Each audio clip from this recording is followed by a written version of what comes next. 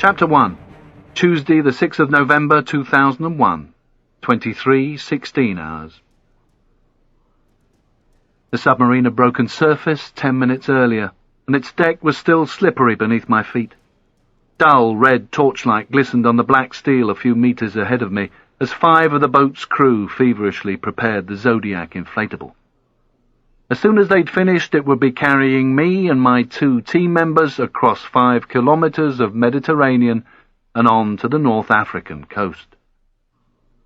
One of the crew broke away and said something to Lotfi, who'd been standing next to me by the hatch. I didn't understand that much Arabic, but Lotfi translated. "They are finished, Nick. We are ready to float off." The 3 of us moved forward, swapped places with the submariners, and stepped over the sides of the Zodiac onto the anti-slip decking. Lotfi was the cox and took position to the right of the Yamaha 75 outboard. We bunched up near him, each side of the engine. We wore black bobble hats and gloves and a dry bag, a Gore-Tex suit, over our clothes with rubber wrists and neck to protect us from the cold water. Our kit had been stowed in large Ziploc waterproof bags and lashed to the deck along with the fuel bladders. I looked behind me. The crew had already disappeared and the hatch was closed. We'd been warned by the captain that he wasn't going to hang around, not when we were inside the territorial waters of one of the most ruthless regimes on Earth. And he was willing to take even fewer risks on the pickup, especially if things had gone to Recce while we were ashore. No way did he want the Algerians capturing his boat and crew. The Egyptian Navy couldn't afford to lose so much as a rowing boat from their desperately dilapidated fleet, and he didn't want his crew to lose their eyes, or bollocks, or any of the other bits the Algerians like to remove from people who had pissed them off. "Brace for float-off." Lotfi had done this before. I could already feel the submarine moving beneath us. We were surrounded by bubbles as it blew its tanks. Lotfi slotted the Yamaha into place and fired it up to get us underway, but the sea was heaving tonight with a big swell, and no sooner had our hull made contact with the water than a wave lifted the bow and exposed it to the wind. The Zodiac started to rear up. The 2 of us threw our weight forward and the bow slapped down again, but with such momentum that I lost my balance and fell onto my arse on the side of the boat, which bounced me backwards. Before I knew what was happening, I'd been thrown over the side. The only part of me uncovered was my face, but the cold took my breath away as I downed a good throatful of salt water. This might be the Mediterranean, but it felt like the North Atlantic. As I came to the surface and bobbed in the swell, I discovered that my dry bag had a leak in the neck seal. Seawater seeped into my cheap pullover and cotton trousers. "You okay, Nick?" the shout came from Lotfi. "Couldn't be better," I grunted, breathing hard as the other 2 hauled me back aboard. "Got a leak in the bag!" There was a mumble of Arabic between the 2 of them and a schoolboy snigger or 2. Fair one. I'd have found it funny too. I shivered as I wrung out my bobble hat and gloves, but even wet wool keeps its heat-retaining qualities, and I knew I was going to need all the help I could get on this part of the trip. Lotfi fought to keep the boat upright as his mate and I leant on the front, or bow, as Lotfi was constantly reminding me, to keep it down. He finally got the craft under control and we were soon ploughing through the crests, my eyes stinging as the salt spray hit my face with the force of pebble dash. As waves lifted us and the outboard screamed in protest as the propeller left the water, I could see lights on the coast and could just make out the glow of Oran, Algeria's second-largest city. But we were steering clear of its busy port, where the Spanish ferries toed and froed. We were heading about 10 k's east to make landfall at a point between the city and a place called Cap Ferrat. One look at the map during the briefing in Alexandria had made it clear the French had left their mark here big time. The coastline was peppered with Cap this, Plage that, Port the other. Cap Ferrat itself was easy to recognize. Its lighthouse flashed every few seconds in the darkness to the left of the glow from Oran. We were heading for a small spit of land that housed some of the intermittent clusters of light we were starting to make out quite well now as we got closer to the coastline. As the bow crashed through the water, I moved to the rear of the boat to minimize the effects of the spray and wind, pissed off that I was wet and cold before I'd even started this job. Lotfi was the other side of the outboard. I looked across as he checked his GPS and adjusted the throttle to keep us on the right bearing. The brine burned my eyes, but this was a whole lot better than the sub we'd just left. It had been built in the 1960s and the aircon was losing its grip. After being cooped up in diesel fumes for 3 days, waiting for the right moment to make this hit, I'd been gagging to be out in the fresh air, even air this fresh. I comforted myself with the thought that the next time I inhaled diesel, I'd be chugging along 90 metres below the Mediterranean, back to Alexandria, drinking steaming cups of sweet black tea and celebrating the end of my very last job. The lights got closer and the coastline took on a bit more shape. Lotfi didn't need the GPS anymore and it went into the rubber bow bag. We were maybe 400 metres off the shore and I could start to make out the target area. The higher, rocky ground was flooded with light, and in the blackness below it I could just about make out the cliff and the beach Lotfi had assured us was good enough to land on. We moved forward more slowly now, the engine just ticking over to keep the noise down. When we were about 100 metres from the beach, Lotfi cut the fuel and tilted the outboard until it locked horizontal once more. The boat lost momentum and began to wallow in the swell. He'd already started to connect one of the full fuel bladders in preparation for our exfiltration. We couldn't afford to mince about if the shit hit the fan and we had to do a runner. His teeth flashed white as he gave us a huge grin. "Now we paddle." It was obvious from the way they constantly took the piss out of each other that Lotfi and the one whose name I still couldn't pronounce, Hubba Hubba, something like that, had worked together before. Hubba Hubba was still at the bow and dug his wooden paddle into the swell. We closed in on the beach. The sky was perfectly clear and star-filled, and suddenly there wasn't a breath of wind. All I could hear was the gentle slap of the paddles pushing through the water, joined now and again by the scrape of boots on the wooden flooring as one or other of us shifted position. At least the paddling had got me warm. Lotfi never stopped checking ahead to make sure we were going to hit the beach exactly where he wanted, and the Arabic for right I did know. Ilal Yamin, Yamin. The two of them were Egyptian, and that was about as much as I wanted to know. Not that it had turned out that way. Like me, they were deniable operators. In fact, every one and everything about this job was deniable. If we were compromised, the US would deny the Egyptians were false flagging this job for them, and I guess that was just the price Egypt had to pay for being the second biggest recipient of US aid apart from Israel, to the tune of about $2 billion a year. There's no such thing as a free falafel. Egypt, in its turn, would deny these two, and as for me, they probably didn't even know I was there. I didn't care. I had no cover documents, so if I was captured, I was going to get stitched up regardless. The only bits of paper I'd been issued with were 4,000 US dollar bills in 10s and 50s, with which to try to buy my way out of the country if I got in the shit, and keep if they weren't needed. It was much better than working for the Brits. We kept paddling towards the clusters of light. The wetness down my back and under my arms was now warm, but still uncomfortable. I looked up at the other two and we nodded mutual encouragement. They were both good lads and both had the same haircut. Shiny, jet-black short back and sides with the left hand parting and very neat moustaches. I was hoping they were winners who just looked like losers. No one would give them a second look in the street. They were both in their mid-30s, not tall, not small, both clear-skinned and married, with enough kids between them to start up a football team. 4-4-2, Lotfi had smiled. I will supply the back four and goalkeeper, Hubba Hubba the midfield, and 2 strikers. I discovered he was a Man United fan and knew more than I did about the Premier League, which wasn't difficult. The only thing I knew about football was that, like Lotfi, more than 75% of Man United fans didn't even live in the UK, and most of the rest lived in Surrey. I hadn't been supposed to talk about anything except the job during the planning and preparation phase in a deserted mining camp just a few hours outside Alexandria, but they couldn't help themselves.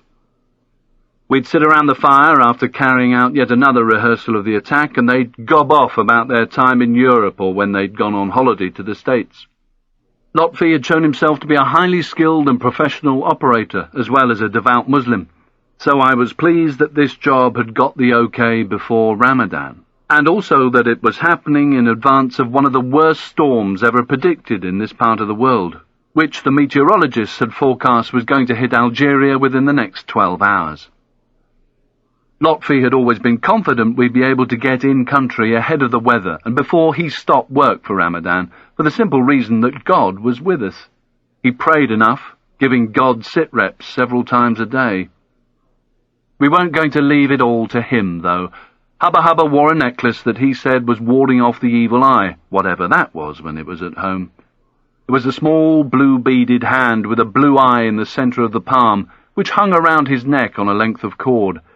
I guessed it used to be a badge because it still had a small safety pin stuck on the back. As far as the boys were concerned, I had a 4-man team with me tonight. I just wished the other 2 were more help with the paddling. The job itself was quite simple.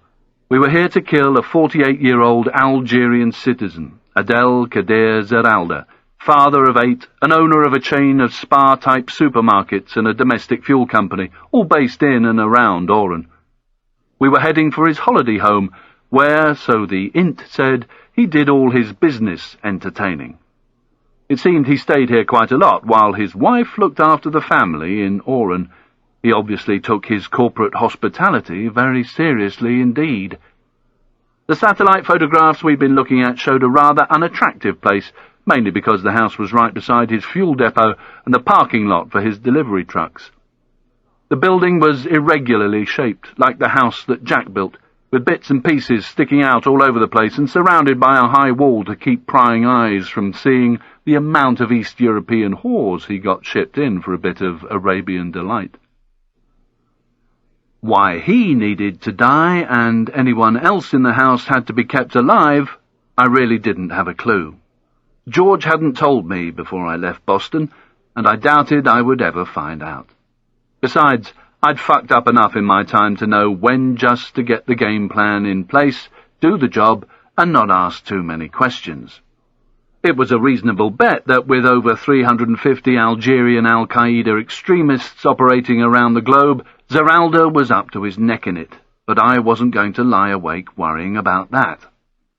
Algeria had been caught up in a virtual civil war with Islamic fundamentalist groups for more than a decade now, and over 100,000 lives had been lost, which seemed strange to me, considering Algeria was an Islamic country. Maybe Zeralda posed some other threat to the West's interests. Who cared?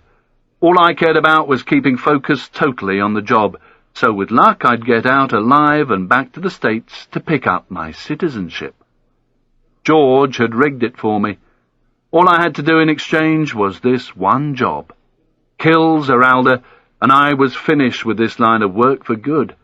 I'd be back on the submarine by first light, a freshly minted U.S. citizen, heading home to Boston and a glittering future.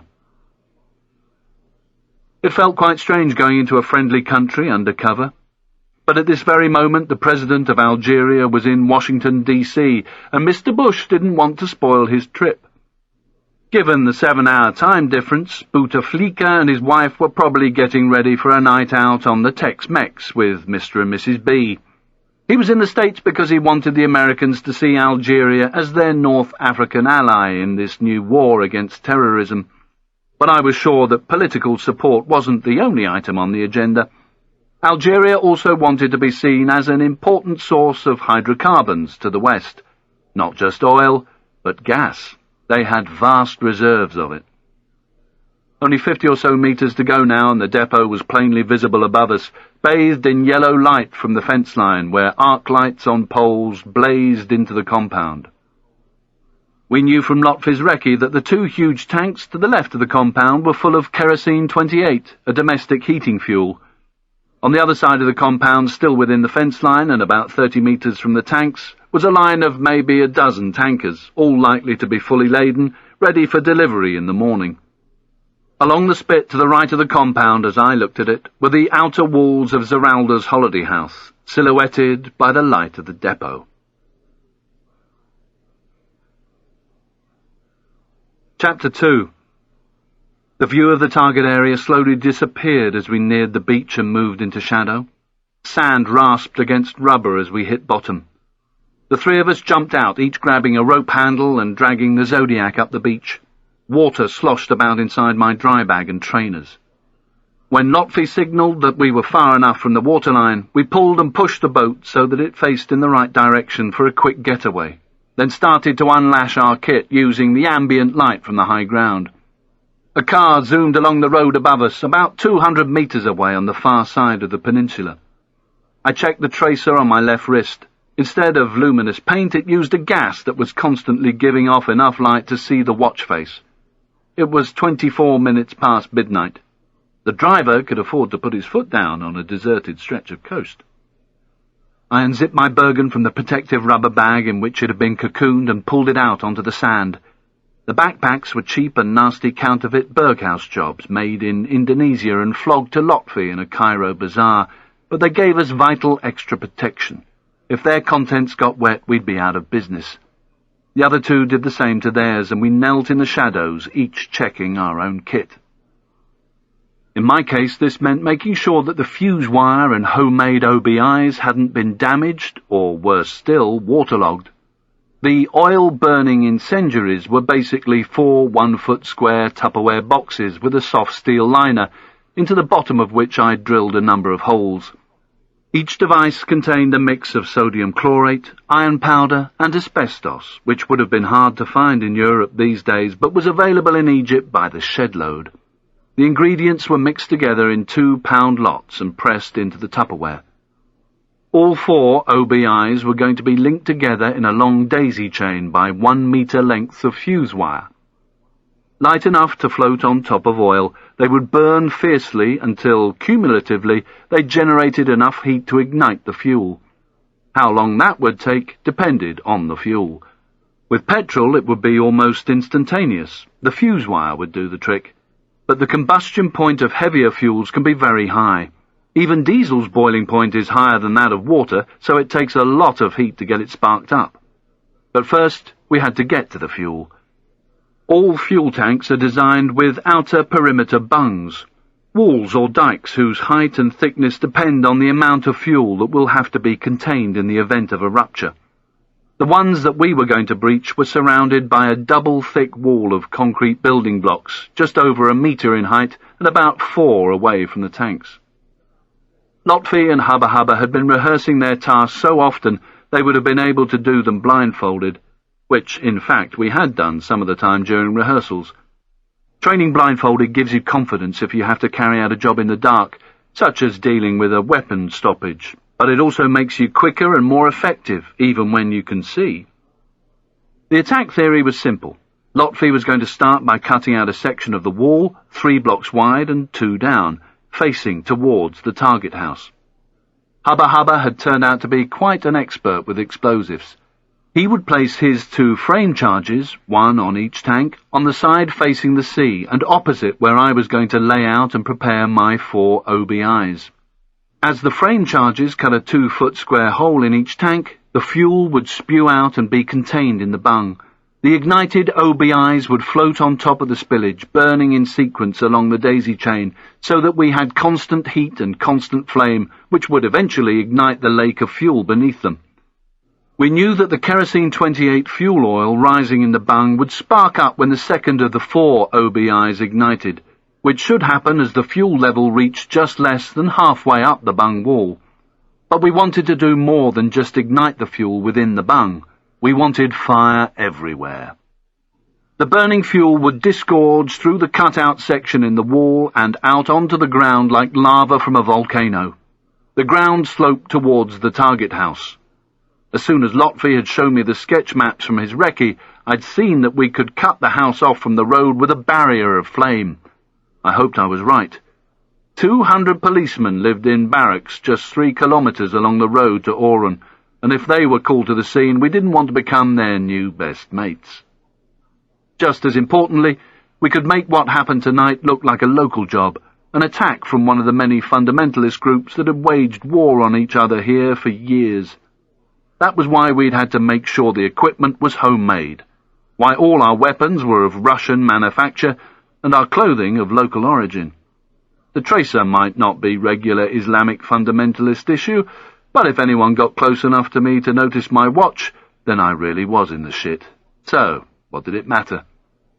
In less than 2 hours from now, Zeralda would be dead, and the finger of blame would be pointing at Algeria's very own Islamic extremists, who were still making this the world's most dangerous holiday venue.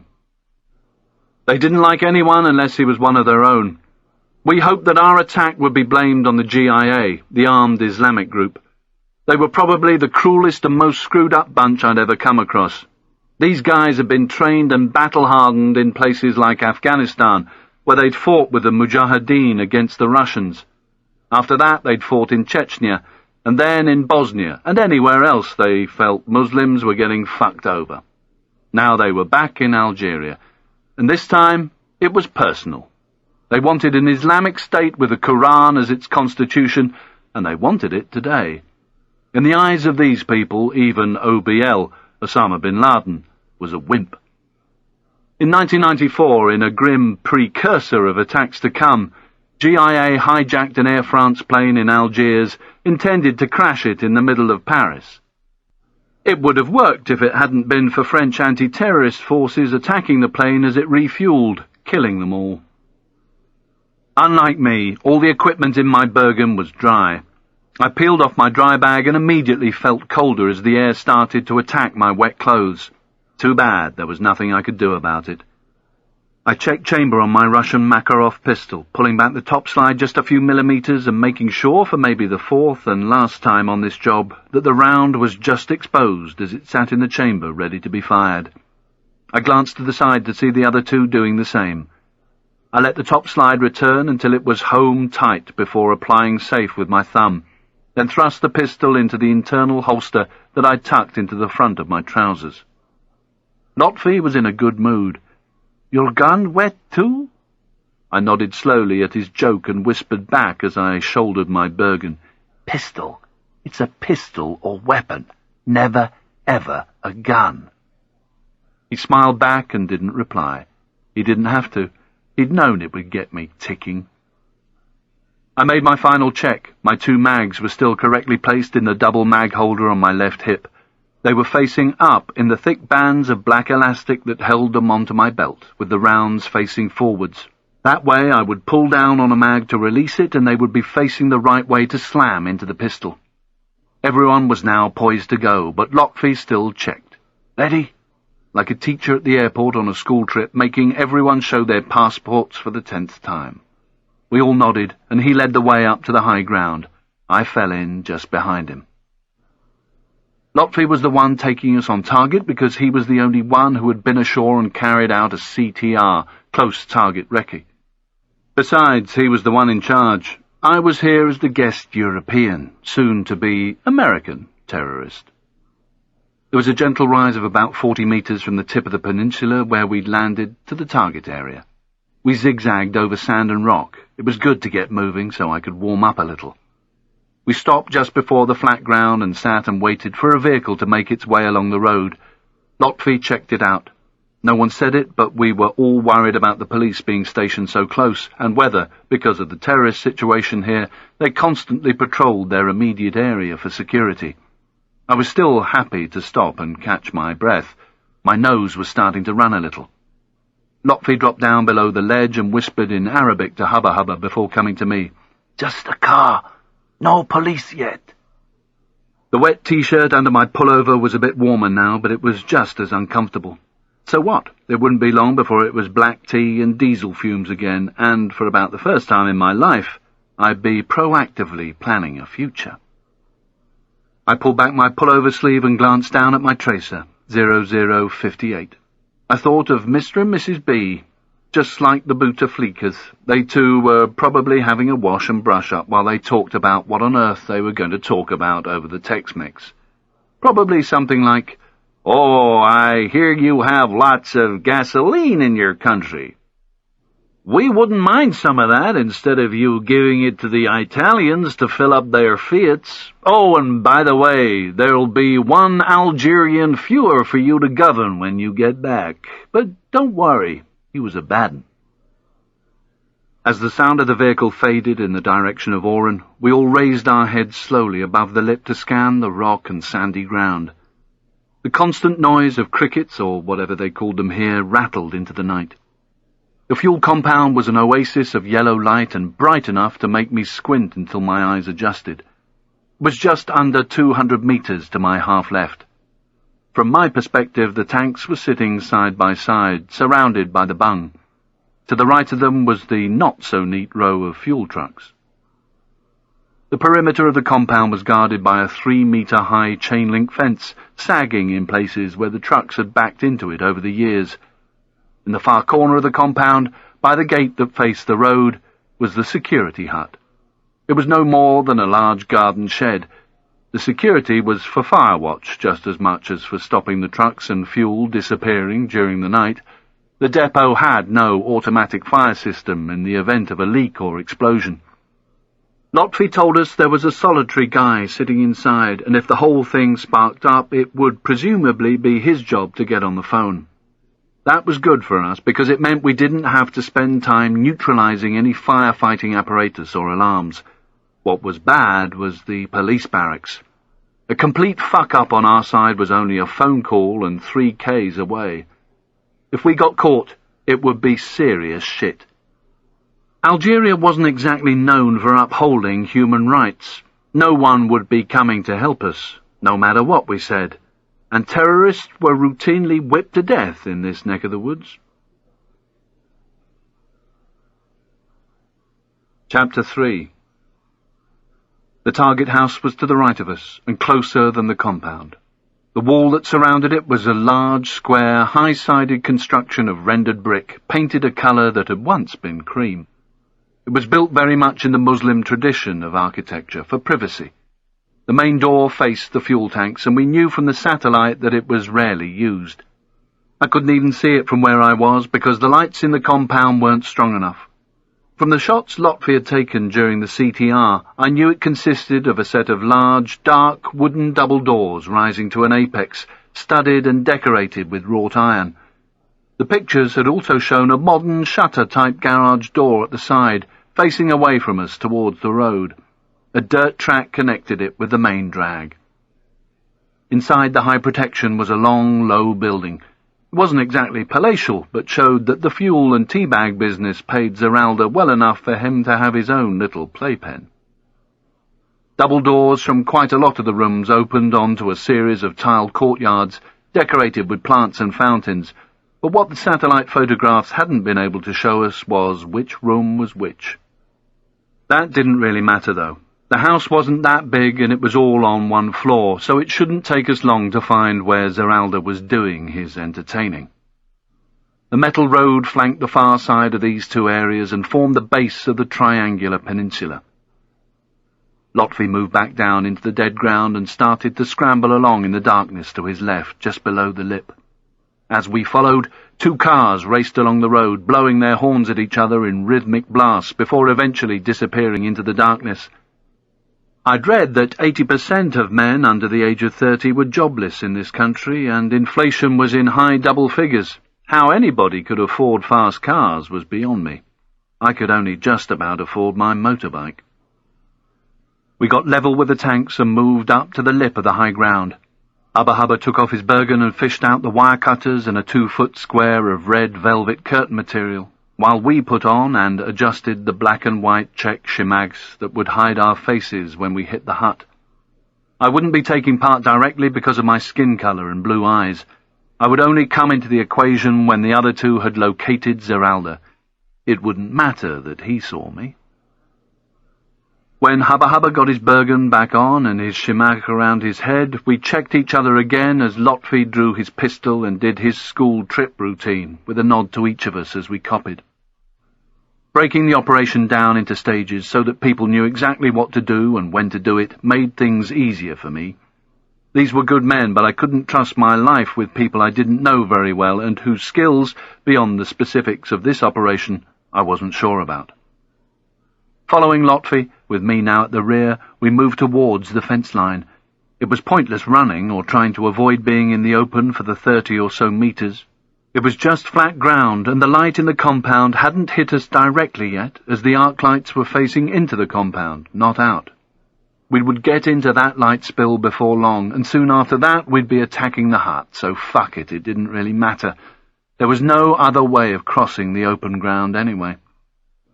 There came a point where, bent over as we tried instinctively to make ourselves smaller, we caught the full glare of the 4 arc lights set on high steel posts at each corner of the compound. A mass of small flying things had been drawn to the pools of light and buzzed around them.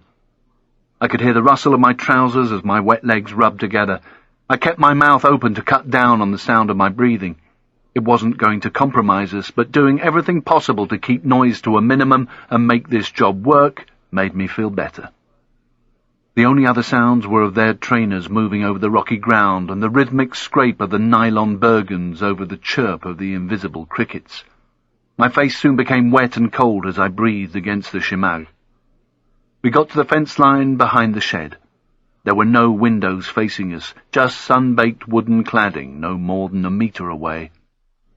I could hear someone inside shouting grumpily in French, "Oui, oui, d'accord!" At the same time there was a blast of monotone Arabic from a TV set. Lotfi held the red velvet over the bottom of the fence, and Hubba Hubba got to work with his cutters. He cut the wire through the velvet, moving upwards in a vertical line. Lotfi repositioned the velvet each time, the 2 men working like clockwork toys, not looking remotely concerned about the world around them. That was my job, to watch and listen to the sounds coming from the shed in case its occupant was alerted by the smothered ping each time a strand of chain link gave way. The telephone line snaked into the compound from one of the concrete posts that followed the road, which looked like a slab of licorice running left and right. There was a sign in both Arabic and English to be careful of the bend. I knew that if I went to the right I would hit Oran about 10 kilometres away, and if I went left I would pass Cap Ferrat and eventually hit Algiers, the capital, about 400 k's to the east. Hubba Hubba and Lotfi finished cutting the vertical line as the one-sided conversation continued inside the shed, then carefully pulled the 2 sides apart to create a triangle. I eased my way slowly through so my Bergen wouldn't snag. I got my fingers through Lotfi's side of the fence to keep it in position, and he followed suit, taking hold of Hubba Hubba's side while he packed the cutting kit. When he was through as well, we eased the fence back into place. We put our Bergens on the ground behind the shed, to the accompaniment of the monotonous Arabic TV voice, and the old guy still gobbing off in French. It flashed through my mind that I had no idea what had been happening in Afghanistan this past week. Were the US still bombing? Had troops gone in and dug the Taliban out of their caves? Having been so totally focused on the job in the mining camp and then stuck in a submarine, I didn't have a clue if OBL was dead or alive. We used the light to make final adjustments to each other's shimags. Everyone carefully checked chamber for the last time. They were becoming, like me, paranoid that they were going to pull a trigger one day and just get a dead man's click because the top slide hadn't picked the round up due to the mag not being fully home. Lotfi was hunched down and bouncing on the balls of his feet. He just wanted to get on with it and hated the weight. Hubba Hubba looked as if he was at the starting blocks and unconsciously went to bite his thumbnail, only to be prevented by the shimag. There was nothing we could do but wait until the old guy had finished his call. We weren't going to burst in halfway through a conversation. I listened to the French waffle, the TV, the buzz of the mozzie things around the lights, and our breathing through the cotton of the shimags. There wasn't even the hint of a breeze to jumble the noises together. Less than a minute later, the guard stopped talking and the phone went down with an old-style ring of a bell. Lotfi bounced up to full height and checked Hubba Hubba was backing him. He looked down at me and we nodded in time before they disappeared around the corner without a word. I followed, but stayed out of the way as Lotfi pulled open the door, and the TV commentator was momentarily interrupted by a single shouted instruction and the sort of strangulated pleas you make to 2 weapon-pointing Arabs in shimags. I saw a 60-something bloke in baggy, well-worn trousers and a tattered brown check jacket drop a cigarette from between his thumb and forefinger before falling to his knees and starting to beg for his life. His eyes were as big as saucers, his hands upturned to the sky in the hope that Allah would sort this whole thing out. Hubba Hubba stuck the muzzle of his Makarov into the skin at the top of the old boy's balding head and walked around him using the weapon as a pivot stick. He reached for the phone and ripped it from its socket. It fell to the floor with one final ring, the noise blending with the scrape of plastic-soled shoes on the raised wooden floor as they dragged him over to a folding wooden chair. I could see that he had been watching Al Jazeera, the news network. The TV was black and white, and the coat-hanger antenna wasn't exactly state-of-the-art, but I could still make out the hazy night-scope pictures of Kandahar getting the good news from the US Air Force as tracer streamed uselessly into the air. The old boy was getting hysterical now, and there were lots of shouts and pistols aimed his way. I guess they were telling him, "Don't move, camel breath," or whatever, but in any event it wasn't long before he was wrapped up so well in gaffer tape he could have been a Christmas present. The two of them walked out and closed the door behind them, and we retrieved the Bergens. Things were looking good. Train hard, fight easy had always been shoved down my neck, even as an infantry recruit in the 1970s, and it was certainly true tonight. The other half of the mantra, train easy, fight hard, and die, I pushed to the back of my head. We crossed the hard crust of sand that had been splashed with fuel over the years and compressed by boots and tires, heading for the tanks no more than 50 meters away. The trucks were to my left, dirty, minging old things with rust streaks down the sides of their tanks from years of spillage. If the sand and dust now stuck to them was washed off, they would probably fall apart. I clambered over the bung, feeling safe enough to pull off the shemagh as the other two got on with their tasks. After I'd extracted the 4 OBIs, I checked at the bottom of my Bergen for the 9-inch butcher's knife and pair of thick black rubber gloves that came up to my elbows. They were the sort that vets use when they stick their arm up the rear end of large animals. I knew they were there, but always liked to check such things. Next out was the 30-meter spool of safety fuse, looking a bit like a reel of green washing line. All the kit we were using was in metric measures, but I had been taught imperial. It had been a nightmare explaining things to the boys during rehearsals. Lotfi and his mate, God, started to play stonemasons on the bung, taking a hammer and chisel to the elevation that faced the target house, which was hidden in darkness no more than 200 meters away. This was a problem because of the noise Lotfi was making, but fuck it, there was no other way. He just had to take his time. But at least once the first block was out, it would be a lot easier to attack the mortar. It would have been quicker and safer, noise-wise, to blow a hole in the wall at the same time as the tanks were cut, but I couldn't have been sure that the right amount of wall had been destroyed, allowing the fuel to gush out before it was ignited. I laid the 4 OBIs in a straight line on the floor as Hubba Hubba and his mate, the Evil Eye Protector, assembled and checked the frame charges from his Bergen. These were very basic gizmos, 8 2-foot-long strips of plastic explosive, 2 inches wide, an inch thick, taped onto 8 lengths of wood.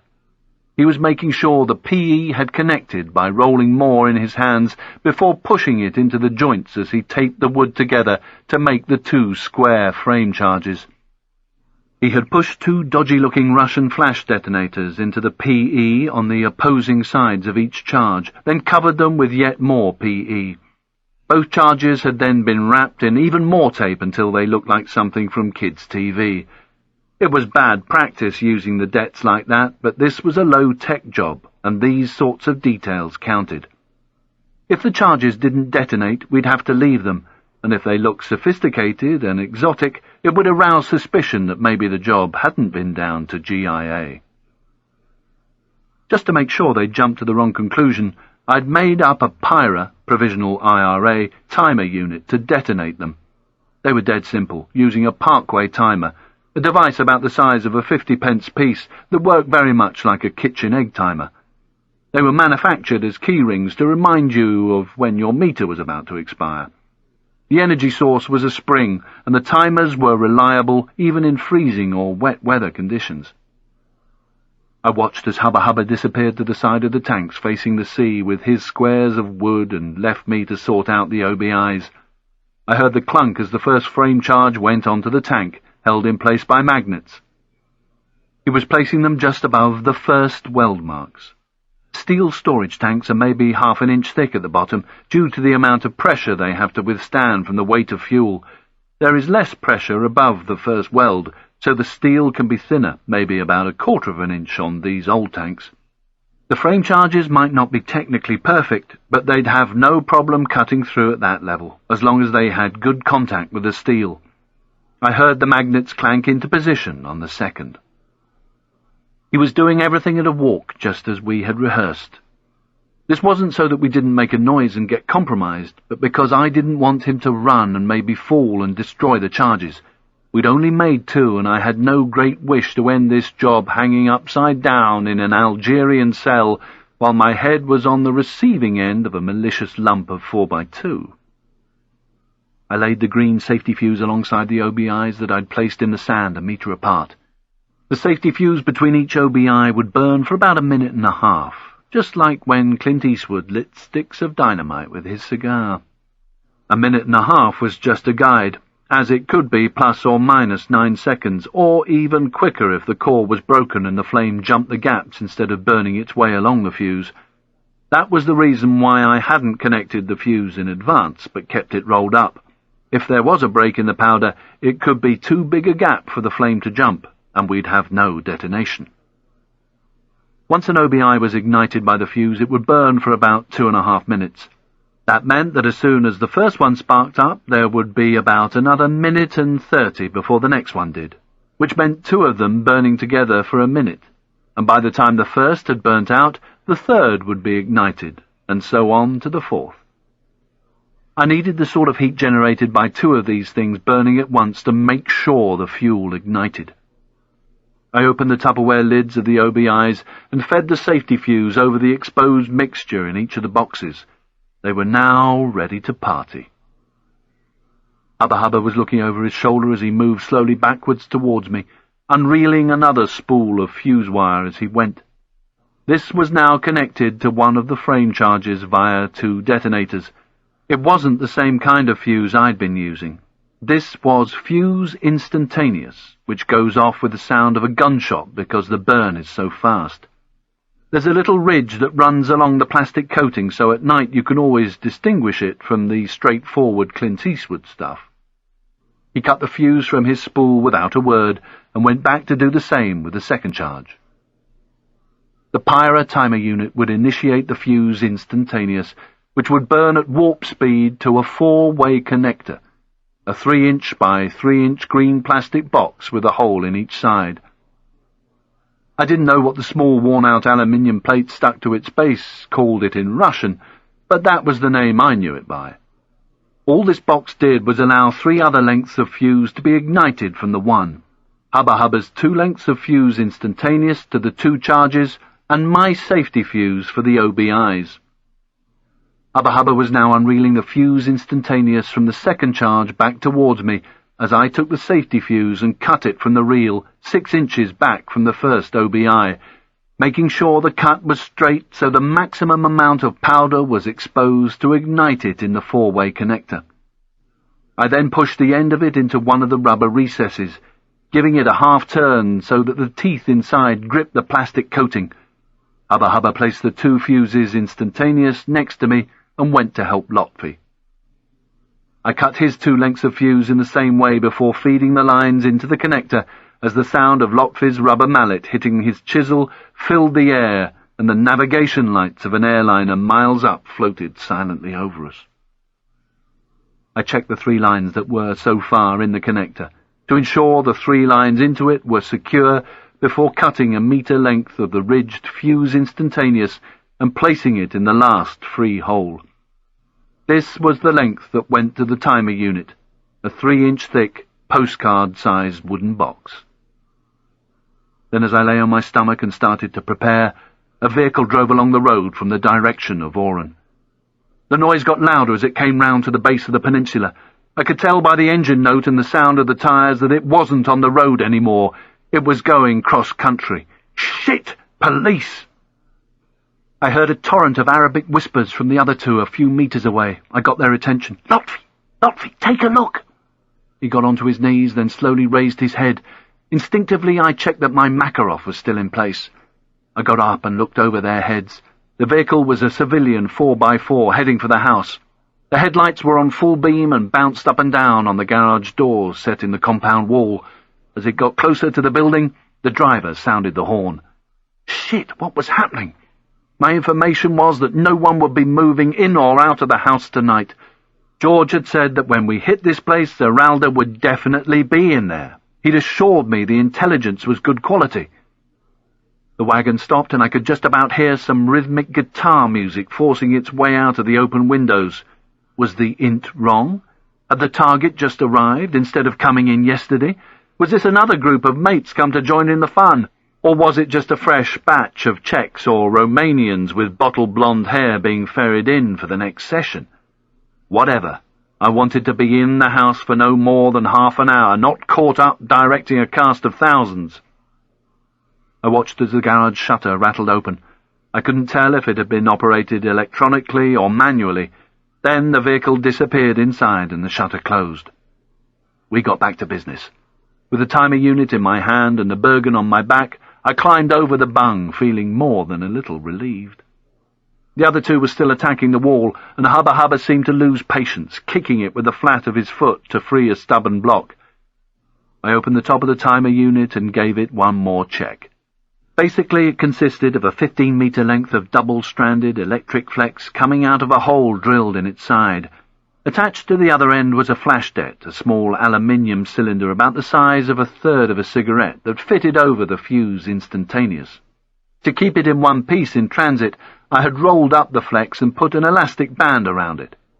Inside the box there was a 12-volt battery beside the Parkway timer, the small rectangular type with the positive and negative terminals on top and next to each other. Both items were glued to the bottom of the box. Soldered flat onto the timer unit was a small panel pin, protruding like a minute hand beyond the dial of the Parkway. It was no more than half an inch long and had been roughened with emery cloth to make a good electrical contact. Also soldered onto it was one of the 2 strands of flex that came into the box.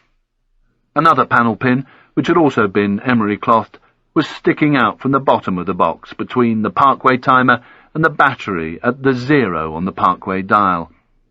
That too had a small length of wire soldered onto it, leading to the negative terminal of the battery. The other strand of flex was soldered directly to the positive.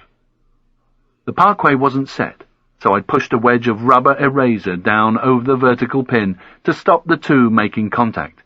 If they did, it would complete the circuit and initiate the flashdet. I lay there for another 10 minutes or so until the other two had finished. It would have been a bit quicker if I'd gone and helped, but you never ever lose control of the initiation device until you're ready to leave the area. I wanted to know that every second we were by the tanks, the eraser was still covering that panel pin. The faint sound of Al Jazeera floated through the air.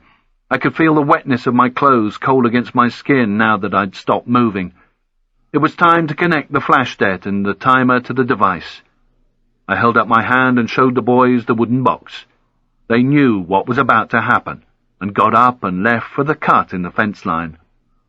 I knelt down by the fuse instantaneous to fit the flashdet, checking the eraser was still in place before feeding the fuse into the small aluminium tube. I made sure the fuse end couldn't get any further inside, so it would initiate, then taped the whole lot in place. There was a crimping tool that would have done the job much better, but it had to look low-tech. I then unwound the wire from the elastic as I climbed back over the bung. This was very bad drills. I had connected the initiation device to the charges and was climbing about. If I dropped it, I'd turn the whole job into a gang fuck as the charges took out the tanks as well as me. But fuck it. This was the only way to do it tonight as far as I was concerned. I lay as flat as I could in the sand, even forcing my heels down with the extended wires running over the bung before removing the top of the box. To arm the device, I turned the Parkway dial to 30. Then I gave it another 1 or 2 minutes for luck, all very high-tech stuff. I let go of the dial and could hear the ticking as the spring began to unwind. I had tested this unit over and over again, and give or take 5 seconds, it was always on time over the half hour. The panel pin that was attached flat to the dial had maybe 1.5 inches to travel before connecting with its vertical twin. All that remained was for me to take off the rubber wedge and replace the wooden lid on the timer unit so no dirt could find its way between the 2 pins. I joined the others. All being well, fragments of the timer unit would confirm that tonight's devastation was the work of an old and bold ex-Mooj who'd been up to no good. It would just underline what the security guy told them. As we went past the hut, the door was open, and an Al Jazeera newscaster was taking us through more fuzzy black-and-white pictures of the night's events in Afghanistan. We made our way to the cut in the fence line, and Lotfi pointed to his shimak as the signal for me to cover up. I tucked the cotton around my mouth and saw the security guy, still bound up with tape, now lying in the sand below the lip. He had shit his baggy trousers big time, but he lived through the night. Hubba Hubba knelt down and gave him a few highlights in rapid Arabic from the GIA party political broadcast. Then at Lotfi's nod we all left him praying noisily to himself through the gaffer tape and ran directly towards the house. Lotfi pulled out the alloy caving ladder from his Bergen and unrolled it in the sand. Hubba Hubba moved round to the other side of the wall facing the road to check the garage door.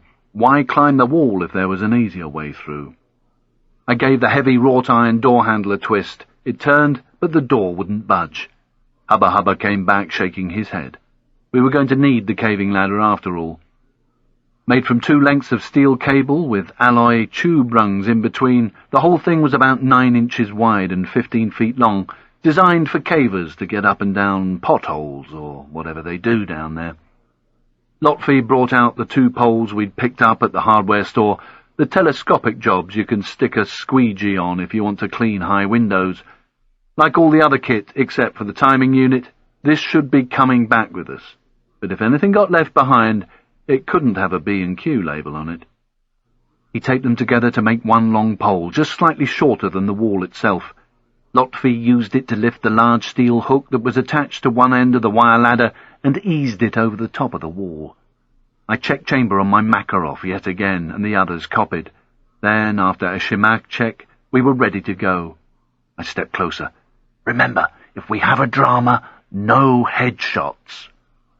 I'd been boring these 2 senseless for days about this, but it was imperative we didn't fuck up Zeralda's head. I didn't know why, but I was starting to make an educated, well, sort of, guess. I checked Tracer.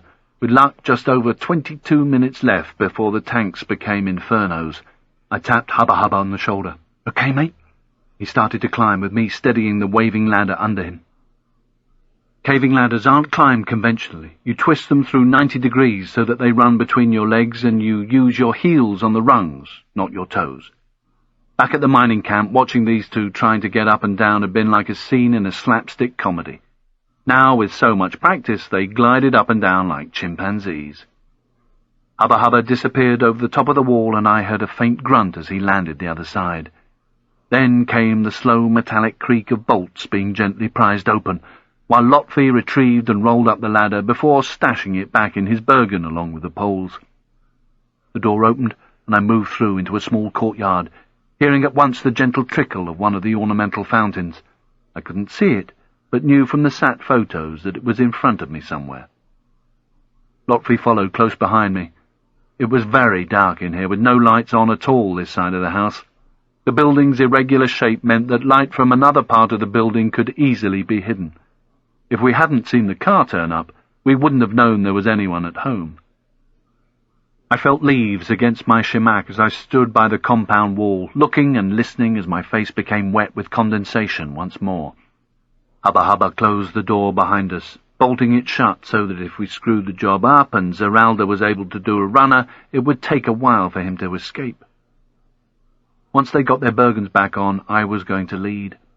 I wanted to be in control of my own destiny inside this cage. Pulling out my Makarov, I followed the building around to the right.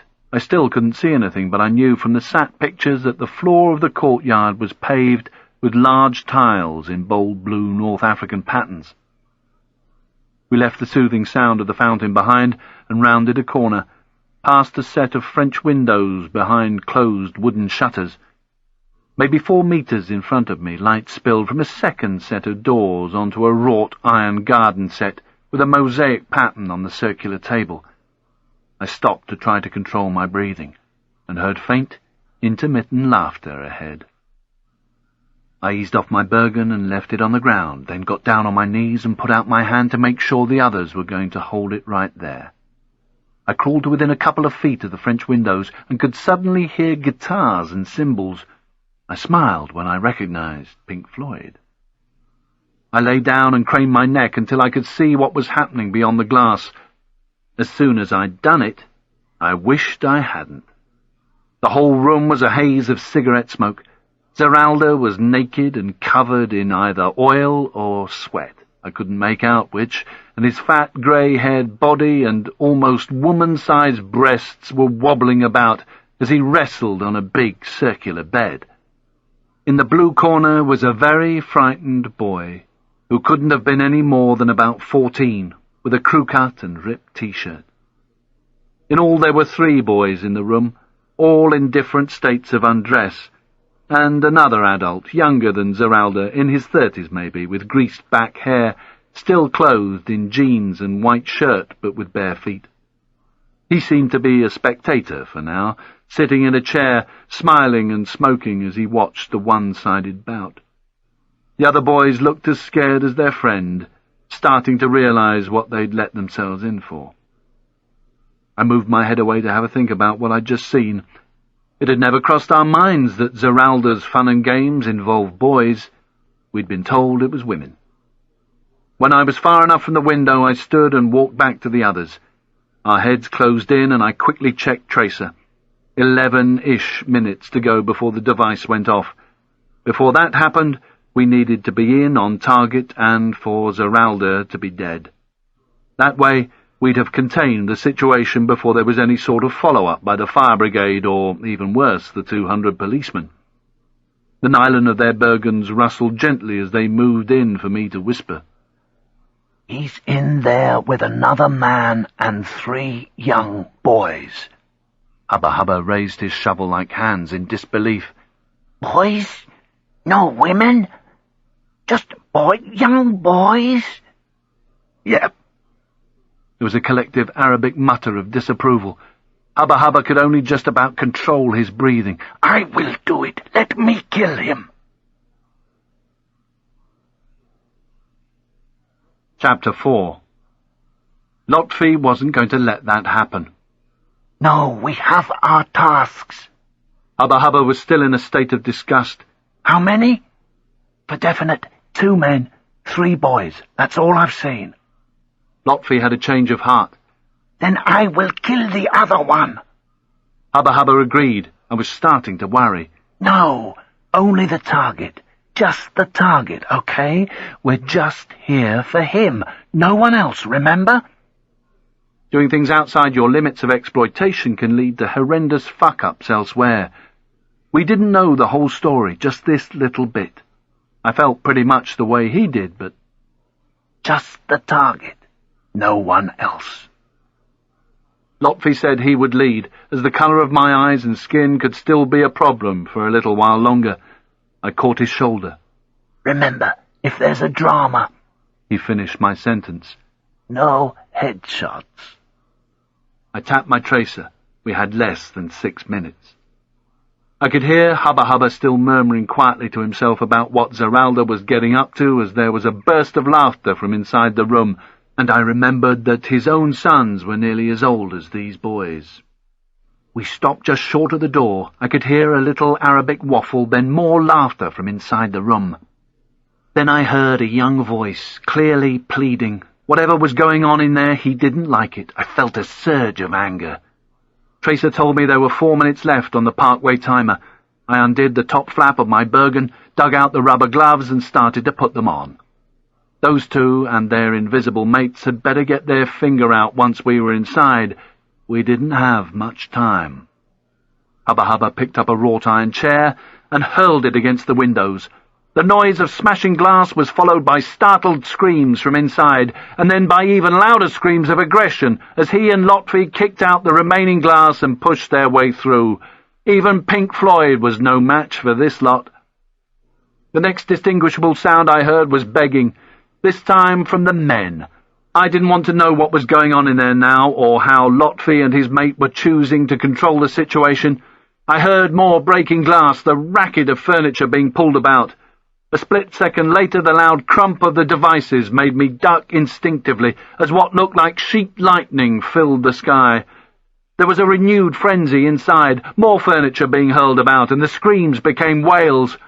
All at once, the boys' cries ceased, as if a switch had been thrown. I checked my shemak, took the Bergen in my left hand and the Makarov in my right, and poked an eye round the corner to see what was happening. The room reeked of cannabis smoke. Pink Floyd was still going for it next door. Both men were on the floor, being kicked and stamped on by Lotfi, who was alone in the room with them. Zeraldo was about to collect a boot in the teeth. "Not the face!" I yelled. "Not the face!" Lotfi turned, his huge black eyes wide and quivering. I jumped through the French windows, my trainers crunching on shards of broken glass. I dropped the Bergen and put my gloved left hand on his shoulder, keeping a good grip on the Makarov with my right, and my thumb on the safety in case he totally lost control and I had to stop him. I gave his shoulder a squeeze and eased him away from the whimpering and blood-stained heap on the floor. I had to speak up to be heard over the music. "Come on, mate, remember why we're here!"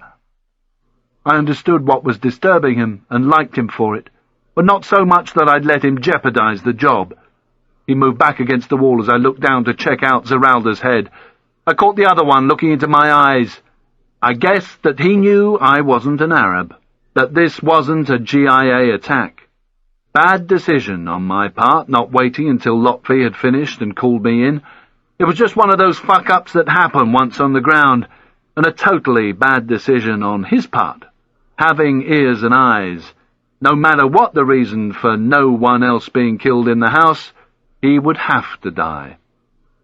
He seemed in control, even if his overfed face didn't look that good. Most of the blood that should have been inside his head was now on the front of his shirt. I kicked Zeraldo over onto his back. His face wasn't too bad. He had a few teeth missing and blood leaking out of his mouth and nose, but not much else. His eyes were closed and his body wobbled as he, I presumed, tried to explain why I should keep him alive. I stepped back, raised the Makarov, and double-tapped him in the chest. After a couple of jerks, he wobbled no more. Zeralda's mate's eyes were shaking in their sockets now, just like Lotfi's, but there was no gasp of horror or any begging from him as the music took over again, punctuated by the distant cries of the boys from somewhere else in the house. Hubba Hubba came back into the room. "Where are the boys?" "Bathroom." Hubba Hubba pointed back the way he'd come. "Get them out of here before the fuel cuts us off. Give them the car. Go, mate, just get them out of here. This fucker stays. I want him to watch." Lotfi had pulled the grease ball onto the bed and was yelling abuse at him. He let fly with his fist, punching him hard in the mouth for good measure. As Greaseball tried to separate his hair from the blood on his face, I made sure he saw me take out the butcher's knife. He began to get the message. His brown eyes bulged and shook some more. I pulled Zeralda by the arm and rolled him back onto his stomach, then sat astride him and grabbed a fistful of his hair in my left hand. I yanked it back and positioned the knife below his Adam's apple. I looked up to double-check that Greaseball was watching, and then started to cut. I had prepared myself for days by telling myself that this was going to be shocking, but this wasn't the time to be shocked. I had a job to do. The knife was razor-sharp, and I felt little resistance once it got through the first layer of skin and I pulled back on his head to make the cutting easier. I was beginning to feel a little light-headed. Maybe it was because of the cloud of wacky-backy that still hung in the air, but I doubted it. Pink Floyd was still at full pitch, singing about the happiest days of our lives. Greaseball closed his eyes, but Lotfi thrust his pistol against his ear, uttering in Arabic. His eyes opened again, just in time to see blood stream from his dead friend onto the tiles and flow between his own feet dangling from the bed. It was too much for him. He vomited onto the bedding as he tried desperately to keep his feet off the ground, as if it was on fire. He started to gob off in vomit-soaked Arabic to Lotfi, but halted abruptly as a blinding light burst through the haze of sweet-smelling smoke that still filled the air. It came from the area around the tanks. The OBIs had done their stuff. The fuel was burning good style. I could see the leaves on the trees outside, which were higher than the perimeter wall, reflecting the bright orange flames. I concentrated on the job in hand, working at the top of his spinal column like I was cutting a section of oxtail. Lotfi had got fed up with his supporting role and was pistol-whipping the other paedophile. If he hadn't before, Greaseball now got the message. He was in deep shit. He started begging, his legs and red-stained soles up by his chest, his hands down between them, trying to protect himself as he lay on the bed. "Please, please, I'm a friend! I'm a friend!" Something like that, anyway. His English sounded pretty good. I just couldn't hear too clearly with the music this loud. I yelled at Lotfi, "Turn that fucking noise off! It's doing my head in!" He kicked his way past the furniture that had been thrown around the room, and seconds later the music stopped, just as Greaseball tried wiping the vomit from his mouth before realizing his hands were blood-stained. Hubba Hubba appeared in the doorway, and for a moment looked appalled by what I had nearly finished. "What?" "Glasses," he said. "What?" "One of the boys needs his glasses." I couldn't believe what I was hearing. "Fuck him, just get rid of them, we're running out of time. He can't, he needs them. They're difficult to get, really expensive to buy here." He rooted around on the floor next to the bed, then pulled back the blood-soaked covers as I finished what I'd come to do. I grabbed the top sheet, pulled it from under Greaseball, and wrapped Zeralda's head in it. Hubba Hubba stood over the headless body. "Can't you turn him over?" "What?" "Turn him over! They could be under him! You have the gloves!" I did as I was told. The precious glasses were under his legs, one lens cracked and blood-stained. Hubba Hubba picked them up between his thumb and forefinger as if he was holding a scorpion. "They can go now. I'll put them in the car." Lotfi hadn't returned, but I knew what he was up to. I wiped the knife blade on the bed and put it back into the Bergen, then pulled out a black bin liner and threw in the shrouded head. And that was it. I'd never cut off a man's head before, and I hadn't been looking forward to it one bit, but after seeing Zeralda with the boys, I'd had all the incentive I needed. In fact, I felt pretty good as I turned to Greaseball. The roar of burning fuel now filled the night. Flames licked higher and higher, brushing against the sky. The police could only be minutes away. Greaseball raised himself up from the bed. "You can't kill me. I am too important. No one but Zeralda is to be killed. You know that, don't you? You can't kill me. This is not your decision to make. You are just the tools." I looked him straight in the eye but said nothing, feeling angry and deflated as he spat out some vomit. Then he almost smiled. "How do you think your people knew that he would be here tonight? You cannot kill me. I'm too important. You need me. Now, stop being stupid and crawl back into your kennel until required." Windows were being smashed about the house now to feed the fire we were going to start in here. Lotfi and Hubba Hubba would be stacking furniture for good measure. This was the bit they'd really loved during the training. Lotfi pulled the last of the squeezy bottles from his Bergen. They'd been half filled with boiled washing-up liquid, then topped up with petrol and given a good shake. He gave the bed a squirt, then saved the rest for Zeralda. One match and this place would be an inferno. Greaseball made a run for it into the house and Hubba Hubba started after him. "Leave him! Not enough time!" The phone rang and we all jumped. It could have been anyone, maybe the police, maybe one of Zeralda's family, or one of his paedophile mates. Whatever, Hubba Hubba turned and gave the phone a good old squirt as well. "Come on," I shouted. "Time to move! Let's light up! Let's go! Let's go!" I shouldered my Bergen and heard the rush of fuel being ignited in the room next door. Lotfi ran past me and out into the courtyard. I followed as Hubba Hubba transformed the bedroom into a furnace. There was no great plan for the next bit. just run down to the boat and get out to sea for a pick-up and some hot, sticky black tea and a noseful of diesel fumes. As I ran through the perimeter door, I saw the flaming fuel from the bung flowing out of the breach and down the incline, exactly like it said in the script. The sky was bright orange.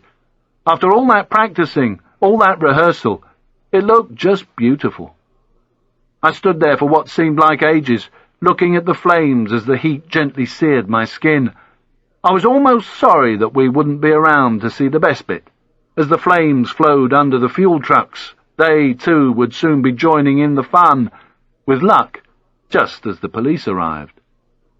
Lotfi gave me a shove, and our shadows followed us until we got over the lip. Once we hit the sand, it was simply a case of turning right and following the shoreline to the Zodiac. As I scrambled down the hill, I felt nothing but exhilaration. At long last, I'd earned my U.S. passport, and the right to a whole new life. Chapter 5. Friday, the 16th of November, 11:56 hours. I sat on the T, the smart aluminium commuter train that had brought me from Logan Airport into Boston, and, after a quick change, north towards Wonderland. Wonderland always sounded to me like some kind of glitzy shopping mall. In fact, it was only the drop-off point for people from the northern suburbs heading into Boston. Today, though, no destination could have been better named. Carrie had been lecturing at MIT this morning, so was picking me up here instead of at the airport, then taking me to her mother's place in Marblehead, a small town about 20 miles north along the coast. Her mother had lent us the granny annex while she carried on with her B&B business in the main house. Carrie and I lived there alone now that Luce had started high school in Cambridge. To me, it was home, and it was a long time since I'd felt that way about anywhere. The other passengers looked at me as if I'd just escaped from the local nut house. After 2 days of travelling back from Egypt, my skin was greasy, my eyes stung, and my socks, armpits, and breath stank.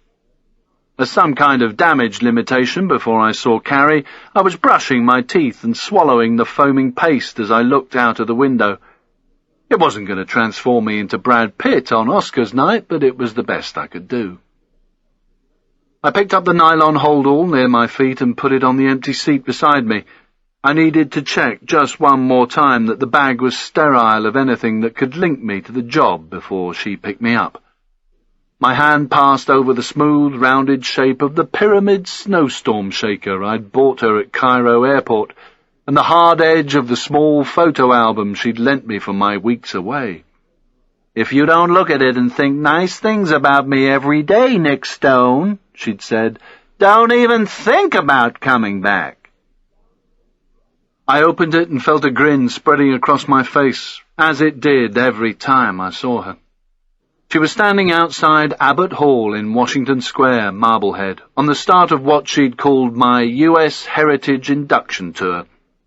Abbott Hall was the home of the Spirit of 76, the famous portrait of a fife and drum at the head of an infantry column during the Revolutionary War. She wanted me to see it because she'd said it embodied the spirit of America. And if I was going to become a U.S. citizen one day, it was my solemn duty to damn well admire and be moved by it. I said I thought it looked more like a cartoon than a masterpiece, and she pushed me outside. Her short brown hair was being buffeted by the wind blasting off the Atlantic as I pressed the shutter.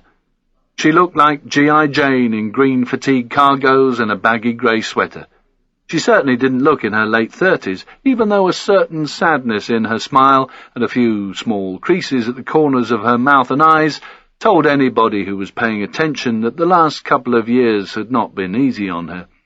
"Nothing Photoshop can't handle," she'd said, "once I've scanned them into the PC." It was rare to see her expression so relaxed, even when she was sleeping. Normally it was much more animated, most often frowning, questioning, or registering disgust at corporate America's latest outrage. She had good reason to look weighed down. It had been hard for her and Lou since the two of them had come back from Panama, one without a husband, the other without the man who'd become her father. Since Aaron's death, there hadn't been a day when he didn't come into her conversation. I still tended to cut away from stuff like this, but the way she saw it, he'd been her husband for 15 years and dead for only a little over 1. In the whole of my life as a Special Forces soldier, and later as a K working on deniable operations for the intelligence service, I'd always tried to turn my back on the guilt, remorse, and self-doubt that always followed a job. What was done was done. But watching her trying to deal with it moved me more than I'd thought possible. I'd been sent to Panama in September 2000 to coerce a local drugs racketeer into helping the West. Carrie and Aaron had been my local contacts. They'd been environmental scientists running a research station near the Colombian border and on the CIA payroll as low-level intelligence gatherers. I was staying at their house when the racketeer's boys came looking for me, and Aaron had paid the price. There hadn't been many days since when I didn't wonder if there'd been something more I could have done to save him. There was another photograph of Carrie in her mother's kitchen at Marblehead. She was cooking clam chowder. Just to one side of her was a framed black-and-white portrait of her with her father, George, a handsome, square-jawed all-American in a uniform, probably taken in the early 60s. I gazed at the one of her standing outside her college. Carrie had been encouraging me to give the place a try. I'd always loved medieval history and had been reading quite a lot about the Crusades lately. I told her I wasn't sure the whole mature student thing was me, working in Starbucks, being bollocked by an 18-year-old team leader. I hadn't quite got round to telling her that my formal education had ended when I was 15, so the college was unlikely to take me on as a janitor, let alone enroll me on one of its courses. I guess there was quite a lot of stuff, one way or the other, that I hadn't told Carrie. There was my trip to Algeria, for a start. It wasn't the job itself. I wouldn't have said a word about that anyway. It was the fact that I'd promised her I'd never get involved in dirty work again. The carrot George had dangled in front of me was irresistible. With American citizenship papers in my pocket, I'd be free to work at whatever I wanted. But I wasn't sure Carrie would appreciate the method behind the madness. The story I told her was that I'd been offered 3 weeks' work escorting thrill-seekers into Egypt. After the 9/11 attacks, tourism to the Middle East had all but dried up. The few travellers still brave enough to go wanted minders. Carrie agreed it was a good idea for me to make some money before I started the long process of applying for citizenship. Until that happened, all I could do were menial jobs, so money would be tight. I hadn't a clue how I was going to explain to her why my citizenship had come through so fast, but I'd cross that bridge when I came to it. It was a good idea for me to make some money before I started the long process of applying for citizenship. Until that happened, all I could do were menial jobs, so money would be tight. I hadn't a clue how I was going to explain to her why my citizenship had come through so fast, but I'd cross that bridge when I came to it. I sat and looked out at the dull grey day as ice-covered trees zoomed past along the side of the track, and vehicles in the distance with cold engines tailed exhaust fumes behind them. It wasn't a good start to us being together, but it was done now. I should just look to the future. After 2 days of mincing around 90 metres below the Mediterranean, following the North African coastline, we'd finally made it back into Alexandria. The weather had closed in as predicted about 10 hours after we got on board, not that we knew, so far below water. A Chrysler MPV was waiting at the dockside. Somebody took my Bergen, and that was the last I saw of it. For the next week I just had to wait in a hotel room in Cairo, while the head I'd brought back was confirmed as Zeralda's. If not, we might have been sent back in to get the correct one. I still didn't know why I'd been asked to bring back Zeralda's head, and I still didn't care. All that mattered was that George was coming to Boston in a few days' time, and I'd be getting Nick Stone's shiny new U.S. passport, social security number, and Massachusetts driver's license. I was about to become a real person. I looked around the train. Most of my fellow travellers had now got bored looking at the dickhead cleaning his teeth and wiping the foam that ran down his chin, and were buried in their papers. The front pages were plastered with the war in Afghanistan, reporting that everything was going well and there were no casualties. Northern Alliance fighters were silhouetted against the sunset as they stood watching US Special Forces soldiers carrying enough kit on their backs to collapse a donkey. I looked out and chewed on my brush. To my right and running parallel with the track was the coast road, also cutting through the icy marshland. We were overtaking a taxi, his side windows festooned with patriotic imagery. There was even a little stars and stripes fluttering from his aerial. I couldn't see the driver, but knew he just had to be an Indian or a Pakistani. Those guys didn't want to leave anything to chance in these troubled times. The marshland petered out, and whitewashed, weather-boarded houses sprang up either side of the train. Then the blur of supermarkets and used car lots, also draped in the stars and stripes. I felt my pulse quicken with anticipation. I didn't have to work for the firm anymore. Didn't have to do any more jobs for George. I really felt I'd been given a new start, that life was coming together. I was free. Chapter 6. I shoved the toothbrush into my brown nylon holdall as the train came to a halt and people stood and got their hats and coats on. The automatic doors drew back to reveal the signs for Wonderland Station, and I stepped out of the carriage, hooking the holdall over my shoulder. I got an immediate and fierce reminder that I wasn't in North Africa anymore. The temperature was several degrees below zero. I zipped up my fleece jacket, which did nothing to keep out the bitter wind as I joined the throng heading for the barrier. She was standing by a ticket desk, dressed in a green nylon puffer jacket and a Russian-style black sheepskin hat, her breath billowing about her face as we both waved and smiled. I got through the barrier and threaded my way through the crowd. Taking her in my arms, I planted a big, exaggerated kiss on her forehead, hoping that the toothpaste routine hadn't been in vain. I ran my fingers gently down her cheek as I drew back and we exchanged huge smiles. Her large green eyes stared into mine for several seconds, then she hugged me hard. "I missed you big time, Stone." "Me too." I kissed her again, properly this time. She linked her left arm in mine and rubbed her free hand up and down my stubble. "Come on," she said. "Places to go, things to do." "Mom's at a church meeting until this evening, so you don't have to say hello until later. Gives us a little time." She rested her head on my shoulder as we walked outside. "But we're not going home just yet. There's something I want you to see on the way." We weren't quite in step. The leg she'd broken in Panama had left her with a slight limp. I grinned like an idiot. "I'm all yours." The dog track parking lot was used by commuters during the day. The November air had already worked its magic on line upon line of windscreens and frozen them white. I looked down at her face poking out from the sheepskin. "How's Luce?" "Oh, she's fine. She says hi. She might be coming back next week with a new friend." "It'll be good to see her. Who's the lucky boy?" "David somebody, I think." She turned to me. "But you're not till—" "I know." I held up my hand to swear the oath. "No jokes, don't worry, I won't embarrass her. If I did, though, it wouldn't be the first time."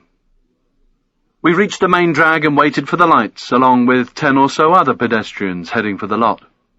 "So, how was your trip? I noticed I didn't get a car to the pyramids like I was promised." I know, it's just that I thought by the time I got back into Cairo and posted it, I'd be here, especially this time of year." "Not to worry, you're back, that's all that matters." The traffic stopped and the bleeper on the crossing ushered us across. "Did you get hit by the storms?" "We were much further south." I was worried.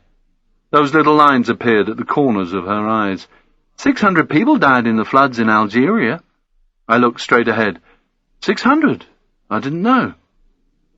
We just got in among the cars when she stopped and faced me, her arms pushed in under mine and linked around my waist.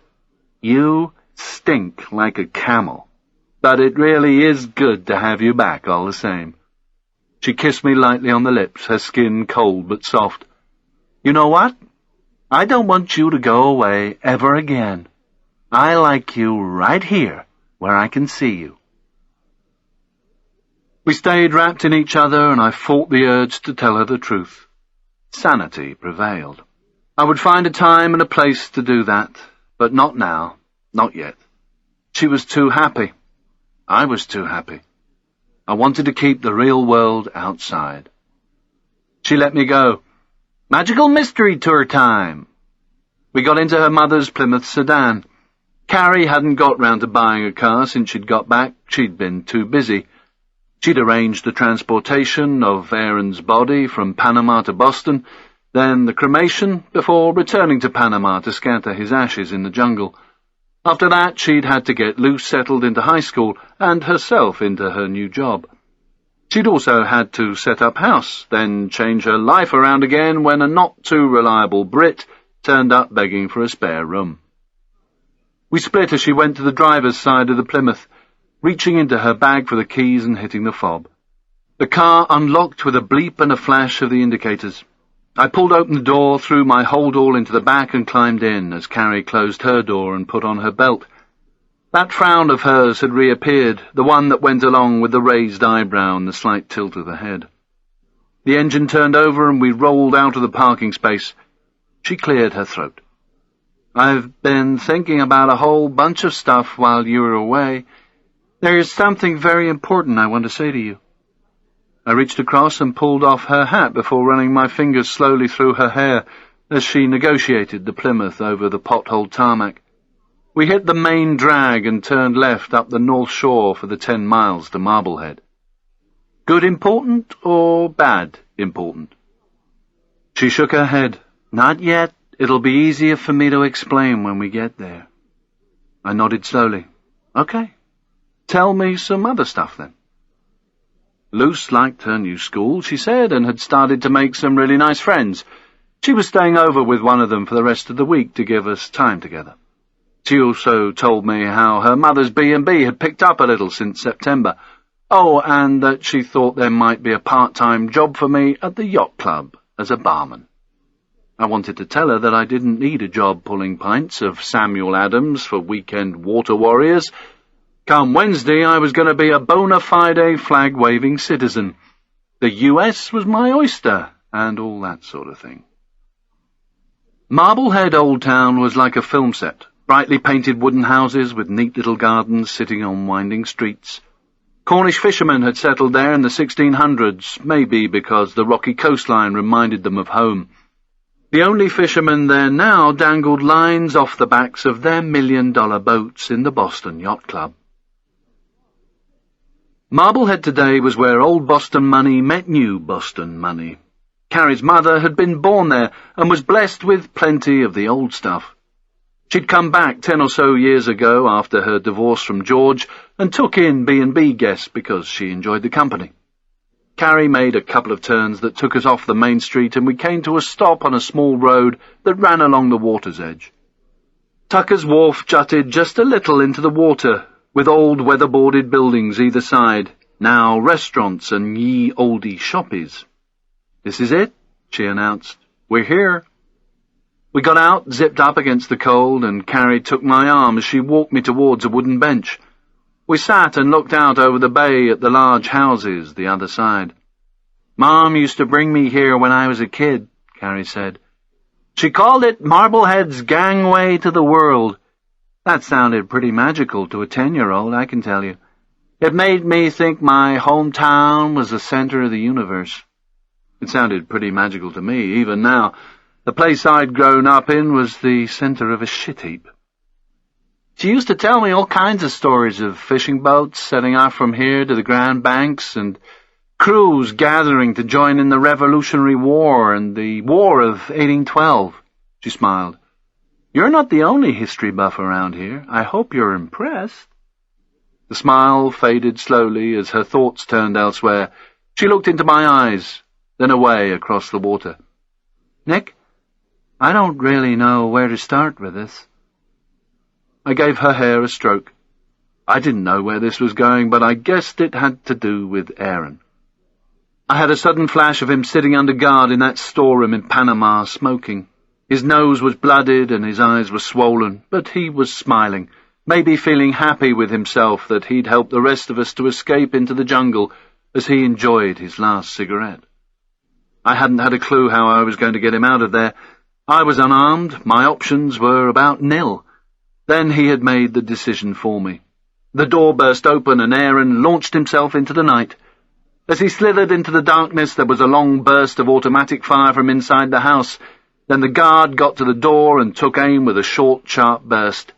I had heard an anguished gasp, then a chilling, drawn-out scream, then the sort of silence that told me he was dead. I brought him here, you know, soon after we'd met. We came up from Panama on vacation. I knew it would scandalize my parents. Turned out they had a whole lot of other stuff on their minds. George was too busy fighting whoever were the designated bad guys that year to notice I was there. I shouldn't have been surprised. He couldn't even remember Mom's birthday. So, back we went to Panama to study while the folks got divorced. She smiled wistfully. Geez, I'd gone to all that trouble to round off my rebellious years by getting laid by my teacher. And my straight-laced parents were too busy messing up their own relationship to pay any attention. Shit, she said, rolling her eyes. Maybe I shouldn't be encouraging you into college. I gave her a squeeze. I spent my rebellious teenage years nicking cars, and the ones I couldn't get into I'd just smash up. I think they're over now. Suddenly she pressed herself against me. I hated you being away, Nick. It scared me. I guess it made me realize how much I've got used to having you around. After Aaron died, I told myself I'd be very careful about laying myself open to that sort of pain again. I lifted a hand to her face and brushed a tear from her cheek. I was worried about being with you, Nick. Dependability isn't exactly high on your resume. I gave my resume, as she called it, a quick glance. This time last year I'd been living in sheltered housing in Camden, had no money, had to line up to get free food from a Hare Krishna soup wagon. All my friends were dead apart from one, and he despised me. Apart from the clothes I stood up in when I arrived in Panama, my only other possessions were in a bag stuck in left luggage at a London railway station. She had a point. And no sooner have we settled down here than you take off again. Not much for a girl to brag to her mother about, is it? She paused. Then there's Kelly. What if we don't get on? What if she and Luce don't get on? I was Kelly's guardian. She was the other woman in my life I was busy disappointing. She was 13 and not nearly as grown up as she liked to think she was. I'd be seeing her at Christmas down in Maryland, not on Christmas Day itself, because she was doing the family thing with Josh and his children, her new family, but I'd be seeing her on Christmas Eve. Carrie, She placed a finger to my lips. Shh. She turned and looked me straight in the eye. I was worried, but I'm not worried anymore. I don't care about the past. You're a tour guide now, a barman, whatever. I don't care, as long as you're good at it. The last few weeks have been good for me. They gave me time to think, and I realized something. I can finally think about what's ahead. It's like I was just treading water the last year. My life was on hold. That's what I want to tell you, Nick. I want us to be together. Really, together. She looked down, then up again and into my eyes. New Carrie, new Nick, new life. That's why I wanted to bring you here, Tucker's Wharf, gangway to the world, gangway to the future. You've been so patient about Aaron. I know I'll never get over him, but I am ready to move on.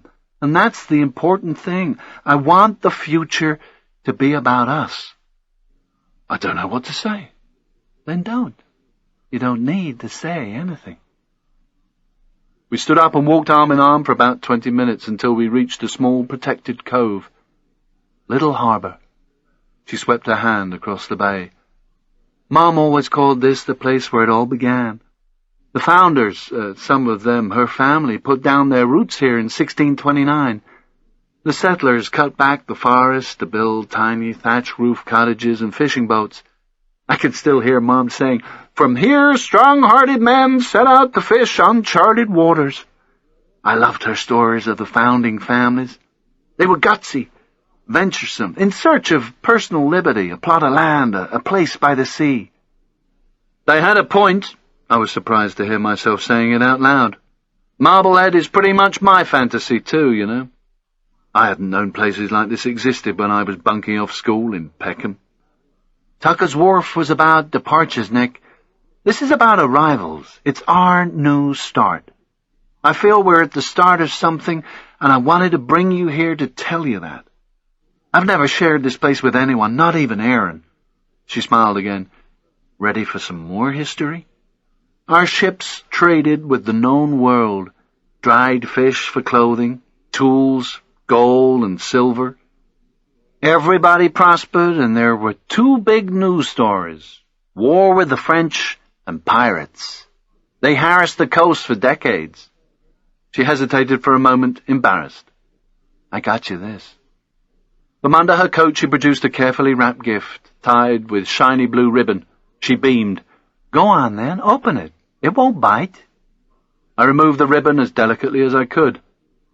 A General History of the Robberies and Murders of the Most Notorious Pirates by Captain Charles Johnson.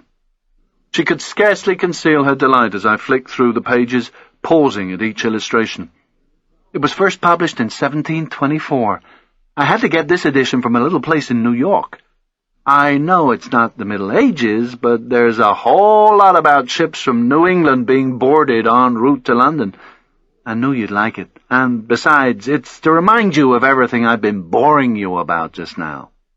I closed the book. You haven't been boring me. I loved every word of it. We got back into the car and drove to Gregory Street.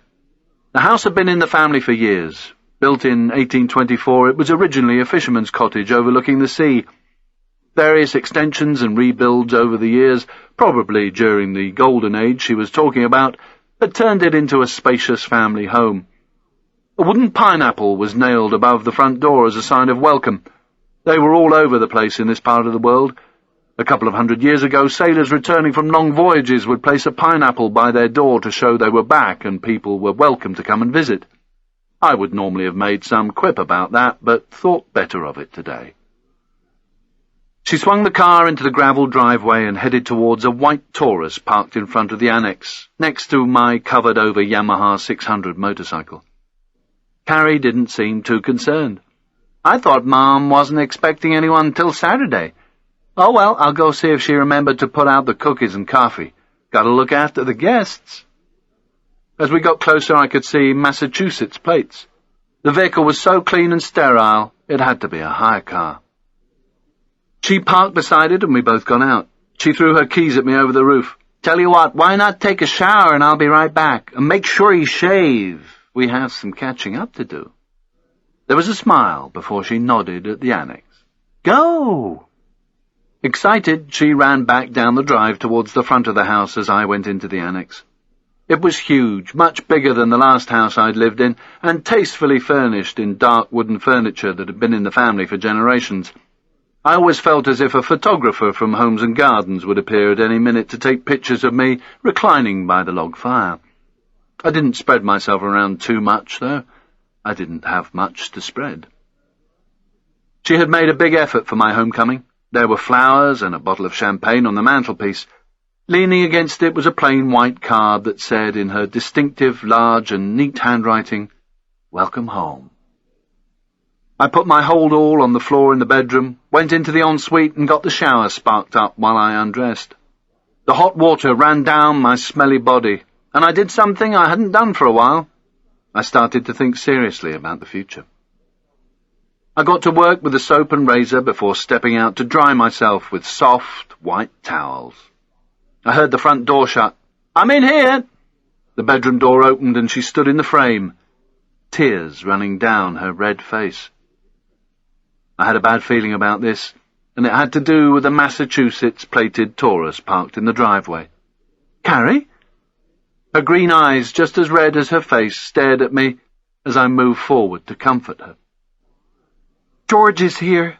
Tell me what he's saying isn't true, Nick. Her eyes searched mine, and I had to look away. What's he saying? That you've been working for him? Carrie, come and sit down. I don't want to sit down. I have something to tell you. Then tell me before I go crazy, she said, and I could hear her starting to lose control. What are you going to tell me? Why won't you simply say that my father is lying? Because it's not that simple, I said. It is simple. It's fucking simple. She could no longer keep the panic out of her voice. He says you work for him. But that's not true, is it, Nick? Is it? You've been in Egypt, haven't you, as a tour guide? Christ, Nick, are we living a lie here? I shrugged. I didn't know what to say. Carrie looked at me as if I'd knifed her. You bastard, she gasped. You fucking bastard! You don't need to know this shit, I said. My work for him is finished. I've done one job for him. I only did it to get my citizenship. George has got me a US passport. We nothing, she snapped. We don't exist anymore. But you don't understand what you've done to me, do you? The next few seconds seemed to pass in slow motion.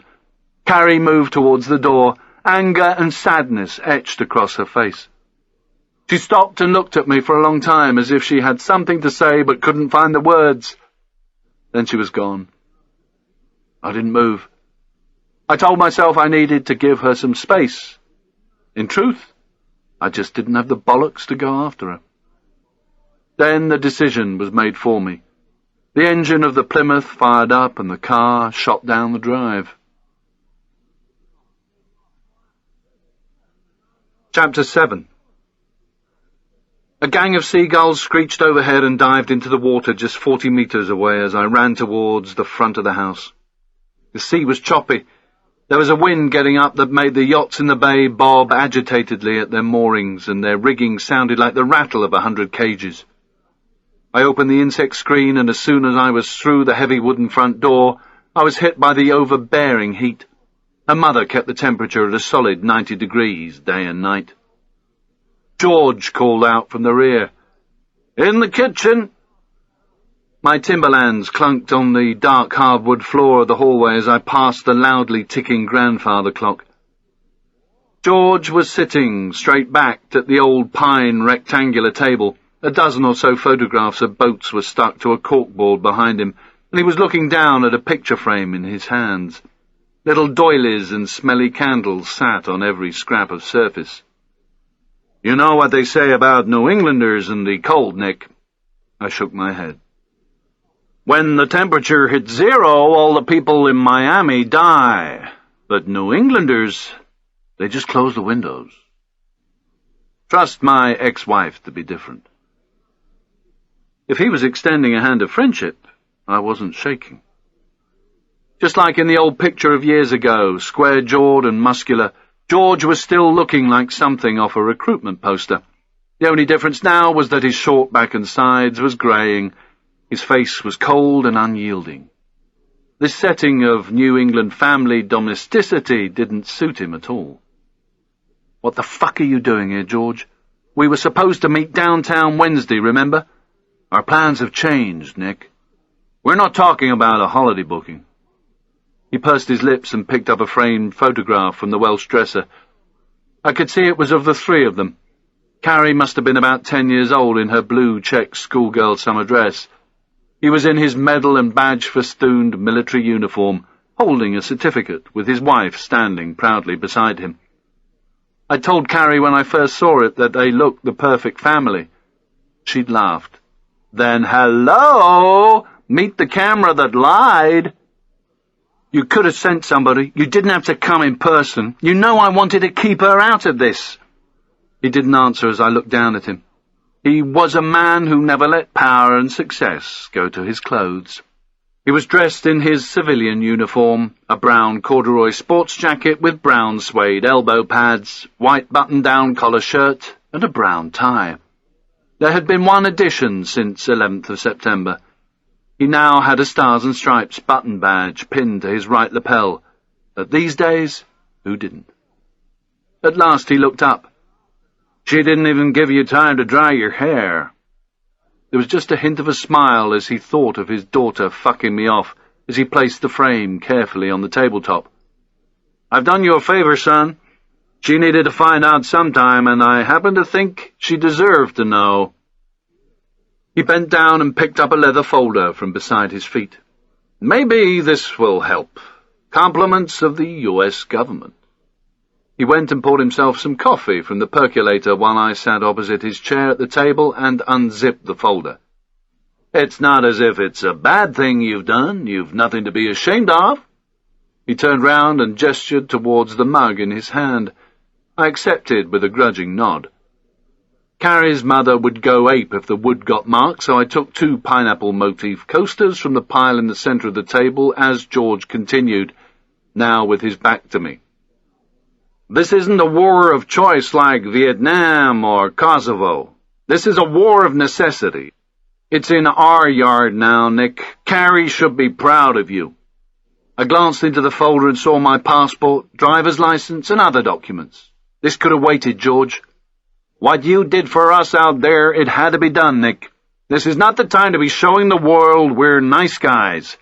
This outreach thing that's going on, every school kid gets a Muslim pen pal, that kind of thing, it makes no sense. This isn't a time to hug. This is a time to be feared. I flipped through the passport and there was something wrong. Big time wrong.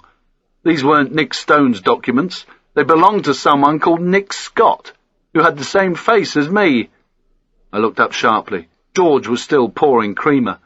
I didn't want a new name. I wanted my own back.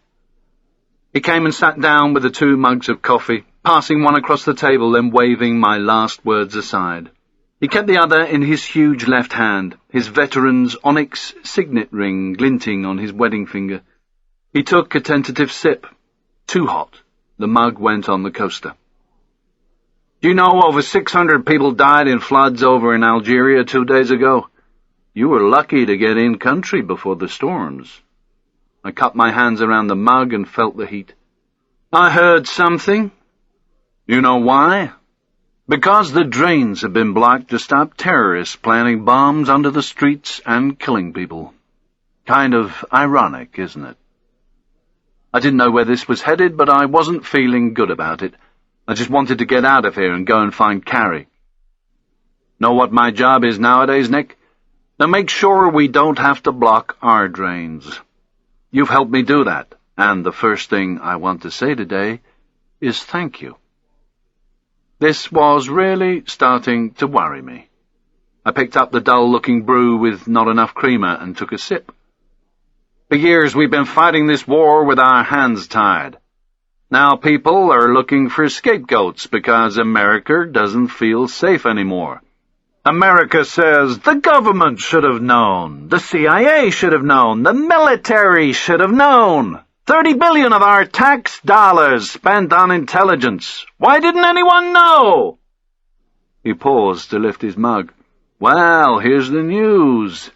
On 9/11, America had the exact level of protection that it was willing to pay for. We've been telling government for years that we need more money to fight this thing. We told them this would eventually happen, but Congress wouldn't give us the cash. Doesn't anyone watch C-SPAN anymore to see what their own government is doing? Maybe they're just too busy watching Jerry Springer. What do you think? I shrugged, not really understanding what he was on about. Not that it mattered. I just got the feeling the place we were going to wasn't one where I wanted to be. Did any of the complainers see the intelligence chiefs talking about the new terrorism? We kept telling Congress, live on TV, there wasn't enough money to build intelligence networks in the areas where these scum are operating, and that they needed to untie our hands so we could deal with this situation. We've told them for years that this is a clear and present danger within America's borders that needs to be taken on and defeated, but hey, guess what? Congress just said no, looking at ways of saving a nickel. He took a long, slow breath of frustration before continuing.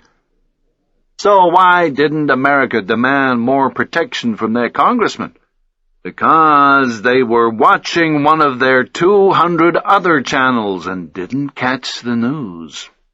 Didn't catch Congress telling us we didn't need more capability. Telling us we were just looking for something to replace Cold War. Know why Congress did that? Because they think that's what the people think. And they don't want to upset them, because they don't want to lose their vote. Now everything is different.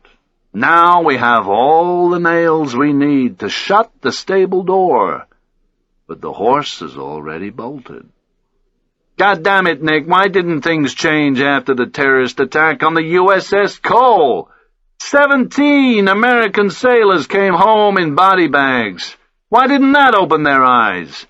And what about the bombing of the Air Force base in Saudi Arabia, or the embassy staff in Africa, or our soldiers mutilated and dragged through the streets of Somalia? Why wasn't anybody letting us do anything then? Because those guys up on the hill were just too damn busy worrying about the civil rights of pedophiles and rapists, worrying about interest rates on credit cards that the voters use to buy widescreen digital TVs to make them feel life is good. But those home movie centers don't seem to get C-SPAN. Nobody knows what's going on, and that's just how Congress wanted to keep it. Then they have the gall to ask us, why did they attack the innocent people? Why didn't they go after the military? Well, the answer is, that's a done deal. But no one took any notice. He picked up his mug and looked genuinely sad. The first time I had ever seen him like that. He seemed to be lost in his own world for a while until I cut in. So now what? Now? The mug went down. We've got the money. $1 billion down payment. The problem is finding a way to fight these people. They don't have anything to defend. It's not like the Cold War, or any war that we've seen before. There's no real estate to fight over, and the notion of deterrence doesn't apply to these guys. There's no treaty to be negotiated, no arms control agreement that's going to guarantee our security. The only way we can deal with them is to hit them hard and fast and take them down. You know, it's crazy. Only a few months ago they were saying $100 million for the Navy was too much. He paused and reflected. I wasn't too sure if this was all part of the performance. George might be sad, but he still had a job to do. But hey, you can't unring a bell, Nick. I'm here because I want you to work for me. For us. Nick Scott would be your cover name. I shook my head. The deal was one job. You agreed on that. Events have taken a serious turn these last couple of days, Nick. His voice was steely, his gaze level. Al-Qaeda have upped the ante. These guys are just programmed for trouble. I can't tell you how unless you commit. But I can tell you. This is the front page of the threat matrix the President gets to read every day. These are scary days, Nick. Yesterday's ran to 30 pages. He looked down at the table and traced a figure of 8 with his mug. You know what? At the moment I feel like a blind watchmaker, just throwing the components into the case and waiting to see what works. I didn't look up because I knew he was waiting, his eyes ready to ambush mine. I need your help, Nick. It was a challenge, not an entreaty. Things are good here with Carrie. Are they? He gave an exaggerated frown. I don't think she took it too well. She's like her mom. The arsehole. Divide and rule. He'd done it on purpose. I forced myself to stay calm. You didn't tell her everything, did you? Son, I don't even tell God everything. I'll leave that until I meet him face to face. But right now I see it as my duty to make sure there's a big fucking bunch of Al-Qaeda ahead of me in the line. He stood up and turned his back to me again as he placed the framed picture back on the dresser. Maybe he didn't want me to see how proud he was of the way he'd delivered his lines. The secret of combating terrorism is simple. Don't get terrorized. Keep a clear head and fight back on their terms. That's the only way we're going to win this war, or at least contain it. Keep a lid on it. We can only do that if we take the battle to them, with every means at our disposal. And that's where you come in, Nick. I need to stop the drains getting blocked, and fast. Do you want to know more, Nick, or am I wasting my time here? I looked at him and took another mouthful of coffee. I'd like to know what happened to Zeralda's head. There was a bit of a smile. It came back here and was presented to his cousin in Los Angeles on a silver salver. By all accounts, it kind of freaked him out. What about the greaseball who was there with him? Was he the source? Is that why no one else was to be killed?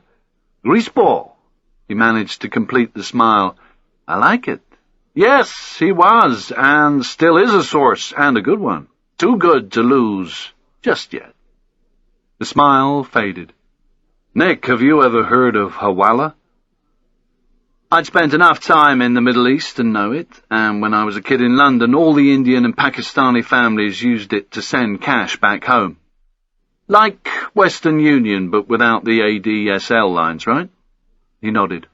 Okay.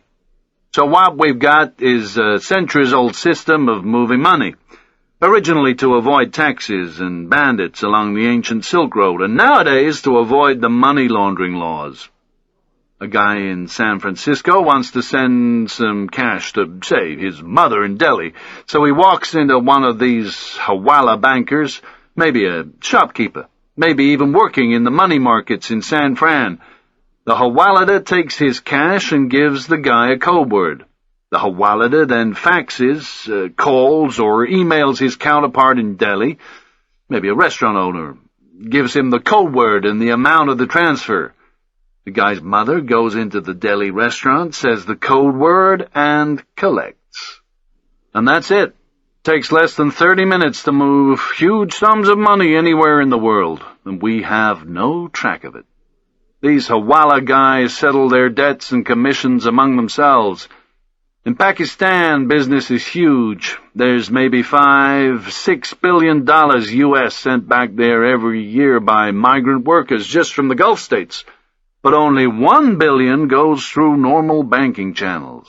Everything else goes via Hawaladas. These guys work on total trust, a handshake or a piece of paper between them. It's been going on for centuries, must be about the second oldest profession. It even gets a mention in the New Testament. He gave me a wry smile. Carrie's mother is a very religious woman. You know the tale of Ananias and Sapphira? As if. I shook my head. Go read someday. These Hawala guys were hiding money that they were due to give to Peter, so they were deemed sinners. And when they were confronted with their shame, they just fell down and died. There was a pause. That's what you did for us, Nick. You made Zeralda fall down and die. This Hawala network has been used to funnel money to the terrorist groups in the Kashmir Valley. It's been used by the heroin trade coming out of Afghanistan, and now it's here, in the U.S. This is not good, Nick.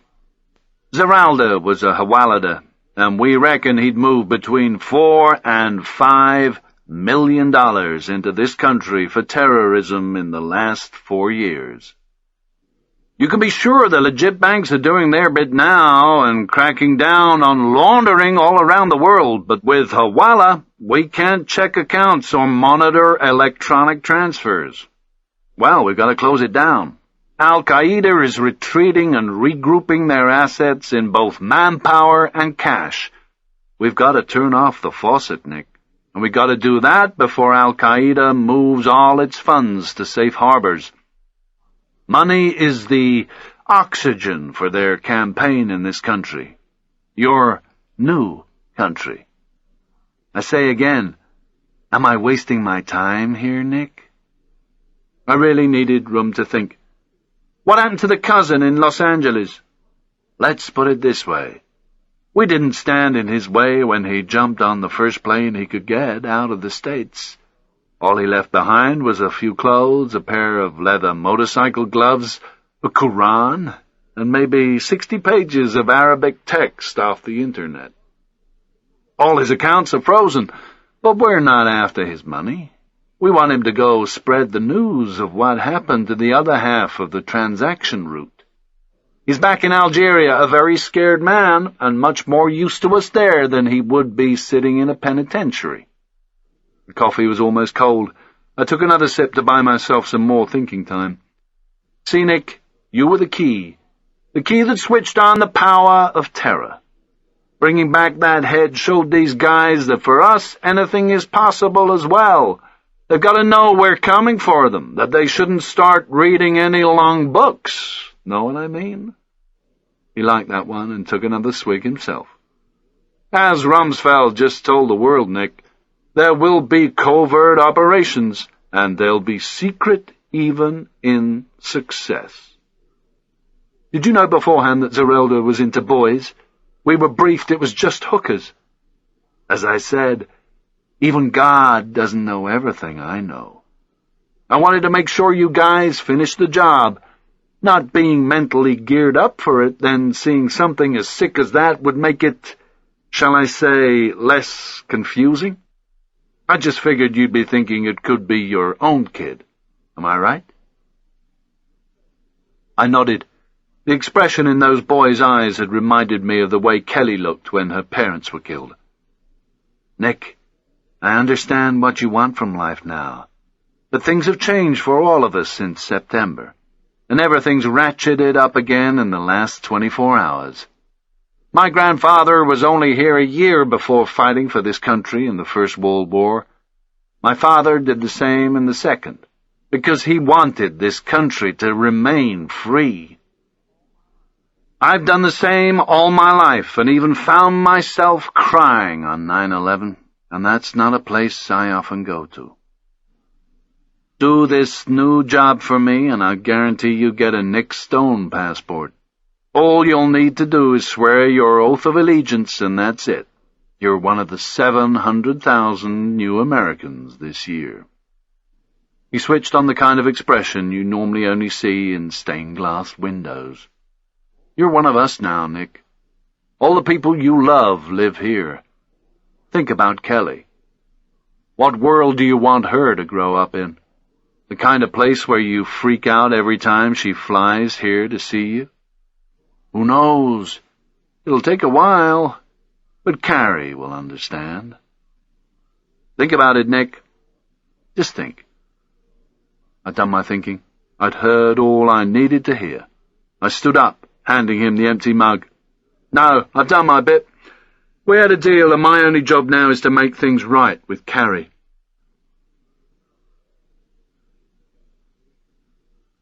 Chapter 8. I ran out onto the street. I didn't need to be Oprah Winfrey or Dr. Phil to work out where she had gone. I mean, where do you go when the man you've poured your heart out to turns round and headbutts you? I found the Plymouth and walked down into Little Harbour. She was sitting on the beach, staring out at the houses on the other side of the bay. My footsteps crunched on ice as I approached. Carrie, I'm so sorry. She turned very slowly to face me. How could you? Her voice was weary, defeated, empty even of the bitterness I expected and, I guessed, deserved. How do you think this makes me feel? I trusted you. I'm not turning into your dad. It was just that once, one job. It's over now. Of all people. He caused Aaron's death, remember? The same man who was going to blow up an American cruise ship just so the White House would have the excuse to march back into Panama. Doesn't that mean anything to you? I hated it when she looked at me like that. It was as though she could see right through me, and it wasn't a view I'd ever much enjoyed. I'm so sad, Nick. I'm feeling bereaved all over again. I feel so goddamn stupid. I thought we had something good happening here. I sat down beside her. Look, I'm sorry I couldn't tell you, but what could I have said to make it sound all right? The truth. That's all I needed, and always need from you. The truth I can handle, the truth I can work with, but this, She turned away, tears running down her face. I thought about Zeralda's head and gave mine a shake. Carrie, you remember how it was in Panama. You know how these jobs work. There are some truths you really don't want to know. This has been the story of my life, Nick. I just can't risk it all happening again. I know it's selfish of me, but I don't think I can take it anymore. That man is responsible for so much pain in my life. He sacrificed me and my mom by dedicating himself to his double-dealing world. But even so, I allowed myself to be sucked in, and because of it, my husband was killed. I kid myself I blamed George for Aaron's death, but do you know what? Really, I blame myself. I let my own father exploit me, the way he exploits everyone. In Panama, he knew I was desperate to get a passport for Luz so we could get back to the States. But I've never gotten anything from him for free. Even as a little girl, I always had to earn it first. I watched her as her eyes concentrated on the water, but her mind was elsewhere. Aaron was right all along. He told me that once it started and George knew we were desperate for the passport, it would never stop, because George wouldn't let it. And you know what? He was right, because here we are again. How can I let myself be with you until I know you've no longer got even a toe in that world? I've made the mistake of depending on you being there when I wake up in the morning. And worse still, Luz has started to get used to you being around too. I'm not going to run the risk of having to tell her that another person she loved, that she relied upon, is lying in some ditch with a bullet in the back of his head. I reached out to touch her, but she stiffened and moved away. You could have applied for citizenship. You could have gone back to school, had a home. You could have had me. Doesn't any of that mean anything? I didn't answer her immediately. I can't think of anything I'd like more. It's the full fairy tale for me. I didn't know how she did it, but I always found myself saying things to her that I thought I'd kept well buried.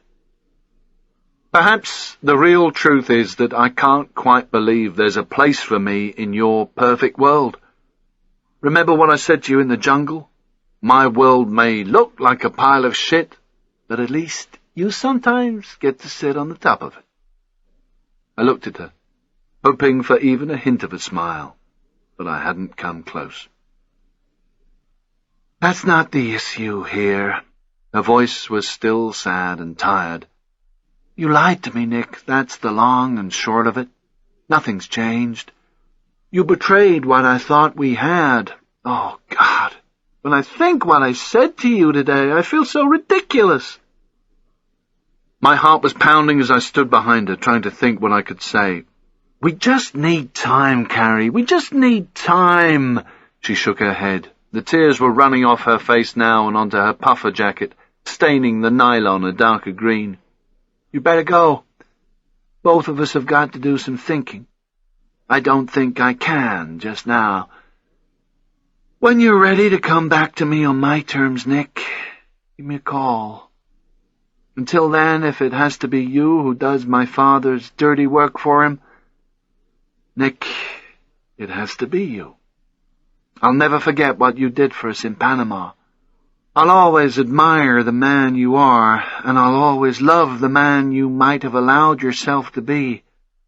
But don't expect Luz and me to come and put flowers on your grave.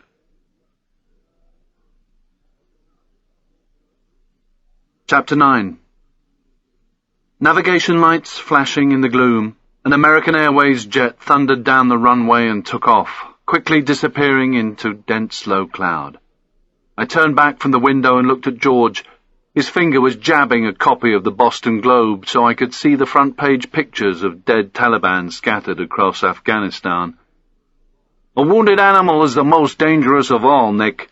There will be another strike. It's just a matter of where and when. He gave me a look of such intensity that I began to realize I was going to be going sooner than later. We've received A-grade int in the last few days that they're putting something together for Christmas, but we have no idea of the target, and that's where you come in. We come straight to the Hilton at Logan Airport, and it had already been getting dark when we arrived. He had booked the room well in advance. The arsehole had known precisely how Carrie would react when she heard the truth and had still been in the kitchen waiting for me when I got back to the house.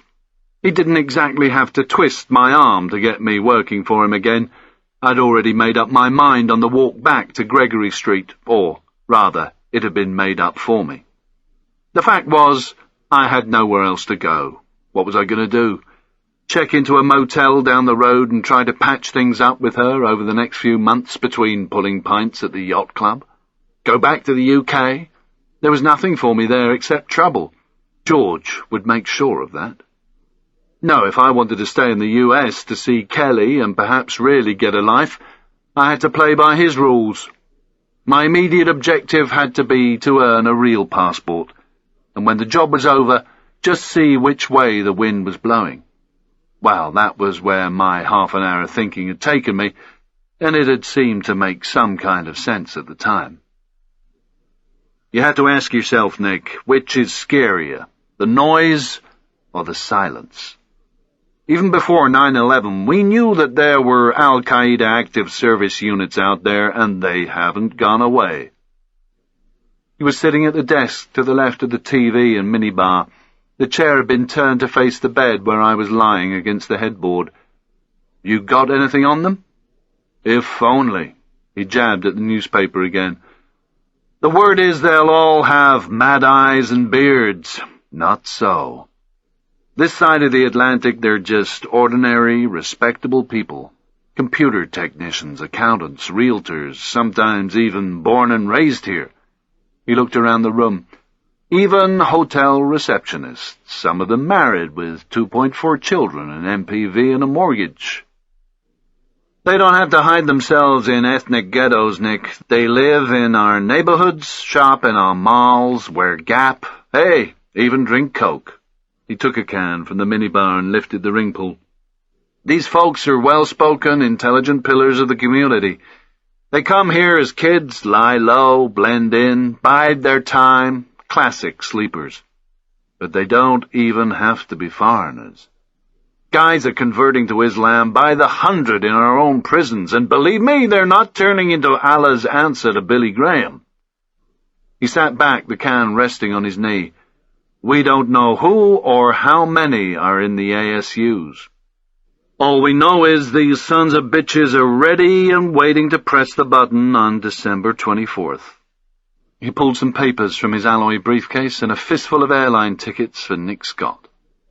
These are copies of stuff found by special forces in Afghanistan, transcripts from tactical interrogations of prisoners, and more in-depth material from Al-Qaeda rendered in Pakistan. He sat back in the chair while I scanned the first few pages. It confirms 3 things. 1. Al-Qaeda have the know-how to build radiological bombs. 2. They've gotten their hands on substantial quantities of radioactive material in the U.S. And 3. They plan to use it December 24th. Dirty bombs. You know what I'm saying, don't you? I knew what he was saying. These things had radioactive material packed around conventional explosives. When detonated, the immediate explosion would cause just as much damage as a conventional weapon, but it would also blast radiation into the surrounding atmosphere. An area the size of Manhattan, or bigger, if the wind blew, would have to be cordoned off while they sandblasted buildings, replaced tarmac, bulldozed contaminated earth. And for years after, the queues of cancer victims would grow outside every hospital. Dirty bombs are a perfect terrorist weapon. They don't just blow you up. They rip out the nation's heart. George was reading my thoughts. We're talking Chernobyl, Nick. Chernobyl in our own backyard. He paused, holding up his hands, fighting back the words. And if that happens, they've won. No matter what happens after. Just imagine what will happen if a truck with maybe 4,000 pounds of homemade explosive and radioactive waste drives at 90 into the White House railings, right onto the lawn, maybe into the house itself. Now imagine another heading into Rockefeller Plaza when you can't move for Christmas shoppers, and another, say, on Wall Street. Or maybe not trucks, maybe 20 people on foot in malls across Boston, carrying 2, 3, 4 pounds of contaminated HE in a carrier bag or strapped under their winter coats. Imagine them detonating all at the same time. Imagine that, Nick. I do, and haven't slept for weeks. He squeezed the empty can of Coke like he was throttling the life out of it, and this time it wasn't part of the act. According to these documents, their guys have been stealing and storing isotopes for 2 years. The stuff used in hospitals and industry. We're talking a big enough stockpile to make either a lot of small devices or maybe 5 or 6 Oklahomas. We could be talking of both truck and pedestrian attacks. He leant forward, elbows on knees. We have one straw to grasp at. These guys are on a suicide mission, but, he raised his right index finger, but they're not going to do a damn thing until they know family business is taken care of. You mean the ASUs won't commit until they get confirmation that Dad has a new Land Cruiser with all the trimmings? Exactly. They may be crazy, but they're not stupid. So, here's my thinking. The setup funds for these attacks have been coming into the U.S. for nearly 3 years, and they'd have had everything in place before hitting the WTC because they'd know the shutters would come down straight afterwards. We know from the Zeralda connection that Al-Qaeda channeled the cash to their ASUs in the U.S. via 3 Hawaladas based in the south of France. These guys would also get the compensation money to the ASU's family via their counterparts in Algeria. He smiled for the first time since we'd entered the room. But that isn't going to happen now, since you did your John the Baptist trick with Zeralda. All Hawalada activity has come to a halt in Algeria, and other Al-Q money movers have followed suit.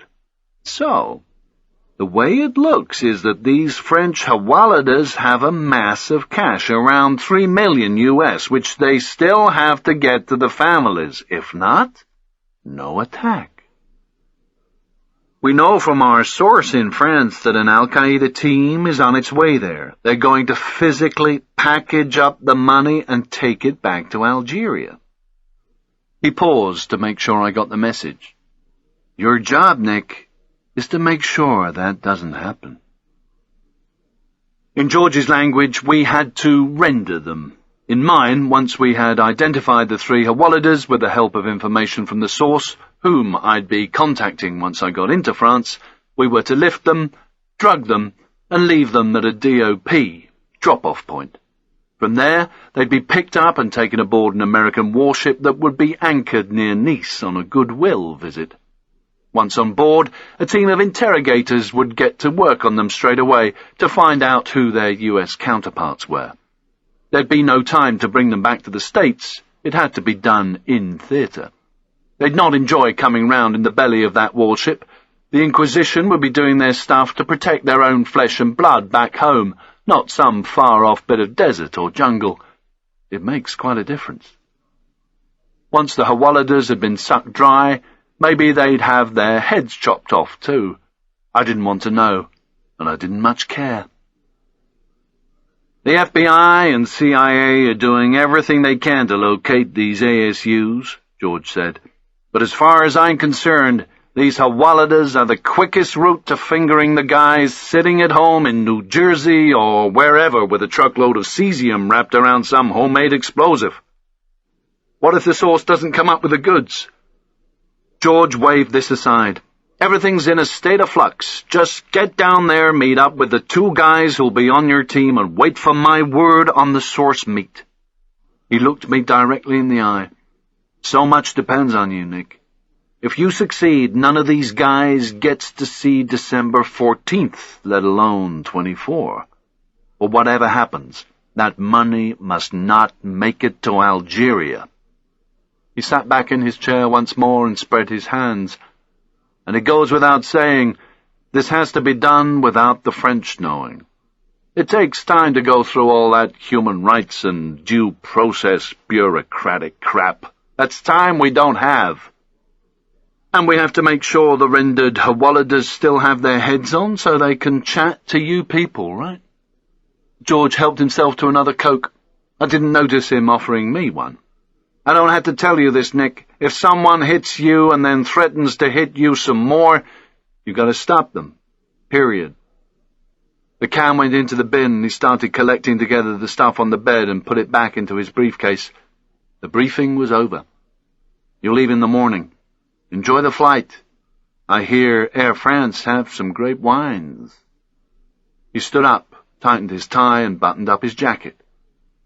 "We have a lot of catching up to do if we're to win this war, Nick. And you're now part of that catch-up." He turned back halfway to the door.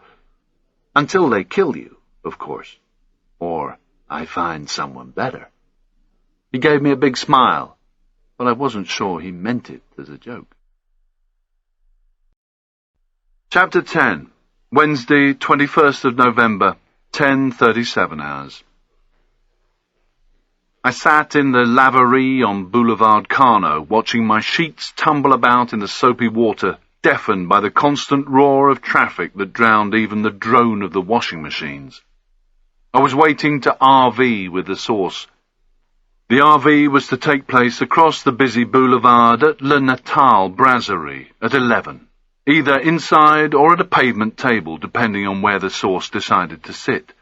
She was calling that particular shot, and I didn't like it. The mid-morning temperature had climbed into the low 60s. The thinnest clothes I'd brought with me from Boston were what I was wearing now, jeans and a blue Timberland sweatshirt, but judging by one or two of the passers-by, I wouldn't have been out of place in winter furs. Le Natal was a café tabac where you could buy a lotto ticket and win a fortune, put all the winnings on a horse, watch the race while eating your lunch or just throwing coffee down your neck, then buy your road tax and a book of stamps on the way out.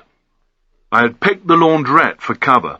The sheets had been bought yesterday after I'd wrecked this area. You always have to have a reason for being somewhere.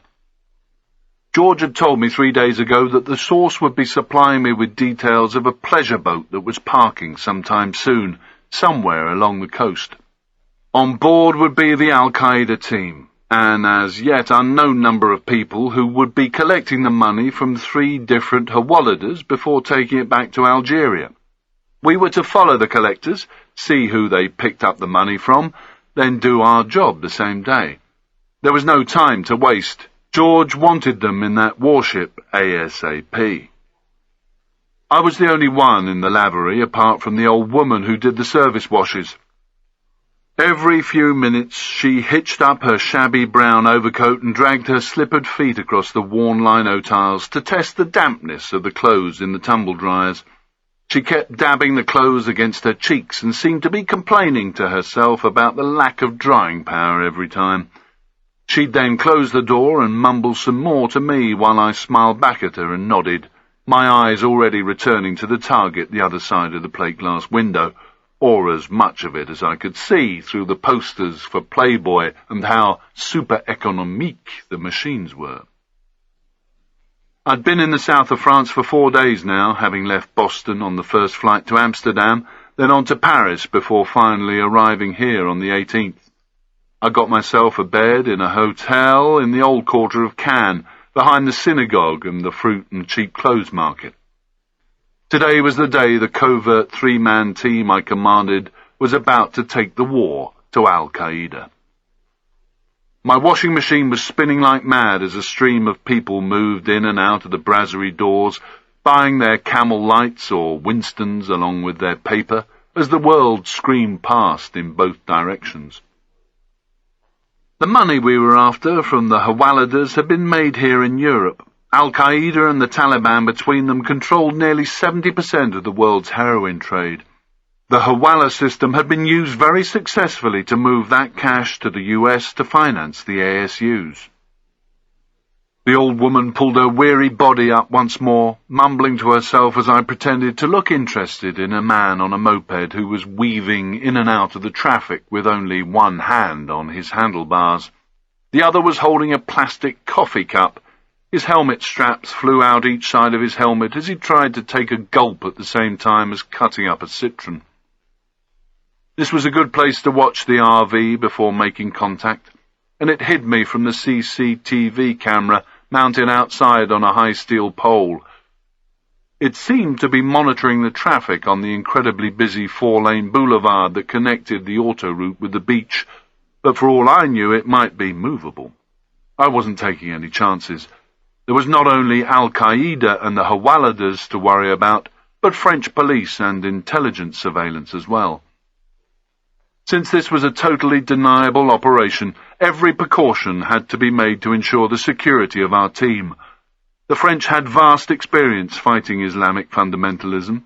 They had an excellent human intelligence network in North Africa and could discover that we were operating on the Riviera at any time. It didn't matter how or why. They might have monitored the Al-Qaeda money movement and we'd get caught in the middle. Then we would be really in the shit as no one would be coming to help us. In fact, George would probably help the French to convict us as terrorists to cover his arse. I still wondered late at night why the fuck I did these jobs. Why did I not only take them on, but get fucked over by the very people I should have had most reason to trust? The money was good. Well, it was now, working for George, but I still couldn't come up with the answer. So last night I used the same mantra I'd always muttered to stop me thinking too much about anything. Fuck it.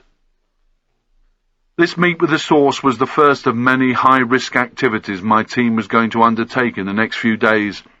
I had no idea who this woman was. For all I knew, the French or even Al-Qaeda might already be onto her, and I'd be caught up in a total gangfuck on day one. The cafe had large, clear windows, unobstructed by posters or blinds, which was something else I didn't like.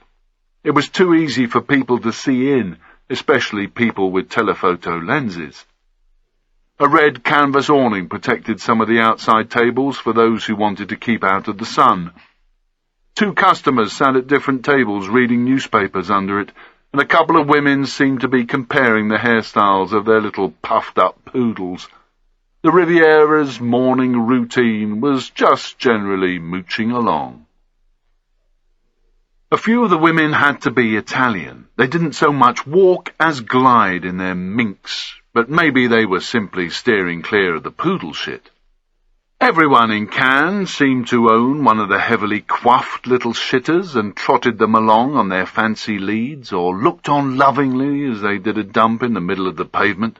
I had already had to scrape 3 loads off my Timberland since arriving and had now become a bit of an expert at the Cannes shuffle, dodging and weaving as I walked. To my right, the boulevard headed gently uphill, getting steeper as it passed 2 or 3 kilometres of car dealerships and unattractive apartment blocks before hitting Auto Route 8, which took you either to Nice in Italy, about an hour away, or down to Marseille and the Spanish border. To my left, and about 5 minutes' walk downhill, lay the railway station, the beach, and the main Cannes tourist traps. But the only part of town I was interested in today was where I was right now. In about 15 minutes the source should be turning up, wearing a red pashmina and a pair of jeans. She was going to sit at a table and read a month-old copy of Paris Match, one with a picture of Julia Roberts on the cover. I didn't like the physical setup for this meet. I'd taken a coffee and croissant inside the cafe yesterday for a recce and could see no escape route. It wasn't looking good. Large, unobstructed windows letting the world see what was happening inside, and an exposed pavement outside. I couldn't leap off a fire escape at the back or go to the toilets and climb out of the window if anyone came barging through the main door. I would have to go for the virgin ground of the kitchen. I had no choice. I had to make contact with the source. The tumbler door opened behind me onto a batch of very flowery pattern sheets. I shifted my weight onto my left buttock and adjusted my bum bag, which hung over the fly of my jeans and contained my passport and wallet. The bag never left me, and to help make sure it stayed that way, I'd threaded a wire through the belt. Pickpockets in the crowds down here use Stanley knives to slit belts and straps, but they'd have had a tough job with this one. The old woman was still mumbling away to herself, then raised her voice to me, looking for my agreement on the crap state of the machines. I turned and did my bit. We, smiled and turned my eyes back towards the target. Tucked down the front of my jeans was a worn-out 1980s Browning 9mm with a 13-round mag. It was a French black market job which, like all the team's weapons, had been supplied by a contact I had yet to see, whom I'd nicknamed Thackeray. I hadn't laid eyes on him. I just had this picture in my head of a clean-shaven 30-something with short black hair. The serial number had been ground out, and if the Browning had to be used, ballistics would link it to local Italian gangs. There were enough of them around here, with the borders so close. And of course, I had bought myself a Leatherman. I'd never leave home without one. As I checked up and down the road and across once more at the cafe, the world was buzzing around me and my new girlfriend in the laundrette. School kids raced around on motor scooters, some with helmets, some without, just like the police on their BMWs. Small cars were driven like ballistic missiles in both directions. Christmas decorations were rigged up across the boulevard. The most popular number this year was white lights in the shape of stars and lighted candles. I thought about how much things had moved on since Logan. All the people that you care about live here. George had known exactly what he was doing even before he got me to take Zeralda's head. Blind watchmaker, my arse.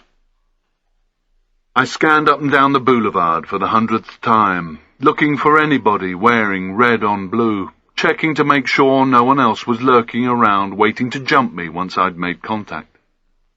I had a contingency plan if there was a problem before the meet. My escape route was out of the Lavery service door, which was open. It was lined with bags of left washing and lost socks and underwear, and led through a small yard into an alleyway. At the end was a low wall which led into the backyard of the perfumery on the boulevard to my left. From there I'd slip into an adjacent apartment block and hide in the basement garage until the coast was clear. I checked Tracer. 4 minutes to 11. To my left, I caught a flash of red among the pedestrians on the curb waiting to cross in the direction of the cafe. I hadn't seen it before. She must have come from one of the shops or the other to back further down the hill. She'd probably been sitting having a coffee, doing pretty much what I'd been doing. If so, it was a good sign. At least she was switched on. I kept the patch of red in my peripheral vision, not searching for the face in case there was eye contact. There was a gap in the traffic, and the Pashmina made a move. It was a man. He had a mag rolled up in his right hand and a small brown porte-monnaie, or fag bag, as a few of my new fellow countrymen called them, in his left. If I was wrong, I'd soon be finding out. Once over the road, he went up to an empty pavement table and took a seat. As in all French cafes, the chairs were facing the road so the clientele could people-watch. He got settled and laid the mag out flat on the table. I continued to watch through the traffic. A waistcoated waitress went over and took his order as he brought a packet of cigarettes out from the fag bag. I couldn't see much of his face owing to the distance and the volume of traffic between us, but he was wearing sunglasses and was either dark-skinned or had a permatan. I'd find out later. I didn't look at him any more now. My gaze shifted elsewhere. There were more important things to check. Was it safe to approach him? Was anyone else about, waiting to fuck up my day? I ran through my plan once more in my head. To go and sit near him, order coffee, and, when it felt safe, come out with my check statement. I was going to point to Julia and say, "Beautiful, isn't she?" His reply would be, "Yes, she is, but not as much as Catherine Hepburn, don't you think?" Then I was going to get up and go over and sit by him and start talking Catherine. That would be the cover story. We just met and started talking about film stars because of the cover of the magazine. I didn't know his name. He didn't know mine. We didn't know each other. We were just chatting away in a cafe. There must always be a reason for being where you are. I still felt uneasy, though. Meeting inside the cafe would have been bad enough, with nowhere to run, but outside was even worse. He could be setting me up for a snapshot that could be used against me, or maybe a drive-by shooting. I didn't know this character. I didn't know what he was into. All I knew was that it had to be done, no matter what was out there.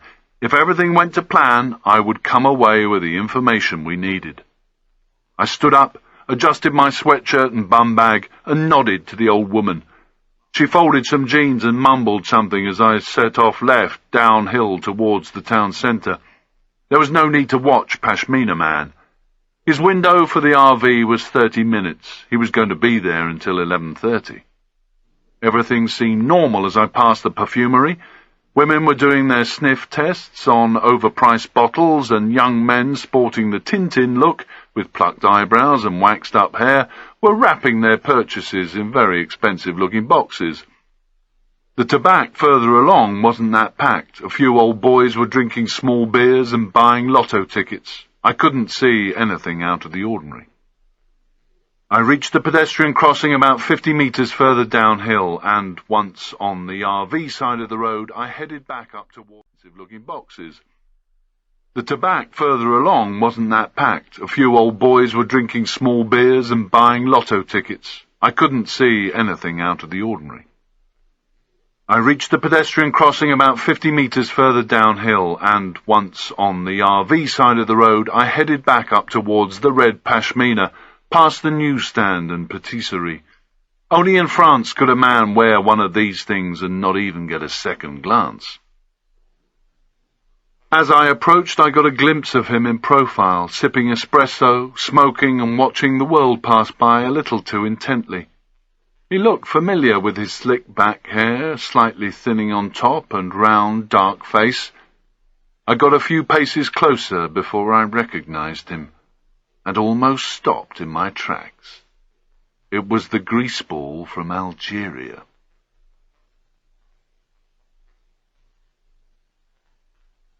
Chapter 11. I ducked into the first doorway to my left, trying my hardest to look interested in the glass display cabinets along the wall while I collected my thoughts.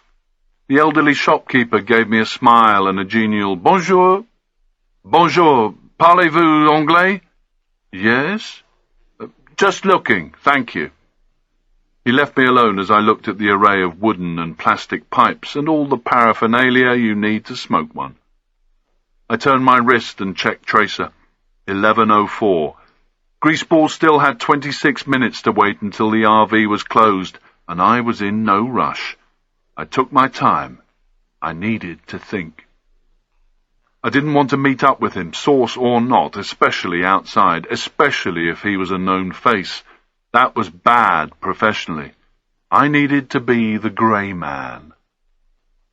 I turned to the door and gave the old man a mechanical "au revoir," straight from the phrase book, wishing that what little time I'd spent at school had been at French lessons. Without looking in the direction of the RV, I went back out into the street, turned right towards the pedestrian crossing, over the road, and pushed my shoulder against the door of the tobacco. It was a dreary place, the walls covered in dark brown carpet to complement the dark wooden floors. The old men in here had half a dozen gulwar on the go, a haze of smoke adding to the gloom. I sat back from the window so I could keep an eye on Greaseball and ordered myself a coffee. He'd lit up another cigarette. The pack was on the table with the lighter on top next to his porte-monnaie. He ordered something more, and as the waitress turned to go back into the cafe, I took my paper napkin and wrapped it round the espresso cup before taking a tester sip. Greaseball started to get a little agitated now, checking his watch for the 5th time in as many minutes. There were 3 more minutes to go until 11:30, and once again he checked through the cafe window to see if there was anyone seated inside on his own, before twisting round again and making sure the mag was flat and easy to spot. I poured my change onto the table from my small brown coin purse and left 11 francs, which were collected with a grunt by the old guy running the show. Greaseball checked his watch once more, then leant across to ask the waitress cleaning the next table for the time.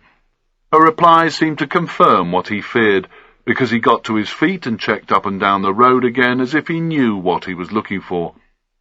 It was 11:34 before he packed away his cigarettes and finally headed up the hill. I picked up the cup for the last time, gave the lip a quick wipe before leaving with the napkin, and followed him from my side of the road as trucks and vans blocked him from view for split seconds.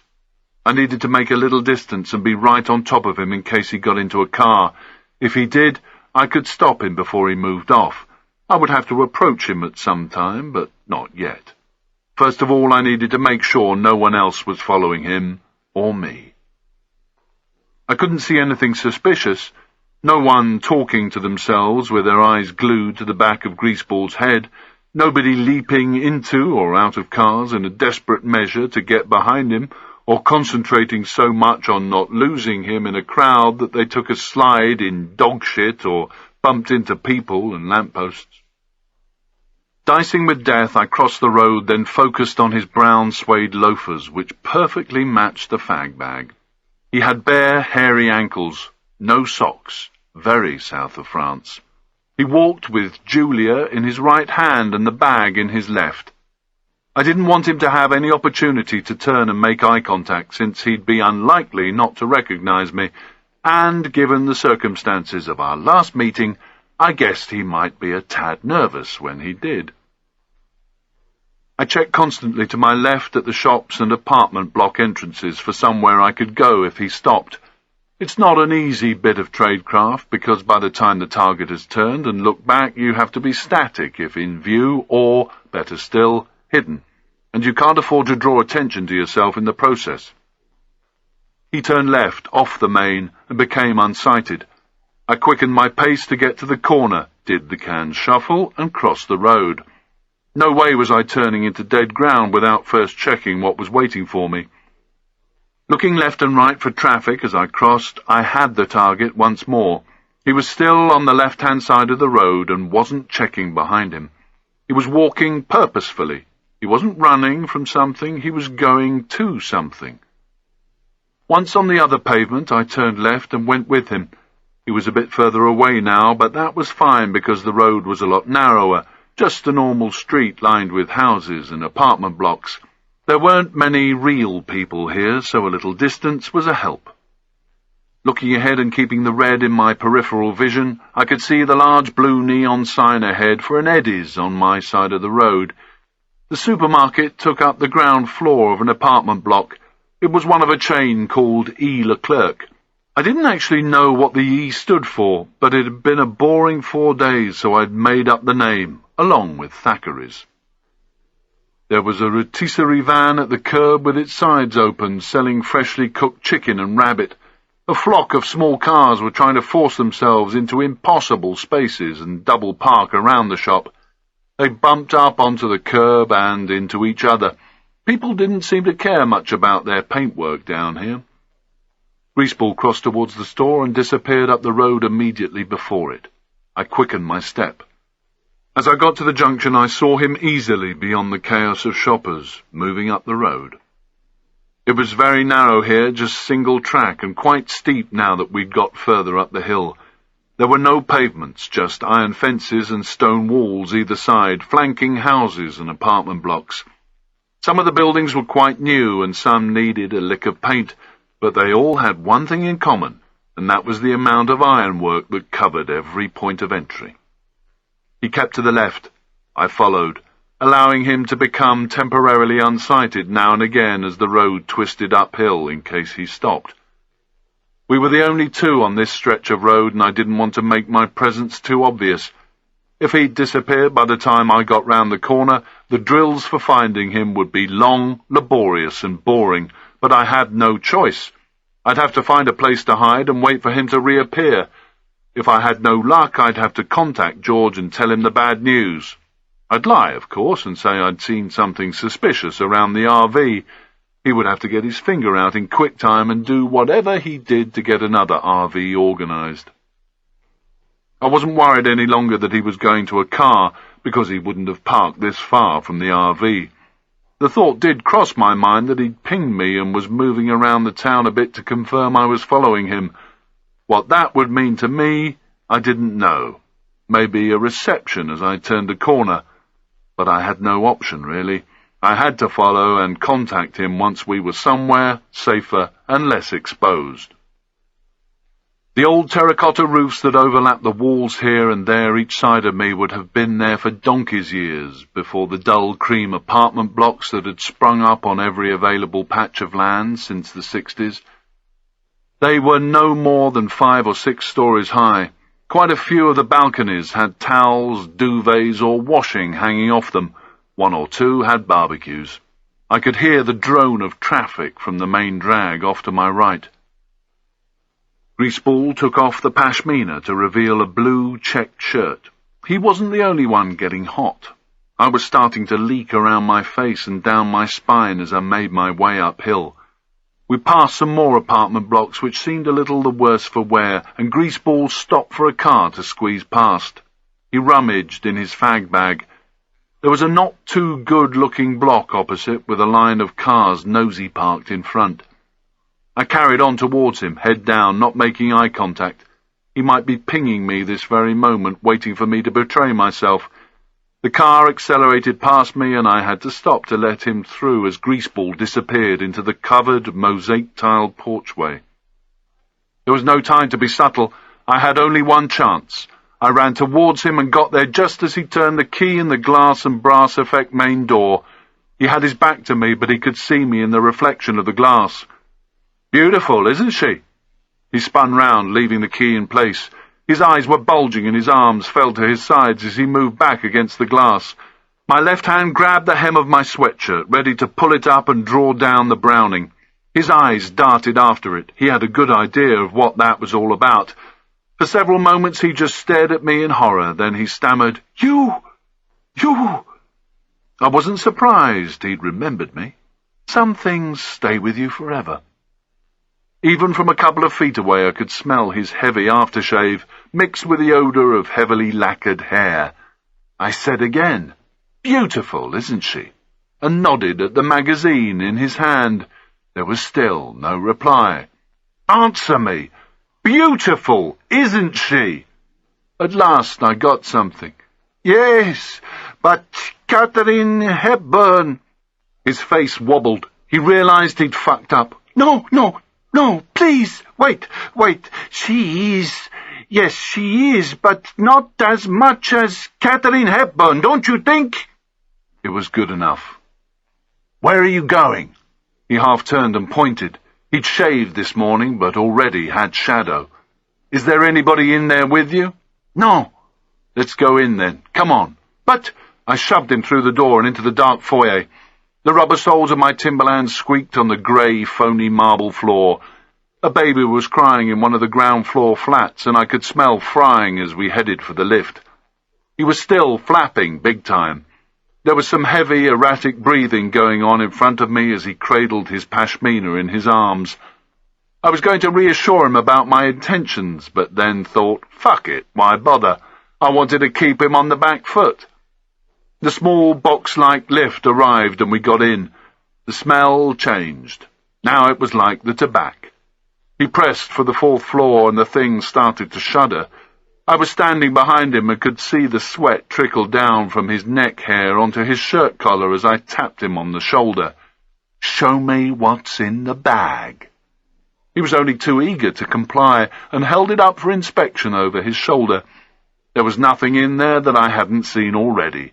A pack of Camel lights, a gold lighter, and a small leather money pouch. The keys were still in his hand. The lift climbed so slowly it was hard to tell if it was moving at all. Looking at him from the rear, I could see that his jeans were a bit too tight around his gut. His love handles flopped out each side, straining against his shirt and folding over his waistband. A gold Rolex and a couple of thin gold bracelets dangled from his left wrist onto his perfectly manicured hand. He also had a matching pair of bracelets on his right wrist and a signet ring on his little finger. All in all, he looked like an over-the-hill gigolo who thought he was still 21. He zipped up the bag and wiped the sweat from his neck. "There's no one here," he assured me. "I promise you." The lift doors opened and I gave him a shove into a semi-dark landing. "Good. What number?" "This way. 49. I squeezed behind him, my right hand ready to draw down on my 9mm again as he placed the key into the cylinder lock in a dark brown varnished door. It opened into a small room, maybe 10 by 10. The sun was trying hard to penetrate the net curtains covering the glass sliding doors of the balcony, and not quite succeeding. He walked in while I waited where I was, hand on my pistol grip. He turned back towards me, arms sweeping around the room. "Look, you see, everything is okay." That was his opinion. He might be Mr. Gucci out on the boulevards, but this place was a tip. To my left was a door into the kitchen. It was fitted with 1970s faded blue and white veneered units that had been worn down in places to the chipboard. An ashtray overflowed onto a half-eaten baguette. The sink was piled high with dirty pans and dishes. I closed the door with my heel as I walked in and motioned to him with my head. "Bolt it." I moved aside as he obeyed, breathing heavily. There was another door to my left. "Where does that go?" "The bedroom and bathroom."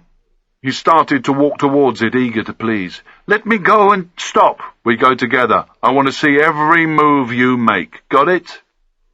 I followed a few steps behind him as his loafers squeaked over the light grey mock marble. Both of the other rooms were in a similar state. The bedroom just fitted the bed, and the rest of the floor was covered with newspapers, dirty underwear, and a couple of Slazenger tennis bags still in their Decathlon sports shop carrier. He didn't look the tennis type, but the 2 used syringes that lay on top of the bags were very much his style, which was why he tried to kick it all under the bed without me seeing.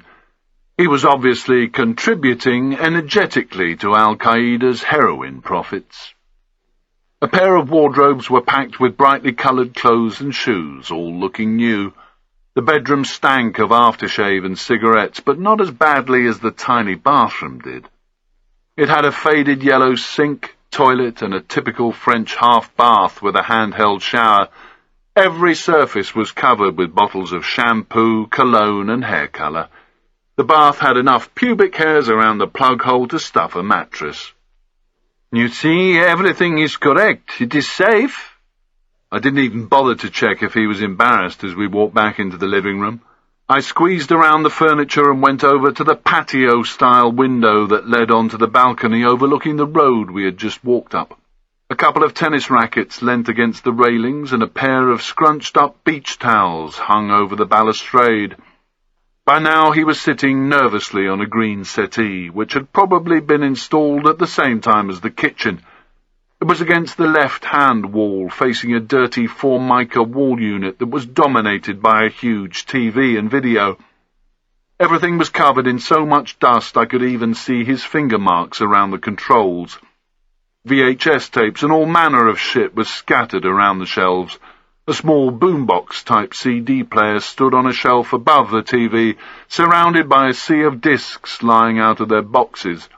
The videotapes had no titles, but I could guess the sort of thing he was into watching. The rectangular waxed pine coffee table at the centre of the room was covered with more old newspapers, a half-empty bottle of red wine, and a food plate that had doubled as an ashtray. I was beginning to feel greasy as well as grubby in this guy's company. I got to the point so I didn't have to spend too much more time around him. "When will the boat be here?" He crossed his legs and placed both hands around his knees, feeling a little more comfortable now it seemed I wasn't going to take his head off. "Tomorrow night at Beaulieu-sur-Mer. It's towards Monaco." "Write it down." I knew where it was, but wanted to make sure I had the right place. He leant forward, found a pen among the mess on the table, and wrote on the edge of a newspaper, in a scrawl that any doctor would have been proud of. "There is a port, a marina, I think you call it. It's not far. Her name is the 9th of May.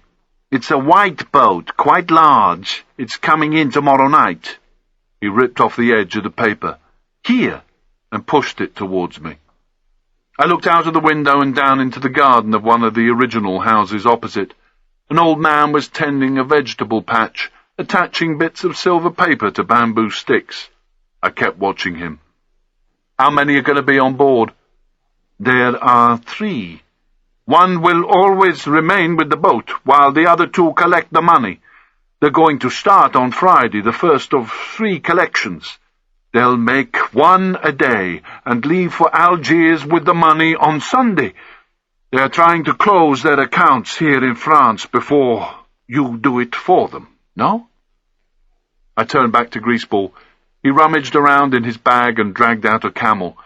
With an elegant flick of a lighter, he sat back and let smoke curl out of his nostrils. He crossed his legs once more and laid his left arm along the back of the settee as if he was running the show. He started to get a bit too confident. "Where are they going to collect the cash, then, Greaseball?" He choked on his cigarette, and smoke blew uncontrollably from his nose and mouth. "Greaseball?" Composing himself, he took another drag, and this time exhaled slowly, smiling at his new name. "Where? That I do not know, and I won't until tomorrow night, maybe. I'm not sure yet, but I do know they're only going to use public transport. Buses, that sort of thing. It's safer than Hertz. Conductors don't keep records." It made sense to me. "Do you know how much money?" "Anything between 2.5 and 3 million American." He took another drag, and I went back to watching the old guy dig around his vegetable patch, thinking about the number of suicide bombers' families with Land Cruisers with all the trimmings that could be funded with that sort of cash. "Are they collecting from Hawaladas?" "Yes, of course. These guys on the coast, the ones who will be handing them the money, are Hawala people." I moved back one of the net curtains so I could get a clearer view. "What time will the boat arrive?" "Did you know this is where the money was collected to finance the attack on the American embassy in Paris?" He took another drag and sounded almost proud. "Can you imagine what would have happened if that had been successful too?" "The boat! What time?" There was some shuffling as he adjusted himself in his seat. "In the evening sometime. I'm not too sure." There was a pause, and I could hear him stubbing out his cigarette and pulling another from the pack. I turned as he gave the lighter a flick and looked at the CDs on the wall unit. It was obvious he was a big Pink Floyd fan. "Zeralda liked me to bring a new tape for him each trip. I'd collect the boys, too, of course." He cocked his head to one side, measuring my reaction. "Did you see me drive back to the house that night? I was hoping you would have finished the job by then, but he kept calling on my cell. He didn't like to be kept waiting." The fucker was smiling, taunting me. I pulled the sliding glass panel with my sweatshirt cuff to let in some air, and was greeted by the sound of traffic from the main drag, and the old boy outside clearing his passages. I resisted the temptation to go over and give Greaseball a good smack in the teeth and looked outside again instead. "So you two like the same music as well as the same boys?" He blew out another lungful of smoke before he replied. "You find it distasteful? But are you telling me it's worse than cutting off a man's head? You don't mind using people like me when you need to, do you?" I shrugged my shoulders, still looking out at the old man. "I'm here because it's my job, believe me. And distasteful isn't a strong enough word for what I think about you." I heard what sounded like a snort of derision and turned back to face him. "Get real, my friend. You may hate me, but you're here, aren't you? And that's because you want something from me. He was right, but that didn't mean to say I was going to share his toothbrush. Have you got anything else for me? That's all I know so far, but how do I inform you about the collections? I'll come here at 11 tonight. Make sure you're here and no one else is. You have a bell that rings downstairs, yeah? He nodded and sucked the last mouthful out of his camel. Good. Open the door. He moved towards the exit. I went over to the coffee table and took the marina address as well as the newspaper. Beaulieu-sur-Mer. I did know it, and so would anyone else if they picked up the paper. The imprint was clear to see on the pages beneath. As I bent down, I could see the lower shelves of the wall unit and did a double take at some Polaroids. I knew he liked rock music, but this was something else. Greaseball was in a bar drinking with one of the guitarists from Queen. At least, that's who it looked like. Whoever it was, he had the same mad curly hair. Greaseball was trying to work out what had caught my eye as I waited for him to pull back the bolt. Those people, the ones on the boat, are you going to do the same to them as you did to Zeralda? I checked my 9mm to make sure it was concealed as he opened the door and glanced outside. I didn't bother to look back at him. 11. If you don't know by then, I'll be back in the morning. I went past him, my left hand ready to pull up the sweatshirt. As I walked towards the lift, I saw the stairwell and decided to go that way instead, just to get off the floor more quickly. I elbowed the light switch as I passed it. A couple of floors down, I was smothered in darkness. I waited for a moment, then pressed the next one. I reached the ground floor and headed for the main door as a young woman in red tracksuit bottoms and pullover was packing a crying baby into a pram on the landing. Out in the sun again, I had to squint as I checked the bell push for number 49. There was no name by it, but then who would want to own up to living in a place like this? As I walked away, I wondered how I was going to break the news to Lotfi and Hubba Hubba that Greaseball was the source. Chapter 12. As I headed back along Boulevard Carnot, I knew I'd have to move from my hotel. It was far too close to Greaseball's flat, and I didn't even want him to see me, let alone find out where I was staying. I stopped at the laundrette and picked up my sheets.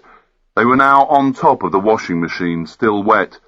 As I shoved them into the black bin liner, the old woman gobbed off at me for leaving them in when there were about 4 other people waiting. I'd obviously breached the lavery protocol big time, so I just smiled my apologies to everyone as I finished my packing and left. I set off down the hill towards the beach. I had to contact George and give him a sit-rep, and that meant going to the Mondego, a cyber cafe, and getting online. He needed to know where the collectors were going to park up their boat and, later on, where they were going to collect the cash. My surroundings got very smart very quickly. Luxury hotels that looked like giant wedding cakes lined the coast road, La Croisette, and Gucci shops sold everything from furs to baseball caps for dogs. I tipped the sheets into a street bin, hanging on to the plastic bag. As I carried on walking, I screwed up the newspaper I'd taken from Greaseball's apartment inside it. This might have been the upscale end of town, but anything that stuck out of a pavement, like a parking bollard or a tree, was decorated with fresh dog piss and a couple of brown lumps. New cars, motorbikes and scooters were crammed into every possible and impossible space, and their owners, the customers in the cafes, looked extremely cool and elegant in their sunglasses, smoking, drinking, just generally posing around the place. There were quite a few homeless around here as well. Fair one. If I was homeless, I'd want to sleep in a warm place with lots of good-looking people about, particularly if they were the sort to throw you a few bob. A group of 4 or 5 dossers were sitting on benches alongside a scruffy old mongrel with a red polka-dot scarf around its neck. One guy had a can of beer in his coat pocket, and as he bent over to pat the dog, the contents were spilling onto the ground. His wino friends looked horror-struck. I'd never used this cafe to get online. Normally, I drove to Cap 3000, a huge centre commercial on the outskirts of Nice. It was only about 45 minutes away, driving within speed limits, which I was meticulous about, and always crowded. But this time I needed to tell George what I had found out immediately. I was leaving Cannes now anyway, so wouldn't need to come here again. The place looked quite full, which was good.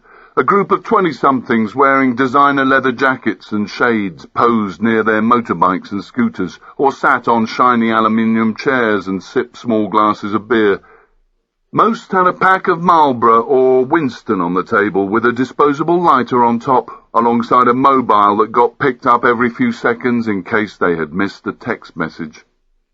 I wove my way through the Temple of Cool, past walls lined with boring grey PCs, towards the rows of gleaming drinks optics and the steaming cappuccino machine that stood at the black, marble-top bar. I pointed at the nearest PC and tried to make myself heard above the beat of the music. "I want to get online. Parlez-vous anglais?" The guy behind the counter didn't even look up from unloading the dishwasher. "Sure, log on, pay later. You want a drink?" He was dressed in black and sounded Scandinavian. "Café creme. Go, sit down." I headed to a vacant PC station, perched myself on one of the very high stools and logged on. The screen information was all in French, but I'd got the hang of it by now and went straight into Hotmail. George had set up an account for me that was registered in Poland.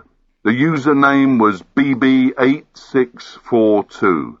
George was BB97531, a sequence of numbers that even I couldn't forget.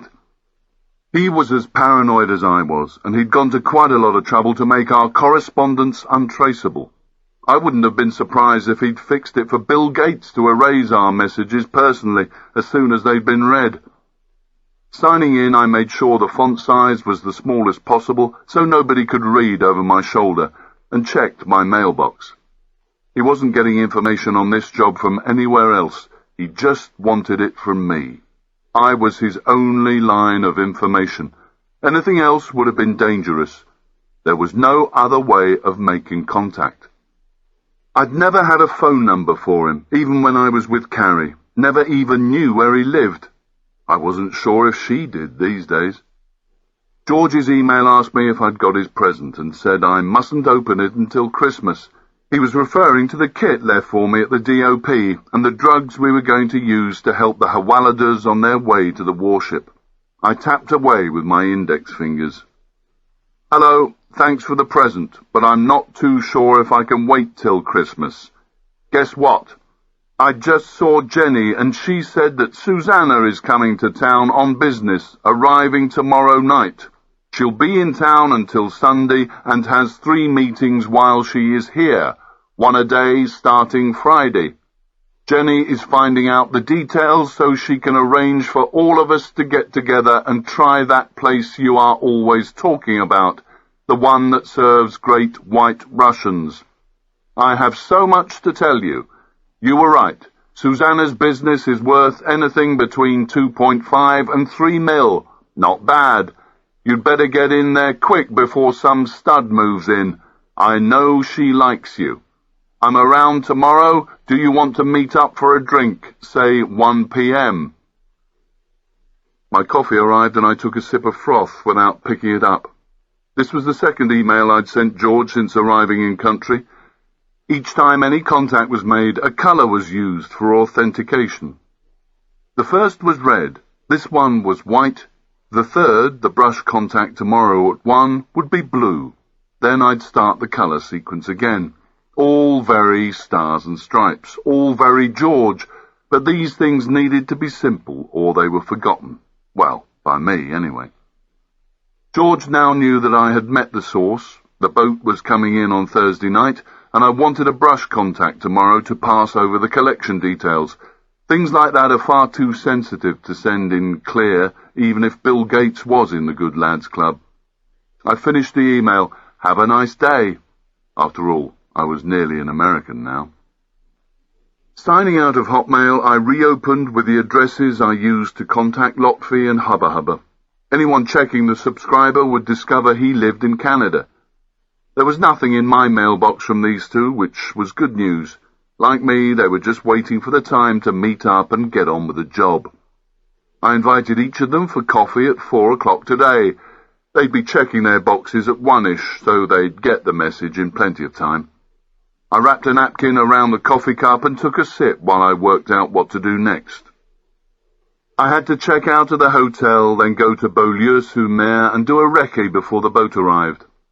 I'd need to look at the vital ground before meeting up with Lotfi and Hubba Hubba at the safe house at 4. I took another slow sip. This was going to be my last quiet time before I started running around like a crazed dog. I wondered what Carrie was doing now, and spent a minute or two just staring at the keyboard, trying to shake that last image of her at the harbour out of my head. In the end, I just logged off and wiped the keys and cup brim clean with the napkin.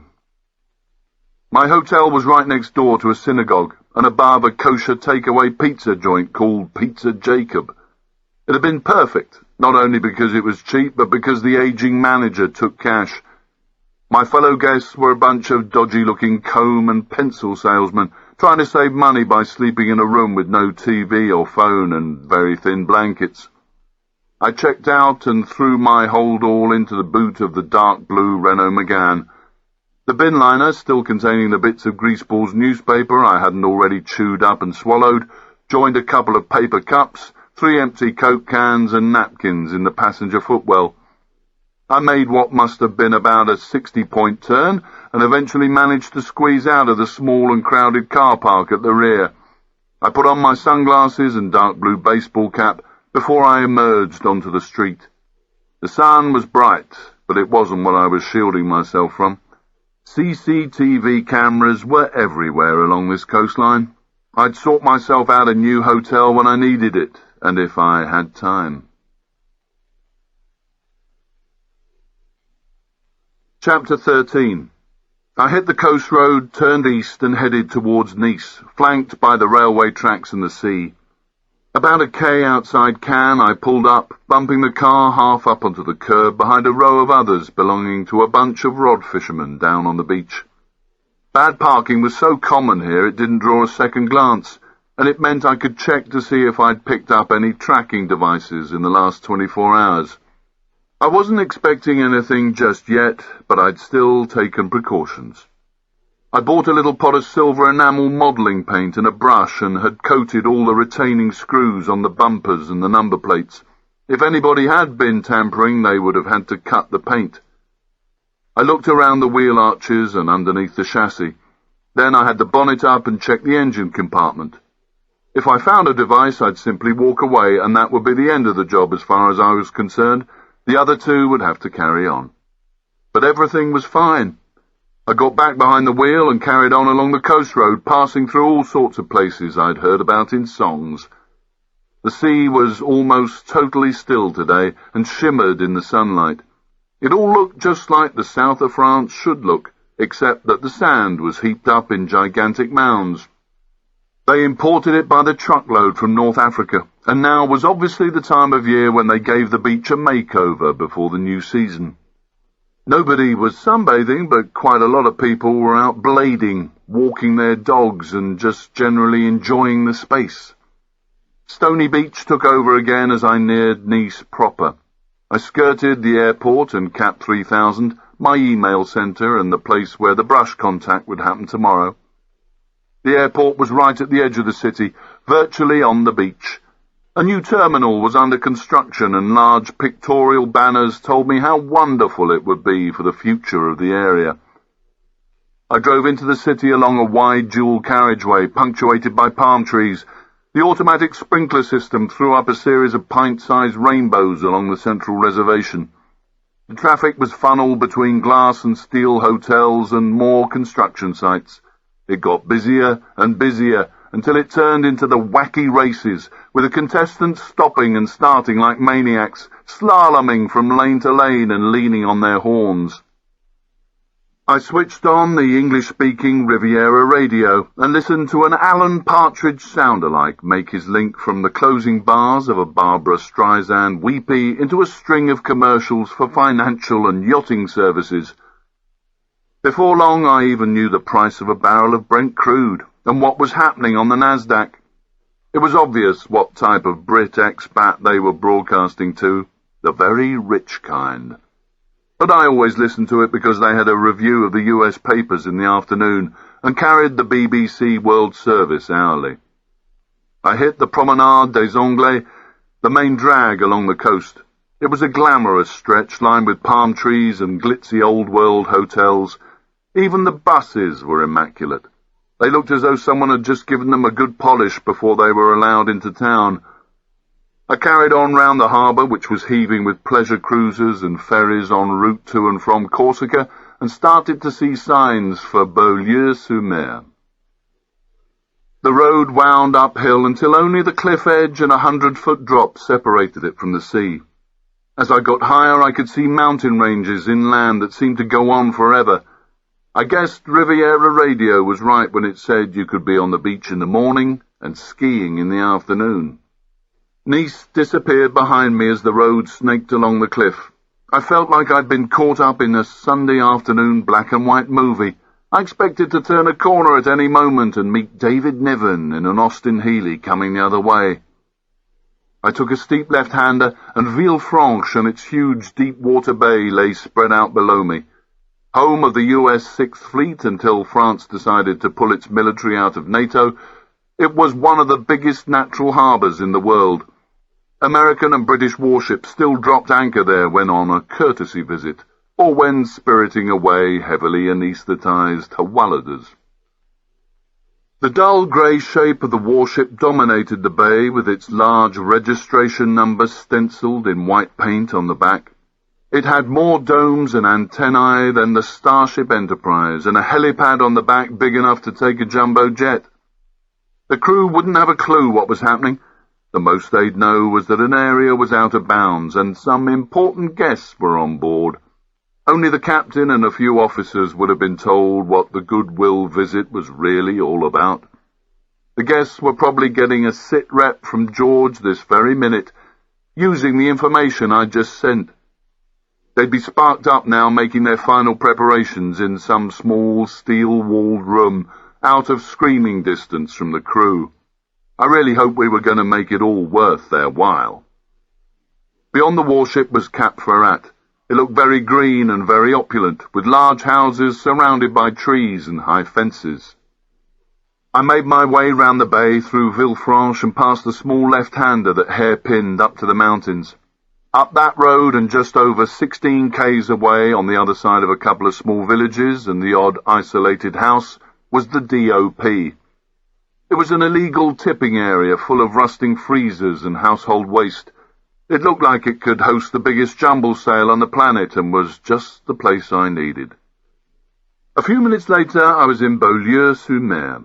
The harbour was the other side of the town, so I followed signs to the Gare. It was a small cream-coloured building with a taxi rank and flower beds that was so manicured they looked like they had a personal stylist. After a couple of circuits, I found a spot and parked. I got out and retrieved my digital camera from my holdall. The Megane was a perfect vehicle for this sort of job. It was a dark colour, a popular make, and about as nondescript as they come, once I'd peeled off the sticker from the dealership the hire company had bought it from. It was also small enough to park quickly, but big enough to hide a body in the boot, which was why, as well as my personal kit, I had 2 rolls of silver gaffer tape in the boot. Lotfi and Hubba Hubba also had some. We wanted to make sure that once we got a body inside a vehicle, it was there to stay. All 3 vehicles had been played about with so that the reverse and brake lights could be cut out. It was simple enough. We just sliced through the leads and added an on-off switch to the circuit. When we drove a Hawallada into the DOP with the lights out, the last thing we wanted was for the brake or reversing lights to kick in and show everyone around what we were up to. For the same reason, all the interior light bulbs had been removed. We'd have to return the cars to Alamo or wherever the other two had got theirs from in the same condition we'd hired them, but it wouldn't take more than an hour or so to change everything back. I wandered around between the post office and the station, making like a tourist, taking the odd snap while the taxi drivers stood around their Mercedes, preferring to talk and smoke rather than take a fare. The gare was immaculate, as French railway stations always are. I glanced at the timetables, regular services in both directions along the coast, either back to Nice, Cannes and Marseille, or on to Monaco in Italy. I bought myself 9 francs worth of percolated while-you-wait coffee from the machine and tried not to overexcite 3 small white hairy dogs that were tied by lengths of string to the newsstand on my left. They looked at me as if it was lunchtime. I stepped around them and went to look at the postcards carousel.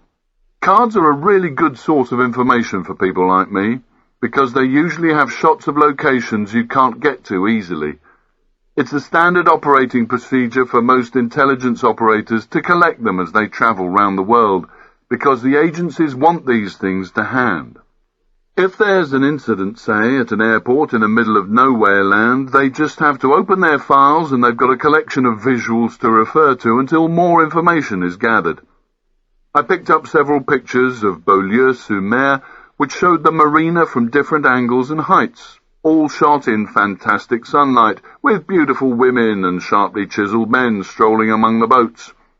Next to the carousel was a display of town maps, so I picked out 3 different ones. The vendor had a big round face and an annoyingly happy smile. I gave him my merci, au revoir, and walked away with the change, which the French never seem to put into your hand, but always on the counter in case you've got some disease. I went back to the car. The marina was larger than I'd expected from the postcards. 200 or 300 shiny masts rocked and glinted in the sunlight. Just before turning through the entrance, I saw bus stops on either side of the road and a glass phone box. Whoever was on the boat had chosen their location well. There were buses to both Monaco and Nice, and the rail station was just a 10-minute walk away. The phone box was certainly going to be a bonus for us. The large blue sign welcomed me, thanked me for my visit, looked forward to me coming back again, and gave me a list of available shops and services. I took a right onto the access road, a short avenue with neatly trimmed hedges on either side. There was a mini roundabout ahead of me, and beyond that, the world's largest supply of pleasure craft. I turned left towards the car park. Chapter 14. A 1-story, flat-roof building housed a parade of shops and cafes that ran for maybe 100 metres each side of the mini roundabout. I bumped slowly over a succession of sleeping policemen, past fancy restaurants with glinting glasses and dazzlingly white linen tablecloths all laid out for lunch. It was just after midday, so they'd be full pretty soon, once the punters had emerged from the clothes shops, carrier bags bulging with Lacoste polo shirts and jumpers. Coffee drinkers sat at cafe tables just a few metres from the water's edge, probably wishing they were sitting aboard the sleek and beautiful boats just out of reach to my right instead. The craft all seemed to have English names like Sun Treader or Cathy's Dreams, and it was obviously the time of day for their owners to be out on deck to take an aperitif and enjoy being envied. I reached the point where the parade merged with a series of administration buildings that bordered the car park. I pulled up next to the deserted beach by a sign saying Petite Afrique, probably because that was where the sand came from. I was alongside a little play area which was halfway through being given a facelift. Thanks to the postcards and what I'd seen so far, I now had a pretty good sense of how the boats were arranged. From the mini roundabout, a central pier ran straight out into the middle of an open square, with 4 smaller piers branching off each side at right angles. Another 3 piers jutted out from the quay by the shops, and 3 more from the opposite side. The place was jammed with row after row of boats, their masts, with whatever bits and pieces they had hanging off them, towering up to the sky. I had no idea where the 9th of May was going to find room to park up. It didn't look like there was a space to be had. My first priority was to find a single OP that would cover the whole area, so no matter where this boat parked, I'd be able to get eyes on and trigger the collectors as they left to pick up the cash.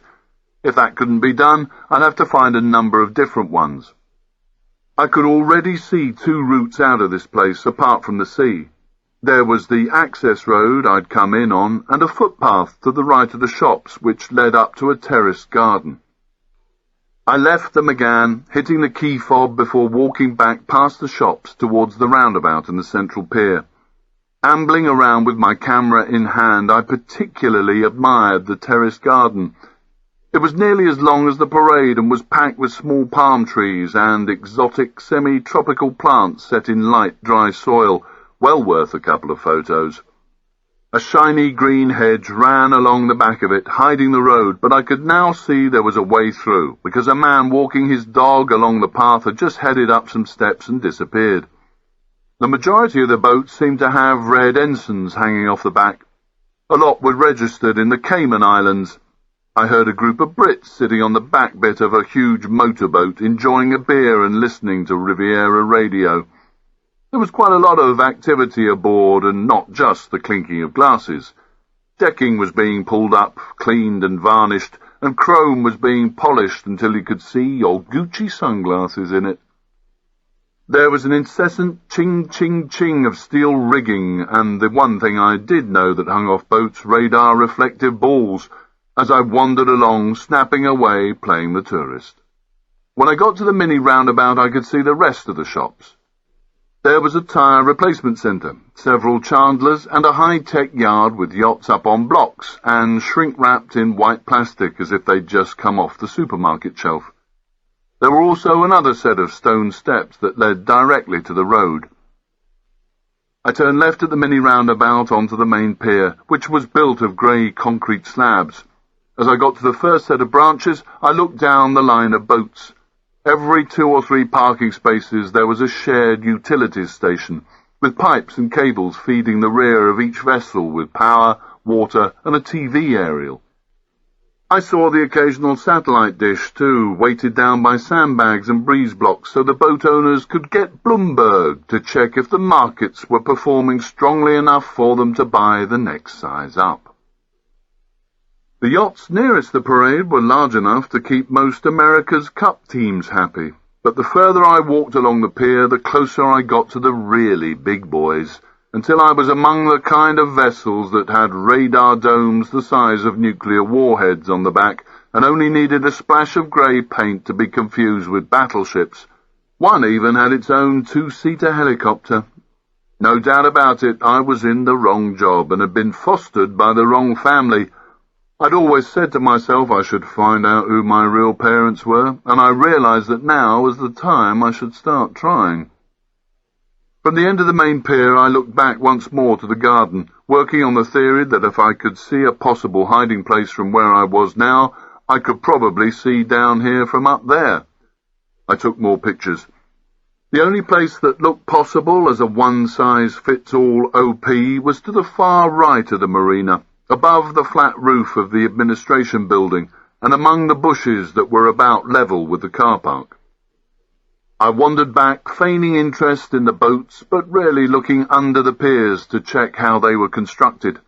Huge concrete pillars rose out of the water, topped with T-flanges on which sat the concrete sections. A thin film of oil coated the water at the rear of the boats, 100 different shades of blue and orange swirling in the sunlight. I could see shoals of tiny fish fussing around the pillars quite easily through the clear water. I didn't know how yet, but I had to get on board the 9th of May and plant the device that was going to stop it reaching Algeria with the cash. Getting wet might be the only way to do it. As I walked back towards the car park, I could hear British, French, and American voices settling down for lunch.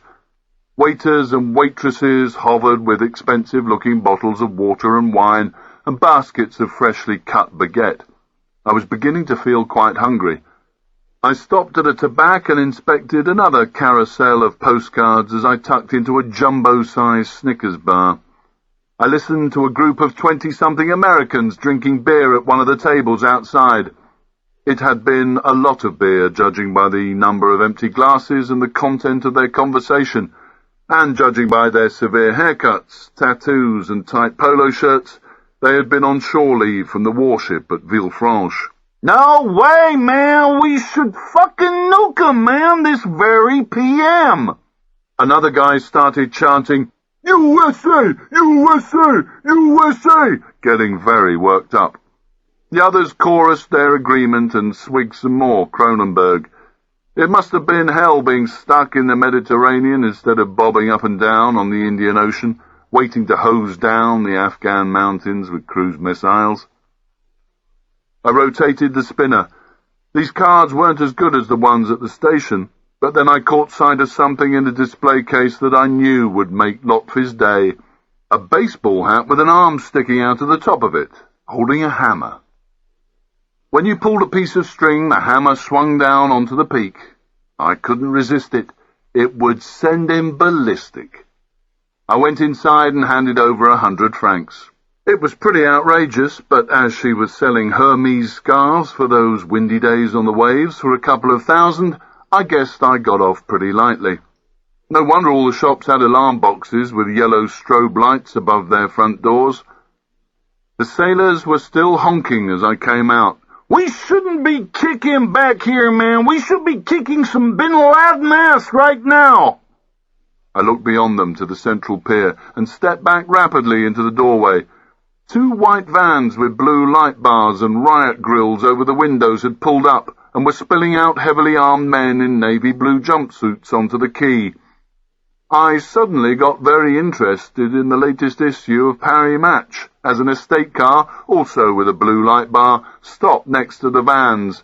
The word Gendarmerie was emblazoned along the door panels. Not flapping just yet and still engrossed in the contents of the magazine rack, I checked chamber. If they were here for me, they didn't yet know where I was, otherwise why get together for a briefing at the rear of the vehicles? I watched as the Americans continued to develop the Kronenberg plan of attack on Bin Laden, unaware of what was happening just past the roundabout. It couldn't have anything to do with me, but just in case I moved out onto the pavement and turned left, away from them, heading for the staircase that would take me up to the terrace gardens. The American table thumping slowly faded out of earshot. They'd probably never know how much Bin Laden arse they were about to kick if George's plan hit the target.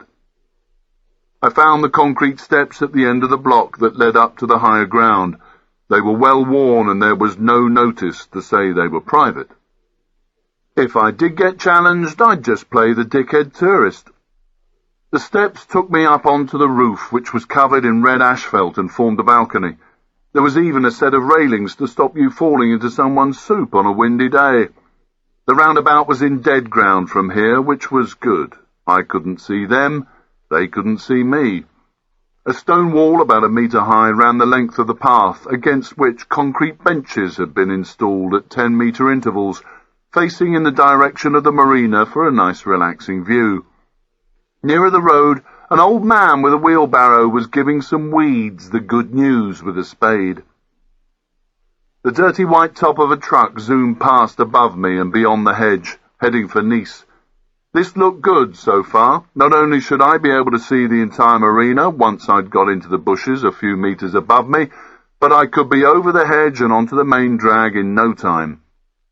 A bench stood directly in front of the bushes where I would probably try to establish the OP.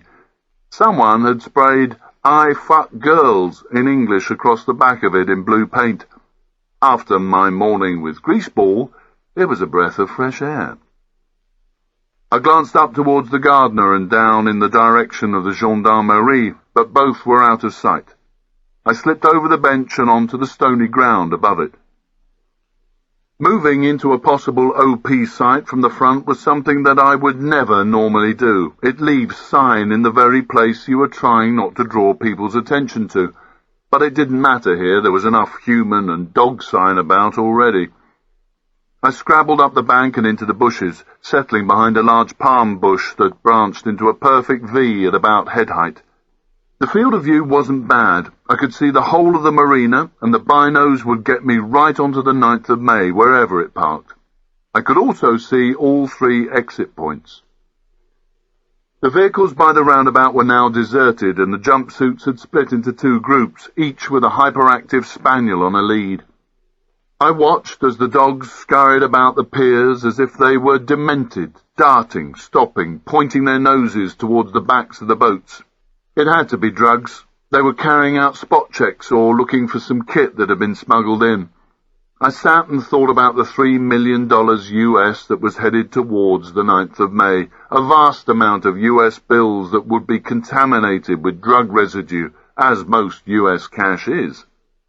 Tens of thousands of them bundled together would send even a half-bored sniffer dog crazy. Was that what they were aiming for now? Were they checking for the cash? No, they couldn't be. They would be more proactive. There would be a lot more support. This looked like a routine operation. I let them get on with it and stood up to take a look over the 4-foot-high hedge. There was a tarmac pavement and beyond that a narrow strip of garden on the level ground before the road and, maybe 15 metres downhill, about 10 nose-in parking spaces. Just over 100 metres further was the marina's main entrance. I took off my sun gigs and sat back in the OP, taking a few pictures of the target area before checking tracer. There was plenty of time before the safe house meet to stay static and tune into the place. Could I be seen, for example, from the pavement above or the path in front if somebody walked past? I listened to the traffic, which was constant but not heavy, and started to visualize what I wanted the other 2 to do when I triggered the collectors off the boat. I looked down at the jumpsuits and dogs as they worked their way round the marina, and wondered if French intelligence were on to the collectors as well. Their external security service hadn't messed about in the mid-80s when Greenpeace's Rainbow Warrior had parked up for the night in Auckland, New Zealand, as it campaigned against French nuclear testing in the Pacific. DGSE's Operations Division, using divers from their Swimmer Combat Command, just blew up the boat. No fucking about.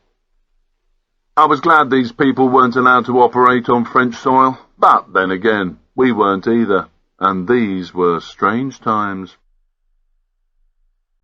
Chapter 15. I continued to play about with ways we could take the collectors from the boat to wherever they were going to pick up the money. I needed a half-decent plan I could present to the other 2 at the safe house. We needed a structure, orders that would be the template for the operation. It would change as more information was gathered or the collectors did something we didn't expect, but at least we would have something to guide us.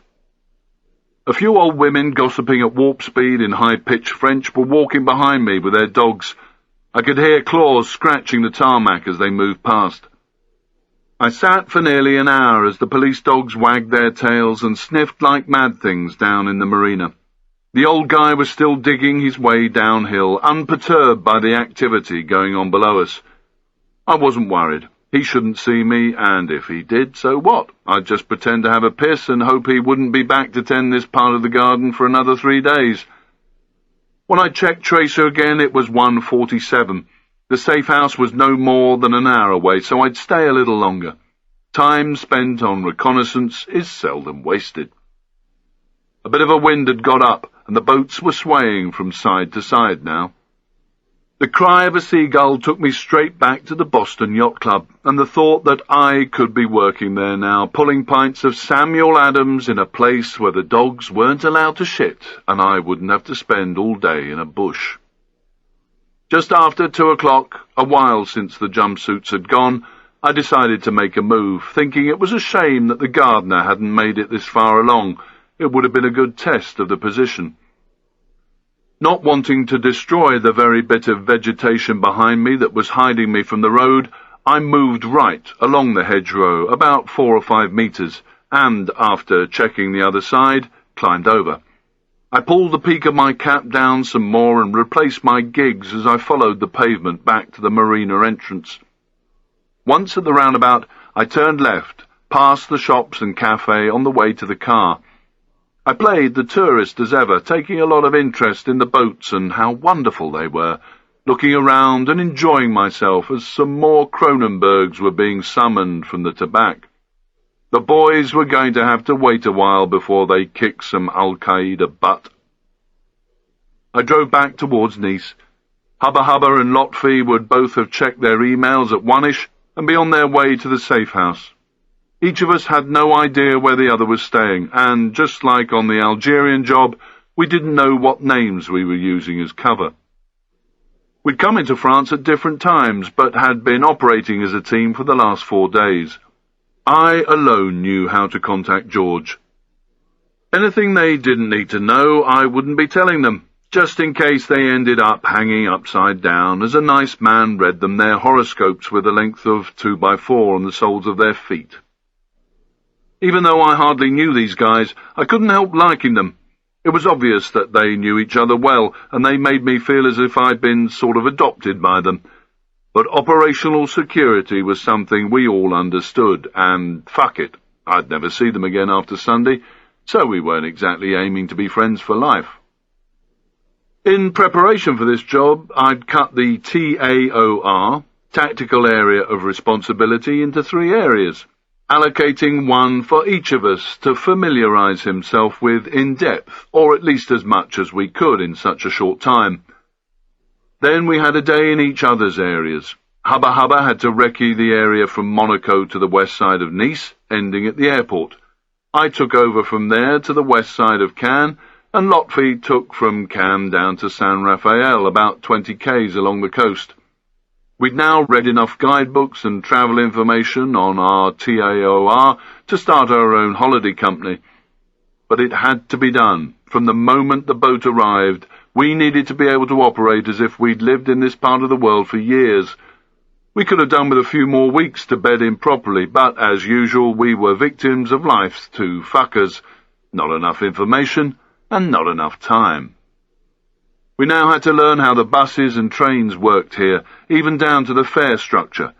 If Greaseball was right, it was highly likely that we'd find ourselves following these people on public transport. At the very least, we'd need to have the correct change or tokens ready so as not to draw attention to ourselves. To operate successfully, a team like ours had to achieve 3 goals. The first was to establish efficient communication and information flow within the unit, and then separately between the unit leader and the command structure. The second was to limit the chances of discovery by outsiders, by minimizing the number of communication links between the members. That meant no phone calls, no meetings other than at the safe house, and even then only when operationally necessary. There had to be no other communication other than my contacting them by their individual email, and no marked road maps, in fact nothing on paper. Everything had to be committed to memory. The less of a trail we left, the better our chance of survival. The third goal was to limit the damage that might be done if one member of the team was discovered and removed from the network, which meant minimizing the number of direct links with each other and only sharing information on a need-to-know basis. That was why we had split up and done our own thing so far. If one of us got lifted, he didn't know where the other 2 were. He didn't know their full names. He didn't know anything apart from my Canadian email address. Working within these constraints had meant that we had to sacrifice efficiency in communications, intelligence gathering and planning, but it kept us alive. Now, as the job started kicking off, we had no choice but to operate more visibly as a team, which made us more effective, but more vulnerable to discovery. My route took me back into Nice along the Promenade des Anglais. I reached the centre of town and turned right away from the beach, heading north. I flicked on Riviera radio and got the same boring voice I'd heard at the marina. He was waffling his way through a badly worded commercial for easily fitted security shutters for the home and office. Then there was a review of the American newspaper headlines. It was all doom and gloom and people dying of anthrax. For about the 100th time since I'd left, all I could do was hope that no one I knew was affected. It wasn't long before the five-star shopping areas and hotels and palm trees gave way to freight depots, grime-covered warehouses and dirty cream rectangular 60s or 70s apartment blocks built far too close to each other. I followed the road round a sharp left-hand bend and over the railway lines, then hit the maze of high-speed feeder roads to the motorway. I drove beside the river. At this time of the year it was just 100-metre wide stretch of sandstone-coloured rock and rubble, in the centre of which a trickle of water wound its way down towards the sea. Beautiful 19th-century houses that had once lined the banks were now towered over by DIY superstores and warehouses. There were no palm trees round here, that was for sure. There were no shiny buses either. Autoroute 8 appeared ahead of me now as I crossed the river. It ran along a viaduct a couple of 100 feet high that straddled this part of the city before disappearing into a tunnel in the direction of Monaco. It would have been a lot quicker and easier if we'd allowed ourselves to use the autoroute, but that wasn't going to happen unless the shit really hit the fan. The toll booths had cameras, and besides, the police always hung around these places checking car tax and insurance. For all we knew, the booths might also have face recognition technology on the cameras. All three of us had to avoid leaving sign. We were careful to pick cafes and shops with automatic doors, or ones we could push open with a shoulder. Even drinking coffee was a major challenge, as it had to be done without leaving prints, and every attempt had to be made to prevent leaving DNA. It wasn't so much what they could do with any of the information we might leave in our wake right now, it was what it could tell them later. This stuff stays on computer forever. I remembered a job I'd been on with the regiment in Northern Ireland, when we were trying to get some fingerprints to connect a suspect with a bombing campaign. This guy was so good. He wore gloves most of the time, and when he didn't, he took care to remove all print traces. In the end, we risked everything to follow him, just waiting for him to slip up. He went into cafes several times and had a cup of coffee, but wiped the cup and the spoon every time before he left. If it was a paper cup, he took it home with him, and he didn't just throw stuff like that out with his household rubbish, he burnt it in his garden. It took weeks, but we got him in the end. One day he used a teaspoon, stirred his coffee, put it down, and forgot to wipe it. The moment he left, the team was straight in. There was no way I was going to make the same mistake. Everything I touched, I wiped, or if the prints weren't wipeable, I'd keep it with me and destroy it later. Even taking cash from an ATM was a pain. All three of us had to do it a lot since we paid cash for everything. When we took money out, we did so from the same area. I used CAN so that no pattern of movement could be established. I never used the same ATM twice. I wasn't giving anyone a known location to stake out and lift me. The only routine I followed was that I always got money out at night, varying the time and slipping on a hat and sunglasses and standing an arm's length to the side so the ATM camera didn't get me. Even then, I had to make sure I didn't leave a print. It was the same when it came to buying stuff from a shop or cafe. It was vital not to go to the same place twice. It was all a major pain in the arse, but if things went noisy, I wanted to leave the French police as few pieces of our jigsaw puzzle as possible. I knew that prison visiting wasn't high on George's list of priorities. I drove under the viaduct past the huge concrete funnel that belched smoke from the city's incinerator. I was now in La Rianne, very near the safe house. Areas like these, Hubba Hubba had told me, were called banlieue, the suburbs. That word had always conjured up the image of nice three-bed semis with privet hedges near the commuter station, but here it meant ghetto. High-density tower blocks where les immigrés, mostly North African, had taken refuge. La Rianne had the reputation of being one of the most deprived and violent banlieues in France, after those that ringed Paris. Hubba Hubba had told me plenty of his auntie's horror stories. It was a no-go area for the authorities, out of bounds even to ambulance crews and firemen, who didn't dare set foot in the place without police protection, and just one glimpse of a gendarme was all it took to spark a riot. I couldn't think of a better place for a safe house.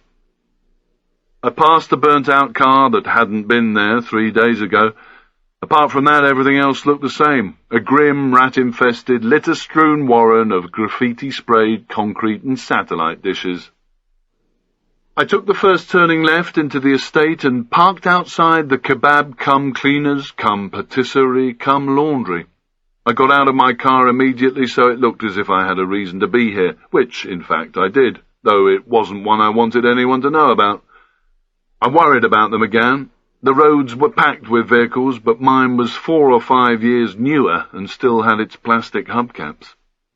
I'd only been here twice before, when we'd got together on the 20th to sort out the Recces and divide the areas, and again earlier today to deliver the kit I'd picked up from the DOP.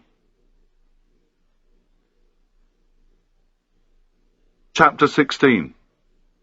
I tucked my pistol into the front of my jeans.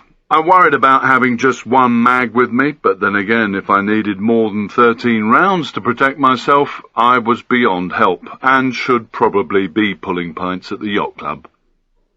As I closed the door, a young Muslim woman appeared, eyes lost in the shadows of her headscarf, shoulders drooping under the weight of 2 plastic carrier bags full of cans and breakfast cereals. She was blending in here a lot more easily than I was. I went to the boot and got out my bag, locked up and headed straight for the entrance to the nearest block of flats on my side of the road.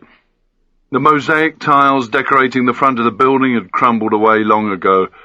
The concrete underneath was now decorated with a blend of French and Arabic graffiti that I didn't understand.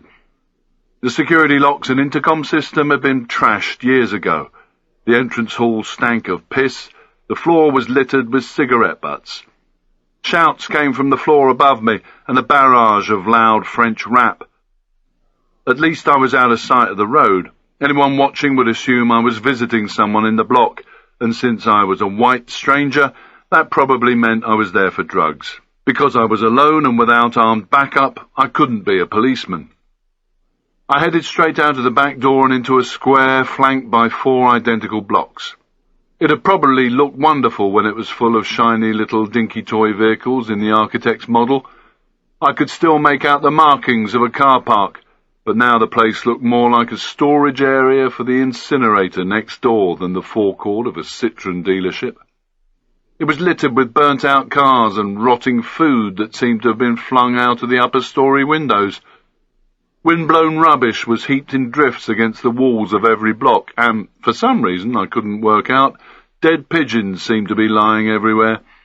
Maybe someone was shooting them from a window with an air rifle, or perhaps they'd eaten some of the food.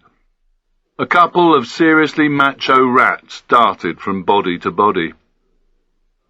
I strode purposefully across the square, putting in an anti-surveillance route to make sure I wasn't being followed. I entered the next block to the blare of music and kids screaming upstairs. There was a strong smell of cooking.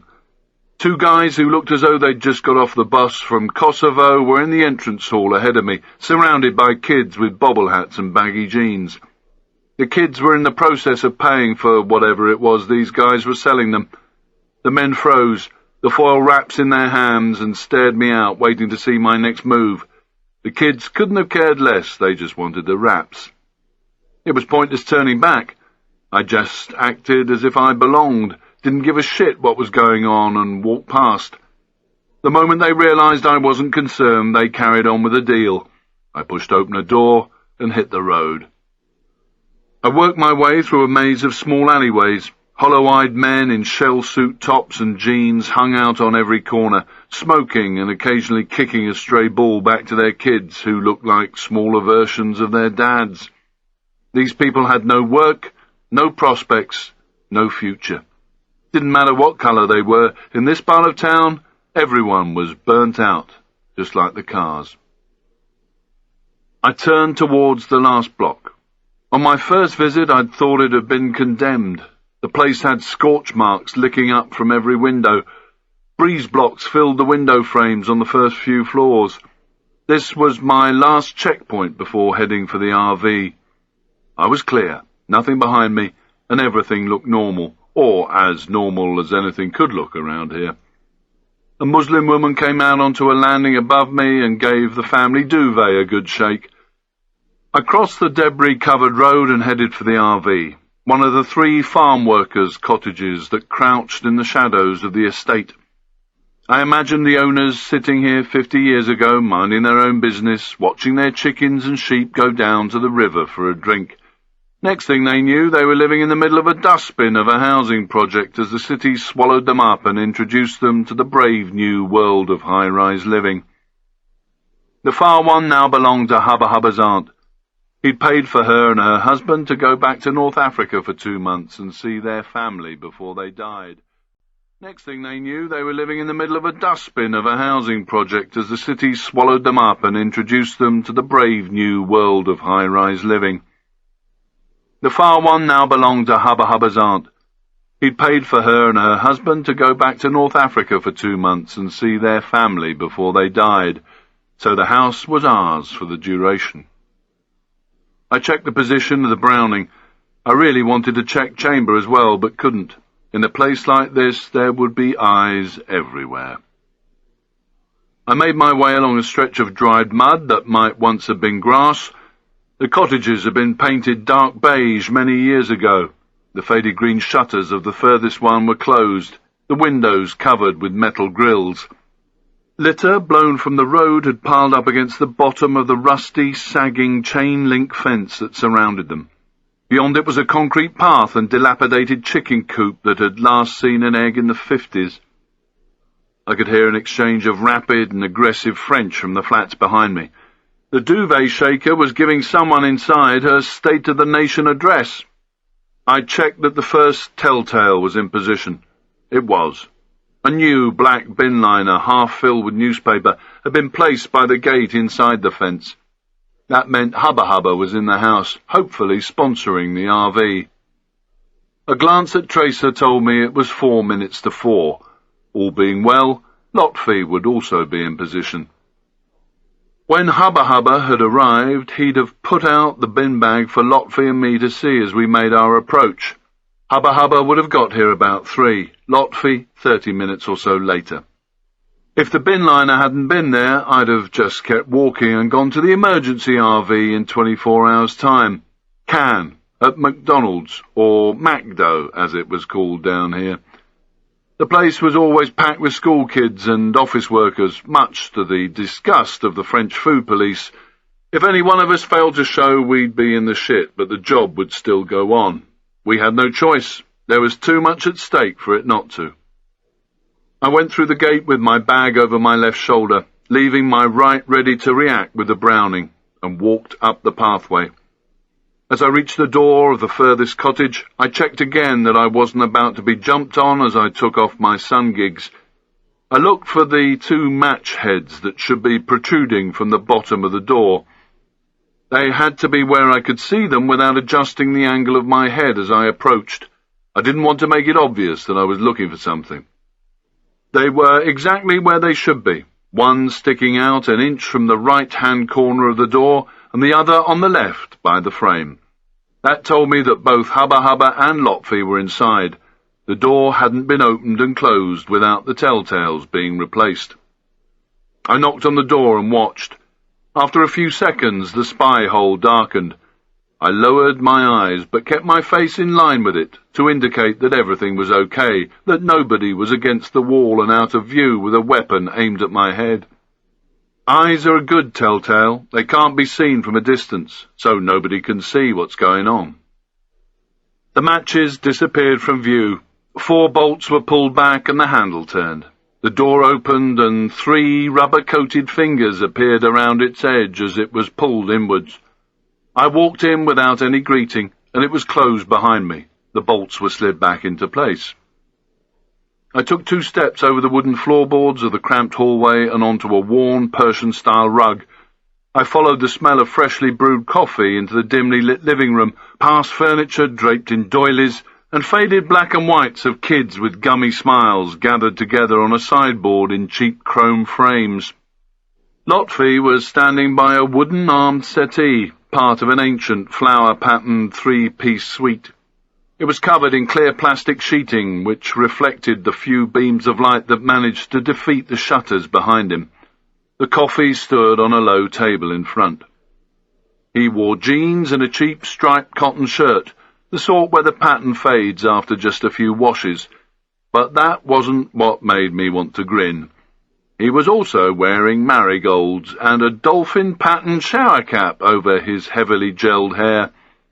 Hubba Hubba knew that the boy was taking his personal security very seriously, but had taken the piss out of him mercilessly the last time we'd all met. I put my bag on the rug and got out my own gloves, the clear plastic ones I'd picked up from a filling station. Lotfi watched me as I put them on and muttered, "Bonjour," in a low voice. I knew he was waiting for my face to break into a smile. I unzipped my bag, removed my Nike cap and replaced it with the hammerhead baseball cap I'd bought at the marina. Then I stood smartly to attention, trying to keep a straight face as I pulled down on the string. Lotfi watched impassively as the hammer moved up and down on the peak, and I heard Hubba Hubba try not to snigger by the door. He's serious, Nick," he pointed behind me. "Please do not be a fool like him." I turned. Hubba Hubba was sporting a plastic Groucho Marx big-nose moustache and glasses set. The two of us snorted with laughter like a couple of kids. We couldn't help it. It really had been a boring 4 days, and I was feeling sort of all right to see them again. Hubba Hubba held up his hands to give me the full benefit of his ridiculous flower-pattern gloves, and that only made things worse.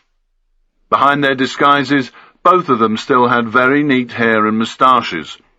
Hubba Hubba had broken out slightly and not shaved for a few days. His teeth gleamed in the murky light as we enjoyed our moment of stupidity, and Lotfi tried not to understand why it was so funny. After a moment or two, I decided that kindergarten was over. We had things to do. "Is the escape clear?" Hubba Hubba nodded, and the Groucho Marx kit slid down the bridge of his nose. That started me off again, and this time even Lotfi joined in. The escape route was into the cellar via the kitchen, then through into the next-door cottage.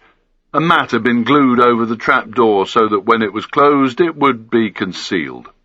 Apparently it was a leftover from the resistance in the Second World War. We sat down around the coffee table to the sound of crumpling plastic that Hubba Hubba had bought from a DIY store. We couldn't afford to leave behind anything like hair or clothes fibres that might be used against us. The sheeting and our other precautions wouldn't do a 100% job, but you can only do your best. "I'm afraid we may have a problem, Nick." Lotfi nodded towards Hubba Hubba, his expression serious. "I'm getting worried about him.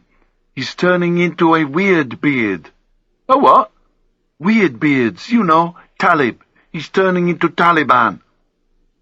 Hubba Hubba took off his big nose and glasses, shaking his head as he poured the coffee into 3 blue flower-patterned cups. "We have to make allowances, Nick. He doesn't get out much these days." He gave me a theatrical wink. I sipped my coffee.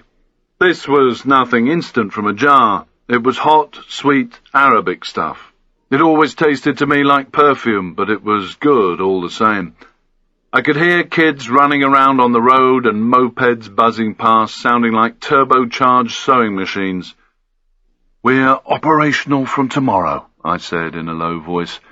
"The boat's going to park up at Beaulieu-sur-Mer sometime tomorrow night. I don't know yet where the collections are going to happen or precisely when, but I'm told there are going to be 3 of them, 1 a day, starting Friday. I've got another source meet tonight, and hopefully I'll get the collection addresses then." Lotfi was silent for a moment, digesting this information. Finally, he spoke. "Berth, Nick," he smiled. "You berth a boat." I smiled. "Berth? Okay, I'll try to remember that one." "And the French don't have marinas," Hubba Hubba added. "They have port."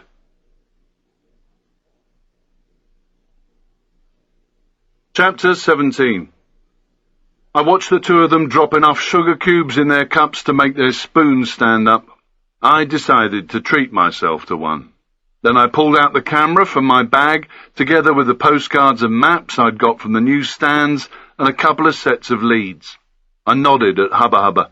"Okay, smart-ass, let's see if you can spark up Auntie's telly." He stood up and pressed the on button. After a minute or so, there was an electronic squelch and a picture appeared. Some high-octane Italian quiz show with everyone's arms flying everywhere. They looked as though they'd be getting their kit off any minute. I went round the back and rigged up the connecting wires so we could have a good look at the pictures I'd taken, instead of having to crowd around the digital display on the back of my camera like schoolboys with a copy of Mayfair. I took another sip of coffee as I marshalled my thoughts. Okay, these are orders for the stakeout of Beaulieu-sur-Mer and the take of the collectors from the target boat the 9th of May to the Hawaladas, then the Hawaladas lift and drop-off. We'll just call the marina BSM from now on, okay? They both nodded, probably pleased to be spared my bad pronunciation. Their French, of course, was perfect. I held out my now empty cup to Hubba Hubba, who was already doing refills. Okay then, the ground. I fiddled with the buttons on the back of the camera to bring up one of the pictures of the marina. BSM, I know you've been there, but I'm going to give these orders as if you haven't, so we all know where we stand. I explained the layout of the town, the main coast road, railway line, station, bus stops, and phone box. Lotfi got out his prayer beads and started to feed them, one by one, between his right thumb and forefinger. It sounded like the ticking of a clock. Before I carry on, I took a breath. The source is the man we left behind in Algeria, the runner from the house, the greaseball. They exchanged glances and their faces fell. That's obviously why no one else in the house was to be touched. I paused, knowing very well what was going through their minds. I thought you should know, that's all. It felt good wiping some of his slime off me, spreading the shit about a bit. The two of them looked at each other again, and I could sense they, too, felt contaminated. As I said, I don't know the locations or timings of these collections, but I have another greaseball meet tonight, so hopefully we'll know then. Okay, let's have a look at the target area in detail. The marina, the port, whatever you want to call it. I threw a glance at Lotfi. He managed to smile as I flashed up the entrance sign and showed them the pictures I'd taken of the way that the piers, the shops, and the OP were positioned. It will make more sense when you go down there to see it again for yourselves. Any questions? They had none. Or maybe as they studied the postcards and maps, sitting on plastic sheeting and trying to pick up the small coffee cups with rubber-gloved fingers, they had other things on their mind apart from Lotfi's shower cap. Okay, situation so far. The 9th of May is coming in tomorrow night, Thursday. All I know about it is it's a white pleasure boat, quite large. There will probably be 3 of them on board. One will always stay on the boat while the other 2 collect. They're planning 1 collection a day for 3 days, starting Friday, and aiming to leave for Algeria with the money on Sunday, sometime after the last collection. So we should be getting out of here by Monday, and by then Friday's Hawalada should already have had everything he knows dragged out of him. By the time we're flying into the sunset Monday night, the first of the ASUs could already be having their doors kicked in by the FBI as they sit down to watch Jerry Springer. Lotfi lifted his head towards heaven. Insha'Allah. I knew what it meant and smiled. If God wills it. Lotfi came down from the sky and looked at me as if I should be replying. So I dusted off some ropey Arabic. Assalamu alaikum. I wasn't too sure I'd used the right reply, but it got me a smile and a wa alaikum assalam in return as he looked over to Hubba Hubba. I turned to him and caught him smiling back. Hey, I think my Arabic's getting pretty good these days. What do you reckon? Hubba Hubba gave a slow nod. It's better than your English. They laughed and took sips of coffee as I joined them, thinking they were probably right. I got back to the orders before they took the piss out of me even more. The collectors will use public transport, trains and buses, possibly taxis, but unlikely. Any questions? I looked at each of them in turn, but they stayed silent. Okay then, enemy forces, as normal, everyone and everything. During my recce today, the police came into the marina with dogs for what looked like a drug search. It wasn't targeted at specific boats, but it's something we should be aware of. Friendly forces. Basically, that's us. There's probably just a handful of people on board the warship who know what's happening, but you know they won't help us. If we're in the shit, don't expect any help. They gave each other a knowing nod. The mission, I paused. The mission is in 2 parts. 1, identify the Hawaladas and deliver them to the DOP. 2, ensure the money never makes it to Algeria. The mission is always repeated, so there is no doubt, even though I kept having the feeling that these 2 were way ahead of me. The mission. 1, identify the Hawaladas and deliver them to the drop-off point. 2, ensure the money never makes it to Algeria. I knew by the look on Lotfi's face that I'd fucked up. What's wrong? Hawalada, not Hawaladas. It is uncountable. Both singular and plural. There is no S. Hubba nodded his agreement. Hawalada it is, but I get to keep parked and marina, right? They thought that was a reasonable trade. Okay then, let's have a look at how we're going to do it. I looked them both in the eye. Fun time had ended, and they understood. I see this happening in 5 phases. Phase 1, the OP on the 9th of May. 2, placing the device. 3, taking the collectors to the Hawalada. 4, the hit and drop-off at the DOP. Finally, Phase 5, preparing for the next day. Any questions? I paused for a few seconds to let that sink in. They drank a little more brew. Phase 1, the OP. Hubba refilled as Lotfi got back to work on his beads. I showed them the pictures of where my car would be parked on the road behind the hedgerow. They would find somewhere within comms distance when they did their own records tomorrow. I want you, Lotfi, to get in position on the town side of the marina. Check out the closing times of those shops. He nodded. Hubba, I want you to check out the other side's timings and find a lie-up position towards Monaco. I'll need the shop closing times when we meet tomorrow for the confirmation orders. It had been more important for me to find an OP position than spend time in the target area looking at shop signs. I went through how I saw the OP being checked out tomorrow night and, of course, what we were going to do if anything went wrong. Questions?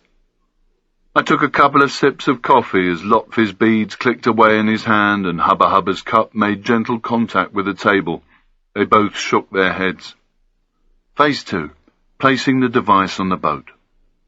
I'm probably going to have to approach it from under the pier or just walk straight on, but I won't decide until I know exactly what the boat looks like and where it's going to be parked. If I can't get it in place tomorrow night, I'll keep trying until I do. I nodded at Hubba. You need to run me through the device after this. Lotfi grimaced. You are a very brave man, Nick. Do you really think it was a good idea for him to play with explosives? He could only just tie his shoelaces. Even that I had to teach him. He slapped Hubba across the back of his head. Boom! Okay, then. Phase 3. Taking the collectors. Who we will call Romeo 1 and 2 to the Hawalada. Nothing should happen until about 6 a.m. Friday at the earliest. There aren't that many buses or trains until around that time anyway. If the Romeos are moving around, they'll want to use pedestrian traffic as cover, and before 6 it's going to be a bit thin on the ground. I told them how we were going to take the Romeos, by bus, train and taxi, even a hire car in case Greaseball was wrong. Hubba checked the coffee pot as I continued. As I said before, it's unlikely they'll use taxis, so we need to make sure we know the drill for getting a bus or a train. Make sure you've got the right change. Find out how you get a ticket and how it all works down there. They looked disappointed, but then I realized it was because the brew had run out. No matter how we take the Romeos, at least one of us has to be there when they meet up with the Hawalada. Otherwise there's going to be no lift and we fail. Any questions? Okay then, let's have a look at how we're going to carry out the lift. We don't know what languages they speak, if they're young or old, or where we're going to be able to do it. It will be think on our feet time. If there is only one of us in position to hit the Hawalada, it's going to be tough. And remember, even after injection, they could be kicking about for another couple of minutes. We all gave this some thought. A car horn honked and was joined by several others. The noise got louder as the vehicles came up the road towards us. We jumped to our feet, unpeeling ourselves from the plastic. I immediately started to erase the pictures from the camera. What the fuck's that? Lotfi gathered up our brew kit and moved with it down into the escape. Hubba Hubba was at the shutters as I went to the back of the TV and pulled out the wires. He raised his marigolded hand. It's okay, it's okay. Calm. Lotfi came back into the room and I went with him to the window. A parade of 6- or 7-year-old Mercedes and Renaults was moving slowly along the road, decorated with ribbons and bouquets. Lotfi laughed. A wedding? I couldn't see a bride or groom, but felt glad that somebody in this shithole was having a good time.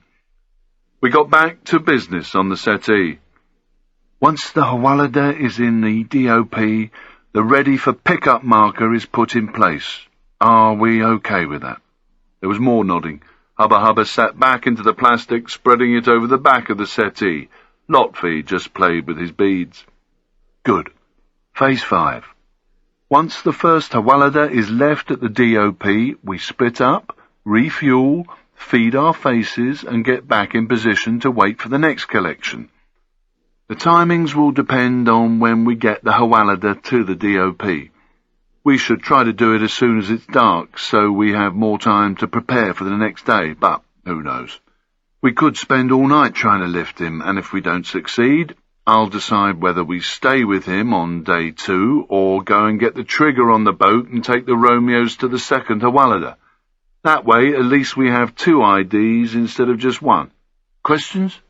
They shook their heads. Okay then, support. Radios. I pointed at Hubba Hubba. Yes, I have laid everything out for you to check, and I now have more batteries. More batteries than I'm shaking a stick at. Lotfi laughed. More batteries than you can shake a stick at. He turned to me, his eyebrows raised. You see, Nick, this boy needs help. I gestured at Hubba Hubba. Thanks, mate. I'll go down and do a final check of the kit after this. In the meantime, do you both remember the phone number? I'll start. 04. Hubba Hubba went 9345. Lotfi picked it up for the 4 numbers after that. Great. Phone cards? I reached into my bum bag and pulled out my wallet and phone card, and they produced theirs. The phone booths here worked on cards that you could buy anywhere, and ours were all worth 100 francs. Okay, last thing, insulin pens.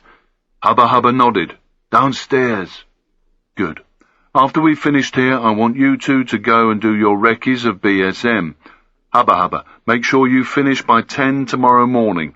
Lotfi, you go between 11:30 and 1:30, because I want us all clear of the area before the boat comes in.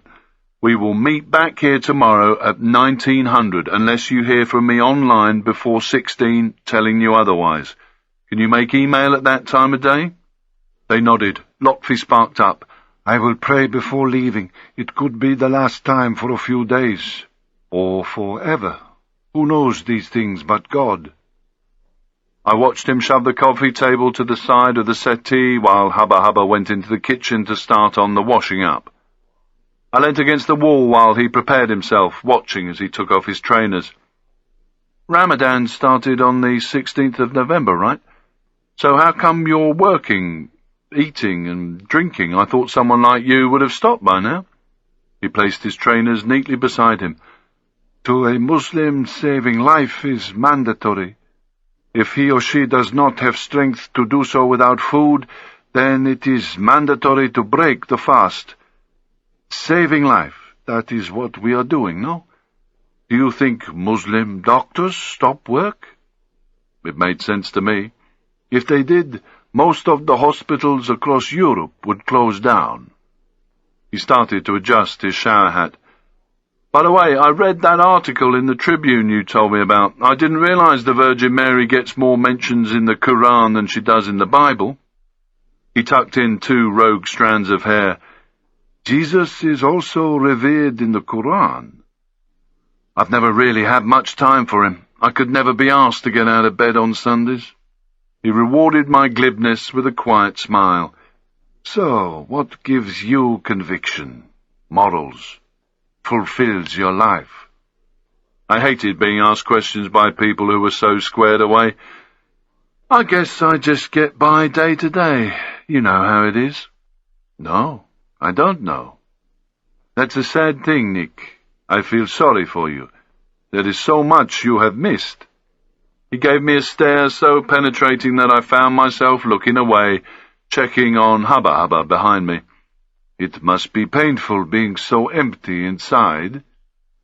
I like to keep things simple. Just seems better that way. I was starting to wish I hadn't opened my mouth. Simplicity is good, Nick. Emptiness is not. His expression softened again. But there is always time to learn, time to fill yourself. You know, both the Bible and the Quran trace a common lineage back to Abraham and Adam. There really is a lot we can all learn from them. Maybe you should read them one day. They have made many people whole. I smiled. He smiled back, knowing there was more chance of me being struck by lightning. He turned his back to me so that he was facing east in the direction of the TV. As he went down on his knees, I couldn't resist asking, "Is that why the world's so full of justice, mercy, and compassion?" I see you took your time reading that article, didn't you? He didn't look back, but I could see the fuzzy reflection of his face in the TV screen. Justice, mercy, and compassion. That would be perfect, don't you think? But when I think of people like the ASUs in America who use my religion as a vehicle for their own selfish anger, I see no justice, and find it difficult to feel mercy and compassion. But God has helped me overcome these things. You see, these people, these ASUs, they call themselves Muslims, but they are not truly so. In associating their acts with the will of God, they are guilty of shirk. This is the most unforgivable sin. So it is my duty as a true Muslim, someone who really has submitted himself to God, to send those who are sinning in His name before His angels, for their book of destiny to be weighed. I thought he and George should get together one day over a coffee. They'd have plenty to talk about. At this time, God will decide what becomes of them.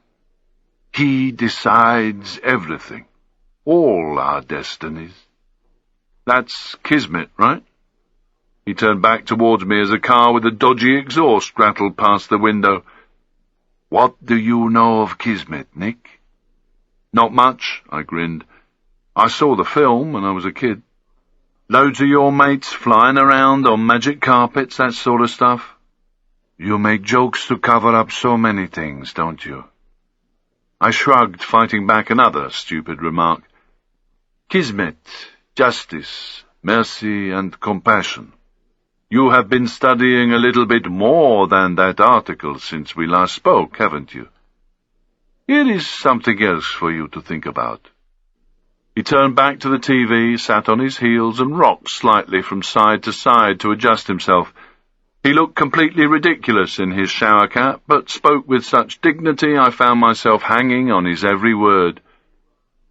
In Surah 28:88, the Quran says, "And cry not unto any other God along with Allah. There is no God save Him." Now, where have we heard these words before? We sound the same, and we are the same in so many ways, except that the Bible has stories about our God written by many people, sometimes hundreds of years after the event, while the Quran holds God's very words, spoken directly to the Prophet. That's why 1 in 5 people on the planet is a Muslim, Nick. we feel closer to God. I shifted myself away from the wall. Well, ask him to keep an eye on us over the weekend, will you? We might need a hand. Of course. But you know, true believers are always triumphant over non-believers in the end. Maybe you will be able to put a good word in yourself one day. Chapter 18. I went into the kitchen. Hubba Hubba was rubber glove deep in washing up suds as he cleaned the brew kit. "See you down there." He nodded as he tackled a stubborn coffee stain. His auntie would have been proud of him. The sounds of Lot Fiat prayer floated in from the living room as I lifted the trap door and went down the wooden ladder into the musty coolness of the cellar. It wasn't that big, maybe 3 meters by 3, but high enough to stand up in. In the far corner was a coarse green blanket laid out with all our equipment in very straight lines. Hubba Hubba really did like order. Squared up with the edge of the blanket were our radios, binoculars, and the drug packs we'd need to subdue the Hawalada. I knelt in the dust on the stone floor and checked the radios first. They were small, yellow Sony walkie-talkies, the sort of things designed for parents to keep track of their kids on ski trips or in a mile. We had 2 each, one on our bodies, one as a backup in the boot of each car. If there was a drama with anyone's radio, they could either get their own spare or go to another vehicle, take the key hidden behind the rear license plate, and help themselves to a replacement. The Sonys only had a communications distance of about 1.5 km, virtually line of sight. It would have been better to have a longer distance set in case we got split up during the follow, but at least it meant we couldn't be listened to out of that range. Taped to the bottom of each were 8 AA batteries, 2 lots of standby power. Attached to a socket was a mobile phone hands-free with a plastic ear clip. The jack was taped firmly in place so it didn't fall out when someone was sending, because Sod's law dictated that that was exactly when it would get pulled out, and we'd be in loud time, treating the world to a running commentary on what we were up to. The row of 3 rectangular grey plastic cases, each about 7 inches long and 3 wide, contained enough anaesthetic to send an elephant to sleep. They were disguised as diabetics' insulin kits. I opened one to check the thin green auto pen, sunk into its hard plastic recess. It was already loaded with a needle and cartridge. Also bedded into the plastic were another 3 needles that simply clicked onto the bottom of the pen, and another 3 cartridges. Once you had it against the target's skin, you pressed the trigger, and the spring inside would shoot the needle forward and inject the drug, which in this case wasn't insulin, but ketamine. Alongside them was a card holding 6 nappy pins with big pink plastic caps. The Hawalada wouldn't be too worried about the colour. The pins were to prevent their tongues falling down their throats and choking them. Depressed ventilation was a side effect of this stuff, so their airway had to be kept clear at all times. I started to check the other 2 kits, making sure that each also contained a scratched and worn steel medic alert bracelet as cover, warning anyone who was interested enough to check that we were, strangely, all diabetic. Ketamine hydrochloride, street name Special K, or K, is still used as a general anaesthetic for children, persons of poor health, and small furry animals. It is also a dissociative anaesthetic, separating perception from sensation. Higher doses, the sort we were going to give, produce a hallucinogenic effect. It can cause the user to feel very far away from their body. They enter what some people call a K-hole. It has been compared to a near-death experience with the sensation of rising above one's body and finding it difficult to move. I had that feeling most mornings, but the amount these Hawalada would be getting, they'd be waving through the space shuttle window. In powder form, ketamine looks a little like cocaine. Street users snort it, bung it in drinks, or smoke it with marijuana. Our Hawalada were going to be getting it in liquid form, jabbed into the muscle mass of their arse, where there was little risk of us hitting a blood vessel and causing permanent damage. The 3 sets of green binos were small ×8, the sort that fits into a coat pocket. We needed them in case we couldn't close in on the boat for the trigger and had to get eyes on the target from a distance. All these items were important, but none more so than the dark blue plastic cylinder that lay at the centre of the blanket. About 18 inches long and 3 in diameter, it came apart if you twisted it in the middle. A length of fishing line had been fed through a small hole that we'd burnt with a hot skewer just by the join, and was held in position by a strip of insulation tape on the outside of the casing, which had been folded back on itself to make a tab for easy removal. The cylinder looked like it had come from a stationery shop and was normally used for storing rolled-up drawings.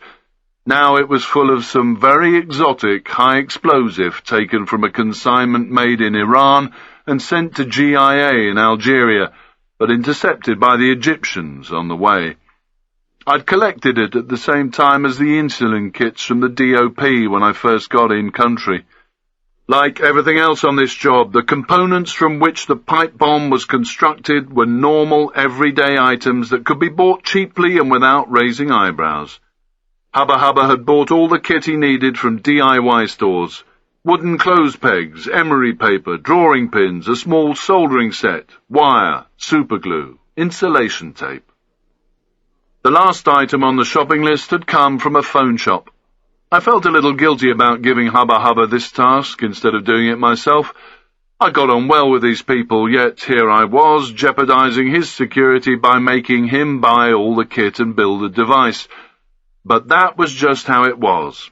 As team commander, I wasn't going to compromise myself if I didn't have to, and he knew the score. I heard footsteps behind me as the praying continued above, and saw Hubba Hubba's trainers coming down the ladder. He still had his gloves on, and the cuffs of his rolled-up sleeves were wet. He came and knelt beside me. "No offence, mate," I tapped one of the radios with my right index finger, "but you understand that I have to check everything." He nodded. He was a professional. He understood the mantra, check and test, check and test. "You had better take a look at this, then. One of my best, I think." He carefully untwisted the cylinder and pulled it apart at the centre. The inside was packed with 8 pounds of the mustard-coloured high-explosive, with just enough space in the centre for the pager and initiation circuit, which were glued onto a rectangle torn from a cornflakes packet. The pager was glued face down, so that with the back cover removed, the 2 AA batteries and the rest of the workings were exposed. He laid the open device back on the blanket. The sweet, almost sickly pick-and-mix smell of the 8G hit my nostrils. "Where did you make it?" Hubba Hubba moved his head back to try to avoid the smell.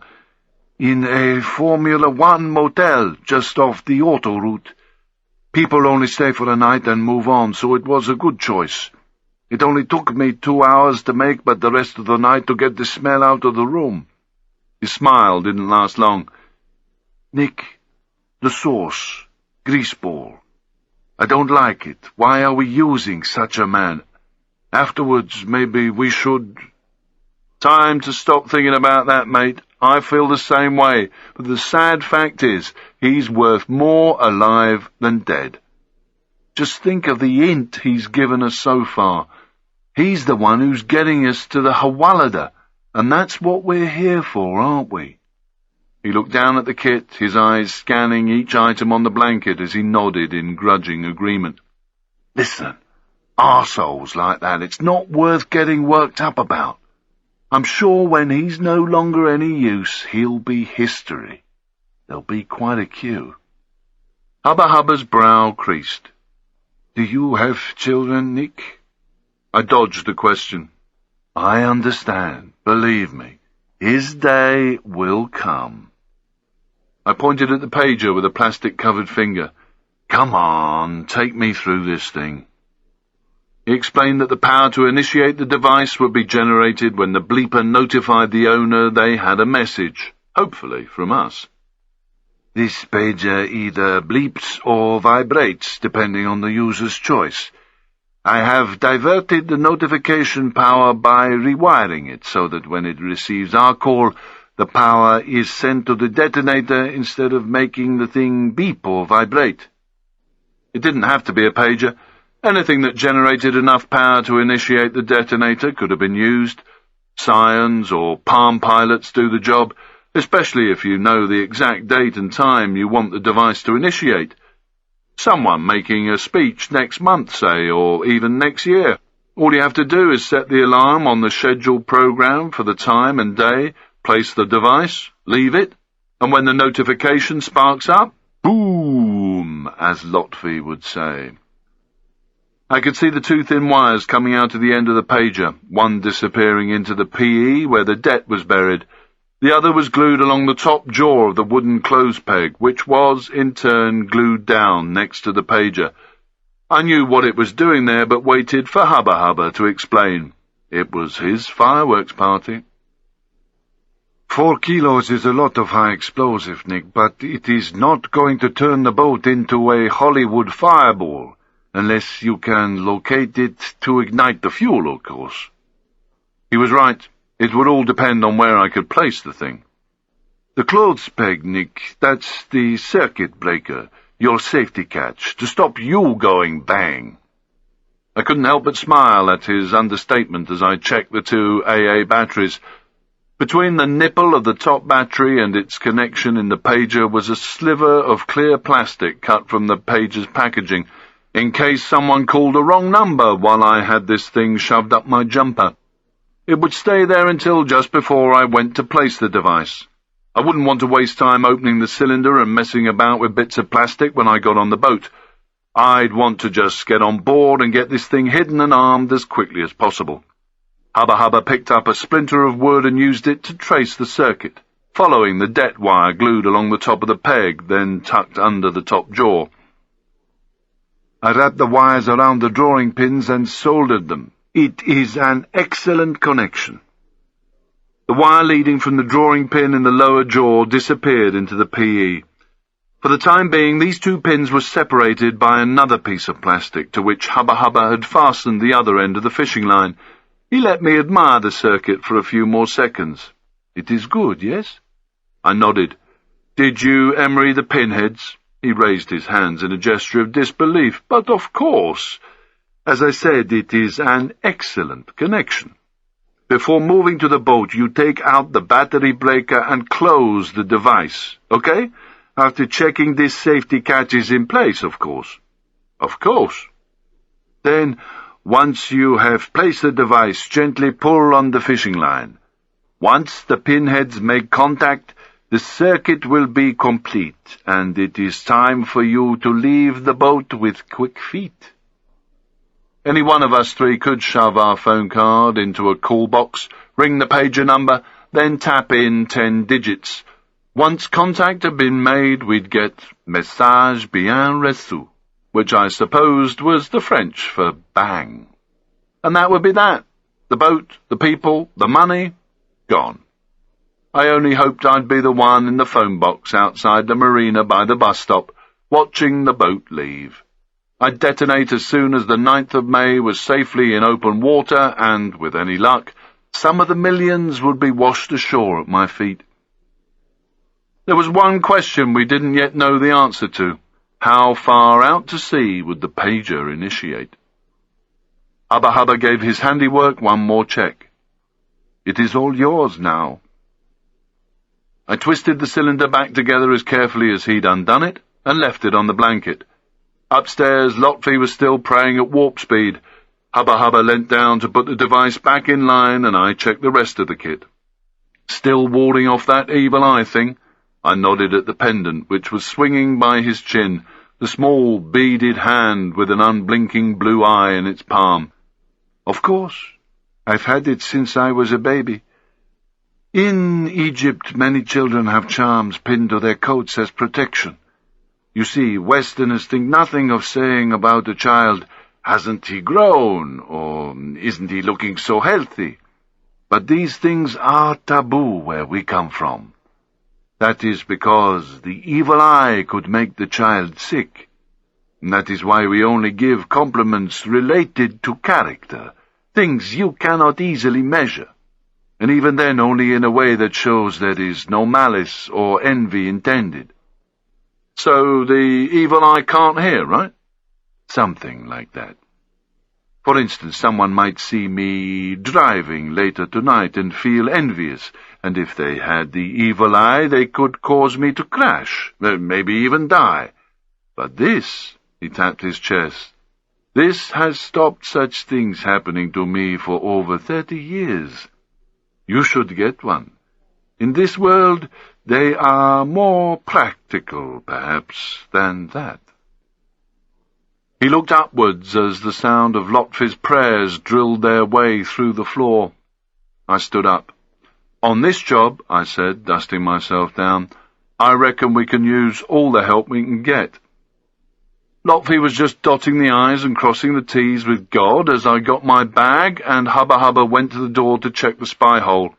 I heard a bolt being drawn back as I pulled off my gloves and stuffed them into my bag. Right, I'll see you later. Hubba Hubba nodded au revoir before checking the spy hole once more. He gave me a thumbs up and I walked out into the darkness. I heard a dog barking off a balcony somewhere. I retraced my earlier route with the bag back over my left shoulder and my right free for the Browning. There were no street lamps and the only light came from the windows above me. Behind them, adults and kids hollered at each other, music blared, more dogs barked. I got to the door of the last block of flats, but made no attempt to stop and look out. I didn't want to draw attention to myself. I walked straight out, keeping my head down and my eyes up as I hit the key fob and the McGann's indicators flickered. I locked myself in and drove off immediately, as you would in this part of town. 2 consecutive right turns got me back onto the main road. I wasn't worried about anti-surveillance yet, as they wouldn't be following me around here. They'd wait at the exits from the estate. Once on the main, I kept my speed normal and drove into the city centre, heading for the coast and the Promenade des Anglais. There was still plenty to do. I needed to get something to eat, get back to Greaseball, and, with luck, get the addresses, then go and see exactly where they were. I saw the bright yellow lights of a shell garage as I approached the city centre and drove onto the forecourt. Whenever there is an opportunity to fill up, no matter how little fuel is needed, it must be taken. Watching the vehicles drive past, I went through the routine of filling up with a plastic glove on to stop the horrible petrol smell on my delicate skin. I messed about with a petrol cap, making mental notes of passing cars, their plates, make and colour, and number of passengers, hoping that I'd never see them again. French number plates comprised a group of numbers, then 2 or 3 letters, then another group of numbers. The easiest way to try to register them was just to take note of the letters and the last set of numbers. As the unleaded flowed, I continued moving my eyes about to see if there were any cars parked up with people in, looking, waiting for me to move out of the forecourt. But it was just the normal evening commuter crowd, trying their hardest to get home to whatever French people did in the evening, which, as far as I knew, was just eat. Filling up with exactly 50 francs worth, and with my hat and head down for the security cameras, I paid cash and didn't have to wait for change. Then, driving over to the air and water section with a new batch of gloves, I checked for any devices that might have been placed while I was at the safe house. I hit the coast road towards Cannes and was nearly blinded by oncoming headlights and flashing neon as I drove along the Promenade des Anglais. Near the airport, the first of the happy-hour hookers had started her shift, complete with leopard-skin bomber jacket, sparkly silver spray-on pants, and the world's highest white platform boots. At least, I thought they were the world's highest until I saw one of her colleagues, leaning against the wall in a long black coat and huge black vinyl platforms. She was chatting away on her mobile, maybe taking a booking from someone in one of the business hotels that satellited the airport. A couple of days earlier, Riviera Radio had reported that the French girls had complained to the police about East Europeans taking all their trade when they had no visas and no right to be here. The police had responded by rounding everyone up, and the commissioner said he was embarrassed as a Frenchman to have to report that the East European girls were considerably better looking than their French counterparts, and that was probably the reason there had been complaints. Leaving the airport behind me, I hit more neon at Cap 3000 and carried on along the coast towards Juin-les-Pins, deciding to pick up a pizza on the way to Cannes. The place was a seasonal beach town, living off its past glory from the 60s and 70s, when Brigitte Bardot and the jet set used to come down for a cappuccino and pose of a weekend. It still had its moments, but right now 3/4 of the shops were closed until Easter or whenever the season started again. Restaurants were being refurbished and bars were getting repainted. Chapter 19. I cruised around the sleepy town. Strings of Christmas lights twinkled across the streets, but there was nobody at home to enjoy them. A few bars and cafes were still serving a small number of customers, but the majority of the hotels looked dead. Several shops had whitewashed windows like bandages across next season's facelift. I drove down a tree-lined main, looking for a takeaway pizza place that was open, and did a double take at the two men walking towards me. For a moment I even wondered if I was hallucinating, but there was no doubting who it was in the long leather coat, smoking and chatting as he went. I jerked my head down instinctively so that the peak of my cap hid my face. I didn't know if Greaseball had seen me, and I didn't want to check. There was no reason why he should have. My headlights should have blinded him temporarily anyway. I took the next right and threw the McGann up onto the curb, then made my way quickly back to the main. I looked up to my left, and they were still in sight, walking away from me. They were the only other people around. Cigarette smoke drifted behind them in a cloud. Greaseball's mate was taller than him, maybe 6 foot, and had a bush of dark curly hair cut just above the shoulder. He was wearing a dark 3/4-length coat over what looked like jeans. I couldn't see that much of him from behind, but would have bet good money on him being the man I'd spotted in the Polaroids back at Greaseball's flat. They talked quietly and earnestly to each other as they moved up the road. They stopped and Greaseball turned towards the curb. I could see the glow of his cigarette. He took one last drag as he nodded to his companion, then threw the stub into the gutter. The other man was definitely Curly from the Polaroid.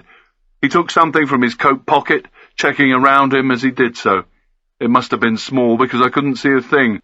They shook hands and quickly hugged before parting. Whatever it was being posted. Maybe this was who gave Greaseball his fixes.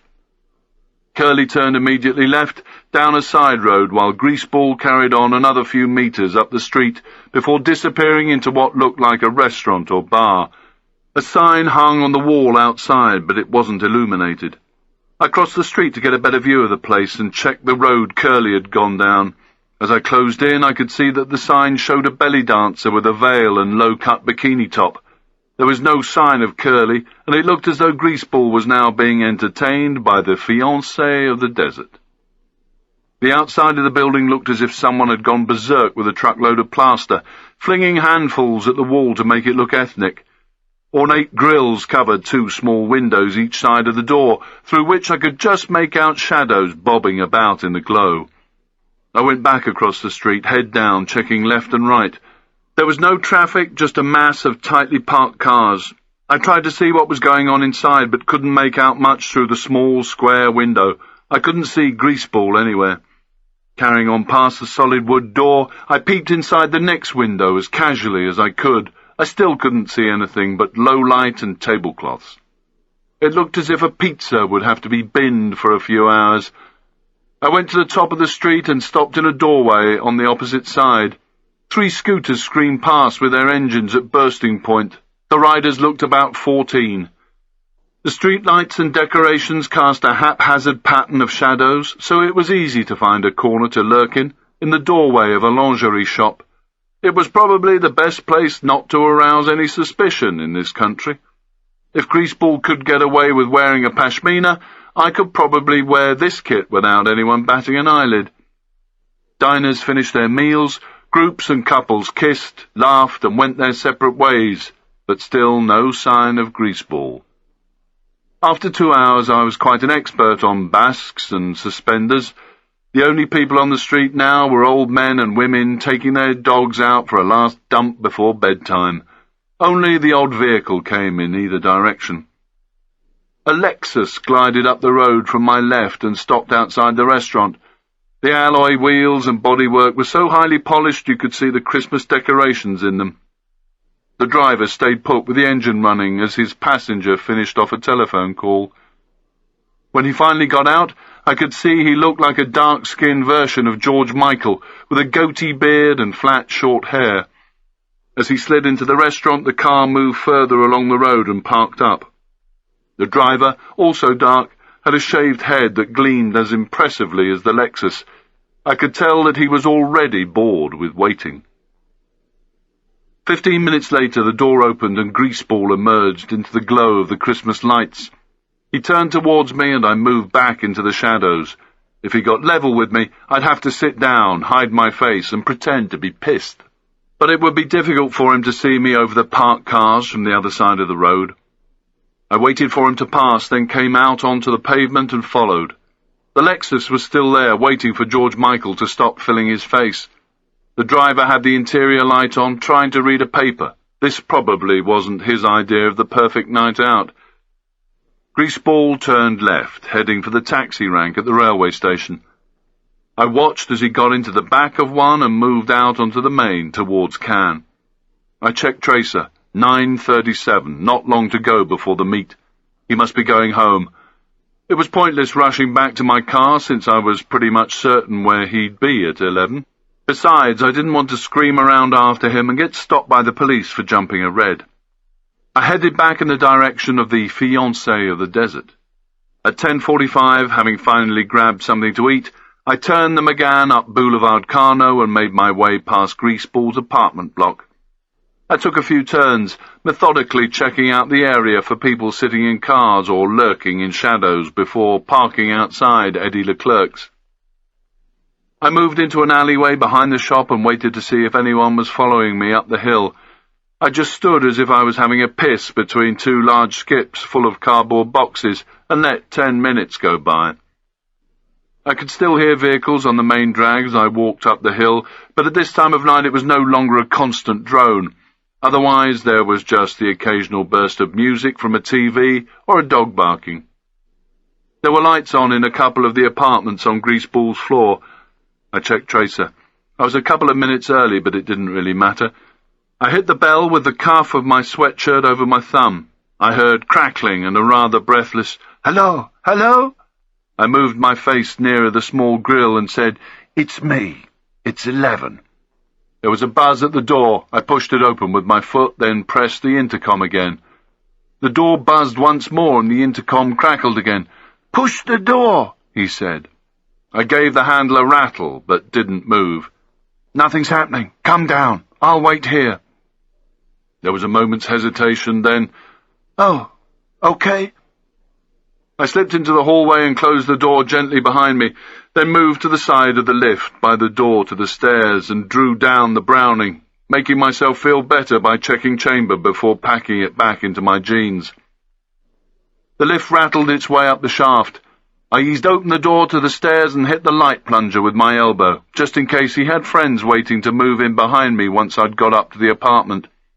The stairwell was empty. I closed the door as the light went out and waited where I was for the lift to come back down. It stopped and Greaseball walked out, expecting me to be at the front door. There were no keys in his hand. How did he plan to get back into his flat? I drew down in preparation and whispered, "I'm here." Greaseball spun round. He could see the weapon down at my side and his eyes flickered in alarm. I said, "Where are your keys?" He looked confused for a second, then smiled. "My door is open. I rushed down to meet you." He looked and sounded genuine enough. "Is anyone with you?" No, he gestured. "You can see." "No, is there anyone with you upstairs?" "I am alone." "Okay, let's go." I ushered him into the lift and, just as before, stood behind him in a cloud of aftershave and alcohol. He was dressed as he had been earlier in the day, except for the pashmina, and still had his leather jacket on. He wiped his mouth nervously. I have the... Stop. Wait until we get inside." The lift stopped, and I moved him out. "Off you go. You know what to do." He headed for flat 49 with me 3 paces behind. the weapon held alongside my thigh. Chapter 20. He hadn't lied. The door was still open. I touched him gently with the pistol on the side of his arm. "In you go, and leave this as it is." He did as he was told, and even opened the door that led into the bathroom and the bedroom to prove the place was deserted. I stepped inside, and it was immediately obvious that the magic cleaning fairy hadn't paid any surprise visits since this morning. I turned the light off above me with the Browning's muzzle, then pushed down the button that released the deadbolt so I could close the door with my heel. I raised the Browning, ready to go into the room. The moment the door was shut, I reactivated the deadlock. I didn't want anyone making entry with a key while I was clearing the apartment. He was standing by the table. "I have the addresses?" He had to force his hand into his jeans, which were straining to hold in his gut. "Turn the light out." He looked confused for a second, then understood. He reached for his camels before moving to the switch. Then we were plunged into darkness. A streetlight across the road glowed against the old man's garden wall. Greaseball was nervous. The lighter wouldn't keep still as he tried to direct the flame towards the tip of his cigarette. The shadows that flickered across his face made him look even more like something out of the Hammer House of Horror than he normally did. I didn't want the darkness for dramatic effect. I just didn't want anyone to see a silhouette waving a pistol about through the net curtains. "Now close the shutters on these balcony windows." I followed the red glow in his mouth as he pulled down on the canvas strap that controlled the wooden roller shutters and began to lower them. "I really do have—" Wait! Once the shutters were down, I watched the glow of ash move back towards the settee and listened to him wheezing as he tried to breathe through his nose with a mouthful of cigarette. He knocked into the table, and I waited for the sound of him sitting down. "You can turn the light back on now." He got up and walked past me to hit the switch.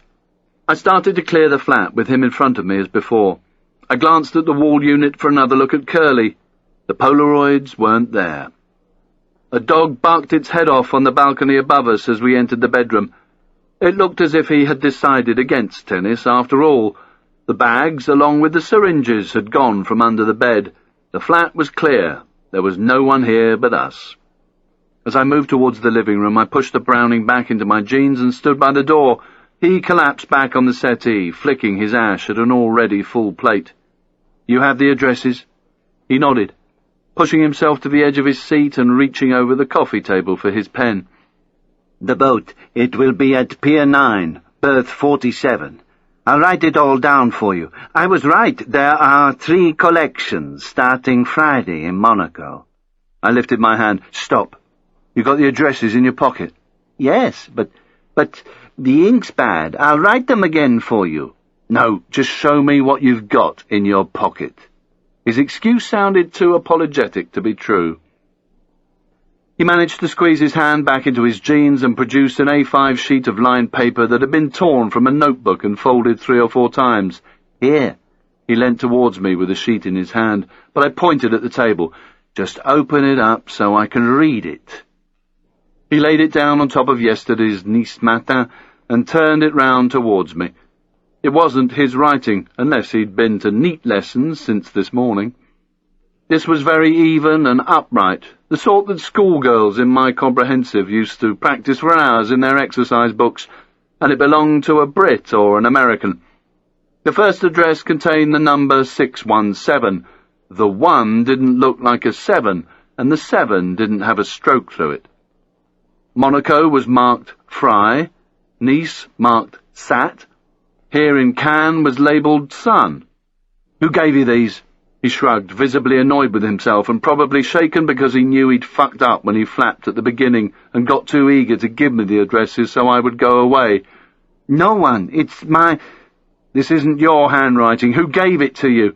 "I cannot. I would be—" All right, I don't want to know. Who cares?" I did, really. But there were more important things to worry about right now, and besides, I thought I already knew. "Do you know the names of the collectors, or the Hawalada?" He shook his head and sounded breathless, probably because of the amount of nicotine he was inhaling. He couldn't have been more than 40 years old, but he'd be dead of lung cancer long before 60. "What about the collection times?" "This is all I was able to find out." "How do I know these are correct?" "I can guarantee it. This is very good information.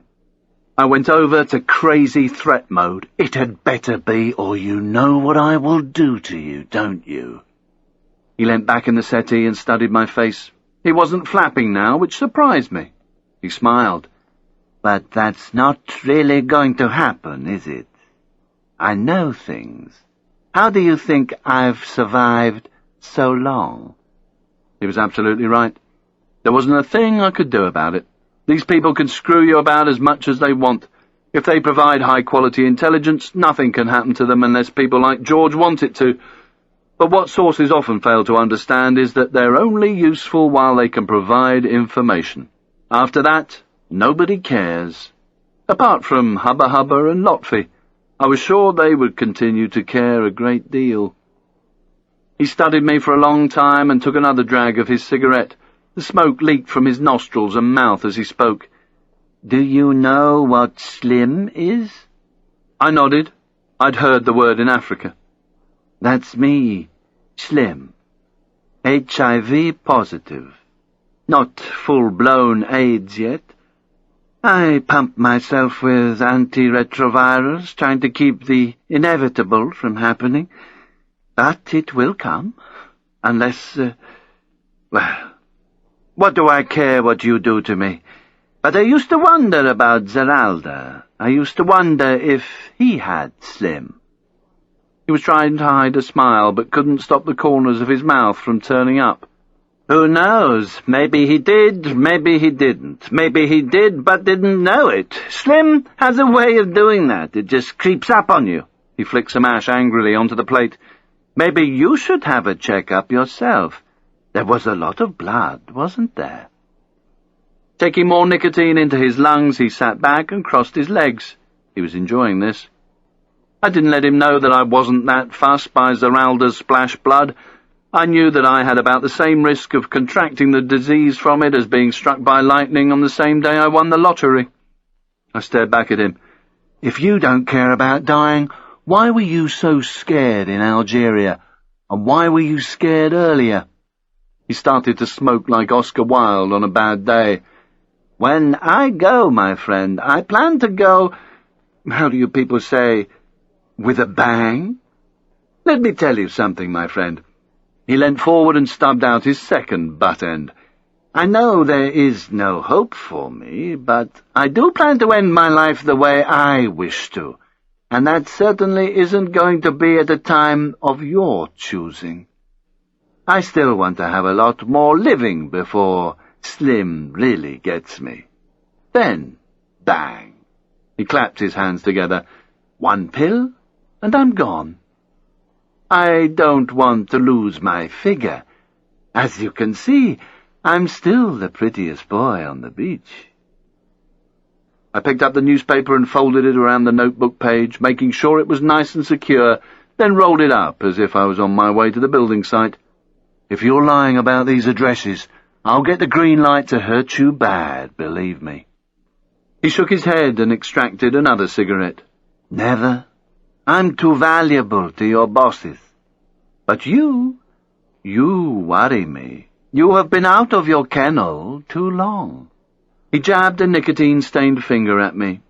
You would do it of your own accord. I felt that in Algeria. There was a single click of his lighter, and I heard the tobacco fizz. I know you don't like me, and I suppose I can understand that. But some of us have different desires and different pleasures, and we cannot deny ourselves our pleasures, can we? I ignored the question. I opened the door and he got to his feet. I left with the newspaper in my hand, wanting to get out of there quickly so I could resist the overwhelming urge to splatter him against the wall. Chapter 21. I dumped the newspaper, still with a piece of paper inside, in the footwell of the passenger seat, and took one of the pairs of service station clear plastic gloves from the glove compartment and put them on. Then, bending down into the footwell, I fished out the piece of paper and read the addresses, holding it by just one edge. The first was Office 617 in the Palais de la Scala at Place de Beaumarchais, Monaco. I remembered the building from my recce. It was just to the side of the casino and the banking area. Not that that meant much. The whole of Monaco was a banking area. The de la Scala was Monaco's answer to the shopping mall, with real marble pillars and bottles of vintage champagne that cost the same as a small hatchback. It was also next to the Hotel Hermitage, the haunt of rock stars and fat cat industrialists. The Nice address was on Boulevard Jean XIII, which a quick check of the road atlas told me was in an area called La Roque, near the freight depot that I had passed to get to the safe house, and with a railway station, Gare Recce, no more than 700 metres away. The last one I knew very well. It was along the Croisette in Cannes, just by the PMU betting shop, come cafe, come wine bar, facing the sea and cheek by jowl with Chanel and Gucci. Women in minks sat there with old Italian men whose hands wandered under the fur like ferrets as they bet on horses, drank champagne, and generally had fun until it was time to be escorted back to their hotels. The only difference between the women in minks and the ones who worked the road near the airport was the price tag. I was tempted, but it was far too late to go into Monaco to do a recce of the Palais de la Scala. For a start, the mall would be closed, but that wasn't the main reason. Monaco has the highest per capita income in the world, with security to match. There's a policeman for every 60 citizens, and street crime and burglary simply don't exist. If I went into Monaco at this time of night for a drive past to the target area, I'd be picked up and recorded by CCTV, and could very well be physically picked up at a roadblock. Drive in and out of Monaco 3 times in a day, and there's a high possibility you'll be stopped by the police and asked why. It was all designed to make the inhabitants feel cocooned and protected, and that didn't just mean the racing drivers and tennis stars who lived there to avoid tax. The population also included others who had made their money from the big 3: deception, corruption, and assassination. I decided to leave the recce for the morning and take a look at the Nice address on the way to BSM, where I planned to spend the rest of the night. That meant parking up overnight somewhere and joining the morning traffic queues into the Principality, but it carried far less risk. I folded the piece of paper and placed it inside another glove, then hid it under the seat, pushing it right up into the upholstery. I hit the coast road. It was much less busy now, just the odd Harley or two thundering along as their riders took advantage of the deserted tarmac. As I approached Nice, the whole coastline seemed to be bathed in neon. It reminded me of the United States, a never-ending stream of shocking pink and electric blue. There was heavier traffic in both directions along the Promenade des Anglais, and the whores were doing good business with curb crawlers near the airport. Quite a few bars were still open for diehards. I turned inland on the same road as I'd used to go to the safe house and headed for La Roque, on the east edge of town. It turned out to be just a big sprawl of apartment blocks, much like those around the safe house, only cleaner and safer. There were no scorch marks above the windows, no bricked-up buildings, no burnt-out cars. There were even supermarkets, and a street market by the look of the boxes of damaged fruit and vegetables that were piled up in the main street. A rubbish truck lumbered along, bedecked with yellow flashing lights, and collectors in fluorescent jackets moved among the dossers rooting through the debris. I pulled over to check the map. Boulevard Jean XIII was the second option right, so I overtook the rubbish truck and turned right. Cheap shoe shops, thrift shops, and grocery stores were both sides of me. Maybe this was where Lotfi and Hubba Hubba had bought their outfits.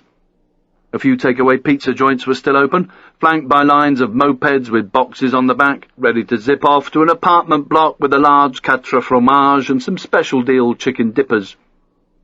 The building turned out to be not a house, but a shop front covered completely by a large pull-down shutter, plastered in graffiti. Huge padlocks anchored it to the pavement. I hung the next right at the junction, just 2 shop fronts along, then right again, taking a quick look at the back of the shop. I found rough, broken tarmac and crushed Coke cans and hundreds of signs that I presumed said, "Fuck off, don't park here, shop owners only." Big skips lined the long wall that ran along the rear of the parade of shops. I drove along the back of the parade. There was no need to park, and it wouldn't be wise to spend too long hanging around commercial premises at this time of night. It might attract attention, or even a couple of police cars. At least I knew where it was. I'd do the Recce the night before the lift. Turning right again, after about 100 metres, I was back on the boulevard. I turned left, back the way I had come, towards the sea and BSM. Nice Harbour was a forest of lights and masts. As I drove round it, I noticed an Indian restaurant, the first I'd seen in France. I wondered if it was full of expats throwing down pints of Stella and prawn cocktail starters, while the cook added a little squirt of algepan to the vindaloo to give it that extra zing. I reached the marina at BSM at just after 1:30 and drove into the car park between the harbour and the beach. The world of boats was fast asleep, apart from a couple of lights that shone out of cabins, rocking gently from side to side in the light breeze. Dull lighting came from tall, street-style poles following the edge of the marina. These ones were a bit fancier, branching out at the top into 2 lights per pole, though a few of the bulbs were on their last legs and flickering. Luckily for me, they'd been designed not to give out too much light, or no one would have been able to get to sleep. My only company in the car park was 2 cars and a motorcycle chained to the 2-foot-high steel tubing set into the ground to stop vehicles parking in the flower bed. With the engine off, I opened my window and listened. Silence, save for the soft chink of the rigging. I felt under the seat for the piece of paper and put it into my bum bag. I got out, making the Browning comfortable as I headed towards the admin end of the parade.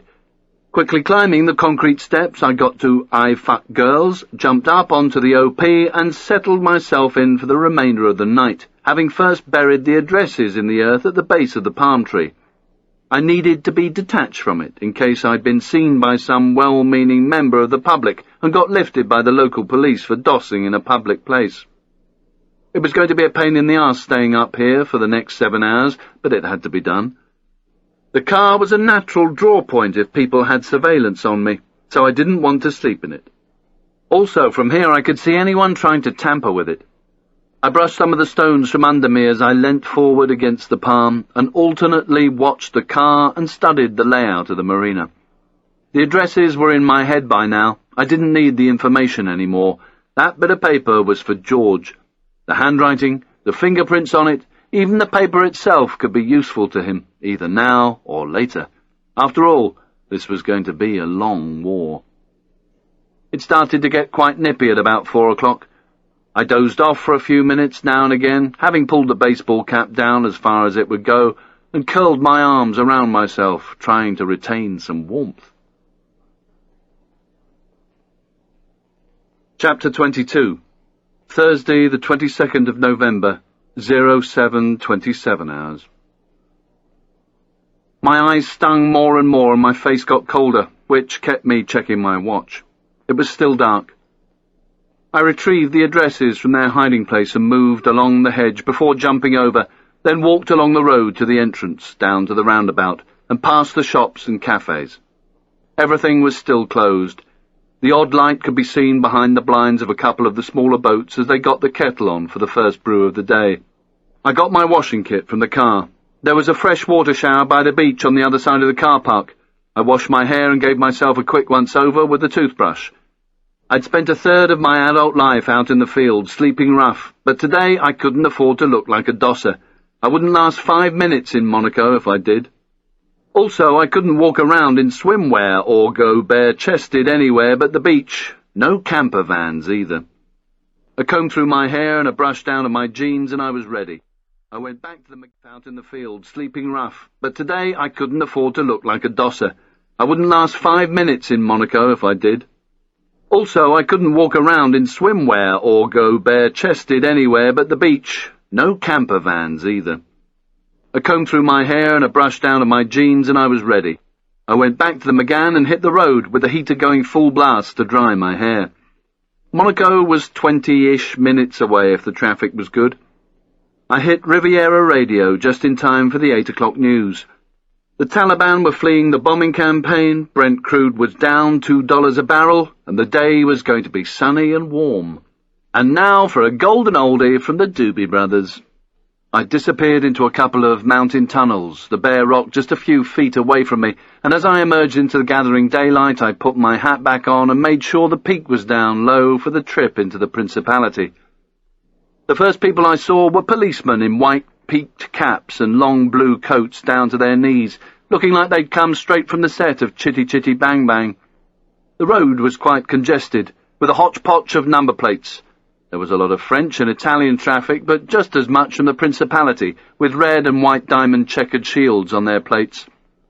As I reached the small roundabout just a few hundred metres beyond the end of the tunnel, I had to run a gauntlet of motorcycle police parked up on either side of the road. 3 of them, in knee-length leather boots and dark blue riding trousers, were checking cars both in and out of the Principality, scrutinising tax and insurance details on the windscreens as their radios gobbed off on the BMWs beside them. The road wound downhill towards the harbour, past 3 or 4 CCTV cameras. They were everywhere, the rectangular alloy boxes swivelling like robotic curtain twitchers. Sunlight was starting to bounce off the clear water in the harbour, making the boats shimmer as I got down to sea level. Some yachts were the size of P&O cruisers, with helicopters and Range Rovers parked on the deck so that the owners didn't have to worry about phoning Hertz when they parked up. High on the other side of the harbour was Monte Carlo, where all the casinos, grand hotels and fat cats' condos were clustered. That was where I was heading. I followed the road as it skirted the port, and couldn't help imagining myself as one of those Formula One drivers who raced along this stretch of tarmac each year, made millions, then came and lived here to make sure none of it leaked back into the tax system. Good work if you can get it. Monaco hadn't struck me as a particularly attractive place. It was full of boring, nondescript apartment blocks smothering the grand buildings that had gone up in the days before people wanted to cram into the Principality and save some cash. The banks held $25 billion on deposit, which wasn't bad for a population of 30,000 people. The whole place could fit into New York Central Park and still have some grass to spare. Money even washed over into the streets, where public escalators took you up and down the steep cliffs that started less than 100 metres from the water's edge. There was no shortage of rich people wanting to live there, and the only way to accommodate them had been upwards. On the Recce a few days ago, I'd walked past a primary school housed on the first floor of an apartment complex. Its terrace had been extended and covered over with green felt flooring to create a playing field. There were just as many little whippety dogs in waistcoats and poodles with baseball caps here, but there was no need for the canned shuffle. Even the pavements were part of the fairy tale. The harbour fell away as I drove up the hill towards the casino. Opposite me, on the far side of it, was the palace where the prince and all his gang lived. Flags fluttered from every tower and turret. The architect must have been Walt Disney. I hit the perfectly manicured lawns of the casino. Even the giant rubber plants around it were protected, cocooned in some kind of wax covering in case of a freak frost. A fairy tale policeman directed me out of the path of a Ferrari that was being reversed out of the valet park, so some high roller could drive the quarter-mile or so back to his yacht after gambling the night away.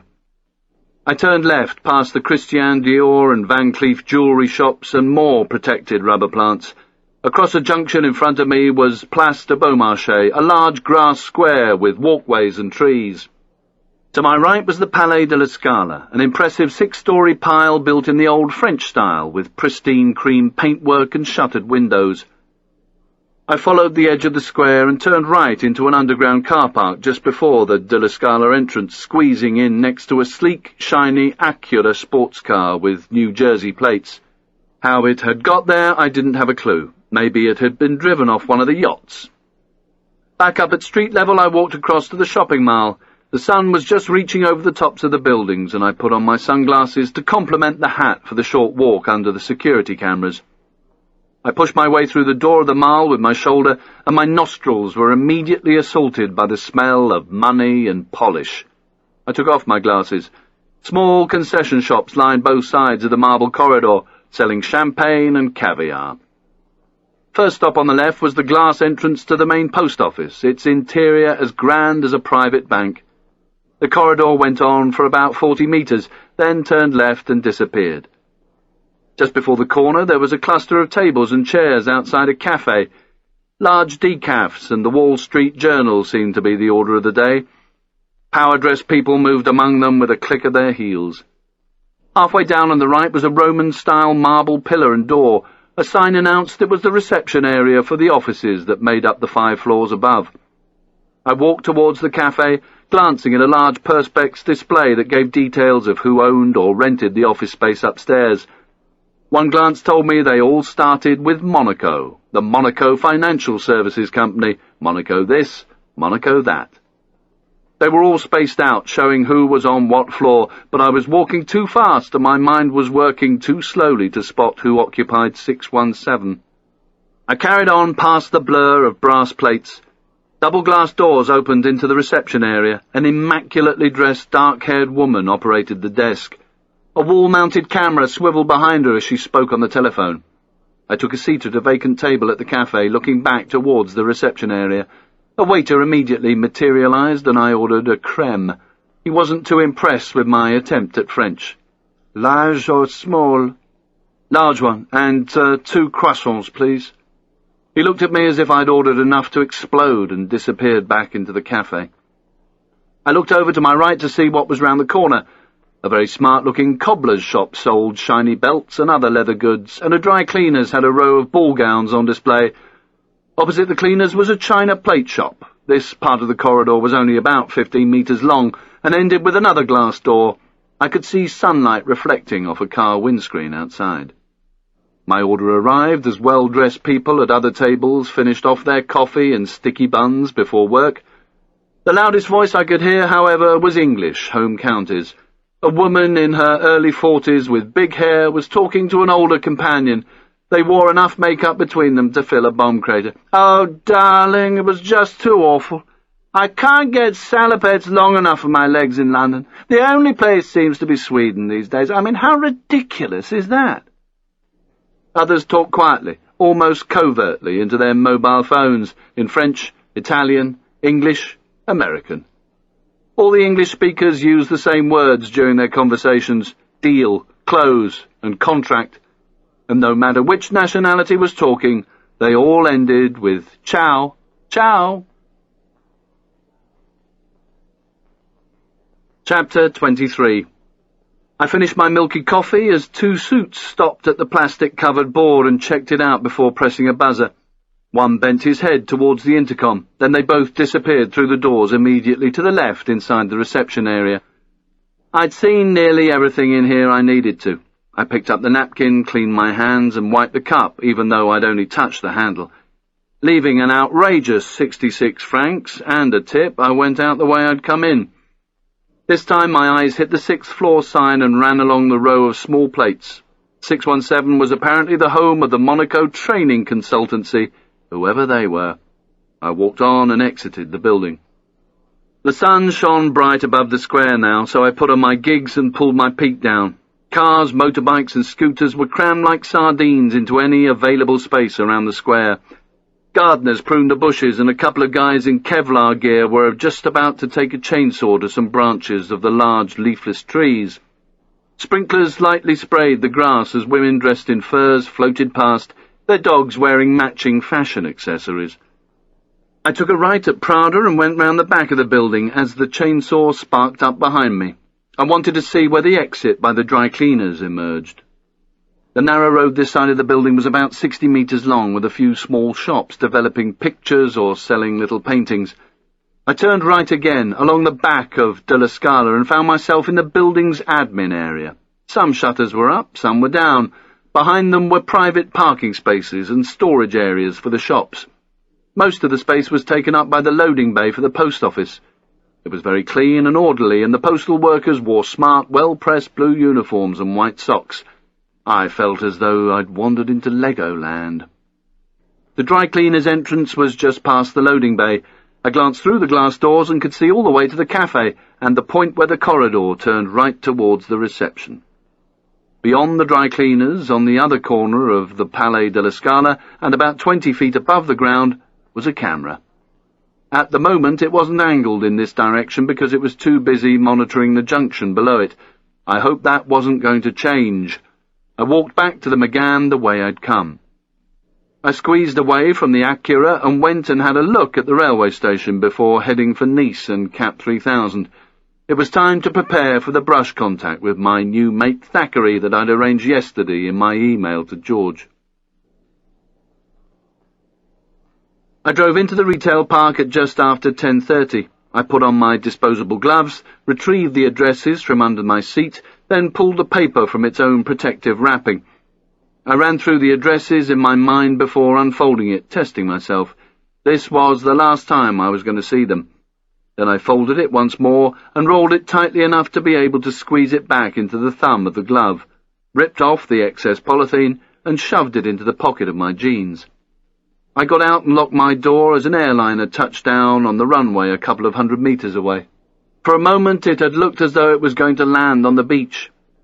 Most of the complex was dominated by the Lafayette Retail Company, with its huge department store and gourmet supermarket, and the spaces around it were filled with shops selling everything from smelly candles to mobile phones. As I walked through the automatic glass doors, a loudspeaker above me knocked out some bland music. There weren't many Santas about, but plenty of twinkling lights and Christmas novelty stalls. One sold a whole range of multicoloured velvet headwear, from top hats to jester's caps with bells. Escalators carried hordes of shoppers with gigantic plastic bags bulging at the seams between the two levels. This was the only place that I'd used more than once. It was large, busy, and I considered it a reasonable risk. I had to get online, and a cafe was too intimate. So long as I never used a card or an ATM, this place should be okay. 4 shiny new Jaguars from the local dealership were parked up in the atrium, windscreens groaning with promotional material. To the left of them was the entrance to Galeries Lafayette, the 2-story department store. The rather bored-looking Jaguar salesman sat behind the cars at a white plastic garden furniture set, complete with parasol. He was surrounded by piles of shiny catalogues, but had his nose stuck firmly in Nice Matin. Perhaps he realized that November isn't the time to buy cars. It's the time to buy socks and slippers and Christmas stuff for your mum. First things first. I went to the sandwich shop and got myself a brie baguette and a very large hot coffee, and took both with me to Le Cyberpoint. This wasn't a shop, but a collection of telephone-cum-internet stations, each with a conventional telephone linked to a small touchscreen and metal keyboard with a big steel ball for the mouse. There were 8 of them, mostly being used by kids whose parents had dropped them off with a phone card to shut them up for an hour or so while they did the shopping. I put my coffee on top of the machine to relieve my burning fingers and allow me to shove some crusty baguette down my neck before pushing the phone card into the slot and logging on. Muzak played in the background, too low to hear and too loud to ignore, as Hotmail hit me with enough adverts in French and English to fill a whole night's TV viewing. There was nothing from George. He'd be waiting for the addresses that I'd give to Thackeray at 1 o'clock and had nothing new to tell me. I closed down and pulled out my phone card, which still had 62 francs left on it. As I picked up my coffee, I spilt some down the machine and jerked back to avoid any dripping on me. Visibly annoyed with myself, I gave the screen, keys, and mouse a good wipe down with the napkin that they'd wrapped round the baguette, until I'd left no fingerprints. With a fistful of soggy paper and a suitably apologetic look on my face, I left Le Cyberpoint and headed back to the car, stopping on the way to buy a roll of 35mm film and a red and yellow jester's hat with bells on. There was only an hour before the brush contact, so I turned the McGann's ignition key and hit Riviera Radio, then slipped on the polythene gloves. I tipped the film out of its plastic canister and replaced it with the rolled-up addresses. Marvin Gaye was interrupted by an American voice. "We now go to the BBC World Service for the top-of-the-hour news." I checked tracer on the last of the bleeps, and it was dead on. A suitably sombre female brought me up to speed on the bombing of Kabul and the progress of the Northern Alliance. I turned it off, hoping that Thackeray had been well-trained and was doing exactly the same. At 32 minutes past the hour, I checked the canister in my jeans, the Browning, my baseball cap and bum bag, and headed once more into Cap 3000. It was a lot busier now. The gourmet food hall was doing a roaring trade, and it looked as though the Jaguar rep had led the charge. He was still at the garden table, but sitting back with a glass of red wine and a filled baguette the size of a small torpedo. I headed left and through the ground-floor perfume department of Galeries Lafayette. Menswear was directly above me, up an escalator, but going this way gave me time to check my arse and make sure no one else was wanting to join us. I went into the book department to the right of the smelly counters and started to check out the English language guides to the area, not picking them up but tilting my head to scan the spines. When I'd satisfied myself that no one was taking more interest in me than was healthy, I walked deeper into the store, took the escalator up to the first floor, and worked my way back to the men's section. I hit the bargain rails of cargo trousers and took a pair, plus some jeans.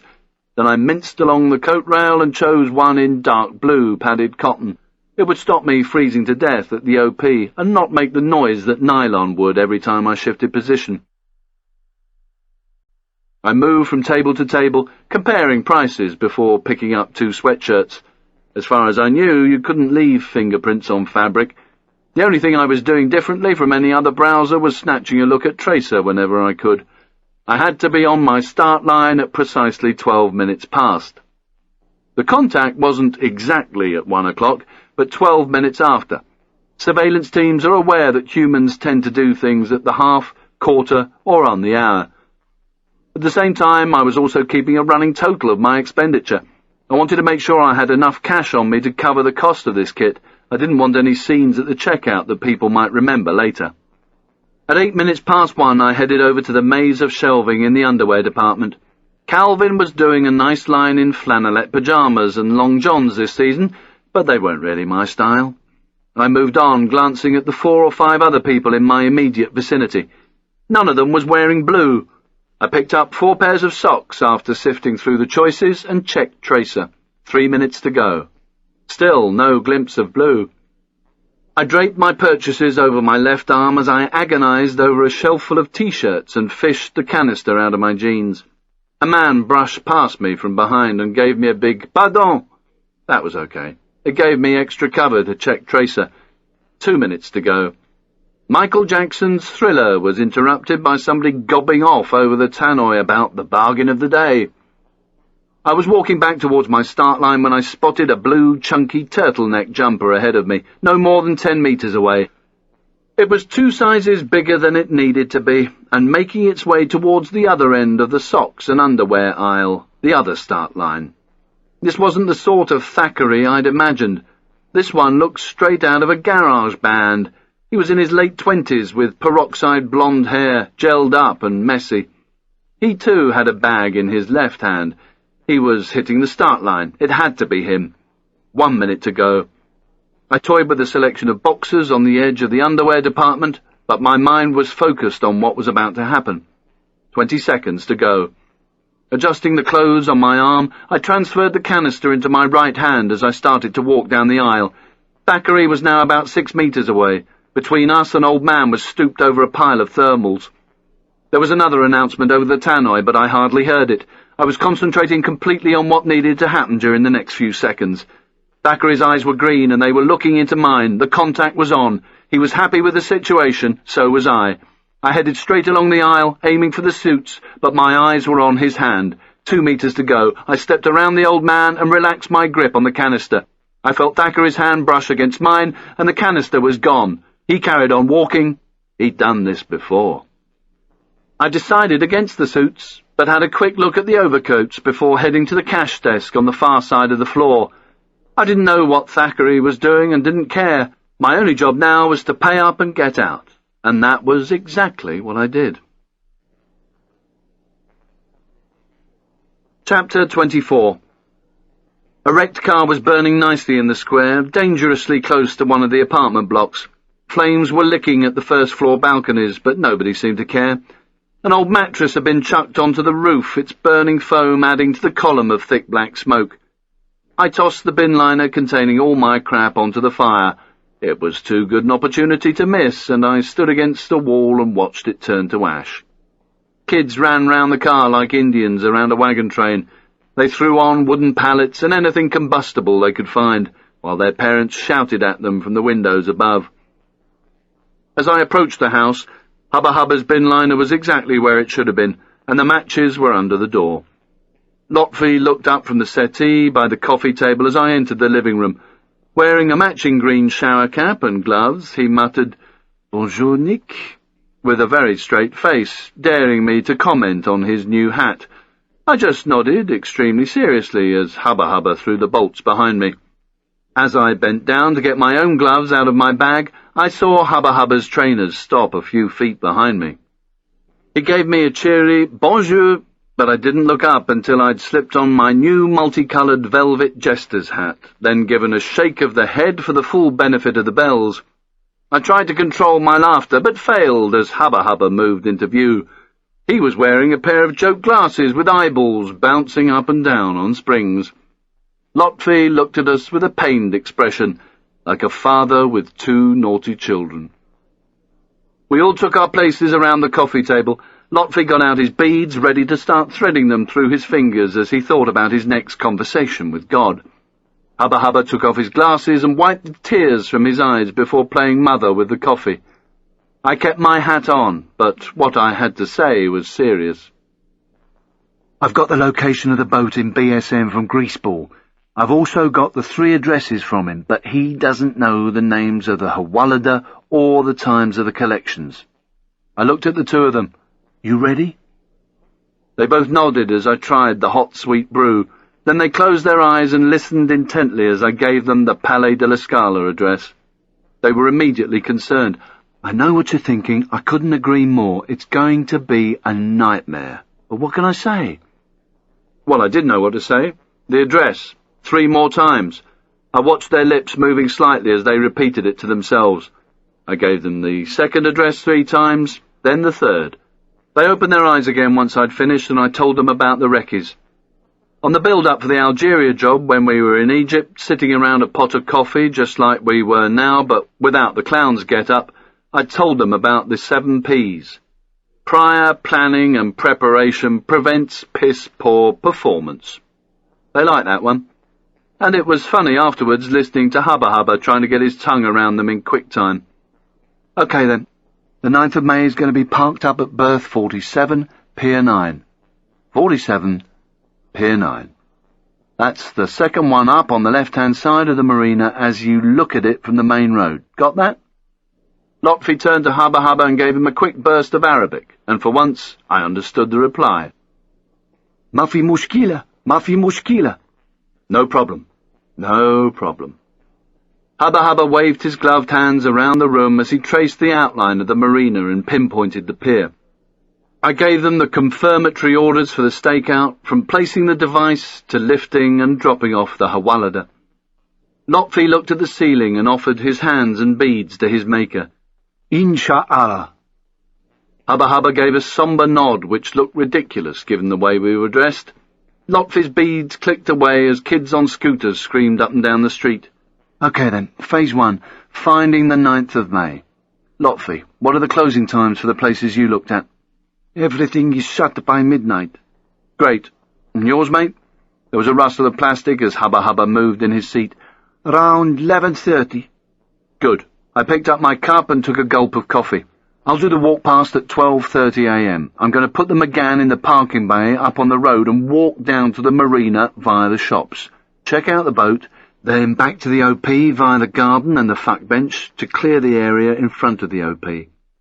If the 9th of May is parked up where it should be, the OP won't have to change. I looked at Lotfi and he nodded slowly as he leant forward to pick up his brew. I described the OP once more, the higher ground above the fuck bench, the hedgerow, and the path from the marina to the main. I needed them to know my exact location so that if there was a drama, they would know where to find me. Lotfi looked puzzled. One thing I don't understand, Nick. Why would anybody write that on a bench? I shrugged. Maybe he's proud of his English. Hubba Hubba joined in gravely as he filled Lotfi's cup. I think that whoever wrote this has had a very tall glass of weird. Lotfi's eyebrows disappeared under his shower cap.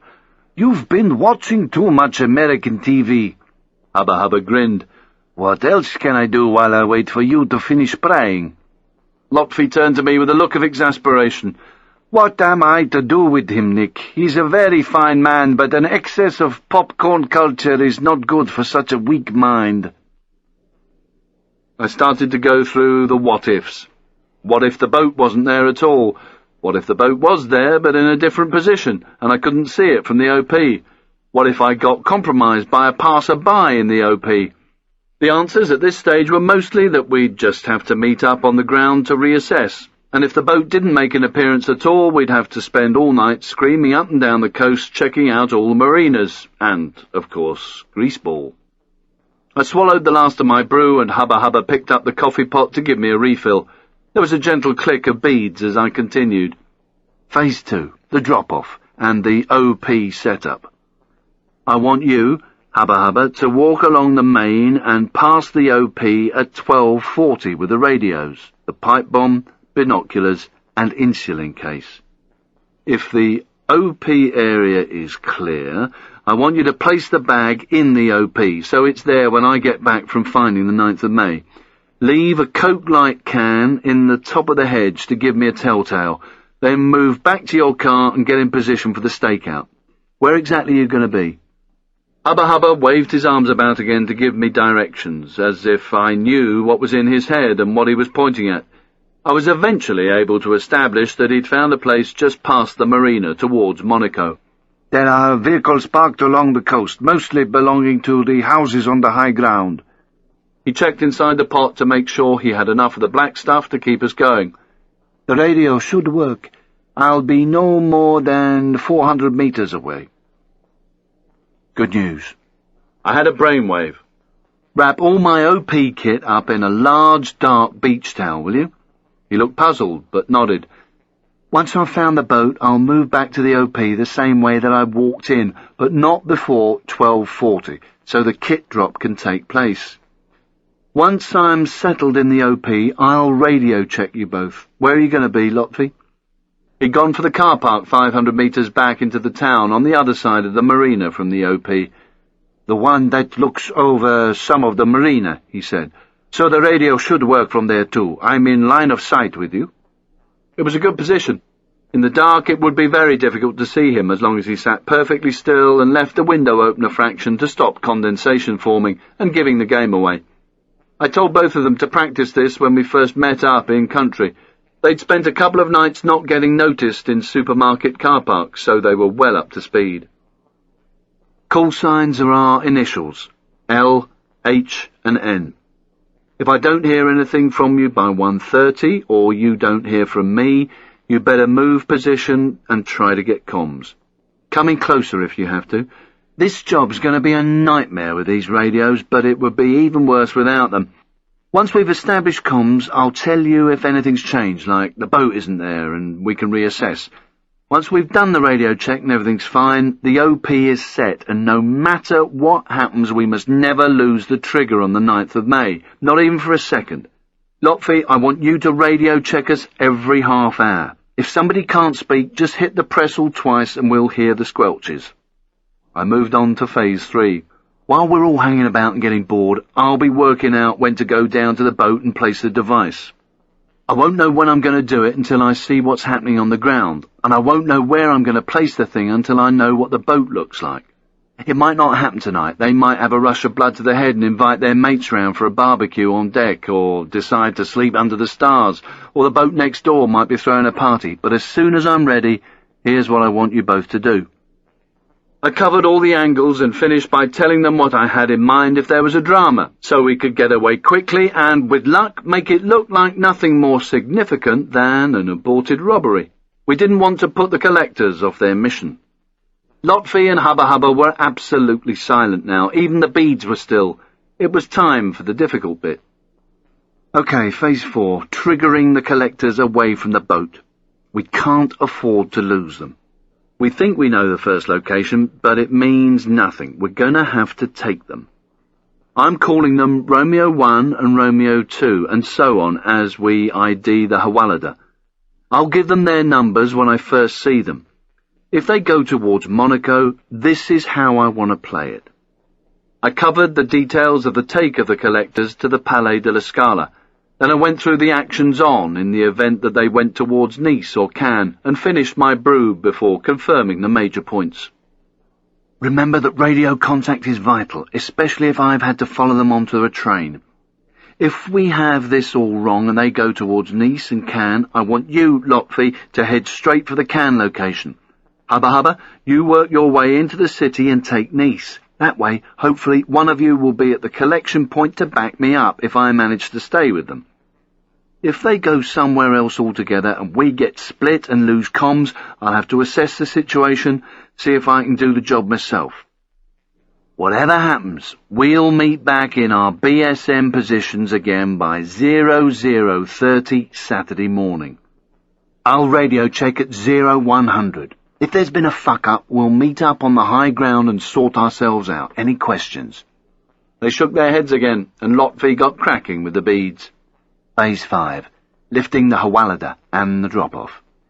Getting the Special K into him is going to be difficult. I doubt if he'll take the injection lying down. Just remember, no matter what, he has to be delivered alive. When and how we do this is going to have to be decided by whoever is on the ground at the time. I was silent for a minute to let them take it in. Right, let's go through the DOP again. They knew where it was and how it worked, but I didn't want there to be any misunderstanding. Remember, the telltale for the Hawalada in position. The Coke light can to the right and just under the recycling bin. Whoever is picking up the Hawalada will remove it so it's clear for the next drop the following night. Lotfi started to pour everyone more coffee. I waved it away. I hated it when my pulse raced. There was going to be enough of that tomorrow, for sure. We have until 4 in the morning to make the drop-offs. I want to get rid of each one as soon as we've lifted him. That will give us time to get clear and sort ourselves out for the next lift. We'll use frequency 1 for Friday, frequency 2 Saturday, 3 on Sunday. Just as well this job is only 3 days, we only have 4 frequencies. It got no more than a polite laugh from the two of them. We'll change frequencies at midnight no matter what is happening, even if we're still playing silly fuckers trying to lift the first Hawalada. Remember, keep the radio traffic to a minimum and, please, no Arabic. Lotfi sparked up. Is it okay to come up on the net if we need to correct your English? I laughed. Okay, but only in the event of split infinitives. They gave each other another squirt of Arabic and both smiled. When Lotfi turned back to me, I knew what was coming. On second thoughts, he said, we won't be carrying enough batteries. Very funny. I reached over. Split this. I gave him a smack on the back of the shower cap. Have I missed anything? We sat quietly, running everything through our heads before I wound things up. I need you both to go and check out the other 2 Hawalada locations before getting on the ground at BSM tonight. Get down to Nice, get down to Cannes, familiarise yourselves, but leave Monaco. I think we should only be going in there when we have to. As I went through all the timings again, I fished around in my bum bag and got out my phone card. They did the same. 0493. I pointed at Hubba Hubba. 45. I nodded at Lotfi, who did his bit too. We went round and round with the telephone number until it was burned even deeper into everyone's memory. We started to play the address game, exactly the same as we'd done with the pager number. I started off with the Cannes address, stopped halfway through and handed the baton to Lotfi, who finished it off, then started on the Nice address, pointed at Hubba Hubba, who carried on. We played the game until we heard sirens in the distance, probably a fire engine and police escort about half an hour too late to sort out the burning car, or maybe one of the apartments by now. This is now going to be the most dangerous period for us. I leant forward, elbows on thighs, as the plastic crumpled and my hat bells gave a gentle ring. Up to now we've sacrificed a lot of our efficiency for security. From now on it's going to be the other way around. We'll have radios beaming out our intentions. We're going to have to meet up without a safe house. We'll be on the ground, vulnerable and open to discovery, not only from the Romeos and the Hawalada, but from the police and the intelligence services as well. I pointed to the shuttered window, not to mention that lot, the third party. The kids screamed with excitement as they taunted the fire crew. Must be tough trying to hook into a hydrant while you're being pelted with dead pigeons. I wondered if they ever got used to it. They're the ones who'll be watching every minute we're out there, but if we're careful, by Tuesday morning we can all be back where we belong. I stood up and pulled the plastic away from my jeans as static tried its hardest to keep it there. Lotfi continued to watch me. And where do you belong, Nick? Maybe this is the biggest question. I somehow couldn't shake off his gaze, even though he still looked ridiculous in his shower cap. I mean, for all of us. He paused, choosing his words with care. I have been thinking about God and hoping that he doesn't want us to die here. because it is for my family that I do these things. I'd rather be with them when he decides it is my time. But what about you, Nick? Hubba Hubba rescued me. Take no notice. It's been this way with him since we were children. I sat back down to the jingle of bells and looked at each of them in turn. Of course. Brothers. I should have realized. One thing I did realize was that we were moving into dangerous territory here. Standard operating procedure said that each of us should know nothing more about the others than we had to. Then I thought, fuck it. We were in dangerous territory already.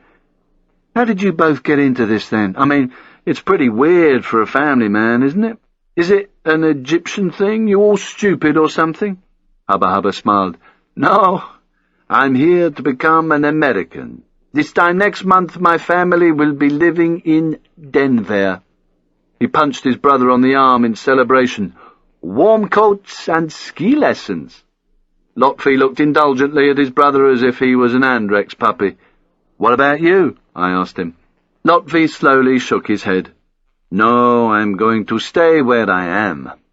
I'm happy there. My family are happy there. He touched Hubba Hubba on the shoulder.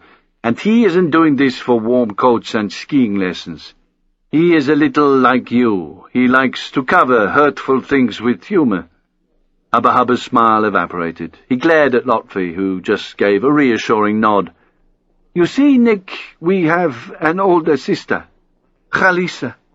When we were all children, she was whipped and kicked in front of us by the fundamentalists. He cut the air with his right hand.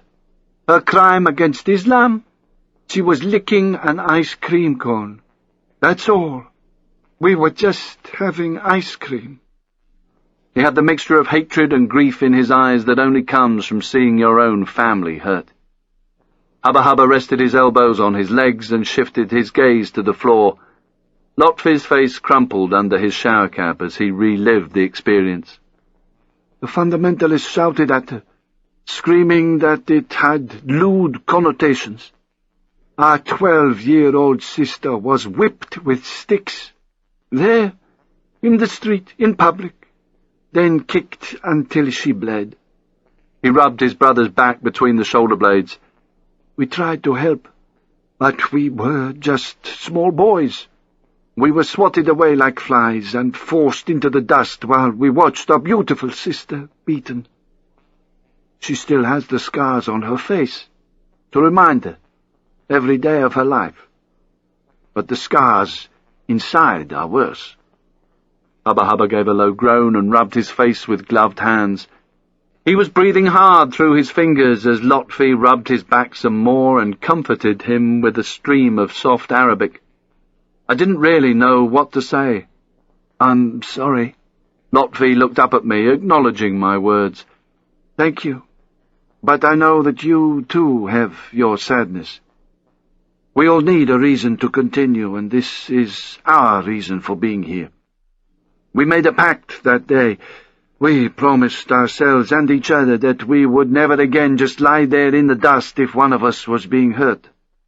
Hubba Hubba gave himself a shake, wiping his eyes with the back of his hands, and sat up as Lotfi continued.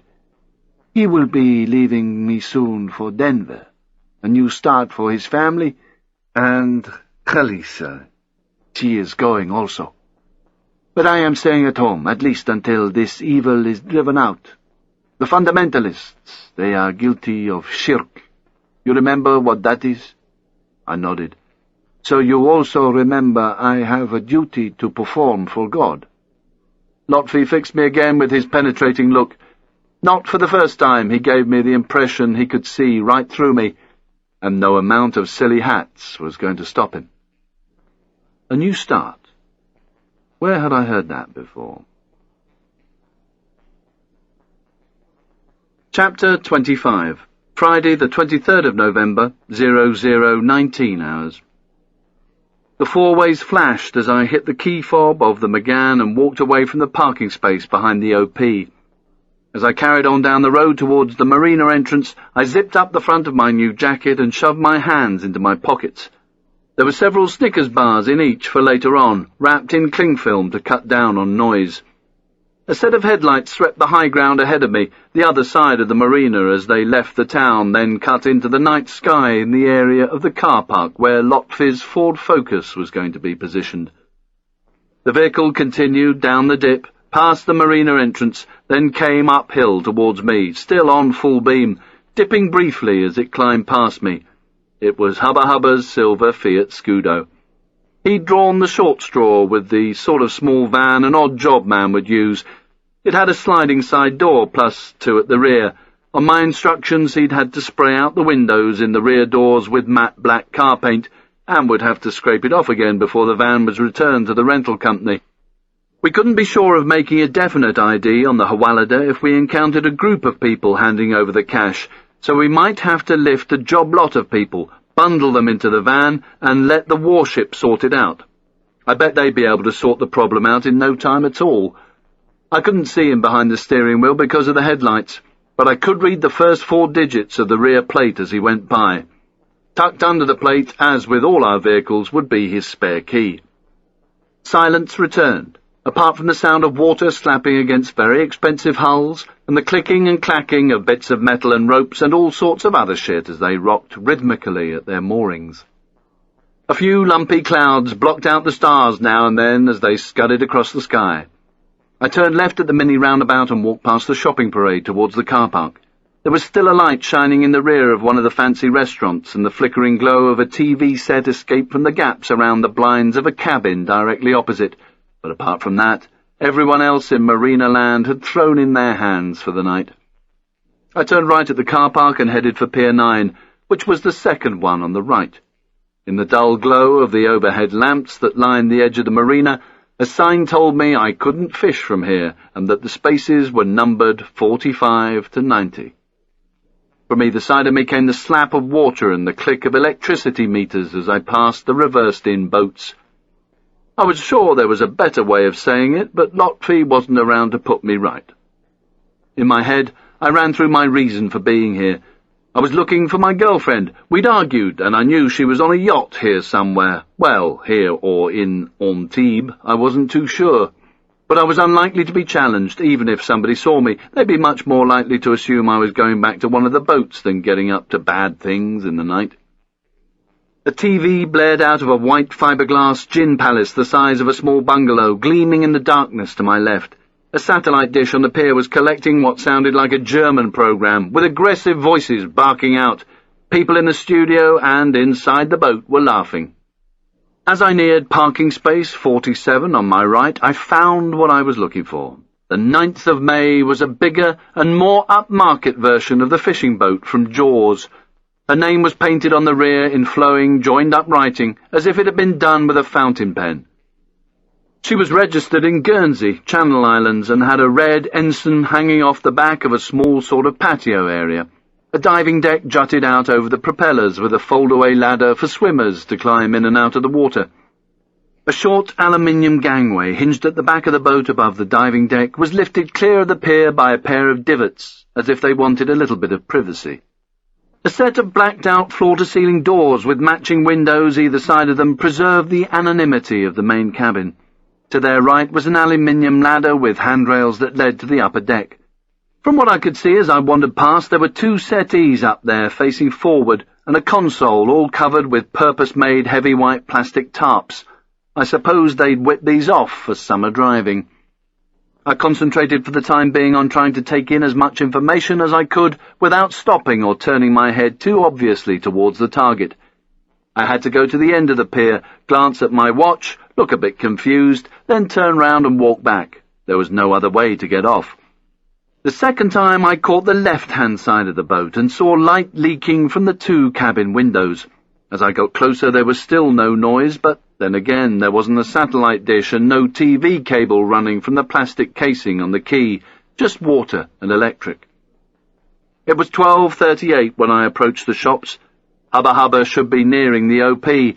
I decided to wait a few minutes to give him time to check the position and drop off my kit before I moved up the concrete steps and checked out the front of the OP for myself on the way back to the road. I stood against one of the louvered doors and listened to the gentle hum of a generator.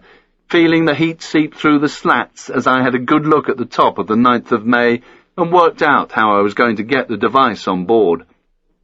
At 12:43 I walked up the stone steps to the flat roof and the fuck bench, following the pathway that led to the main drag. Once on the main, I turned right and saw a lone figure on my side of the road heading towards Monaco. I knew it was Hubba Hubba because he took small, jerky strides, almost as if he was wearing a pair of punk bondage trousers. By the time I was past the McGann, he had disappeared into the darkness. I spotted the Coke can sticking out of the hedge, and picking it up as I passed, I moved along the hedgerow about 4 or 5 metres, before climbing over at what I thought was the same point I'd come out of on Wednesday. Scrabbling on my hands and knees, feeling in front of me, I got to the bundle. I made sure I had eyes on the boat as I unknotted the towel. The 9th of May was packed in among all the other boats like a sardine, but even in the gloom it was easy enough to spot, simply because I knew it was there. The priority was to sort out comms. Nothing was going to happen without them, apart from a fuck-up. I wished we could have just used one of those antennae sticking out of the warship as a relay board. With that sort of help, we could have communicated safely and securely with anyone, anywhere in the world, even George. But you don't have that kind of luxury when you're deniable. You have to rely on emails, brush contacts, and the Sony Corporation. I turned the volume dial to switch on the radio, then peeled back the strip of gaffer tape that covered the illuminated display to check it was on channel 1. The channel dial was also covered with gaffer tape to ensure it didn't move. Hubba Hubba would have checked all this before leaving the safe house, but it was now my radio and time to check again. I slipped it into the inside pocket of my jacket and put on the earpiece of the hands-free. The next item I retrieved and checked was the insulin case before it went into my bum bag. A truck thundered past, heading east towards Monaco, as I checked the spare radio and the pipe bomb. It was still in its bin liner to keep it sterile. Then I made myself as comfortable as I could against the hedge, making sure I could see the target through the V-shaped palm in front of me, before getting a Snickers bar down my neck and checking tracer. There were 6 minutes to go before the first radio check. I watched the boat and generally sorted out my arse by shuffling left and right to make a small dip in the earth. It was going to be a long night. Then, checking the time once more, I unzipped my jacket and hit the radio pressel. "Morning, morning, radio check, H." I spoke in a low, slow, normal voice. These radios weren't like military sets, which are designed to be whispered into. I'd only end up repeating myself as the other two tried to work out what the mush in their ear was all about. I'd be wasting power and time on the air. I let go of the pressel and waited until I heard a voice. "H, okay. Then it went dead. I hit the pressel. "That's okay to me. L?" "I can hear you perfectly." Good. Okay then. Everything is how it should be. The OP is set. I'll call you when I've worked out what I'm going to do. H, have you got that?" I got 2 clicks. "L?" Click, click. "Okay." I zipped up my jacket and looked out at the boat, thinking hard about my options. It didn't take me long to work out that I really only had one. Swimming would be more covert on the approach, but once on the boat I would leave sign, and I couldn't guarantee it would evaporate by the morning. They might even come out during the night and see it, so it looked like the towel was out of commission tonight, which was good. I hadn't been looking forward to a dip anyway. I decided simply to walk to the back of the boat, climb on board, and go for the padded seats on the top deck. At this time of year they wouldn't be used. The weather and the reason for the visit would encourage the Romeos to keep a low profile. The position wasn't perfect. The inside of the boat would contain the pressure wave of the high explosive as it detonated, just for a nanosecond, before it ripped its way out, shredding the superstructure and whoever was on board into thousands of tiny pieces. Even so, planting the device on the top deck would be good enough to take out the whole of the cabin and the driver's seat below. If the blast didn't kill them, the shards of wood, metal and fiberglass flying through the air at supersonic speed would. I wasn't sure it would do enough damage to sink her, but no one inside would survive, and the money would be shredded. And with it, my fantasy of it washing ashore at my feet.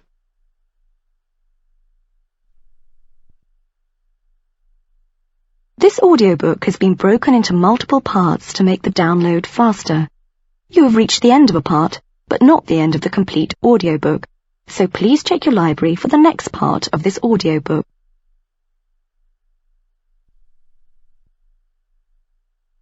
Audible hopes you've enjoyed this program. This is Audible. Liberation Day by Andy McNabb. Read by Clive Mantle. Chapter 26. As I started to visualise playing Spider-Man round the outside of the boat, Lotfi came up on the net. It must have been 1:30. Hello, radio check H. Click, click. N. I pressed twice and Lotfi finished the check. Okay. It was good, quick voice procedure, considering we hadn't worked together with radios before and they were used to gobbing off in Arabic over the net. I pulled my knees up to my chest and rested my chin on them as I watched the silhouettes of the masts and continued visualizing getting onto the boat, moving around to the right-hand side, climbing up the aluminium ladder. I wasn't happy about it being right next to the cabin window, but at least there was a blind. I imagined that the sea covers were strapped down, so I thought I'd probably have to pull out the hooks from D-rings in the deck before pushing the pipe bomb into the gully where the seat and backrest met, in among the crushed crisps, melted chocolate, and 50p pieces. Lotfi came back on the air at 2 a.m, and we all had a radio check. It was time to stop thinking about it and just get on with it. That's N Foxtrot. I was about to start walking. L Roger that. H. I got 2 clicks from Hubba Hubba. I got up slowly and felt around the towel, brought out the plastic cylinder, still in its bin liner, then moved along the hedgerow and exited at the same place as I'd come in and walked down to the car. This time I put the key into the door to try to cut down on the profusion of electronic signals flying around. High-frequency signals and electric detonators are not a good mix, so the more I could do without them, the better. I had to be quick off the mark, though, once the door was open, as the alarm started to count down with a steady sequence of bleeps. I had to get the key into the ignition and turn it the first 2 positions before the alarm activated and woke up the whole of BSM. I got in on the passenger side and put the pipe bomb on the driver's seat. Then it was on with the garage gloves before opening up the glove compartment to switch on the only interior light I'd left working. I put the device on the drinks tray, twisting and separating the 2 halves of the cylinder. I checked the close peg to make sure the plastic was in place before connecting the batteries. Hubba Hubba came up on the net. He was quite casual about it, but he had important information. 2 cars, you have 2 cars. I immediately covered the light with my right hand and lay flat, my cheek resting against the piping of the driver's seat.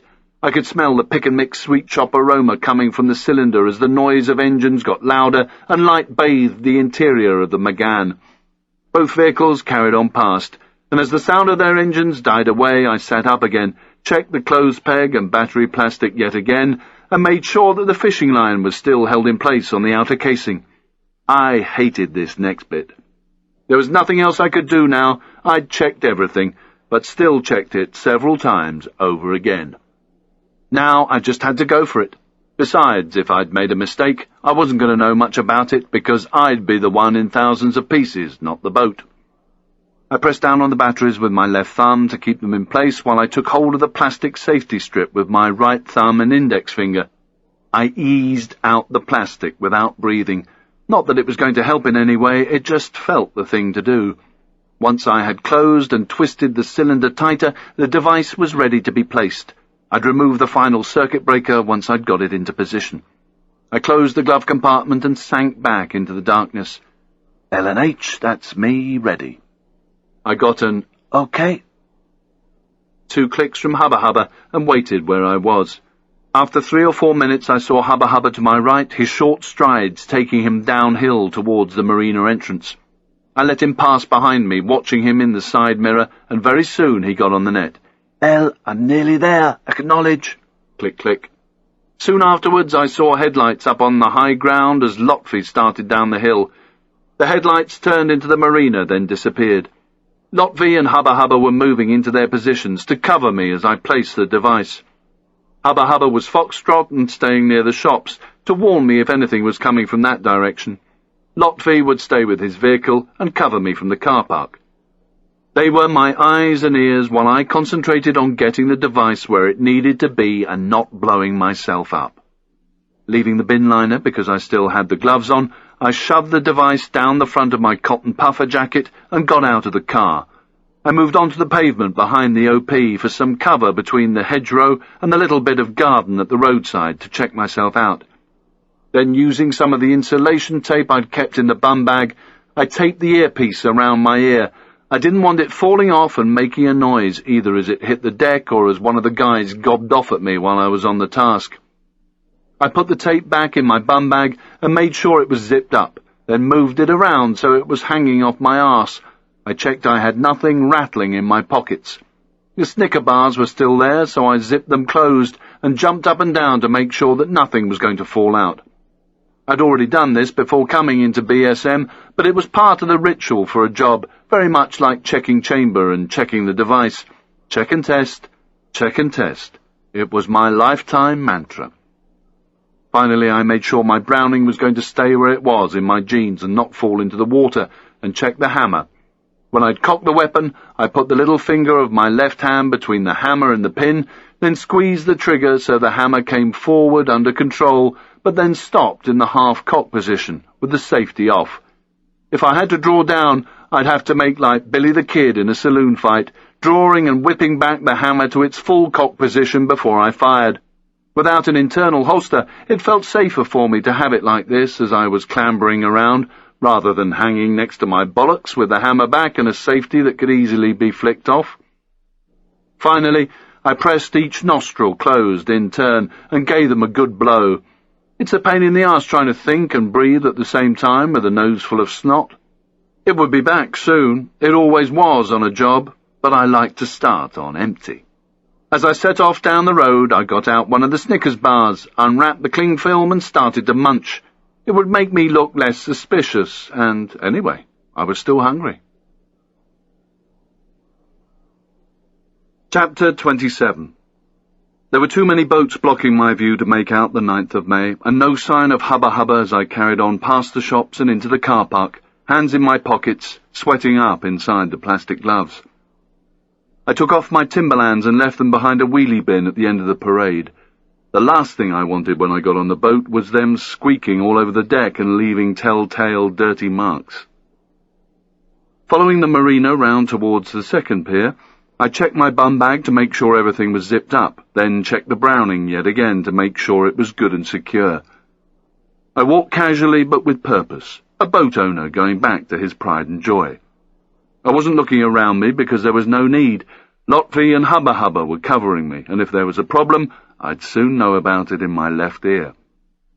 I spotted Lotfi's Ford Focus nose-parked in a line of cars facing Pier 9. I caught a glimpse of his face illuminated by a flickering marina light as I turned towards 9th of May. Then my brain started to shrink and focus completely on the target and surrounding area. Light spilled out round the sides of cabin blinds to my left, and I heard the sound of German TV and real-time laughter once more. I was no more than a few metres away from the target when a vehicle approached from the Nice end of the main, but it wasn't coming my way. Its engine noise dwindled, and its lights faded as it headed on towards Monaco.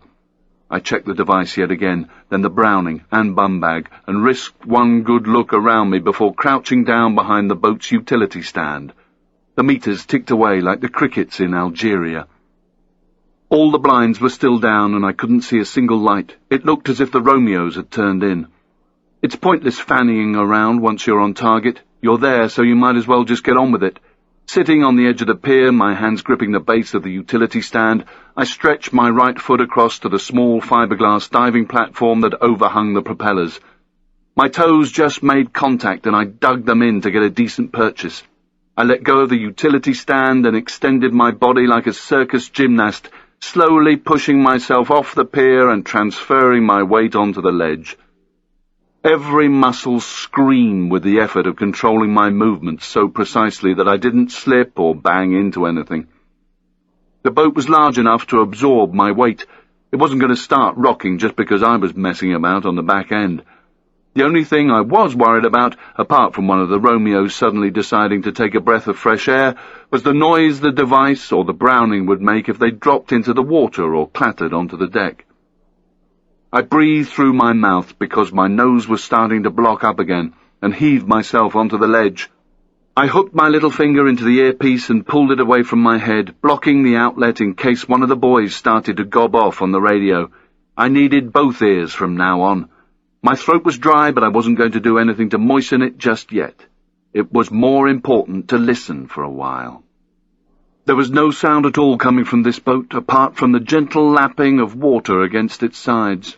I could still hear the Germans' muted laughter. I replaced the earphone and raised my head inch by inch until I could see over the back of the boat. The patio doors were just a few feet away. It's basic fieldcraft never to look over something if you can avoid it, always around or, even better, through. You should never cut a straight line like the top of a wall or the skyline or the side of a boat. The human eye is quick to detect broken symmetry. My hands gripped the fiberglass as I raised my head painfully slowly, hoping that the movement was disguised against the background of divots and the raised gangway. There was nothing. It was still clear. I checked the device, Browning and bum bag one more time, then got slowly and deliberately to my feet, lifted my right leg over the back of the boat and tested the ribbed decking with my toes to make sure I wasn't about to step on something like a glass or a plate. I put the rest of my foot down, gradually shifting my weight until my left leg was able to follow. I took my time, concentrating on the job in hand, not worrying about being seen through the patio doors. If I had been, I'd know about it soon enough. Better to spend time and effort on the job than worry about what might happen if things went pear-shaped. If they did, that was when I'd start to flap. Moving to the right of the patio area, I eased myself up onto the right-hand walkway that led round towards the front of the boat, and to the ladder that would take me over the cabin and onto the upper deck. I was concentrating so hard that the rustle of my gloves sounded to me like a bush being shaken. I reached the ladder and placed my right foot on the first of the 3 rungs, applying pressure very slowly on the aluminium. The cabin window was no more than 6 inches to my right. I didn't want to use the handrail to avoid strain on the rivets. There was a metallic creak as I lifted my left foot onto the next rung. My mouth was open so I could control the sound of my breathing. My eyes were straining to make sure I didn't bump into anything. I kept moving, slowly and deliberately, all the time checking that the bum bag, device and weapon weren't going to bounce onto the deck. I eased my weight onto the 3rd rung, then got my hand on the fiberglass deck and heaved myself upwards. I found myself on all fours on the top deck as 2 vehicles came from the direction of Monaco and lit up the main, then vanished into the town. I got slowly to my feet, so there'd only be 2 points of contact above the sleeping people. It took me 6 slow, deliberate steps to reach the seats. Once there, I lowered myself onto my knees and tried to find out how the covers were held down. There was a Velcro fastening down the sides. Undoing that would be a big no-no, this close to the enemy. I heard the sound of sliding doors, a burst of laughter, then German voices. Lotfi got on the net. "Foxtrots, we got foxtrots." I couldn't do anything but hug the deck, then inch my way on my stomach towards the protection of the seats forward of the driving console. I ended up over a sort of sunroof, a clear sheet of perspex that would have looked directly down into the cabin if it wasn't for the blinds. I rested my face on the perspex and tried not to think about what would happen if the blind was opened. I heard the doors slide shut and the sound of footsteps on the pier behind me. Then came the whimper of a dog, followed by a sharp Germanic rebuke from its owner. There was nothing I could do but wait where I was for the all-clear from Lotfi. I stuck my free ear to the perspex to check for noises from below. There were none, and it was still dark on the other side of the blind. I lay perfectly still, mouth open, breath condensing on the perspex. Car doors slammed and engines fired up in the car park. I stayed where I was, nothing moving but my eyeballs and the dribbles spilling from the corner of my mouth as I watched the vehicles leave in the direction of Nice. I got a low whisper from Lotfi. "All clear." I didn't double-click him in response. That would just create movement and noise. He'd see me move soon anyway. There was still no sound from below, but I wanted to get off this sunroof. Having nothing more than a sheet of clear plastic and a concertina blind between me and a bunch of Al-Qaeda was not my idea of fun. I began to raise myself on my toes and the heels of my hands. More foxtrots! More foxtrots! I couldn't see what he was on about, but that didn't matter. I flattened myself once more, then I could hear mumbling from somewhere along the pier. It sounded like more German. 2 bodies on deck, smoking. I reached down slowly for my Sony. Click, click. We'd have to wait this one out. There was nothing I could do now but hope I wasn't seen. I stayed exactly where I was, ears cocked, nose blocked, the left side of my face cold and wet. The mumbling was definitely German. I even got a whiff of pipe tobacco as Hubba Hubba now got on the net. Stand by! Stand by! That's 4 foxtrots towards you, L. I heard a double click from Lotfi as Hubba Hubba gave the commentary. That's at the first pier. Still foxtrot. Still straight. They must be going for pier 9. N, acknowledge. I double-clicked gingerly. He was right. There was nowhere else to go apart from one of the cars. Lotfi got on the net. N, do you want me to stop them? What the fuck did he mean, stop them? Shoot them? If they were aiming for any of the boats near me, I'd be seen. I could hear their footsteps now and the mumbles of a foreign language. They were definitely heading my way. I reached for the Sony and clicked twice, and Hubba Hubba came on the net immediately. H will stop them! There was a crash of breaking glass from the vicinity of the shops. A microsecond later, a high-pitched 2-tone alarm split the night. Chapter 28. I froze. A bright yellow strobe light near the tobacco began to bounce around the marina. There was nothing I could do but hug Perspex, my pulse racing. The 4 foxtrots sparked up loudly in French, sounding surprised, while the Germans shouted urgently to each other. I heard a rush of Arabic in the cabin below. Furniture was being knocked into. A glass was smashed. Lights went on. Through a tiny gap at the edge of the blind, I found myself looking straight down onto a stretch of highly varnished wood below the front window. A hand grabbed at things I couldn't see and disappeared.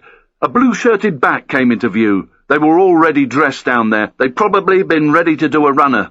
There was more gobbing off. They were flapping, thinking that whatever was going on outside was meant for them. I heard an English voice, male and educated, very calm, very in control. Just let me check. Just wait. Let me check. I saw a mass of curly black hair and a wash-stained, once-white T-shirt. The hair was flatter on one side, probably from the way he'd been sleeping. Its owner was peering under the front blind towards the shops. There was movement in other boats, too, and lights coming on. A few people were venturing out to see what the commotion was all about. The strobe was still going for it big time, and I kept rigid, my eye glued to the gap, trying to see through the condensation and dribble between me and the Perspex. The man below me turned, and his face was high-lit by the flashing strobe. It was Curly, for sure, the man at Join Les Pins and in the Polaroid. Now I definitely knew where Greaseball was getting his information. George needed to know about this. He was very skinny. His shoulder blades poked through his T-shirt as if he had a coat hanger in there. His big hair made his head look totally out of proportion to his body. He hadn't shaved for a while, and his slightly hooked nose and sunken eyes made him look as if he'd jumped out of a Dickens novel. He'd be the one giving Oliver Twist a hard time. "It's okay," he said, smooth as silk. "It's just a burglar alarm. Things are cool." There was another flurry of Arabic. He was definitely the voice of reason. "No, an alarm. It's just being robbed. You know, someone's breaking into the shop to steal. That's all it is. It's okay." He moved back from the window and his face disappeared. Was the alarm going to fetch the police? If so, how quickly? There was still talking and movement beneath me. It was an ideal time to get the job done. If I was wrong and people saw me, I'd soon know about it. I got to my knees and wiped up what had fallen out of my mouth with my sleeve. Then I pushed the device under the covering and into the channel where the back of the seat met the backrest. I peeled back the insulation tape tab and gave the fishing line a steady pull until the clothes-peg jaws released the strip of plastic and the 2 drawing pins connected. The circuit was complete. The device was armed. I pushed the cylinder in as far as my arm could reach. The strobe was still going ballistic, and I could hear people on other boats talking animatedly. It was starting to feel like some sort of yachting rave out there. I lay by the seats, not moving an inch, worrying about whether the kit at the OP would be found if the police decided to have a good look around. Biggest worry of all, though, was how to get off this thing before the gendarmes showed up. About 15 seconds later, I knew it was too late. 2 sets of blue flashing lights were heading down from the town. They arrived at the marina and turned right towards the strobe. Below me, Curly started calming the Arabs down. "They're just checking out the shop. Everything is cool." I watched as 4 uniforms got out of their patrol cars and inspected the shop front, silhouetted in their headlights and flashing blues. They were joined almost immediately by another set of headlights. The driver got out and waved his arms about, jabbering away 19 to the dozen. Probably the owner, working himself up to a big insurance claim. The police stayed for another 20 minutes, then the voices faded and the lights started to go out all around the marina. Things went quiet in the cabin below me. At least they wouldn't be leaving without me knowing. This must have been the closest OP in OP history. I lay there for another hour, glad of my new quilted jacket as I felt my extremities start to chill. I sat up slowly and checked around me. The marina was asleep once more. The tobacco lights were on. It looked like the owner was guarding it for the night. I made sure that the vinyl covering of the settee looked exactly as it had when I arrived, then went back into Spider-Man mode. Less than 50 minutes later, I was walking along the pier towards the car park and Lotfi's Ford Focus. I turned left towards my timberlands and hit the Pressel. "El, stay where you are and keep the trigger. There's a change of plan. I'll let you know what later. Acknowledge." Click, click. "H, check." Click, click. "Meet me at my car." Click, click. I got back to the bins to retrieve my timberlands. As I headed back to the OP, I offered up a prayer to the god of wrong numbers that no one got through to the pager by mistake. At least, not until the 3 on the boat had done their job. Chapter 29. I just started moving towards the stone steps when Hubba Hubba came on the net. Stand by, vehicle towards you, N, acknowledge." Click, click. Not that I needed him to tell me. The unmistakable sound of a VW camper thudded its way around the edge of the marina. I sat halfway up the concrete steps and waited for it to park up before moving towards the OP. I followed the pathway until it reached the main and turned right towards the McGann. Lotfi came on the net. I couldn't see Hubba Hubba, but I knew he was around somewhere. He wouldn't show himself until he saw me. As I drew level with the car, I spotted him further up the road. I waited for him to join me, and we crouched in the shadows behind the hedge. "What did you do that for?" I said. "Getting the police down here could have been an absolute nightmare." He grinned. "It stopped those people seeing you, didn't it?" I nodded. He had a point. "In any case, I've always wanted to do that." I nodded again. So had I. "What did you use to smash the window?" "One of those metal weights they use to keep the parasols in place. Those windows are quite tough, you know." "I need to ask you something." I wiped my running nose. "Is there anywhere in your area where I can send an email right now? It might be important. One of the guys on the boat was with Greaseball last night. He's a Brit, early to mid-30s, skinny, long black curly hair. Looks like the guitarist out of Queen. You know who I mean?" He ignored the stupid second question and thought for a few seconds about the first. "The main station in Nice, they have some of those cyber points. There are maybe 4 or 5 of them. I think they lock the station at night, but I'm not sure. There are definitely 2 outside." I briefed Hubba Hubba on what I had seen inside the boat and told him to pass it on to Lotfi while I went to Nice. "Tell Lotfi to keep a trigger until I get back, and if they move before that, you two just have fun." I slapped him on the shoulder. I checked the pavement for people, then stepped out and went back to the McGann. Driving past the entrance to the marina and on up towards Lotfi's position, I listened in as Hubba Hubba briefed Lotfi on the net, then started to work out the code words I was going to need in the email. I drove along the coast towards Nice. At this time of the morning the city was dead. A few cars passed me and the odd loving couple or lost soul wandered among the brightly lit shop fronts.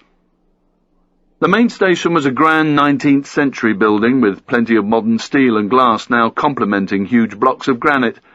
The area around it was filled with the usual array of kebab stalls, sex shops, newsstands and souvenir shops. Hubba Hubba had been right. The station was closed, probably to prevent it becoming a homeless refuge at night. The 2 cyber points he'd mentioned were among a cluster of maybe 6 or 7 brightly lit glass phone boxes to the left of the main entrance. The only cameras I saw were focused on the entrance. I carried on past and squeezed into the only space I could see down a side road. The cyber point was exactly the same as the one in Cap 3000. I slipped on my plastic gloves, inserted my phone card, got on to email. I started to tap out with 2 fingers, gradually getting faster.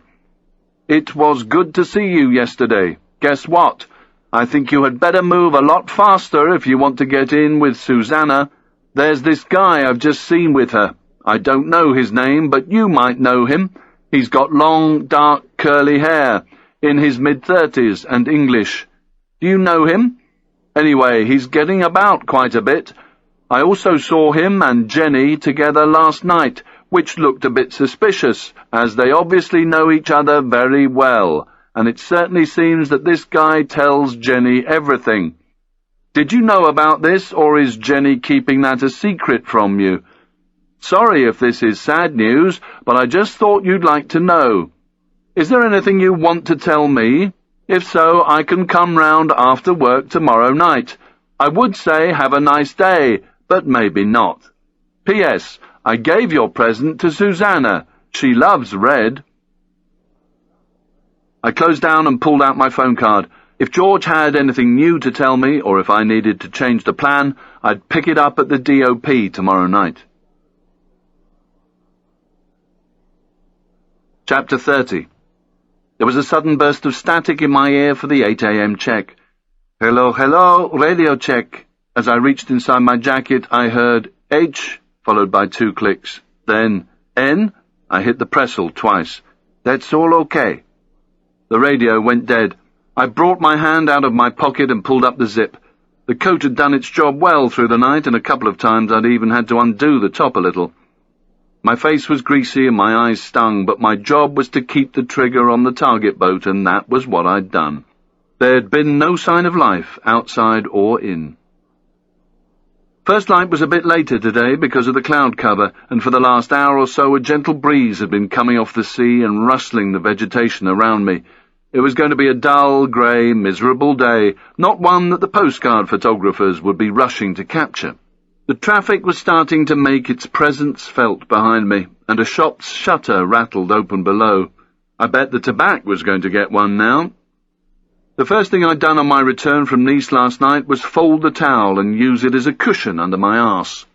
It hadn't turned the OP into a hotel room on the Croisette, but it had made me quite comfortable. All my Snickers bars had gone, and I'd had a dump in the cling film. Lying next to it was my water bottle full of urine. I brushed my hair back with my hands and rubbed my eyes awake. Now wasn't the time to slack. I could hear laboured breathing, someone running, coming down the road to my left. He took his time to get to me, and I was amazed when he finally did. The wheezing and scraping of feet made it sound like he was about to have a heart attack. There was general movement around the marina now, with quite a few bodies moving out of their boats. The crew of a rubbish truck were emptying champagne bottles and caviar tubs out of the 2 wheelie bins. I made a mental note to really find out who my biological parents were one day. I wouldn't mind finding out I belonged in a place like this, maybe even getting served in the Boston Yacht Club instead of just being able to work in it. Birdsong had sparked up around me. I tipped over onto my side and supported my head with my right arm, stretching out my legs as I tried to restore some sort of feeling in them. I had a better view of the VW camper now. It was yellow and white, one of the newer, squarer-shaped ones, and all the windows were covered with aluminium folding blinds. They must have got their heads down as soon as the wheels stopped turning. With just one eye on the binos, because I couldn't be asked to sit up and use both, I watched the couple on the boat to the right of the 9th of May emerge on deck. Hair sticking up, much the same as mine probably was. They did some boat stuff around the deck, their fleece jackets protecting them from the breeze. There was still nothing coming from the 9th of May. The black blinds still covered the front window and the 2 on the side facing me. I ran the binos over the plastic covering on the top deck settees in the driving station. It was buckling a little under the breeze, but didn't look as if it had been disturbed. I thought about what might be going on behind those blinds. Maybe they were already up, all three of them, just waiting to go and collect, lying in their bunks with time to kill, or memorizing street maps and bus and train timetables. Whatever it was, I wished they'd hurry up and get on with it. The longer they stayed there, the more chance I had of being compromised. A very small, narrow Japanese van pulled into the car park, and the old gardener I'd seen yesterday got out. He was dressed in the same baggy green overalls and wellies. He seemed more concerned about the camper than about his plants right now. He dragged himself towards it, looking like he was about to start an incident. Maybe campers weren't welcomed as energetically as everyone else was, according to the marina entrance sign. When he got there, he shouted and banged on the side panel. One of the blinds went up, and he carried on shouting and waving his arms as if he was directing traffic. He obviously got a satisfactory answer, because he went back to his vehicle with a bit more of a spring in his step. He opened the sliding door to reveal forks and spades and a wheelbarrow. The tools came out one by one, clanging as they hit the ground. I just hoped he hadn't woken up at 3 a.m, determined to get to grips first thing with that V-shaped palm up behind the fuck bench. Whatever he was planning, it wasn't going to happen yet. He looked as if he was going to take the first break of the day. Lowering himself onto the sill of the sliding door, he tapped a cigarette out of a packet. The smoke was picked up and dispersed quickly by the breeze. "Radio check, H." I unzipped. Click, click. "N." Reaching in, I double-clicked the pressel. "Everything okay. Time to change batteries."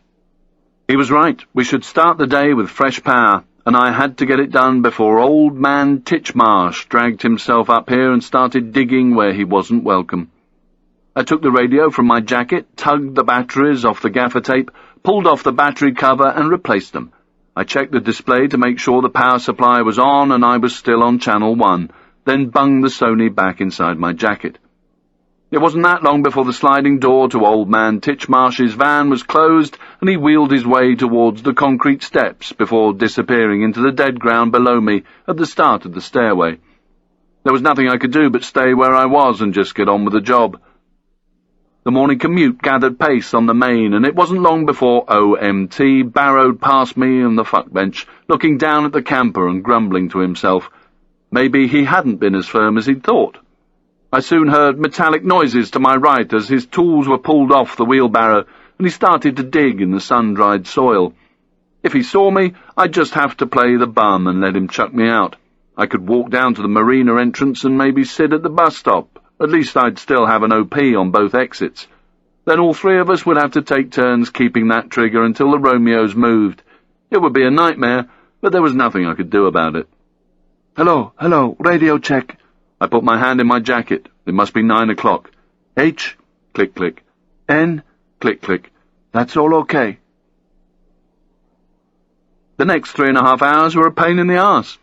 OMT seemed to spend more time smoking than he did gardening, which was fine by me because he took his breaks at the far end of the garden.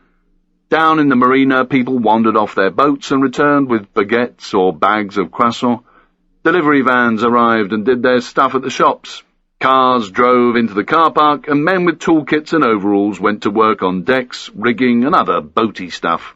I could hear a bit of music now and again from the restaurants, and the occasional loud voice or burst of laughter from customers in the tobacco, punctuated by the smashing of more glass. The window replacement boys must have been on site. A small electric cart loaded with rubbish bins and brooms whined its way out of the dead ground in front of the shops and towards the wheelie bins where I'd hidden my timberlands. OMT shouted down at the driver, who stopped and dismounted with a drag on his cigarette and a wave. His stomach looked about the same weight as the vehicle, which was probably feeling relieved to be rid of him. The bin cart driver cupped an ear towards the high ground of the gardens as the old boy gave him some verbal broadband, then turned back towards the camper with a determined nod. The bin cart driver closed in on the VW and repeated the performance. There was a lot of thumping on the side of the van, and what I suppose was the French for "Get the fuck out of here, this isn't a campsite." The door slid halfway open, and a woman with short dark hair and a black leather jacket appeared in the gap. Words were exchanged, but whatever was said stopped the cartman in his tracks. He walked away from the camper as the sliding door closed.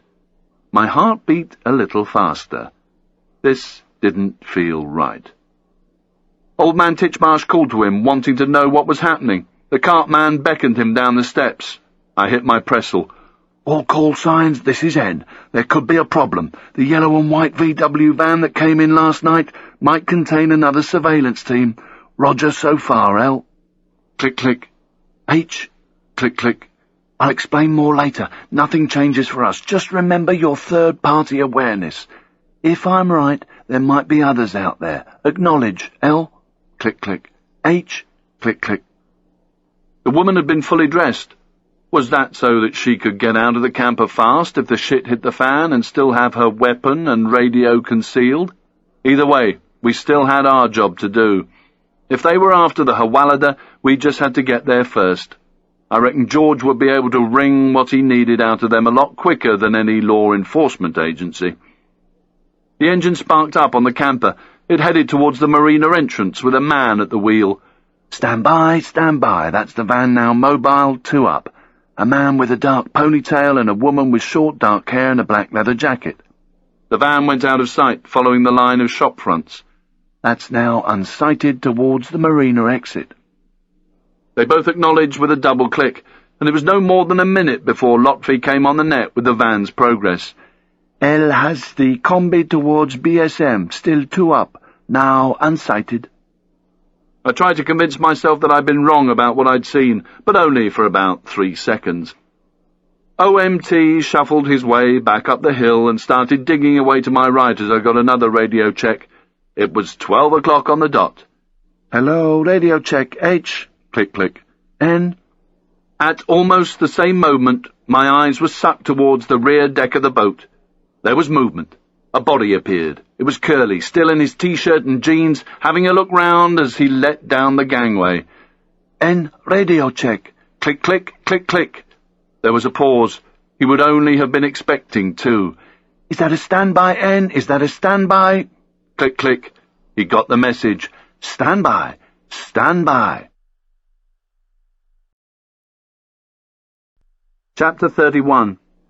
Curly had finished pushing out the gangway still in bare feet as the Romeos I'd almost dribbled on last night appeared on deck. I couldn't radio Lotfi and Hubba Hubba, as OMT was just a bit too close for comfort as he scraped about in the earth with his spade no more than 4 or 5 meters away, but Lotfi knew what to do. N, is there movement? Click, click. Are the Romeos still on the boat? I did nothing. Are they foxtrot? Click, click. OMT was even closer than I'd thought. I could hear the rasp of a lighter. The Romeos were now off the pier and had turned left towards the shops. I had a better view of them now. Both were in dark suits. Lotfi got back on the net. Are there 2 of them? I clicked twice, raised the binos to my eyes with my right hand and kept the left over the Pressel as Curly hauled the gangway back in and disappeared inside the boat. I checked them out while Lotfi carried on asking questions. Are they male? Click, click. Hubba Hubba came on the net. H is mobile. Lotfi. Are they still in the marina? Click, click. There was hesitation. Lotfi was trying to think of other things to ask so he and Hubba Hubba could have a clearer picture of what was going on, but he still hadn't asked what they looked like. Finally, he got there. Are they Arab? Click, click. I couldn't tell him right now, but they were also young, maybe in their early 30s, with short, well-groomed hair, white shirts, ties, and black shoes. The shorter one, maybe 5'7", 5'8", had straight hair and a rounded, overfed face. In his left hand he was carrying a Slazenger tennis bag with a racket in the outside pocket. The toweling round the racket handle was faded and worn. They'd thought about aging their collection kit to make it look as normal as possible. They looked just like bankers off to the tennis club. It looked as if Greaseball's int was going to prove good. They would blend in perfectly in Monaco.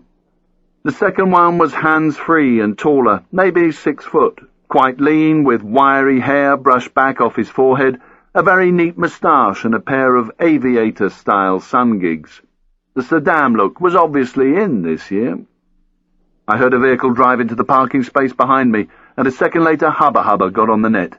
H is static behind you, N, and has the trigger on the main. I can give direction once they are on the main. N, acknowledge. Click, click. As planned, Hubba Hubba was coming in closer on the standby. That way we'd have another person who could take the Romeos once they were out on the main, just in case I couldn't get out of the OP and do it myself. The two collectors disappeared by the parade as Lotfi sparked up. "N, are they still in the port?" Click, click. "Can you see them?" Hubba Hubba cut in when I hadn't replied after 5 seconds. "H still has the trigger on the main." I waited for another 30 seconds, more than enough time for them to get halfway up the steps if that was the direction they were headed. But there was a no-show as I still smelt OMT's cigarette on the breeze. I got up slowly on my hands and knees and gathered all my kit into the towel, including my little cling film package and the bottle of piss. Only after crawling to the exit point along the hedgerow did I risk getting on the net. My voice wavered as I tried to suck in air and move at the same time. Okay, they're both Arab. Dark suits, white shirts, ties. The smaller one, Romeo 1, is carrying a blue tennis bag, Slazenger. Romeo 2 is taller, slimmer, sunglasses and moustache. H acknowledge. Click, click. Is it clear? I'm coming out. There was a pause. Click, click. I stood up, jumped over the hedgerow. Hubba Hubba had parked his Scudo my side of the McGann, so he was shielded but could still look through my window to keep the trigger. His window was half down and he had his eyes on the exit. I walked up and made a show of checking my watch. "The station, mate. Get to the station and be careful. Keep an eye out for that van." He nodded, fired the ignition. "Don't worry. Remember, Lotfi brings God with us." He gave me a gleaming smile as he reversed back into the road. I dumped the kit in the McGann boot, took over the trigger and prepared for the take. It was good to know that God was still on our team. We needed all the help we could get. I closed the boot as Hubba Hubba came back on the net in a calm, low voice. Stand by, Romeo 1 and 2 Foxtrot, approaching the main from the entry road about 10 short." I looked down the road and saw the Scudo just starting to move uphill past the marina entrance. "L standing by." I gave my acknowledgement. Click, click. Bending down to check out a wheel on the side of the car away from the marina exit, I peeled the insulation tape off my ear and waited for them to appear on the main. Then I checked my Browning and bum bag while I pretended to inspect the tyre tread with both eyes on the marina exit. Out they came. Stand by. N has Romeo 1 and 2 at the main. Wait. That's them now, left towards the town. L acknowledge. Click, click. H. There was nothing. Lotfi came up. "H, they're Foxtrot towards the town." There was a moment's delay before Lotfi came back to me. "H acknowledged and everything looks okay. No combi." I double-clicked. H was too far away from me, probably already at the station, but still within range of Lotfi, who was receiving both of us. I let the Romeos settle down and watched as they walked away from me, up the hill towards the bus stop. They both looked a little jumpy. Maybe they'd had too much coffee this morning. Romeo 1 kept changing hands on the bag and 2 kept looking around him, not realizing he could do that by just moving his eyes.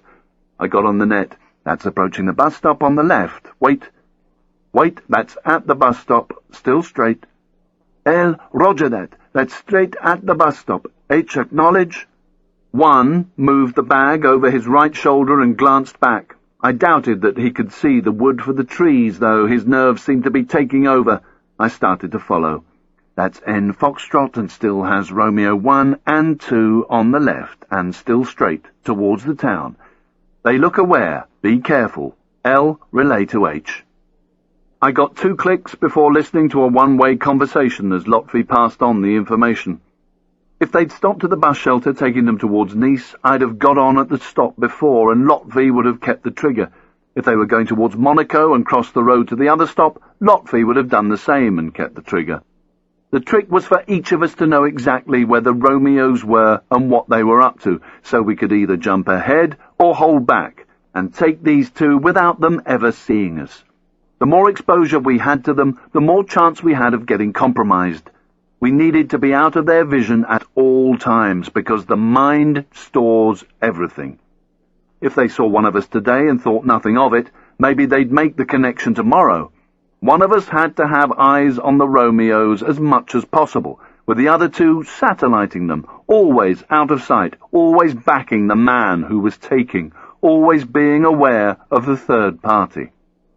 I lost them now and again as the road wound its way up to the high ground and into the town, but Lotfi had them in sight. "That's Romeo 1 and 2 now passing me, still straight." I double-clicked, not knowing if Hubba Hubba had done the same. I checked my Browning was in position and felt the bum bag to make sure the insulin case was still inside, even though I knew it wouldn't have unzipped the bag by itself and jumped out. I fished the medic alert out of my jeans and put it on my left wrist to announce that I was a diabetic and really needed to carry this stuff about with me. As I got to the high ground, I caught sight of Lotvi's Focus tucked away well inside the car park. The Romeos were still ahead, partly shielded by the traffic.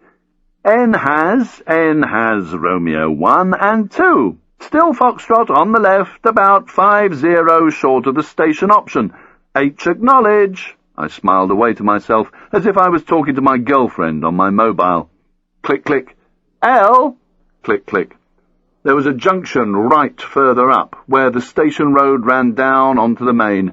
A set of lights controlled the traffic. The patisseries, newsstands and cafes were open for business. People were in line for a lunchtime sticky bun to go with their coffee taken at one of the outside tables. N still has Foxtrot on the left, halfway to the station option. Do not acknowledge. I wanted them to listen, to cut down on time on the air, so I could just concentrate on the take. That's approaching. Wait. Wait. I stopped and looked into a shop that seemed to just sell men's socks and ties. They're static at the crossing. They're at the crossing, intending the station. Wait. Wait. It's a red man. Wait out. I released the pretzel and watched through the corner of the window as I agonized over my choice of Christmas tie, Santa or the Virgin Mary. Nobody gave Romeo 1 and 2 a second glance, but to me they looked out of place. They weren't talking to each other. They didn't even look at each other. A couple of families were also waiting to cross, with all the kids wearing Pokemon backpacks. I heard the beep of the pedestrian crossing. Stand by, green man on. Romeo 1 and 2 crossing left to right, halfway. Once over the road, they carried on straight up towards the station and disappeared. That's them, straight and towards the station, unsighted to me. H acknowledge. H has, on the right towards the station, 60 short. The lights at the crossing had turned red again. I joined 2 women and more kids with backpacks. The kids were shoving baguettes down their necks as if they hadn't eaten since last Tuesday. Hubba Hubba came on the net, and for the first time I had to put my hand over the earpiece as a couple of trucks screamed past. It was a big no-no, but I didn't have a choice. H still has, halfway to the station, still aware. The green man flashed and the beep sounded. My new school friends and I crossed. It was a good sign that the Romeos were aware. I hoped it meant they hadn't pinged us, rather than that they were in fact very switched on and about to take us to an amusement park or shopping centre to fuck us about, or even worse, into an ambush. I reached the other side of the road and turned uphill, leaving Hubba Hubba to continue the take. H has, still on the right, approaching the station. The Romeos disappeared right into the parking area in front of the station as Hubba Hubba continued his commentary. That's at the station. Wait. Wait. At the first set of doors. That's now complete and unsighted to me. I'm going Foxtrot. N acknowledge. Click, click. He would now be taking a position that would give him a view of both the platforms, so he'd know whether they were aiming for Monaco or Nice. I spotted Hubba Hubba's empty Scudo van just past the entrance. He was out here somewhere trying to get the trigger, making sure the Romeos didn't see him, or, just as importantly, the third party who might wonder what this weird Arab bloke was up to. The drivers at the taxi rank were still leaning against their Mercs, smoking and putting the world to rights. The multicoloured flower beds nearby were still getting a good sprinkling. Taking my time, I wandered past the first of the 2 glass doors, hoping to get a glimpse of the Romeos, maybe by a ticket machine or the kiosk. But there was no sign of them in this half of the foyer, and I didn't want to walk in myself and risk being seen. I plonked myself on the wooden bench outside between the 2 sets of doors, hoping the train wasn't due just yet. H, can you see them? There was a pause. No, just the far end of the platforms. They could still be complete. Click, click. A garage truck approached from my right, and I could hear it change gear through the radio as Hubba Hubba spoke. He must be up there in the far car park. I decided I'd give it a minute or two to see if he pinged them. If not, I'd have no alternative but to go in. They should have bought a ticket by now, and with luck would be out there on the platform. I dug out my 100-franc notes and stood up, making sure the zip of my bum bag was still done up and the Browning was still tucked well into my jeans. I hit the Pressel. N is going complete the station. H, acknowledge. Click, click. L, stand by. Click, click.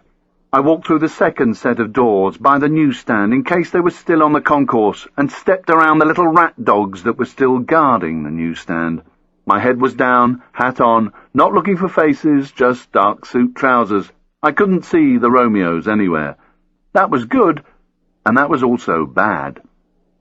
I stopped at the coffee machine and bought myself a cappuccino, then eyed up the snack machine and selected a couple of muffin-type things covered with sugary goo as the plastic cup fell into place, waiting to be filled. Hubba Hubba sparked up on the net as I bent down and watched the brew fall into the cup and pulled the muffin wrapping apart with my teeth, getting the goo on my chin. That's both Romeos on the platform, your side, the station side platform. Chapter 32. The dogs tied up by the newsstand gave me the evil eye as I reached inside my coat. Click, click. Some people bought tickets from the touchscreen machines, some headed straight through the double-glass doors onto the platform, but there was no one hovering around like me, trying to shove the last of a muffin down their neck without getting most of the topping over their front, while attempting to keep out of the Romeo's line of sight. They were out there somewhere, the other side of the wall the coffee machine stood against, and so far it looked as if they were going to Monaco. They'd have to go over a footbridge for trains to Nice, Cannes, and all stations to Marseille. 4 more people went through to the platform. They had to file between 2 steel posts about a metre high. There was a resounding clunk each time a ticket got fed into the slot and validated. The coffee machine had finished clearing its throat. I took a sip from the steaming plastic cup as I walked over to the touch-screen ticket machines and looked out onto the platforms to see if I could ping the collectors. The only people in sight were 2 train workers with peaked caps and beer bellies. I touched the screen for a single to Monaco, then bought another to Cannes. I didn't know which of the 3 locations these people were heading for. They might even do all 3 today, or none of them. Perhaps they really were just meeting some of their mates for tennis. If the destination was Nice, I'd just use the Cannes ticket and get off earlier. My tickets were still printing out as Hubba Hubba came on the air. I could tell by the noise of traffic and his disjointed speech that he was walking fast. Too much third party. I'm going complete. They are definitely on the Monaco side. Definitely on the Monaco side. I double-clicked him as I went and checked the timetables. The Monaco train was due in 10 minutes' time at 12:41. It would take much longer to get to Monaco by road at this time of day than the 13 minutes it took by train, but Lotfi was waiting for me to press the button. The plan was that he'd drive to the underground car park by the Palais de la Scala and be ready to receive the 2 Romeos if I screwed up on the follow and lost them, while Hubba Hubba tried to catch up. I needed the latter here for the time being, just in case the Romeos changed direction after Lotfi had taken off for Monaco. I made my decision. I ran my finger down the timetable like a puzzled tourist.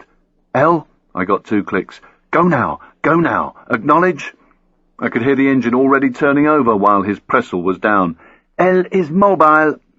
He'd have just 20 minutes to get there. I hoped he didn't get caught behind a truck on the narrow road.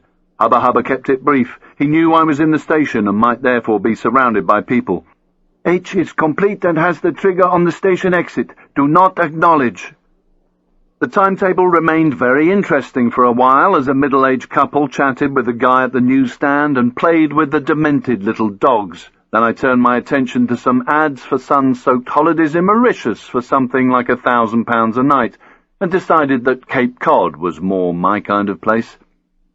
The couple said their goodbyes to the guy and cooed over his dogs one last time before moving over to the glass doors and clunking in their tickets. As they passed through to the platform, I could hear the train right on time. The rumble on the tracks got louder and the dogs growled as the train stopped with a squeal of brakes. I clunked my ticket and waited by the validation posts until I could hear electric doors slide open and people say their French goodbyes. Only then did I walk onto the platform without looking left or right and climb into the first carriage I saw. From my forward-facing seat, I could see the backs of the Romeo's heads and the Slazenger bag on the rack above them through the interconnecting carriage doors. I sat and waited, ready to jump off again if they did. The doors closed, and with a slight shunt, the train started to pull out. Hubba Hubba came on the net.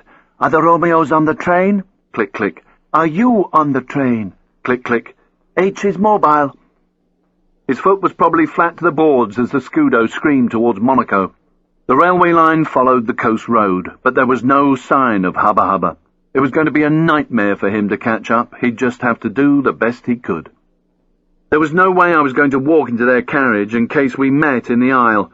One of them might be heading for the toilet or simply moving away from where they'd got on, as I would in their position, to try to avoid surveillance. I sat and watched the sea and kept an eye on the vehicles we were overtaking on the road. With luck, Lotfi would be approaching the tunnels just short of Monaco. As we neared Monaco, gracious old buildings with wooden shutters and ugly new ones blocked my view of the sea. Then we entered the tunnel that took us deep into the mountains. The train rattled on for a few minutes in darkness before emerging into the brilliant light of an immense underground station. The place looked like something out of a James Bond film, a huge stainless steel and marble cavern. The train slowed and a few people got up from their seats and gathered their bags and briefcases. I stayed put, looking out at the station. The platforms were clean and the marble highly polished. Even the light fittings looked like they came from a Conran shop. Carriage doors opened, and people dressed for work rubbed shoulders with Japanese tourists sporting their Monaco Grand Prix sweatshirts and Cannes baseball caps as they got out onto the platform and headed towards the front of the train. I, too, stepped out and followed the herd, the peak of my cap well and truly down as I checked around me. I pinged them up ahead. Romeo 2 still had his sun gigs on, and one the bag over his shoulder. I got my gigs out and put them on my nose as well. Maybe 60 or 70 metres ahead of me were sets of escalators that led up to a bridge. The herd were moving up them and left across the tracks to the ticketing hall. I caught another glimpse of the Romeos doing the same. Romeo 2 took off his glasses as they crossed, looking at everything, but hopefully seeing nothing, as smooth announcements floated over the tannoy system and giant flat-screen TVs flashed train information. We came into the ticketing hall, more acres of stainless steel and polished marble, still underground. All around me, shoes squeaked and high heels clicked, to the accompaniment of coffee machines hissing and people jabbering to each other over espressos. The crowd was waiting for one of the many lifts to take them up to ground level. I didn't want to join them, no matter how big a crowd the lifts could accommodate. With my left hand holding down the bum bag and the pistol grip of the Browning, I pounded up the steel stairs, turning back on myself every 10th step or so. It was further than I'd expected, and I was starting to get out of breath. It hit me that I'd made a mistake. My chances of getting up there before the two collectors were slim.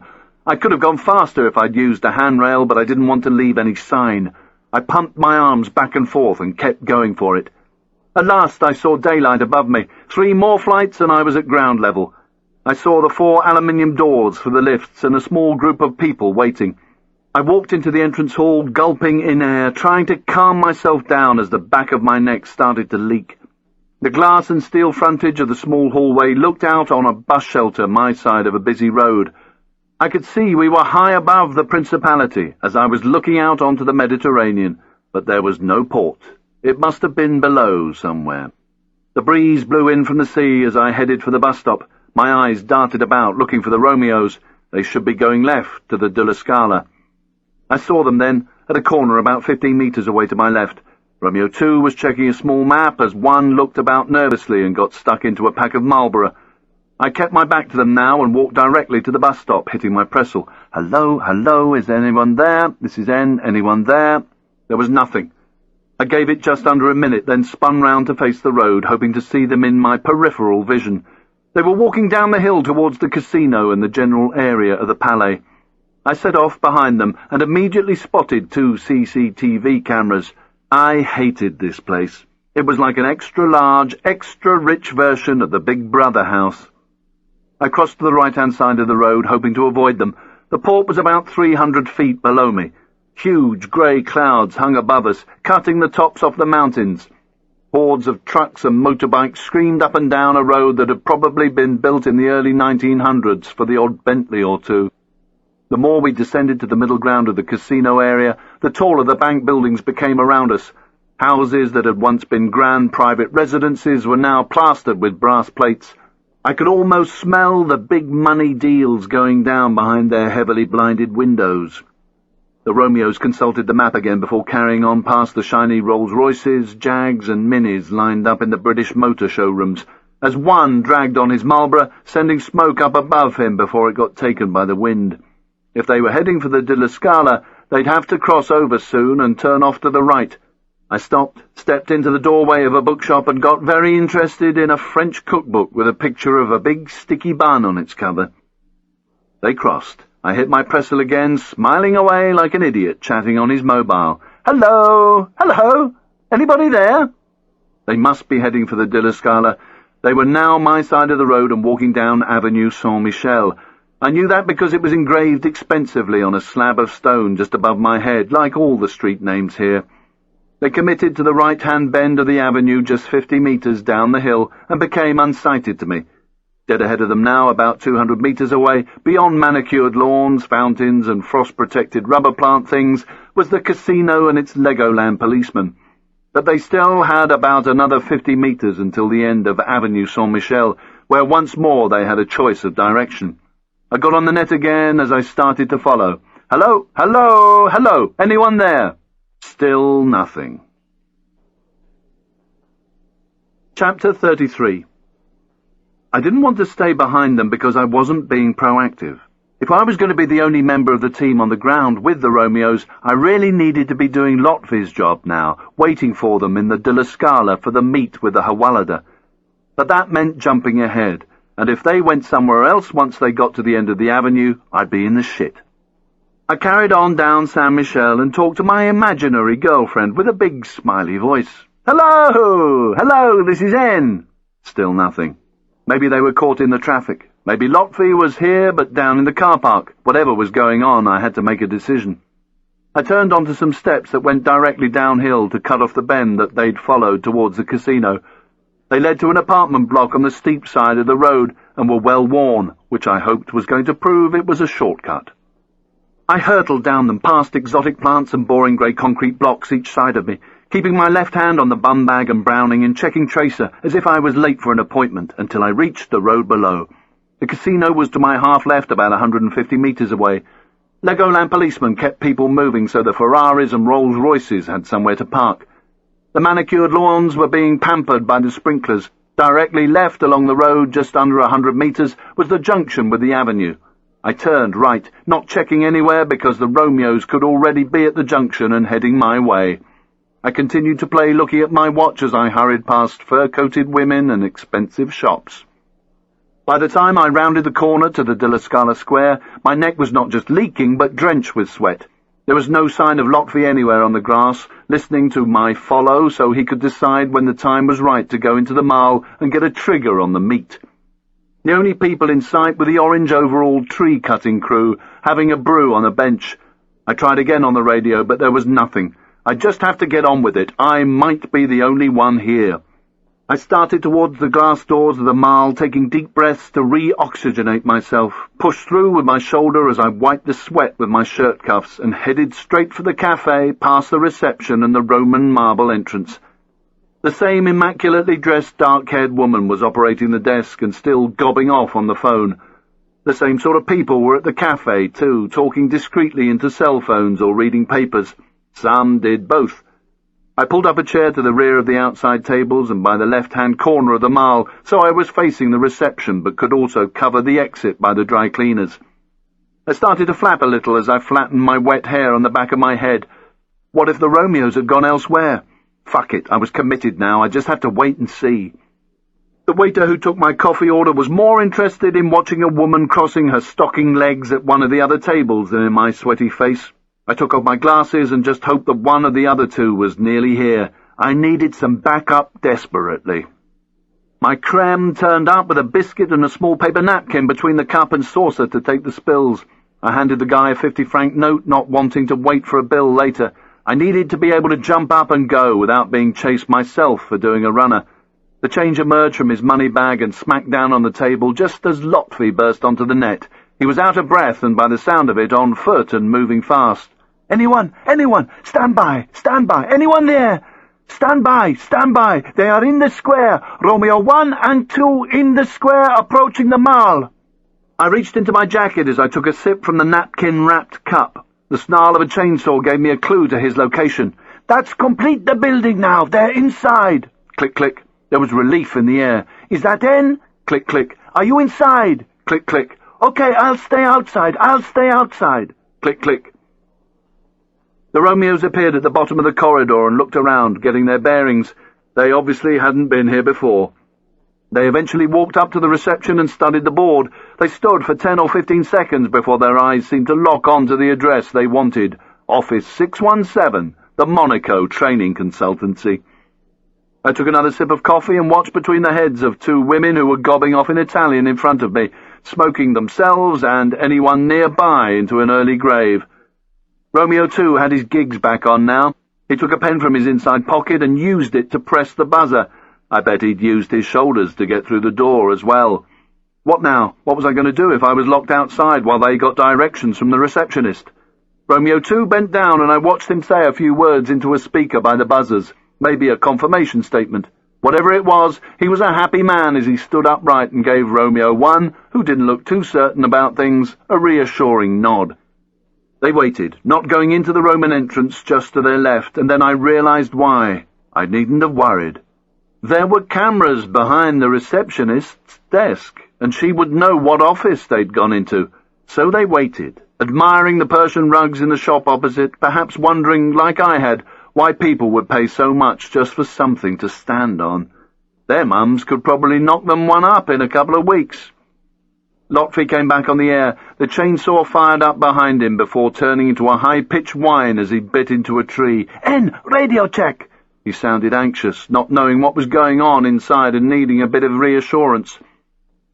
I double-clicked him as the reception doors opened, and out came a tall, dark-skinned man with black hair, greying at the temples in a way that made him look quite distinguished. He was about 6 foot and slim, not Arab, maybe Turkish, maybe Afghan. They didn't shake hands. He wore an expensive-looking navy suit, black loafers and a dazzling white shirt buttoned all the way up. No tie. Maybe, like many people, he refused to wear one because it was a symbol of the West, or maybe he was a fashion victim. I'd get the boys on the warship to ask him later. They finished exchanging half a dozen very serious-looking words and started to walk back out of the door of the mall they'd come in through. I warned Lotfi. Click, click, click, click. Lotfi was straight back. Coming out? Click, click. Same doors? Click, click. They disappeared from sight, and no more than 3 seconds later the net burst into life once more. "El has Romeos 1, 2, and 3. They've gone right. You're right as you exit, towards the rear of the building." I got up from the table and double-clicked him as I wiped the mug, keeping the napkin with me. As Lotfi carried on the commentary with the chainsaw in the background, I shoved the napkin into my jacket pocket where it joined the muffin wrapper and the plastic coffee cup. "That's Romeo 1, 2, and now 3, Foxtrot on the right. Still on the right-hand side, about halfway towards the rear. They're not talking. Romeo 1 is still aware. They have quick feet." I pushed my way through the glass doors into the cacophony of traffic and chainsaw. I didn't bother to look for Lotfi. I knew he was there somewhere. "Do you want me to stay here?" I double-clicked him as I turned right and followed on the same side of the road, putting my gigs back on. Chapter 34. They were now about 2/3 of the way down the narrow road leading to the admin area at the rear of the building, still not talking, but at least Romeo 1 wasn't looking around anymore. He still had the bag over his shoulder and hung back slightly because there wasn't enough room for 3 abreast on the pavement. They'd chosen a good route, avoiding cameras. The only bits of people control were the 2-foot-high steel bollards stopping people parking on the curb. By Monaco standards, it was all quite relaxed. They turned right at the corner and disappeared from view. I quickened my pace to get eyes on in case they disappeared completely through a door. I hit the Pressel. That's all 3 Romeos right to the rear, temporary unsighted. I got 2 clicks from Lotfi. I didn't know if he could see, and it didn't really matter so long as he knew what was going on. There was also a possibility that Hubba Hubba could receive but not send as he made his way to us. Reaching the corner, I crossed the road and began to hear what sounded like a supermarket trolley round up. Steel containers on wheels were being shunted backwards and forwards from a lorry backed into the post office loading bay. Once I was on the far pavement, I turned right just in time to see the three of them passing through a steel door next to a garage shutter alongside the loading bay. My mind raced as the door closed. It must be the exchange, unless this was a car park and they were about to leave. Elle! Hello! Elle! It was hard to keep my happy, smiley face as I chatted on my hands-free. Are you near your car? Yes, in the car park, Okay, mate, go, complete, and static outside the car park. All three Romeos are unsighted in a garage. I have the trigger. You've got to be quick in case they go mobile. Remember your third party. I got 2 clicks as I passed the post office van and the mail trolley pushers, then an anxious voice. Hello, N, hello, L, radio check. At last, hubba hubba. I hit the Pressel. This is N, L's here too. Where are you? Near the casino. I'm nearly there. Roger that. That's Romeo 1, 2, and now 3, unsighted at the back of the building, in the last shuttered garage before you get to the post office loading bay. I have the trigger. Acknowledge. Click, click. Okay. Stay complete and cover the square, able to take in all directions. L is going complete now. I'll trigger them away if they go mobile. Click, click. L, where are you? No reply. He was probably down in the car park. That's H static on the square. Can take in all directions. N acknowledge. Click, click. Seconds later, Lotfi came back on the net and I could hear the Focus's engine closing down in the background. Hello, N. That's L static on the car park road, covering away from the square. Roger that, L. Stay where you are.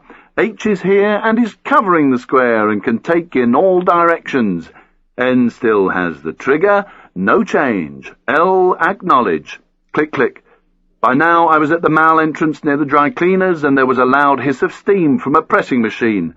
L, I want you to describe Romeo 3 to H. Acknowledge. Click, click. There was nothing else I could do now but keep the trigger on the shutter and listen while Lotfi told Hubba Hubba what our new best mate looked like. I watched the letters and parcels being taken backwards and forwards in the carts. Keeping the trigger was so important that I'd have to risk exposing myself out here in full view of the postal workers, and so close to the women in the cleaners, but thankfully out of sight of the camera on the corner of the building.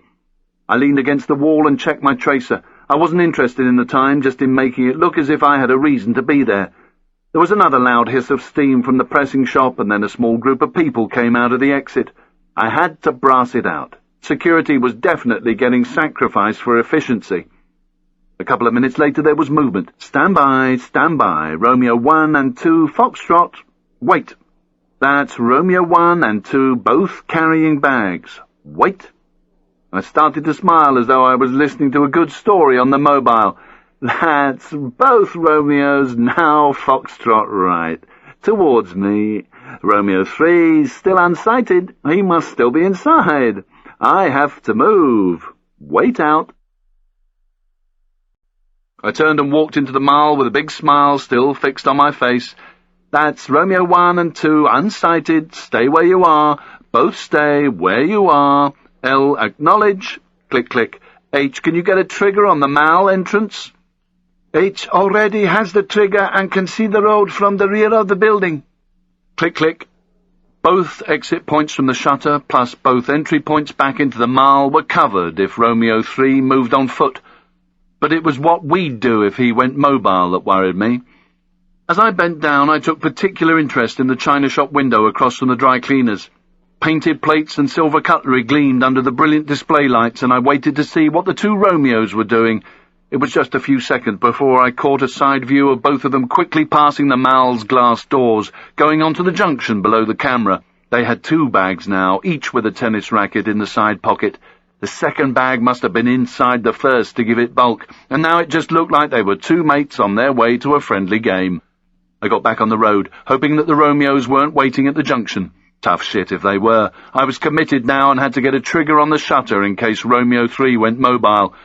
I needed to get a vehicle ID and direction for Lotvi and Hubba Hubba, who would then be on their own. I got myself out onto the other side of the Mal door, looking right quickly by the camera junction. No Romeos, then left towards the shutters, as my earpiece burst into life. Stand by! H has a possible Romeo 3 Foxtrot towards the square. That's halfway." He double-clicked as I shot back in through the door, past the cleaners and china shop, towards the cafe with a third-party smile.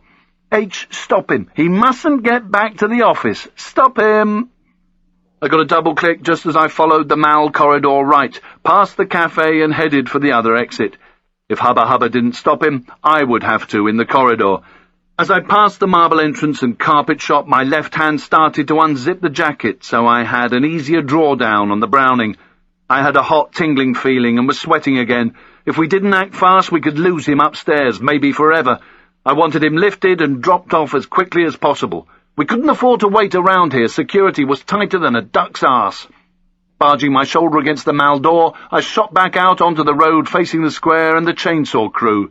Hubba Hubba stood on the pavement to my immediate right, with an enormous smile all over his face, just about to shake the hand of his long-lost friend, Romeo 3. There was a burst of French between them before the Arabic started. Assalamu alaikum. Romeo 3 looked perplexed, but went through the motions and raised a hand to Hubba Hubba's.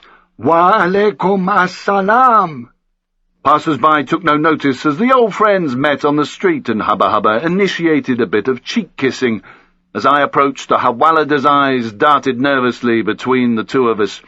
Hubba Hubba greeted me in Arabic, all smiles, and put a very firm arm out to bring me into the group and let me know he was running this bit. The Hawalada's hand was large, but his shake was weak and soft. Hubba Hubba carried on gobbing off and gesturing towards me, accompanied by nods and smiles. Romeo 3 didn't look so happy, though. "Allah salam alaikum." I reciprocated, "Wa alaikum as-salam," but I left the kissing business to Hubba Hubba. As I broke off with a handshake, Hubba Hubba embraced us both and steered us back towards the rear of the Mal, still jabbering away in Arabic and talking about the old days. Romeo 3's eyes betrayed a mixture of fear, puzzlement, and pleading. He was flapping big time, but he was too scared to do anything about it, not that he had the opportunity. Hubba Hubba kept both of us tightly in his arms as he continued to gob off, smiling and nodding like a game show host. I smiled back and nodded at the Hawalada. Whatever was being said was obviously doing the trick, for Romeo 3 turned the corner without protest, just resignation. We stepped aside as the post truck thundered past. We stopped next to the shutter, and Romeo 3 fumbled through his bunch of keys.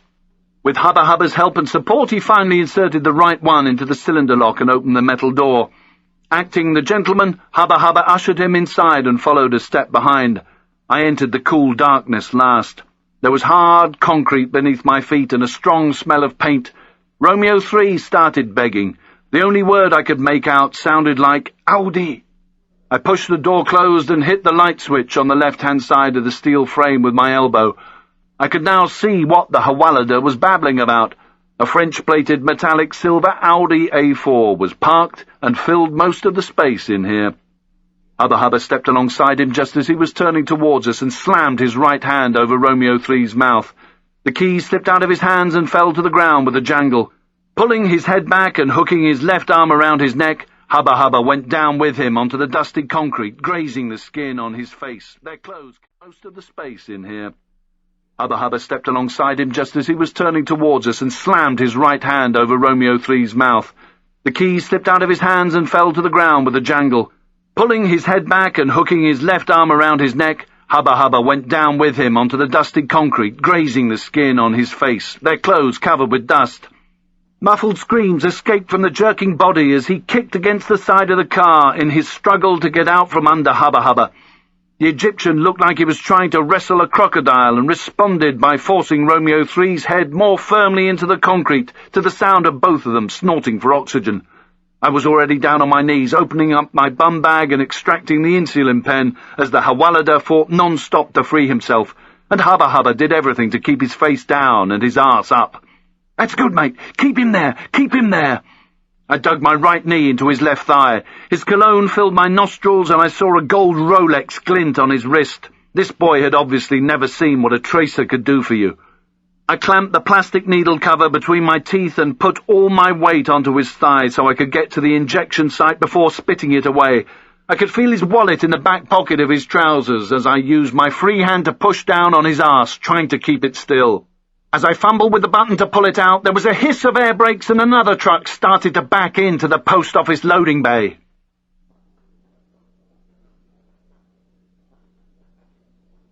Chapter 35. I whispered urgently, "For fuck's sake, keep him still!" The sound of the two of them fighting for breath as they heaved about on the concrete was almost as loud as the rattle of containers and banter between the postal workers. I threw the Hawaladar's wallet onto the ground and sat on both his legs, right behind his knees, so his kneecaps were pressed into the floor. It must have hurt, but he was flapping too much to notice. I stabbed the pen into the upper right quadrant of his right buttock and pushed into him hard, pressing down the trigger at the same time. There was a faint ping as the spring pushed the larger-than-normal insulin needle through his clothing and into the muscle mass. I held the pen there, pushing down for 10 seconds, as instructed, as the sound of angry, frustrated breathing fought its way through Hubba Hubba's hand. We both held him down for the minute or so it took for his struggles to subside. Very soon, he was en route for the K-hole. I got to my feet. Hubba Hubba still held him down until he'd stopped moving completely. I reloaded the pen by unscrewing it and replacing the cartridge and needle. After picking up the spat-out needle cover, I packed everything away in the bum bag and fished out the nappy pin from my jeans as Hubba Hubba disentangled himself and brushed himself down. The carts outside were still being filled to the sound of a lot of French banter. Hubba Hubba picked up Romeo 3's keys and talked slowly and softly to Lotfi on the net, telling him what was going on as he inspected the fob. With the open nappy pin in my hand, I leant down, forced open the Hawaladar's mouth, and pushed it through his bottom lip and tongue before fastening it and clicking down the pink safety cap. His muscles were completely relaxed by the ketamine, and we couldn't risk him swallowing his tongue and suffocating. There was also the risk of him vomiting as he came round from the drug, and if that happened at the DOP with no one else there, he might choke on it. The pin would keep him safe until he reached his new home. Meanwhile, Lotfi had got the news from Hubba Hubba, and I heard him give a double click. Our new friend was probably having his near-death experience by now, looking down at us both and thinking, what a pair of arseholes we were. The Audi's yellow four-ways flashed as Hubba Hubba pressed the remote, and the locks clunked open. I thumbed through the wallet and found that our new mate's name was Gumar Ahmed Khalilzad. On the whole, I preferred Romeo 3. Pulling at his sideburns and fiddling with the nappy pin, I got no reaction. Then I put my ear to his mouth to check his breathing. It was very shallow, but that was what we'd been told to expect with this stuff. What I wasn't expecting were the two thick, banded wads of $100 bills Hubba Hubba held in each hand as he walked back from the Audi. I took one bundle off him and threw it down inside my jacket and sweatshirt. A little commission he skinned off the top. Hubba Hubba nodded in agreement as he slipped his bundle down his shirt. He looked at me expectantly. "What do we do now?" A quick look at Tracer told me it was 3:38, a couple of hours or so before last light. The banter from the postal workers ebbed and flowed as I went through the options. Hubba Hubba knelt down and pulled out a crisply laundered white handkerchief from Gumar's now dirt-covered navy jacket. There was no way I could get Hubba Hubba's or Lotfi's wagons in here. They wouldn't fit in the garage, and they couldn't just back up to load him in with people so close. I watched as Hubba Hubba tied the handkerchief around Gumar's head like a blindfold. It wasn't to stop him seeing, but to protect his eyes. He had lost control of his eyelids as well as his tongue, and they might easily open during transportation to the DOP or during his wait there for pickup. We needed to deliver him in a reasonable condition so that the interrogation could start as soon as he came round, and not after he'd had emergency treatment to remove 2 inches of lollipop stick from his eyeball. We'd planned to use gaffer tape from our cars, but you can't win them all. I was going to have to drive the Audi out of Monaco with Gumar in the boot. There was no other way. Hubba Hubba looked at me expectantly. I gave him a nod and hit my pressel. "L!" Click, click. I could hear vehicles and people talking around him. The chainsaw had stopped. "Are you still complete?" Click, click. "In the same place?" Click, click. "H is going mobile first to clear the DOP. I'll then come out onto the square, turn left, and pass you in Romeo 3's car, a silver Audi. He'll be with me. I'll count down to the junction and then to you. You then back me, okay?" Click, click. "Good. We'll then make our way to the drop-off, just as planned. Click, click. Remember, you are Romeo 3's protection. At last he was able to come on the air. Of course, of course. I nodded at Hubba Hubba. We'd better get him in the boot. He went round to the driver's seat and there was a clunk as the boot opened. With me lifting his legs and Hubba Hubba gripping him under his armpits, we lugged Gumar over to the Audi and lifted him in. We were now vulnerable, him to getting the good news from a tail-end crash and us to being compromised, so Lotfi would try to stay behind me, close enough to stop anyone getting between us in the traffic. As we laid Gumar down, I took off his jacket and wrapped it round his head as a cushion, then pushed him onto his side so he could breathe better, adjusted the handkerchief and threw the wallet back into his pocket after wiping it free of prints.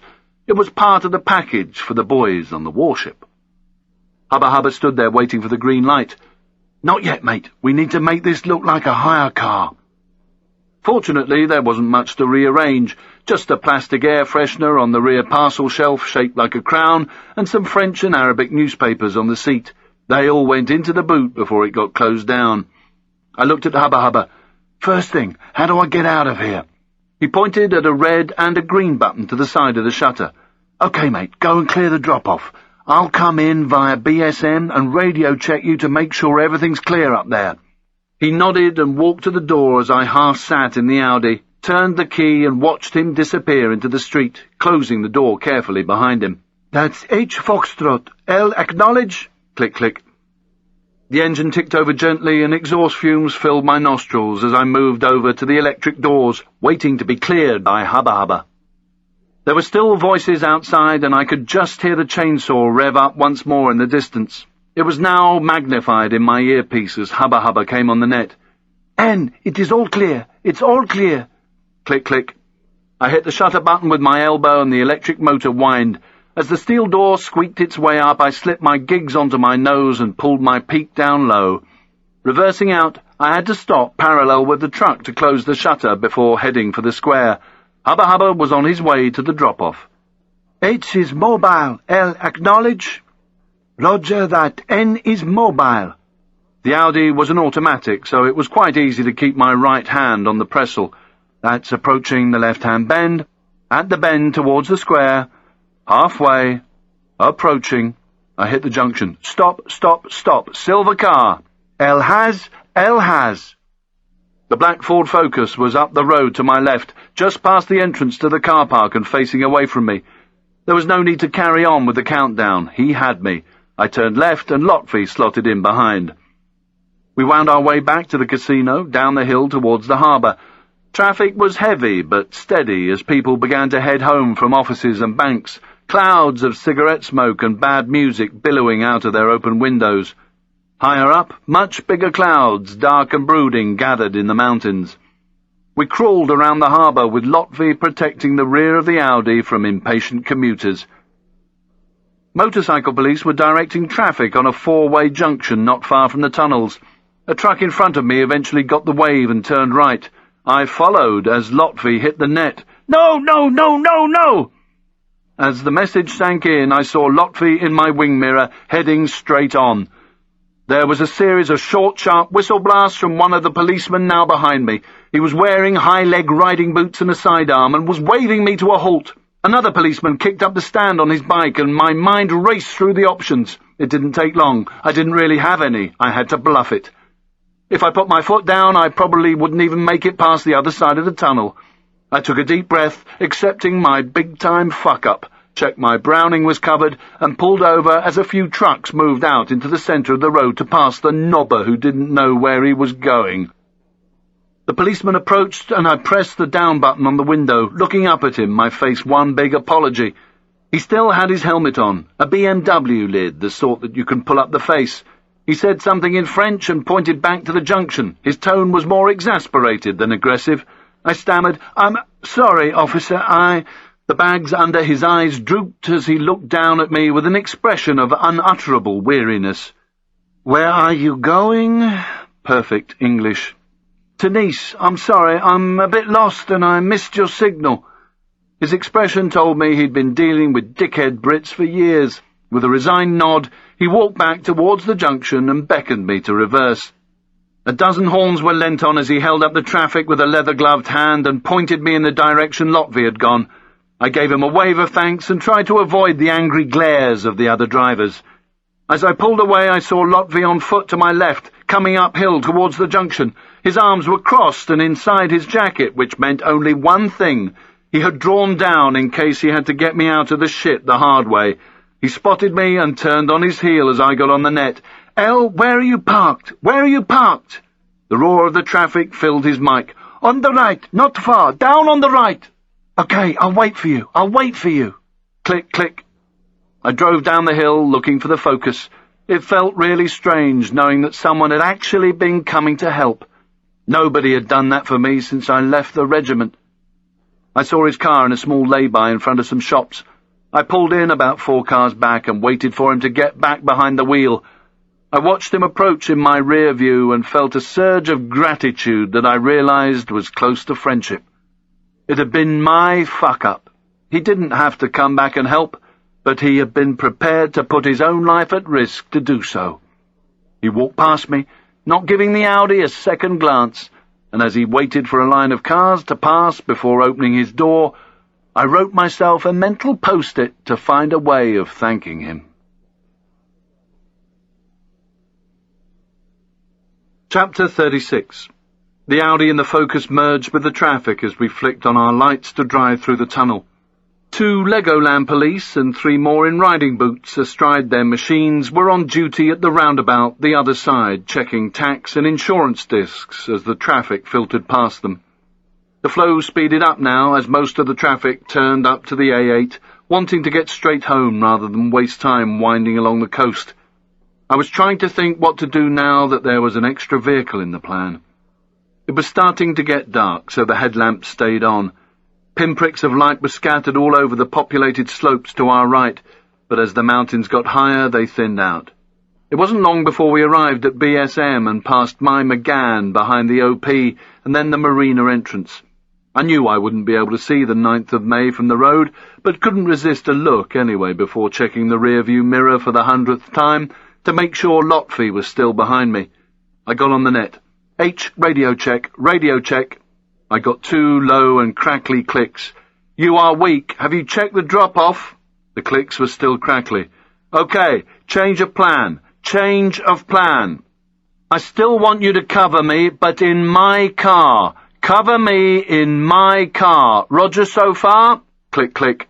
"I need you to get rid of the Audi after the drop-off. Lotvi will back you and take you back to your car afterwards. H, acknowledge. Click, click. L, acknowledge. Click, click. Roger that. Just carry on now as planned. Do not acknowledge." I carried on along the coast road, Lotfi still behind me. I could see his dip lights in my rear view, but I had no idea where Hubba Hubba was. It didn't matter. We were communicating. We eventually reached the junction that led to Cap Ferrat, and then, no more than 2 minutes further on, rounded a sweeping right-hand bend and the bay of Villefranche stretched out below us. The warship was lit up like a Christmas tree about a kilometre offshore, and a dozen yachts twinkled away at their moorings. I didn't have long to take in the picture postcard view before stopping at the junction that took us to the DOP. I waited with my indicator flashing for Lotfi to overtake, then followed him up an incredibly steep series of hairpin bends. The road narrowed, with room for 2 cars just to inch past each other. Lotfi's taillights disappeared ahead of me every now and again as we wound our way up the hill, past the walls and railings of large houses perched on the mountainside, then steel crash barriers to stop us driving over the edge. Our destination was Lou Soleil, an area of rough brush and woodland situated around a big car park cum picnic area lined with recycling bins, where the Coke light marker was going to be placed to show that there was a Hawalada ready for collection. The pickup team, probably embassy or naval personnel, would drive past the picnic area from the opposite direction from Nice. If the Coke can was in position, they'd throw it away with the rest of the crap they'd be dumping for cover and continue downhill about 500 metres to the DOP, pick up the Hawalada and continue to follow the road down to Villefranche and the warship. The picnic area had been cut into the woods and laid with gravel. Wooden benches and tables were sunk in concrete for those Sunday afternoons with the family. I suppose the bottle banks were just there so the local fat cats could drive up in their overpowered 4x4s and dump a week's worth of empty champagne bottles and feel they were doing something for the environment. We carried on until we were about 400 metres short of the drop-off point. Then I turned off into a small parking area while Lotfi headed on beyond the DOP to the picnic area. There was room for about 6 vehicles. It was used by people during the day while they took their dogs for walkies in the woods, and at night by teenagers and philandering businessmen for a different kind of exercise altogether. There were enough used condoms scattered around the place for an army of dogs to choke on. Whatever. It was too late for dogs and too early for any back-seat stuff, so I was alone. As Lotfi disappeared into the darkness, I hit the lights on the Audi, letting the engine tick over. My head fell back onto the headrest for a few seconds. I was fucked. My brain hurt just thinking about what I was going to do next. Lotfi's job at the picnic area was to warn me if anything came from his direction as I dumped off Gumar, and to leave the coke light marker once the job had been done. Hubba Hubba would be joining me here soon, and he would cover me from this direction. It wasn't long before Lotfi came on the net. "That's L static in the car park. There are 2 other vehicles, with a lot of movement in a Passat. The occupants are being very energetic with their map reading. The Renault next to it is empty." I double-clicked. I'd obviously been wrong. It wasn't too early for that sort of stuff. Maybe they'd just fancied one more for the road before they went home to their respective partners. While I waited, I got out the pen, hoping that whoever was picking up Gumar would be driving past at intervals during the night, and not only just before first light. It wouldn't be good if he woke up in the tarpaulin thinking, "What the fuck am I doing here with this pin in my mouth?" I couldn't hear any movement from him yet, but he was going to need another burst of Special K to keep him floating, or whatever he was doing in the backland. Headlights approached from down the hill and turned into the parking area. As they bumped over the gravel, I recognized them again.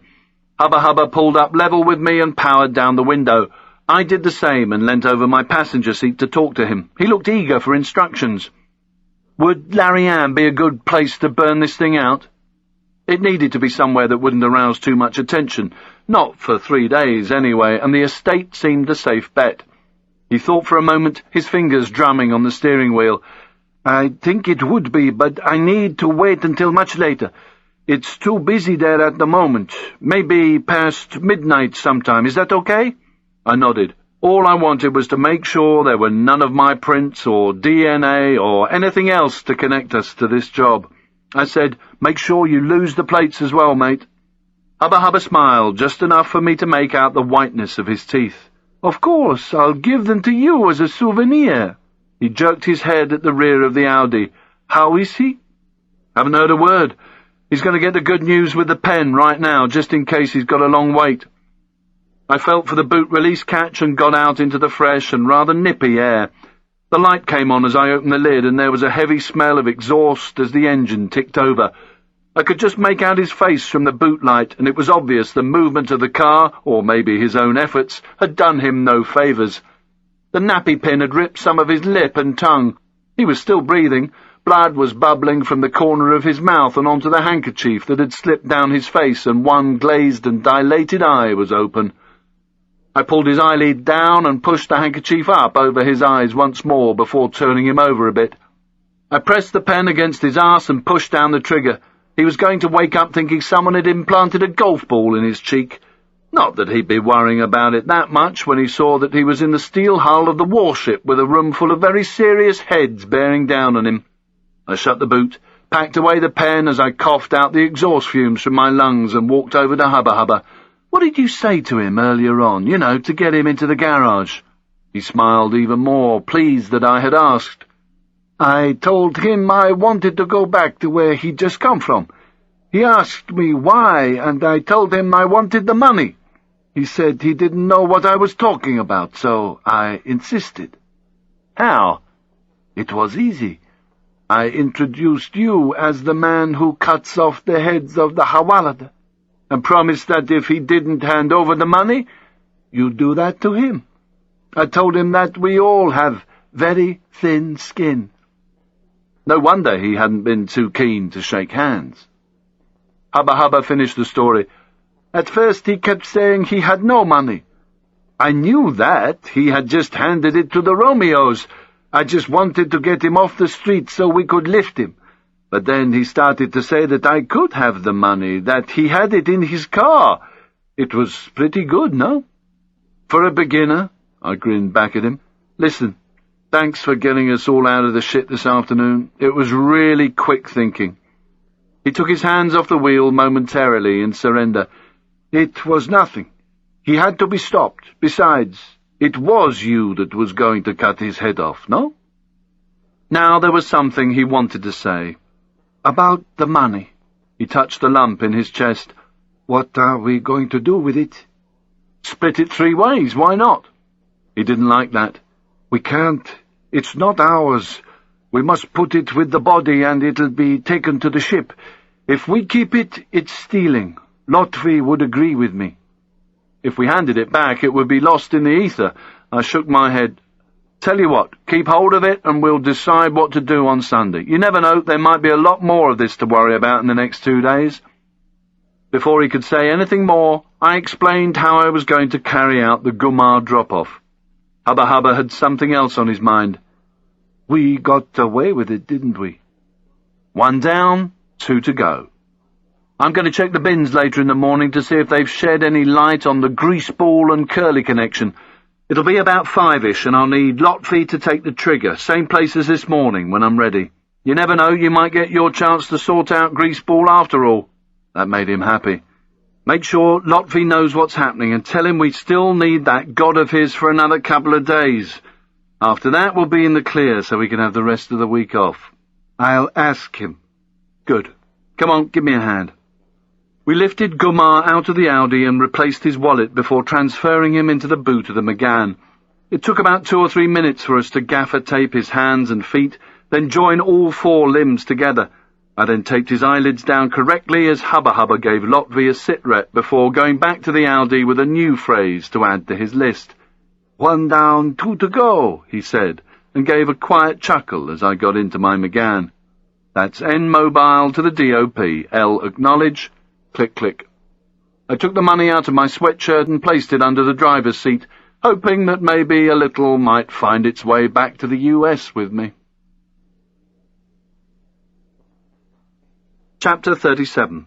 With the brake and reverse lights cut out on, I backed out into the road with just a gentle red glow of the rear lights.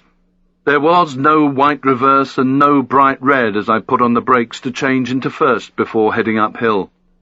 The DOP was about 400 metres to my left, at the end of a small grassy track that went in about 8 metres before being chained off. It looked as though it had been that way for years. Just the other side of the chain, old fridge freezers were piled on top of each other as the ground sloped downhill, and there were enough bulging bin liners to feed the incinerator by the safe house for a year. Lotfi came on the net. Stand by, there is movement between the cars. Engines on, and acknowledge. I double-clicked and slowed. Both cars are mobile. Wait. At the main. Wait. 1 left, 1 right, towards you. N, towards you. Acknowledge. I double-clicked again, hit the brake and clutch and waited for the headlights to get to me.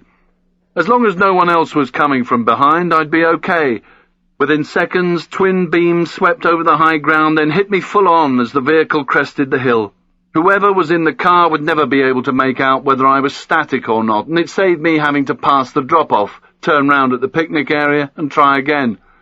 I saw the faded, hand-painted sign nailed to the tree. It probably said the driveway was private property and dumping was illegal, so fuck off. I didn't much care. It was my marker to turn my lights off and take my time in the dark.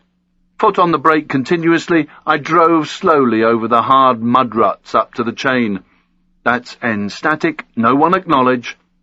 They knew where I was, and I wanted to cut down time on the air and get on with the job.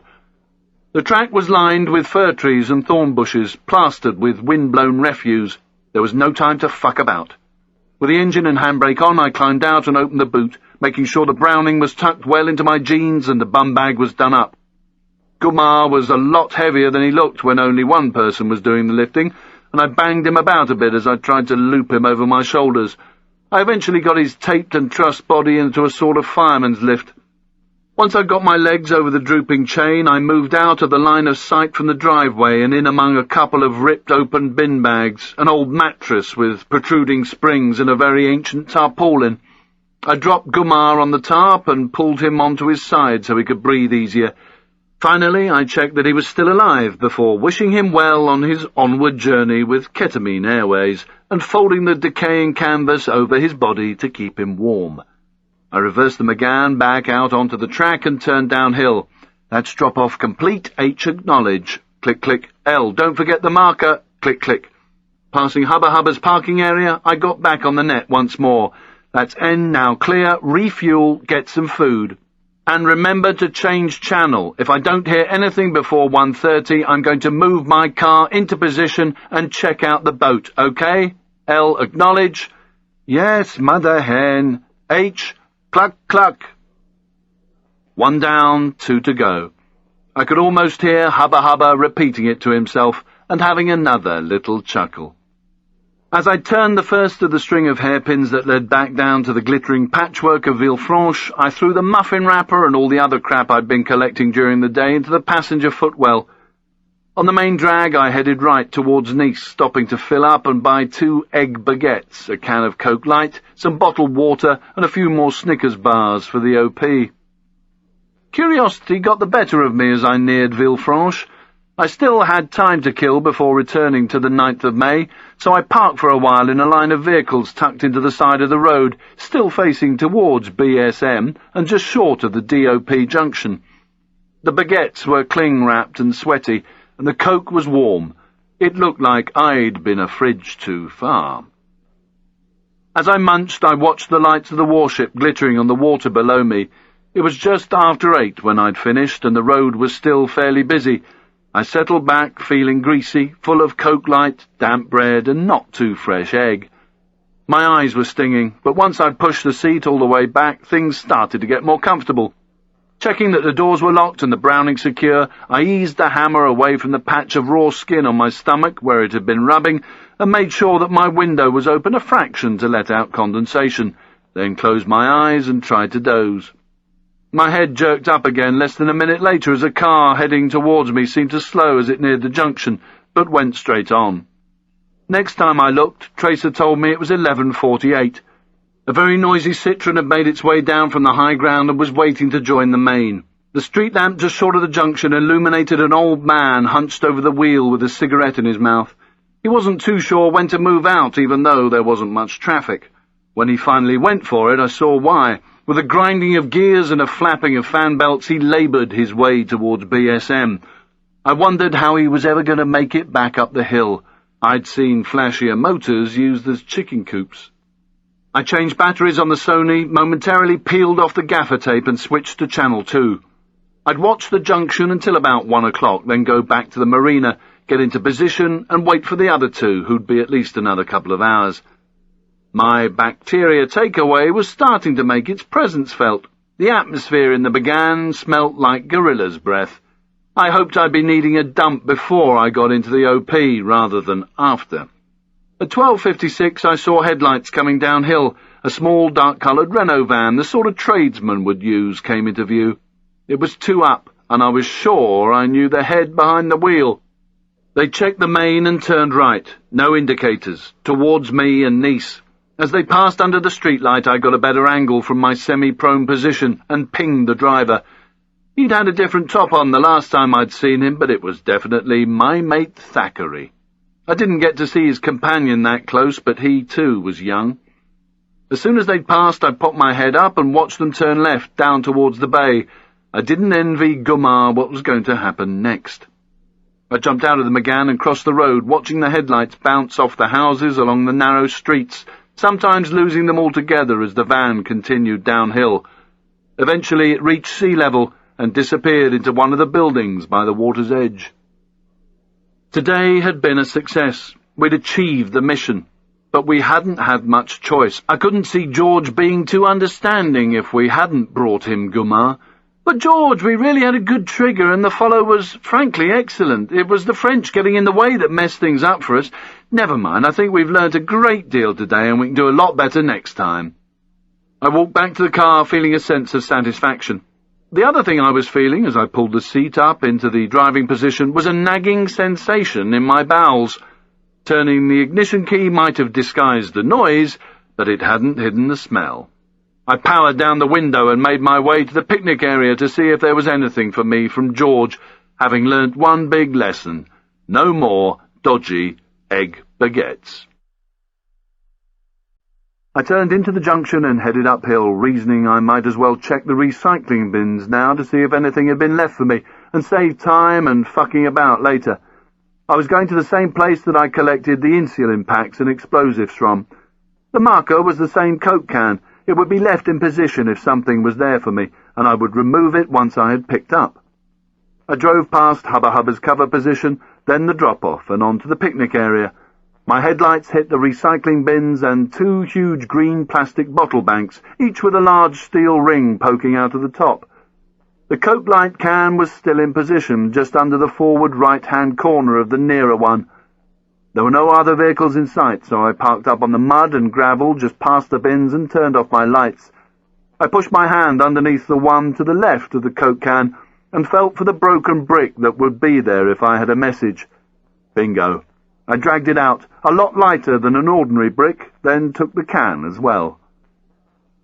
I turned the car round and headed back the way I'd come, wanting to be clear of the area as fast as I could.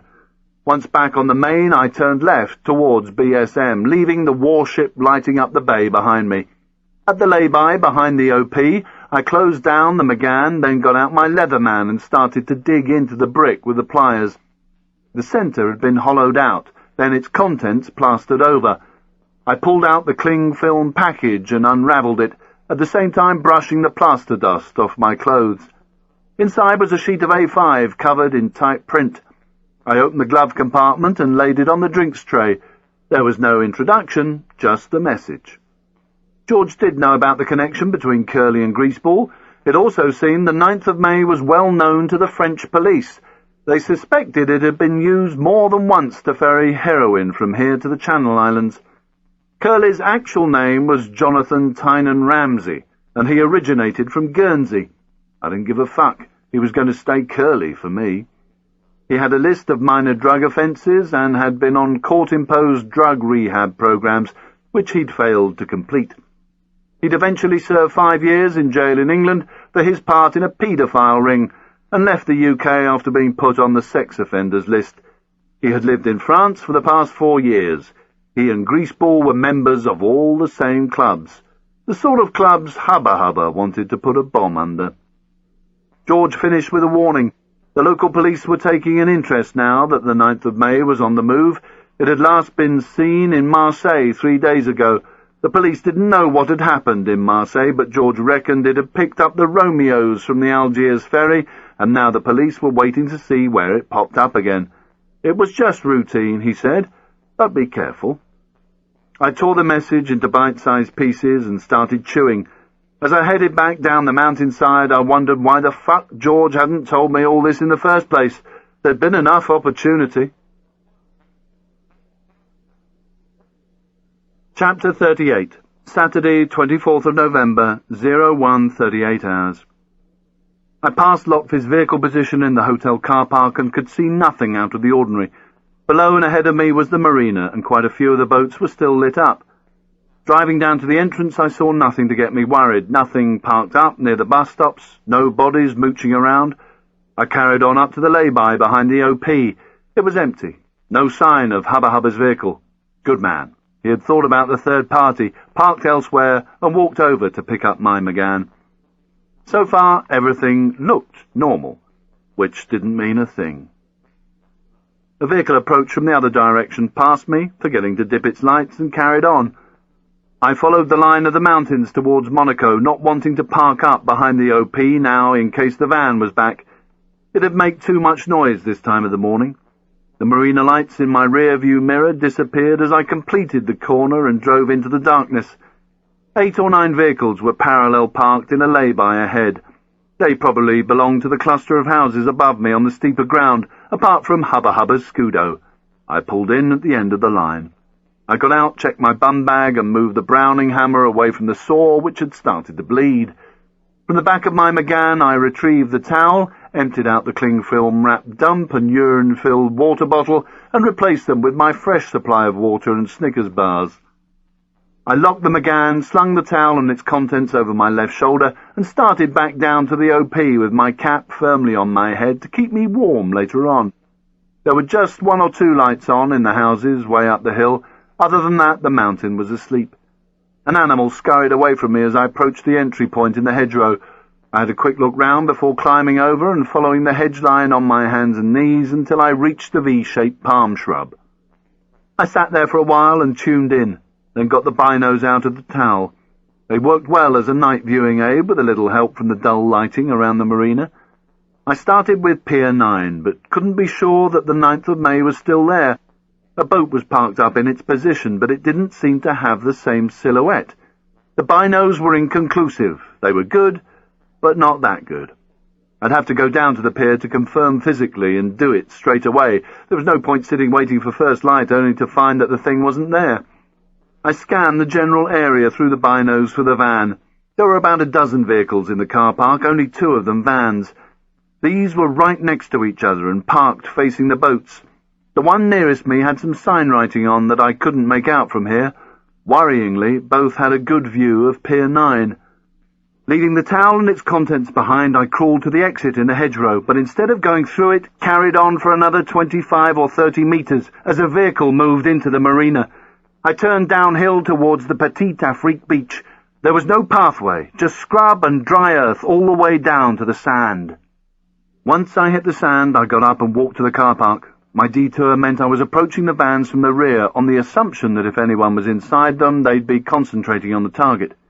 I passed the swings and climbing frame, using the huge piles of sand as cover, but walking normally, as if I was taking a shortcut back to my boat. It was pointless getting tactical and running, crawling, ducking, all that sort of stuff. I was out in the open, and no matter what I did, I would be seen when I crossed the flat, open expanse of the car park, if not before.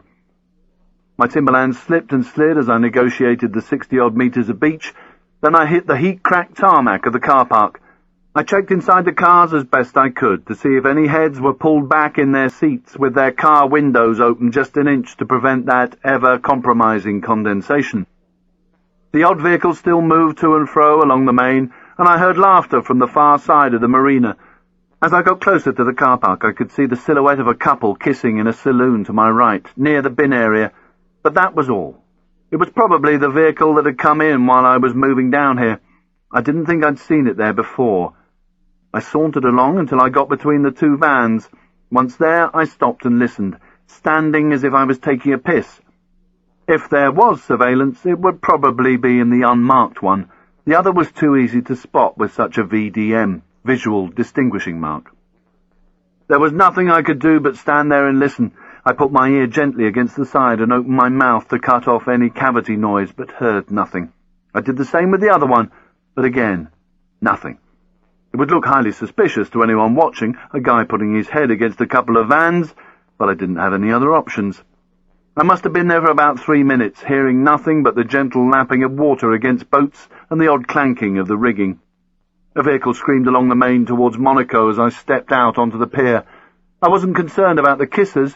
They had other things on their minds, and might be there all night. The Germans weren't dreaming of life on the ocean wave along with everyone else around here. Their TV was still going full blare as I passed, but it was the last thing on my mind by then. I had a horrible, empty feeling in my gut. I took a few more steps and stood looking foolishly at the washing that hung along the back of a boat called the Sandpiper, which was parked where the 9th of May should have been. I stood there like an idiot, willing my boat to materialize, hoping I was about to discover I was on the wrong pier. But it wasn't to be. Fuck! Now what? Spinning on my heel and quickening my pace, I checked further down the pier, just in case it had been shifted a few spaces. I went back and checked the first pier. No luck. I was going to have to search the whole fucking place. I didn't know how the system worked. Maybe they'd been moved to another parking place, or they had a technical problem and were parked up alongside the workshop the other side of the marina. I wanted to cover as much of the area as I could in as short a space of time as possible, but I couldn't run. There was still third-party awareness to think about. As I made my way back towards the shops, I delved into my bum bag for the phone card and started to recite the pager number to myself. 049345. Fuck! What if they'd left for Algeria already? What if Greaseball had been wrong and there was only ever going to be one pickup? My mind raced. The tennis bags had been big enough to hold at least $1.5 million between them, more than enough to pay off a coachload of relations. Shit! Clenching the phone card in my fist and reciting the number like a madman, my eyes darted everywhere, still in the hope of spotting the boat. My plan now was to work my way methodically around the whole marina.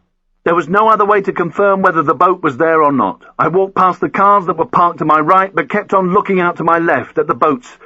2 bodies stepped out from the kissing car. There was a challenge from the driver. Arrete! Arrete! Arrete! I carried on walking, my hands in my pockets, eyes down at the concrete. I wasn't going to stop, but I didn't know what I was going to do. Water was behind me. The only escape was forward, past them and up to the main. The driver, a man, was about 6 meters away and came out past his car, blocking my path, his door left open. Police! Arrete! Now the other body, a woman, emerged, leaving her door open as well. She ran behind and past him and carried on down to the quay, maybe to make sure I didn't jump in. Her black leather jacket glinted dully under the lights. Chapter 39. The man's voice was very calm. As he moved forward, I could see his ponytail. Arrete, police. I kept walking, head down, and did my best to look confused. I didn't want to open my mouth unless I had to. The woman moved in step with him, following the waterline no more than 2 meters behind. She kept at an angle to her partner, so she had a clear field of fire. The man kept gobbing off in French as he got closer to me, moving slowly like a stalking cat, bending his legs and hunkered down a bit, treating me as if I was an unexploded bomb with a tremor switch. The woman sensed this was wrong. I hadn't stopped. Never taking her eyes off me, she moved her right arm, pulling back the jacket to get to the pistol somewhere on her hip. No more than 3 meters separated us now. I stopped as I heard the squeak of leather as the woman's pistol came up. I hadn't exactly helped calm the situation down by not talking to them, or looking as if this had never happened before. Her hair flicked up as she jerked her head around, checking everywhere to make sure I was alone, before getting eyes quickly back on me. Ponytail moved forward while she stood her ground, covering him. He had a couple of days' stubble to go with his hair. He thrust his ID at me with his left hand, a national police badge, looking very much like a sheriff's star with the word police set in a blue centre. Police, he said, in case I had trouble reading. He flicked the fingers of his right hand upwards, but at first I didn't understand the gesture. Then I twigged. He wanted my hands out of my pockets and up where he could see them. His eyes never left mine, looking for signs that I was going to try something. This guy was really experienced. He knew that eyes give away an action a second before it happens. He gestured upwards again with his right hand. Allez, allez! He wanted my hands in the air, or on my head. I wasn't sure which. What the fuck was I going to do? Jump into the water and swim for it? To where? He was just a pace away as my hands went up onto my head. He was pleased with that and continued to talk to me in confident, subdued tones as he closed his ID and shoved it between his teeth. She was still static at the water's edge, behind him and to my left. Ponytail closed in and ran his left hand over the front of my jacket. His right hand was still free to draw down if necessary. Encountering the Sony, his eyes narrowed. He breathed through his nose, kept the ID in his mouth and gave a muffled but calm pistolet.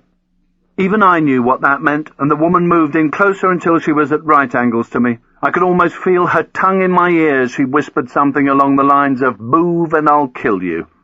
She was too close. You should never be within arm's reach. I had to do something, anything, before he got down to the Browning. He started to pull on the zip of my jacket, yanking it with such force that it snagged about a third of the way down, and I got tipped forward. It was time to act. His eyes were still staring into mine. My hands were still on my head, and my left elbow was level with her pistol. Taking a slow, deep breath, I counted to 3, then forced my arms forward to push the muzzle away from me. She shouted out as if Ponytail didn't know what was happening. I made a lunge to the left and body-checked her, toppling her into the water. Ponytail came at me. I tucked my head in and got my forehead into his face. There was a crunch of bone on bone as he dropped to the ground. I followed, my head flashing with pain. It felt like I'd head-butted a wall.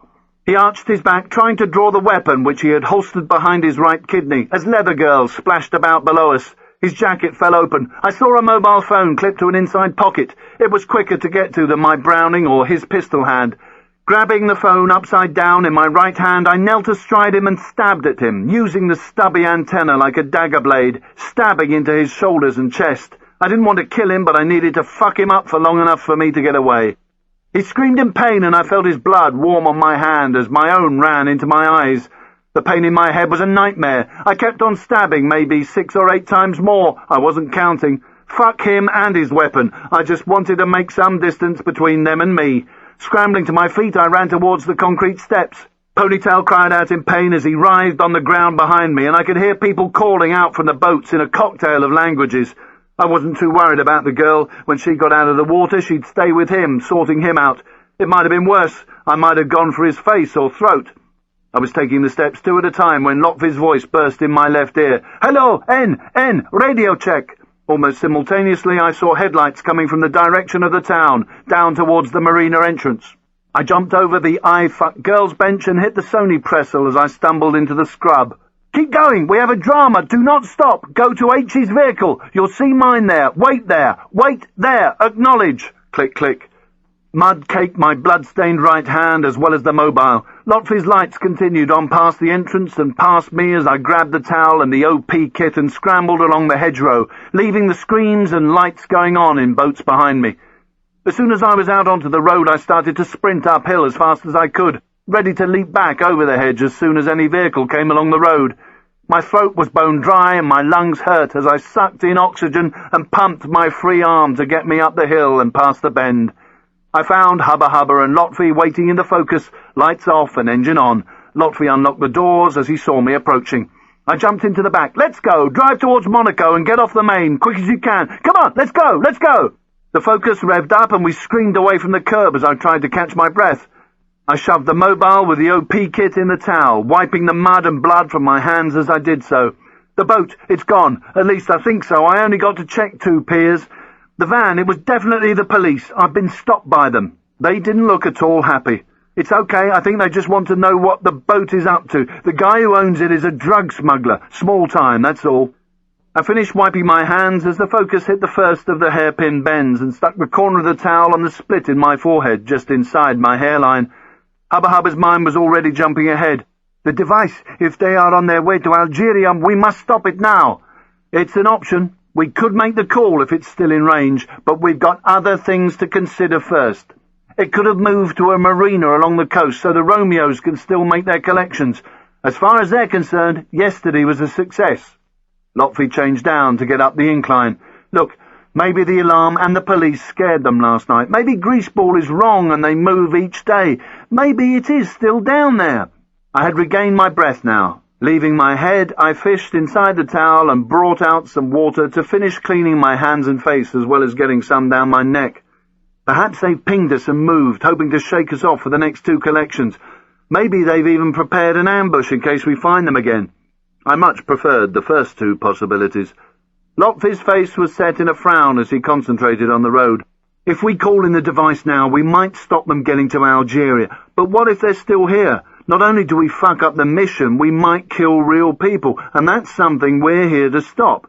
So, I reckon, forget about the police, forget about the boat missing.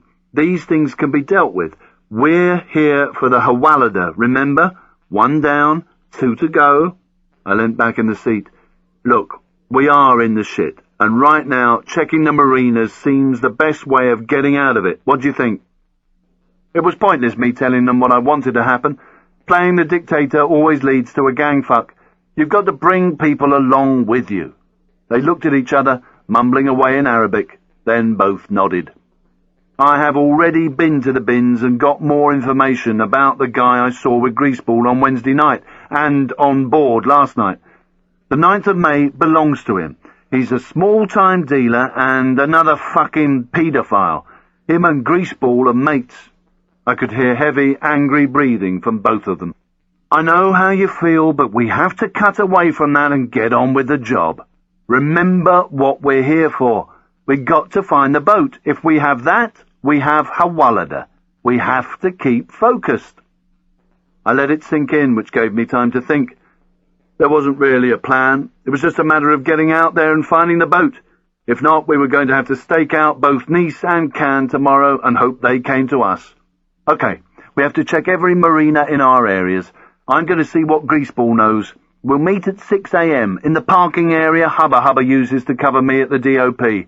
I want to get together while it's still dark, so if we've found the boat again, we can get an OP in to trigger the Romeos before first light. They nodded. If anybody doesn't make it to the meeting place for whatever reason, the other two must carry on with the job. I continued my quick change of plan briefing as it bubbled up in my head. Anyone who doesn't make the meet this morning is to stake out the Nice address. See if you can raise anybody on the net. If not, tough. We'll all meet up again, 12:30 tomorrow morning in the same parking area, whether or not we've dropped another Hawalada off first.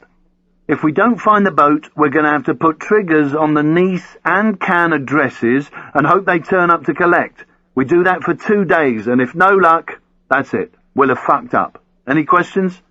Lotfi raised his right index finger. What if only one of us makes the meet tomorrow morning? My stomach rumbled. The one who makes it has the choice. Put a trigger on the Nice addresses and carry on as before, or just spin it and go home. Accept the failure. Hubba Hubba's eyes scoured the coastline. "It's got to be here. It's got to be somewhere," he muttered. "We can't let the money leave." Lotfi gobbed off in Arabic, and I got just one of the words, Allah. He turned to me as Hubba Hubba shrugged his shoulders and looked back out to sea. "I'm sorry, Nick, I forget. I was saying that he is not to worry. If God wants us to find them, we will. And he will protect us, believe me." His eyes shone with conviction. I hope like hell he was right. Chapter 40. The Focus drove around for another 20 minutes up on the high ground. At one point the autoroute was visible in the distance. White light, not too much at this time of the morning, moved in both directions. We came back down the mountain to the cars. We had to get on with the search and had to take the chance of getting closer once more to the marina, no matter what was happening down there now. Lotfi changed down again as we took a steep right-hander. "Anyway, the Audi." I chanced to smile in the silence. "How did it go?" I drank some more water as Hubba Hubba gave a grin that glowed in the light from the instrument panel. "We burnt it near the incinerator." By the look on his face, Lotfi had enjoyed himself too. "There was another dead vehicle already burning there, so we just joined the party." The main was clear as we parked up where we had started. As I gathered up my towel, the smell hit them. Lotfi quickly opened the door to get out. Hubba Hubba thought it was funny, but got out all the same for health and safety reasons. He turned back and whispered, "Is that how you say, silent but deadly?" I got out of the car on Lotfi's side. As he locked up, he muttered, "He really has been watching too much BB and Blockhead." Hubba Hubba shook his head slowly. "Butthead. Beavis and Butthead." I checked Tracer and it was 3:14 as I drove through Cannes, stopping 2 or 3 times after turning a corner to see who followed. Just short of Greaseball's apartment off Boulevard Carnot, I turned 3 sides of a square, but nobody came with me. Finally, I parked about half a K from his flat and walked in. I pressed the buzzer for about 2 minutes and eventually got a groggy, crackly answer. I knew exactly how he felt. "Come on." "It's me. I want to talk to you. Open up." He was confused. Who's me?" "Somebody you met in Algeria, remember?" There was a pause. "What?" He coughed. "What do you want?" "Open up and you'll find out." The speaker went dead and was replaced by the high-pitched buzz of the electric latch. I moved towards the stairs, taking my time to minimize the squeaking of my Timberlands on the fake marble, and didn't push the light switch to help me up the stairs. The Browning came out, and I pulled back the hammer to full cock and pushed the safety catch up with my thumb, ready to take it off at a moment's notice as I slowly climbed. Standing in the stairwell on the 4th floor, I listened with my right ear at the doorway out into the corridor, my mouth open to lessen the noise of me catching my breath. There was nothing. I moved into the hallway with the pistol at my side. I got to flat 49 and tapped gently on the door standing to the left of the frame so I could see into the flat as soon as it opened. There was the rattle of a security chain, then the squeak of hinges. He looked scared, but a bit out of it, dark rings beneath his glazed eyes. He staggered a little as he led me into the living room. The glass patio doors and shutter were closed, so the smell of cigarettes was overpowering. Fully dressed, he stood by the coffee table, taking nervous sips from a small bottle of Evian. A used syringe lay on top of the table, next to a foil card of oblong-shaped pills. His hair was greasy as always, but now sticking up. His red striped shirt was creased, with the tail hanging out. Judging by the scrunched-up pashmina on the settee, that was where he'd been sleeping. "Is there anybody else here?" "No, there's no one. What do you want? I have told you everything." I put the Browning muzzle to his lips. "Shut the fuck up." I nodded towards the door that divided the living area from the corridor into the bedroom and bathroom, then stepped back and closed the front door with my arse. "Go on, you know what to do." "I tell you, there is no one here. Why would I lie to you? Why?"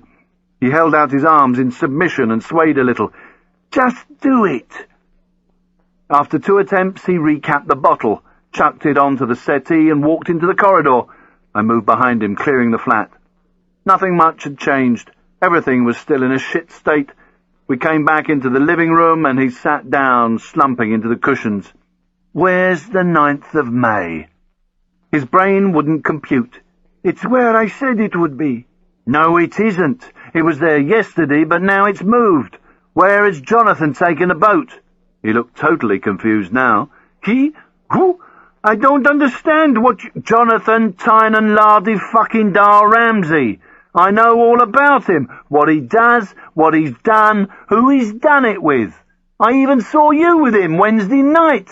The fiancé of the desert, Joan Lepin, remember?" I bent down, looking into the wall unit for the Polaroids, but they were still nowhere to be seen. I straightened again. "You hearing me?" I pushed up his chin and finally got to look into his eyes. "I have no time to fuck about. Tell me where the boat is." He looked genuinely puzzled and very worried as he slumped back into the settee. "I don't understand. I don't know what you're saying. He should—" "It's very simple," I cut in. "The 9th of May has left Beaulieu-sur-Mer and I want to know where it's gone. Back to Marseille?" I wanted him to know I knew a lot more than he thought. There was no more time to waste. I was losing valuable minutes. I went to the kitchen and used the muzzle of the Browning to rummage in the drawers. I picked up a plastic-handled bread knife and came back into the living room. He pushed himself back an extra 3 inches in the settee. He was paying a lot of attention to me now. "I'm going to ask one more time, where is the boat?" He hesitated, then began to stutter. "I don't know. It should be at the port. Oh, it isn't going to Marseille. That was just to pick up the 2 guys from the Algiers ferry. No, Beaulieu-sur-Mer, that's what he—" He was rubbing his face now with both hands, leaning forward and resting his elbows on his legs. "It should be there. I didn't try to get eye contact again, just pushed him back into the back cushions and pointed the knife at his face. He needed to see it. "Listen carefully. If you don't know where it is, you're no good to me. I don't give a shit how important you think you are to other people. To me, you're nothing. And I'd rather have you dead than able to talk about me, if you ever live long enough, pumping that shit down you." His dopey eyes rolled towards the syringe and pills. "Please, I don't know anything. The boat should be at the port. The boat was there. I swear you will make a great mistake. I am protected. Shut the fuck up. You got 15 seconds left. Tell me where the boat is." I shoved the Browning into my jeans and checked tracer. "You saw how messy this gets, especially if this thing isn't sharp enough." His eyes were jumping around in his head. He was losing it big time. "I swear, I don't know, please." His hand suddenly came up as if he'd had a revelation. "Maybe he's gone back to Vauban." "Antibes?" Yes, maybe he's moved back there." I knew this place. I knew Vauban. It was a massive marina in the old town of Antibes, About 10 minutes' drive from Juan-les-Pins. I pointed the knife back at him. Why there? It's always there, in the port. That's where he lives. He told me he would go to Beaulieu-sur-Mer for 3 days with those guys. I swear this is the truth. I swear. Where in Vauban? With the fishing boats. I reckoned he was scared enough now to be telling the truth. Sweat poured down his face as he leaned forward, nervously pushed a tablet through the foil and bunged it down his neck, then fought with the Evian bottle top. I watched as he swallowed it like a gulping dog, hands shaking so badly the water ran down the side of his stubbly face. He fiddled with the foil as if making up his mind whether to take a second for luck. Is everything still going to plan? He looked up at me, his voice trembling as much as everything else. Yes, everything, I'm sure. I don't know why the boat has moved. I didn't speak with Jonathan since he returned from Marseille with the collectors on Wednesday. He stopped at Vauban with those guys for a few hours to meet me and try to persuade them to stay there. That was when I learnt the addresses of these Hawalada. You have to believe me. If the 9th of May has moved, that is where it will be, by the fishing boats. Jonathan will not be letting anyone down. There will be a reason for him to leave. I looked down at the crap he had on the table. He knew what I was thinking. You're disgusted. Everything I do disgusts you. He waved the card at the syringe. You think this is heroin, or maybe a little mixer, something like that. He held up the tablet that he'd just pulled out with his shaky thumb and forefinger. This, my friend, this is saquinavir, an antiretroviral. His whole demeanour had changed. I didn't know whether he suddenly just didn't give a fuck or if the chemicals he was taking had made him a bit soft in the head. He put the pill into his mouth but didn't follow it with any water. It rattled against his teeth as he spoke. How times have changed. I take it for keeping slim at the gates for as long as I can. The syringe? That is for my pain. These are the only drugs Jonathan and I take these days.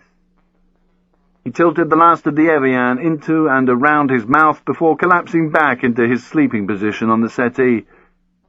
The police were at Beaulieu-sur-Mer.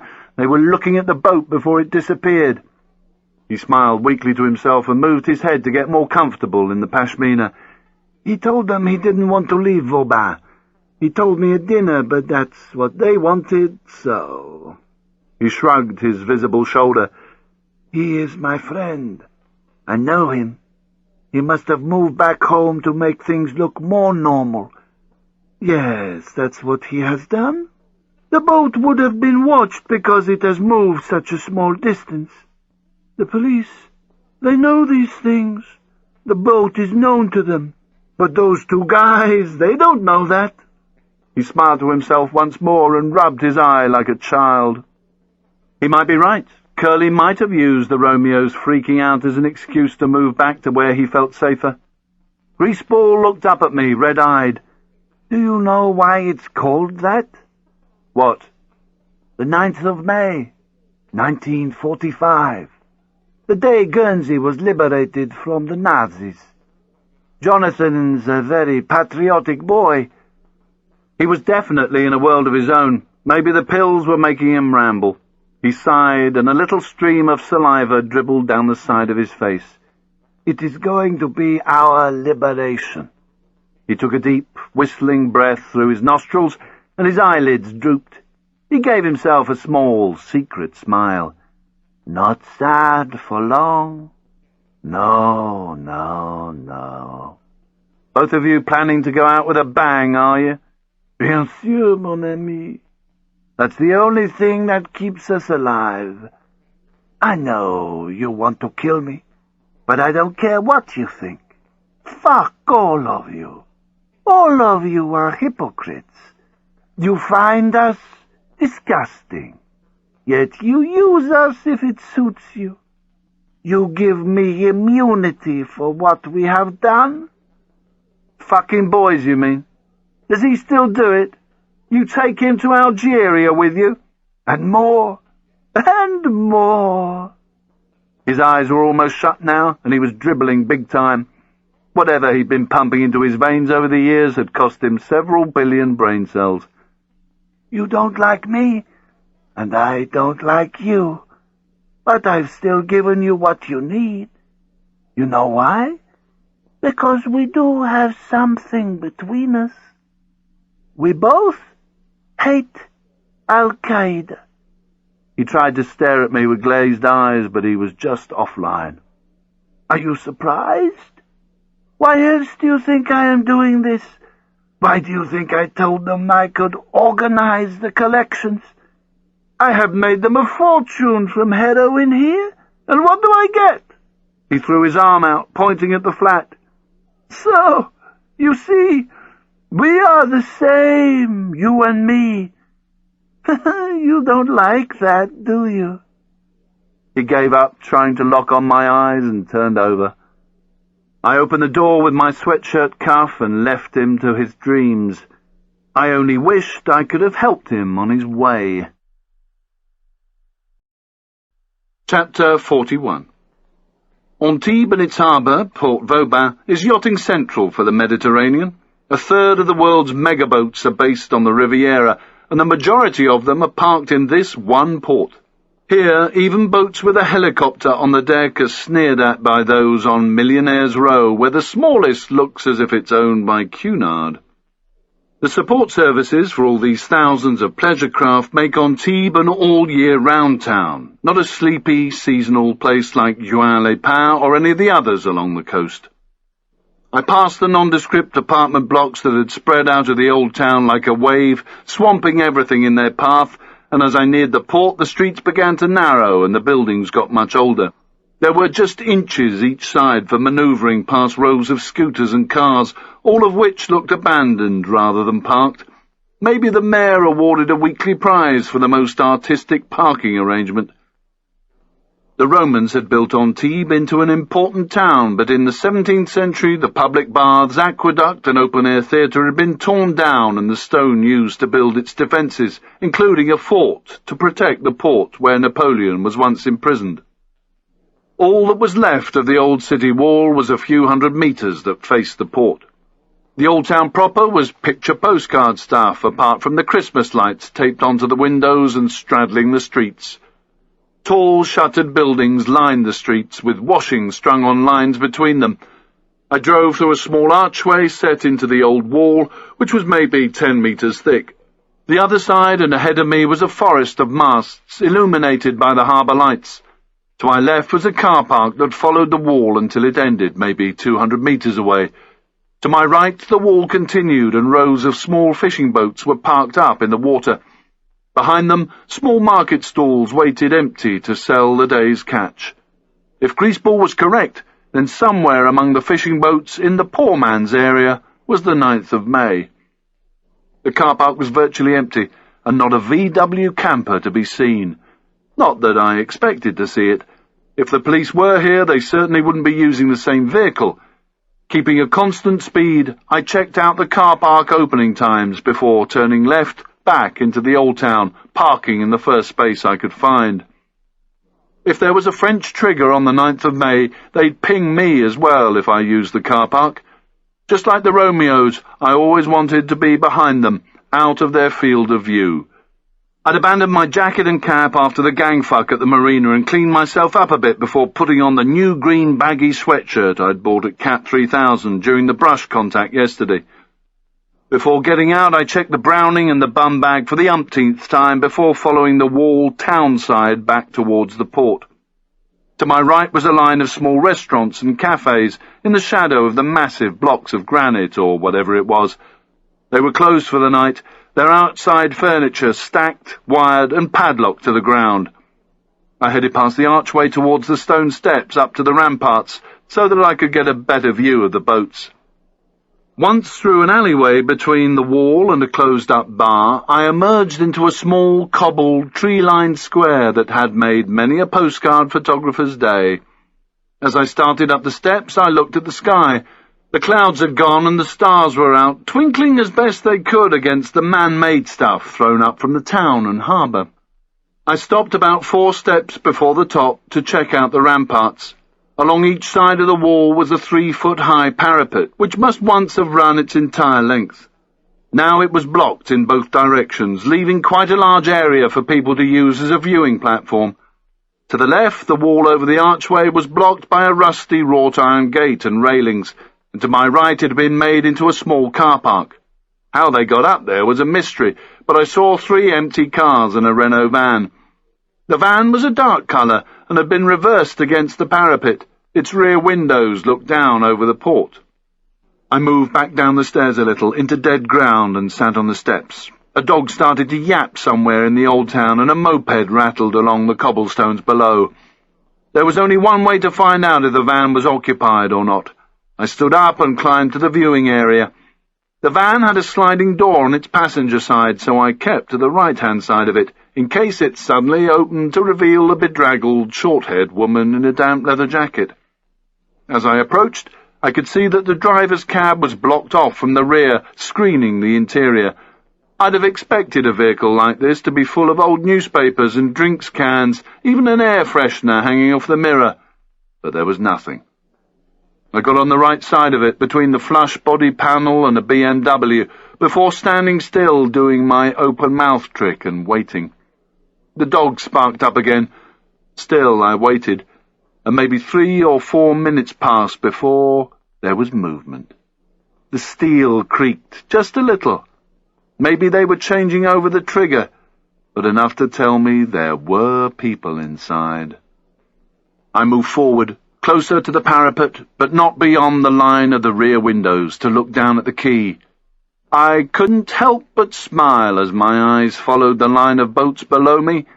There, tied up next to the first of a whole row of bigger boys, a 50-foot monster called the Lee, was the 9th of May, looking as if it was hiding behind its mother's skirts.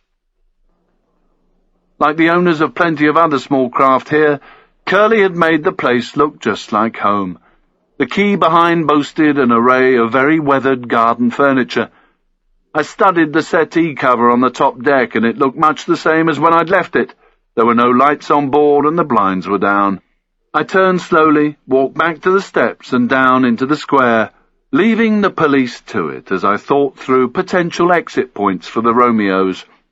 They'd have to come along the quay, past the fishing boats and stalls, until they got to the road through the archway. They could then go straight, following the wall on either side until it stopped, then uphill out of the old town towards the railway station. The other option was to turn left through the archway and head for the bus station through the old town. Neither was more than 10 minutes' walk away. According to Tracer, it was 3:58.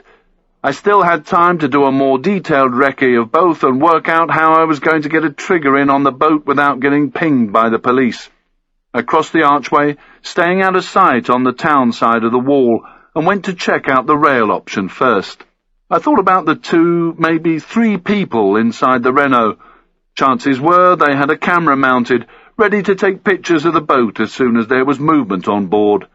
Like me, any food they had with them would have been removed from its original noisy packaging and wrapped in cling film or a plastic bag. Their toilet arrangements would be a little better than mine, though. They might even have stretched to plastic jerry cans. The inside of the van would be protected to cut down on noise.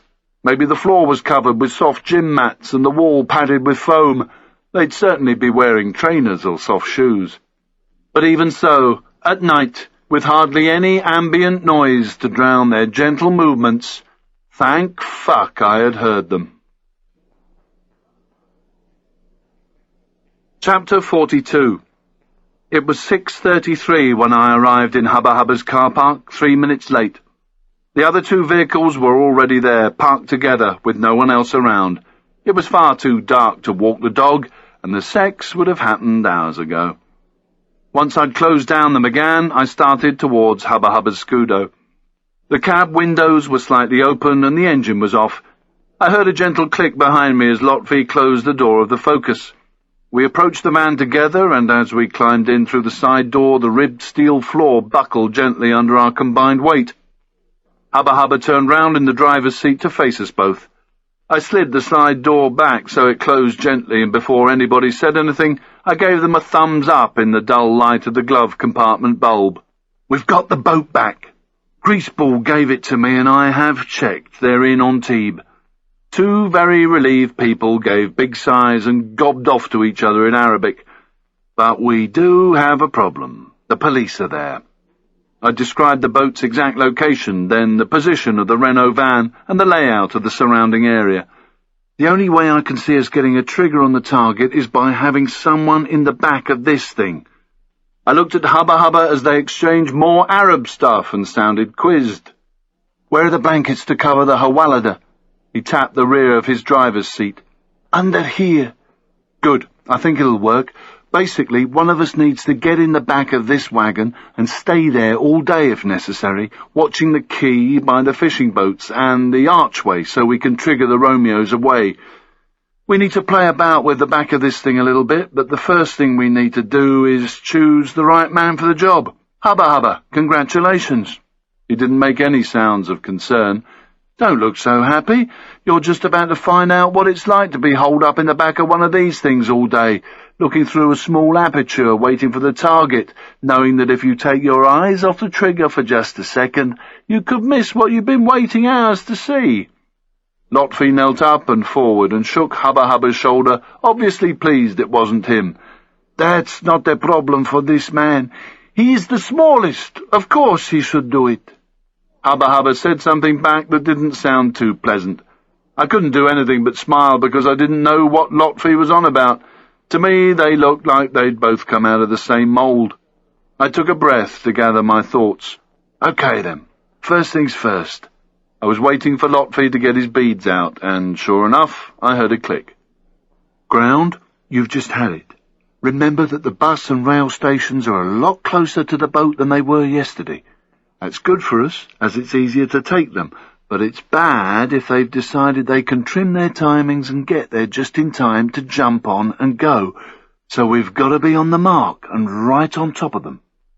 The boat is in exactly the same condition as when we last saw it. The blinds are down, everything is buttoned up on the device, there's no reason to believe it's been moved or that the Romeos have gone. Lotfi's mind was elsewhere. So we've got to be on the mark and right on top of them. The boat is in exactly the same condition as when we last saw it. The blinds are down, everything is buttoned up on the device, there's no reason to believe it's been moved or that the Romeos have gone. Lotfi's mind was elsewhere. What about the police, Nick? What about what happened to you? Do you think they have made a connection between you and the boat? I really don't know. We just have to focus on what we're doing. Nothing has changed for me. We have a job to do, an important job. The police are at Vauban, so what? They're here for the boat. We're here for the Hawalada and the cash. If we do our job properly, they won't even know we exist.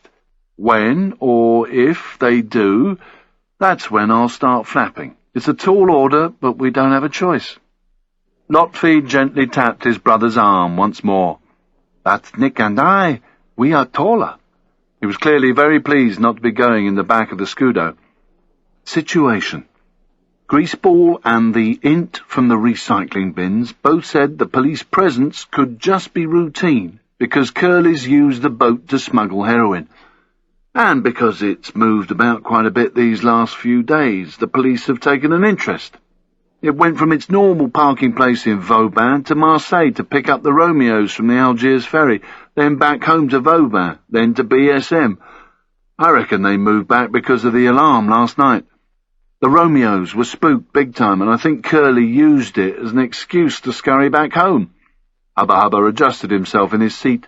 But why use a boat that is known to the police? That's crazy. Fuck knows, mate. I asked Greaseball and he said the Romeos didn't know the boat was known, and laughed. Maybe him and Curly were so desperate to make a few dollars they just forgot to tell them that the 9th of May had form. Who knows? Who cares? Lotfi did. Why, if they are getting paid for helping the Romeos, does Greaseball become the source? That I don't know. What I do know is that he's protected, so he probably has no choice, and maybe he thinks he'll get to keep some of the money. Neither of them could keep a straight face as Lotfi gave out a low boom. I grinned too. I couldn't agree more. It's just a shame that Greaseball won't be on board when we make that call. Hubba Hubba looked as disappointed as I felt. So, I reckon if they don't know the police have eyes on them, we've got to assume that everything from the collector's point of view is still going to plan, and they're off to Nice tomorrow. I pressed on. Enemy forces. We now have Curly on the list, and, of course, the police. Also, don't forget our last enemy. Watch your third-party awareness. Execution General Outline. Phase 1 is getting this van in position, which has to be pretty soon, before the car park fills up, so we've got time to manoeuvre you into a good spot before it gets busy. Phase 2, triggering the collectors and taking them to Nice, or wherever they're going to go. Phase 3, the lift of the Hawalada and the drop-off. Phase 4, setting up for the last collect in Cannes. I saw Lotfy's fingers getting ready for the next few clicks. Phase 1, positioning the van. I explained that I needed the Scudo to Nosy Park in one of the spaces near the archway so that the rear door windows faced the fishing boats, with Hubba Hubba already in the back and Lotfy driving. You guys need to meet up somewhere near the rail station. I pointed at Lotfy. Leave your car there, then drive Hubba Hubba into position. The car park barrier comes down at 6, so make sure you leave the parking ticket in the cab with some cash. Work out where you're going to leave it in the vehicle, but leave it out of sight. And remember, there could be eyes looking at you from inside that Renault. I turned to Hubba Hubba. For the same reason, just be careful and don't rush coming out of the back here. You can have a practice later. Make sure you have the trigger on the key and be able to give direction if the Romeo's a foxtrot or even mobile at that archway. Who knows, Curly might have a car and give them a lift. Hubba Hubba nodded intently. So then, Phase 2, triggering the collectors. On the standby from Hubba Hubba, I want you, Lotfy, to cover the rail station. You don't have to be on it physically all the time. You can be hovering about, having a coffee somewhere, doing whatever you want to, but make sure you have eyes on it within a minute. And of course, make sure your car is nearby so you can react to whatever the Romeos do. I'm going to be doing the same, but at the bus station. Phase 3, taking the collectors to the Hawalada. We're going to have to do exactly the same as we planned before, and that's why Hubba Hubba needs to be in the back here, because I want us all in our own vehicles today. Does that make sense? Hubba Hubba nodded at Lotfy, pleased there was a tactical decision behind my choice. I ran through all the RV drills if we got split during the take. They were the same as yesterday's, but I covered them anyway. Any questions? None. Phase 4. The lift and the drop-off, same as yesterday. We don't know where the Hawalada is going to be. We've just got to think on our feet. If there's one of us, if there's 3 of us, it doesn't matter. Whoever's there will just have to improvise. The most important thing is we must get these people. I've got 2 cartridges left for my pen, so I'm going to need a spare from one of you. We can redistribute the stuff tomorrow. Lotfy fished in his jacket pocket. Any questions? All right, service and support. Remember the radio frequency change at midnight? Remember fresh batteries? Remember full fuel tanks? Remember the pager number? And please, Lotfy, put in a good word with God for us again. He shrugged his shoulders. There is no need. I already have. Then ask him if he wants to give us a hand sorting out the arrangements. Hubba Hubba sparked up. We are going to prepare it here? Why not? It's as good a place as any. Besides, it won't take more than half an hour. All we have to do is use one of the blankets to cut off the rear from the cab and make a small aperture through the paint on one of the rear windows. Easy. We sat in the dark now that Hubba Hubba had closed the glove compartment. But the problem there is, I poked Hubba Hubba in the shoulder, no matter how small the aperture, there is always the risk of compromise. Kids are a nightmare. They always seem to be exactly the same height as the aperture, and when they've thrown a wobbler at their mother, they always stop and turn just in time to notice half an eye looking out at them from a hole in the van parked next to them. That normally freaks them out and they scream, which of course pisses the mother off even more, and she doesn't believe the kid's story of eyeballs looking at them and drags them away. Hubba Hubba conferred with Lotfi. He looked confused. Nick, what is a wobbler? A paddy. He still didn't get it. Lotfi gobbed off some Arabic as Hubba Hubba nodded intently. I leant forward and poked him in the same spot once more. And that's the least you'll be wanting to throw after a few hours staring out of the back of this thing. Chapter 43. We all exited the Scudo. Lotfi, I need you to keep a lookout on the road while I sort out the back with Hubba Hubba, okay? Of course. He walked to the parking area entrance as we put the van's spacelight back in place to see what we were doing, and started to use gaffer tape to fix up one of the dark-patterned, furry nylon blankets Hubba Hubba had bought so that it hung from the roof just behind the two cab seats. Hubba Hubba was leaning in from the left and me from the right as he whispered questions about his new job to the sound of gaffer tape being pulled away from its reel. Won't my eyes be seen from outside if I'm looking through the aperture? No, mate, it doesn't work like that if we do it correctly. It'll be pitch black inside here if we seal the blanket down the sides. You just need to keep your head back a bit, especially if there's a kid throwing a wobbler next to you. What about noise? What if I have to move? What if I get a cramp? That is a problem, mate, because if you move too fast, the wagon can rock. The slightest movement can be detected. Even when these things are purpose-built inside a van, if you have to, just do it really slowly. You must keep the noise down in there. Normally, these vans would be lined with foam, stuff like that, to absorb the noise.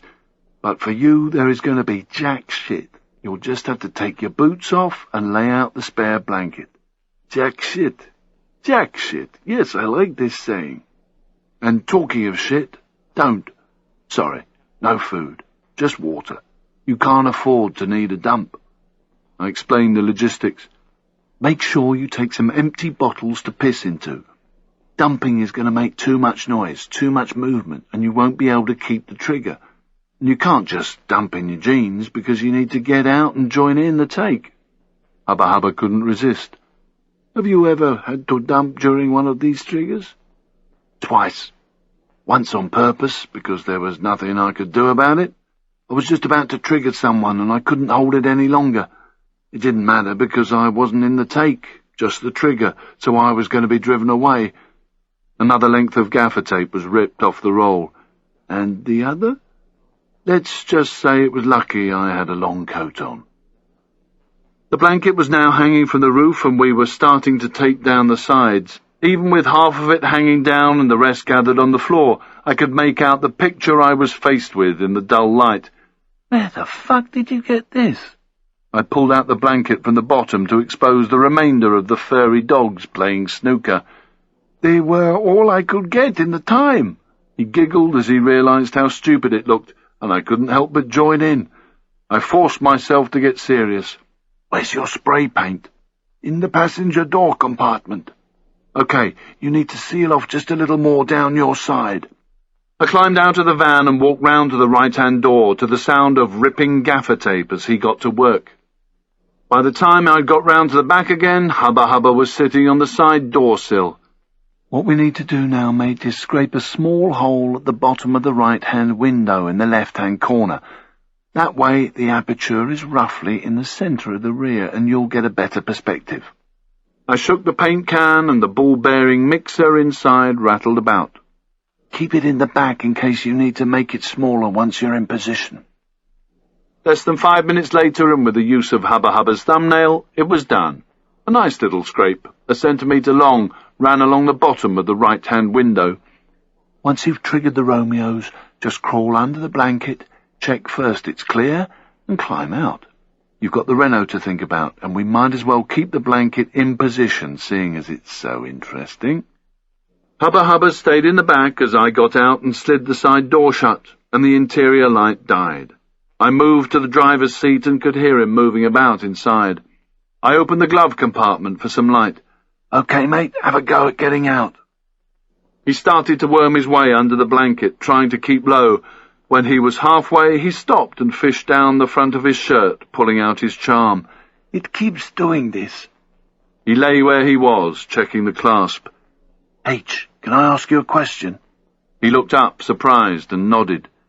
I think I understand Lotfi, but I indicated his little beaded palm. Where does this fit in?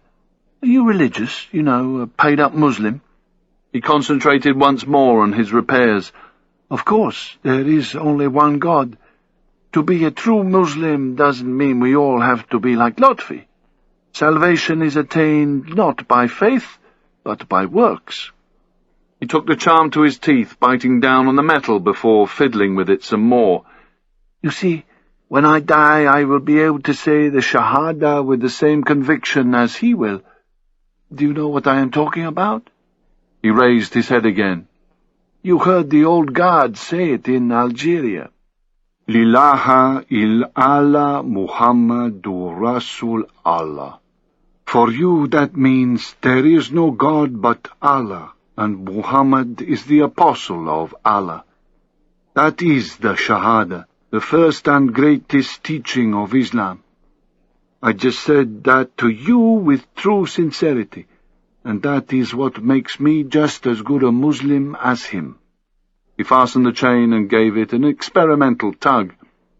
When my book of destiny is weighed, it will show God that I was also a good man, and my reward will be the same as his, crossing the bridge to paradise. Our paradise is not like yours, a cloud to sit on, a harp to play. It is a perfumed garden of material and sensual delights, surrounded by rivers and fountains playing. Sounds good, yes? He put the charm back around his neck. Lotfi would be able to tell you what surahs that is in. But before I get there, I have to live this life. The charm was now securely back on, and he lifted it up for me to see. And this gives me all the help I need. He replaced the chain around his neck before finishing his crawl up into the passenger seat. What does Lotfi think of all that? I was puzzled. How come you two are so different? I mean, you with the charm and him with the Quran.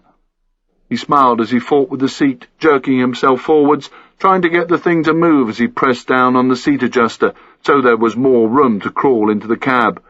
As the seat finally gave in, I could see where he had hidden the cash from Gumar.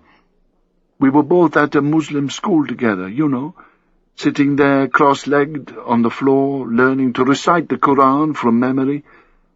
I would have been like him if it wasn't for the fact that the words just fell out of my head as quickly as they tried to put them in. So I was thrown out of school, and our mother taught me with my sister. Our father had died of TB years before. He looked directly into my eyes. You see, going to a religious school is not just about faith. For a family cursed by poverty, it is a way out. Boys are fed and cared for. Our mother saw it as the only way for us to survive. But how did you learn English? I mean, most people in your shoes are still— He laughed gently to himself. You know, the first pair of shoes I ever had were from Lotfi. They were given to him at school. His smile turned to an expression of infinite sadness. Our mother died a few months after Khalisa was beaten. She never was the same after that. None of us were. He put his hand on my shoulder. But we stayed together, Nick. That is because the inheritance our mother left us was love for each other. We are a family first, no matter what disagreements we may have, no matter what pain we may suffer, because we have love. I thought a bit about my inheritance, but decided to shut the fuck up. He tapped his chest. He hates this. He says I will not go to paradise, but to Gehenna, hell, instead. But he is wrong, I think. His eyes sparkled. I hope. He paused for a moment, but I kept silent. These boys were making a habit of saying stuff that came a bit too close for comfort. Lotfi is not right about everything. but neither am I. And it was Lotfi who gave up what he had to take us both to Cairo, to our aunt, and to school. That's why I speak English. We are a family, Nick. We learned long ago to meet in the middle, because otherwise the family is lost. And we had a promise to keep, that we made as children. He dug into his jeans pocket before pointing a clenched fist at me. What is it? Ketamine. You needed some more, no? Chapter 44. The square was near the bus station in the new part of Antibes. I sat in my car in a roadside parking space with my hat and sunglasses on and listened to the two of them as they put the Scudo in place, Hubba Hubba giving Lotfi instructions as he manoeuvred the wheel. Back, back, back, stop, stop! I'd asked them to communicate in English so I knew what was happening. Finally, everything was to Hubba Hubba's satisfaction. H has the trigger. I can't see the target, but I will be able to give a standby as soon as they move along the quay and can give direction at the archway. The Renault is still on the wall. It's dark blue. N, acknowledge? I put my left hand down to my jeans belt and hit the pressel. Roger that. That's N, Foxtrot. L, be careful. Roger that. That's L, Foxtrot to check the obvious. He was on his way to confirm the 9th of May was still there. Just because the police were, it didn't automatically mean the boat was. The only way for him to do that was to go up on the wall where the van was, or hug the port side of the wall so he was in dead ground to the van along the quay. But that would take him in direct line of sight to the boat. He opted for the wall and brassing it out. He wouldn't be there for more than a minute, and it had to be done. I got out of the McGann and bought myself a 24-hour parking ticket. The last thing I wanted was to come back here and find the car had been towed away. I had also learnt a lesson yesterday when I should have pre-bought tickets in both directions in case the timings were tight for the Romeos when they caught the train, and there wasn't enough time to get a ticket without them seeing me. I wasn't making the same mistake today. Both Lotfi and I had paid a visit to the station earlier this morning. I left the parking ticket on the dashboard and glanced down at Tracer. 7:47. Dodging the dog shit, I headed across the square in search of a cafe. I was ready for some coffee and croissant. It was going to be a sunny day. The birds were singing in the morning's first light. Traffic was moving. People were going to work, most with sunglasses on, and a lot with small dogs in tow. Several of the cafes were open, their canvas or plastic awnings out to shade the handful of customers who were already getting stuck into the coffee and newspapers. I walked over the square towards a large corner cafe that was all glass front, with huge patio doors and wicker chairs outside, and ordered a large creme along with a couple of croissants, paying for it there and then in case I got a standby. It was time just to sit and relax in the shade until Hubba Hubba gave us the hurry-up. Lotfi came on the net just as the croissants were put on the table. He was walking. I could hear French conversation and the beep of a scooter in the background. This is L. The obvious is still static, blinds down, gangway up. H-N, acknowledge. I put my hand down on the Sony and waited to hear the double click from H before I gave mine. Lotfi came back. I'm going for coffee. H, what would you like? Cappuccino? There was no reply to that, or at least not on the net. Cars trundled around the large grass and tree-covered square. The sore on my stomach was trying hard to scab, but the hammer on my Browning wasn't going to let it. No matter, 2 more days and the weapon could go into the sea. I felt into my hairline above my forehead. At least the scab had sealed the headbutt split. I drank coffee and watched doorsteps being washed and rat dogs being walked by their owners and having a dump everywhere they could. I could sit here for an hour or so and no one would see it as anything out of the ordinary.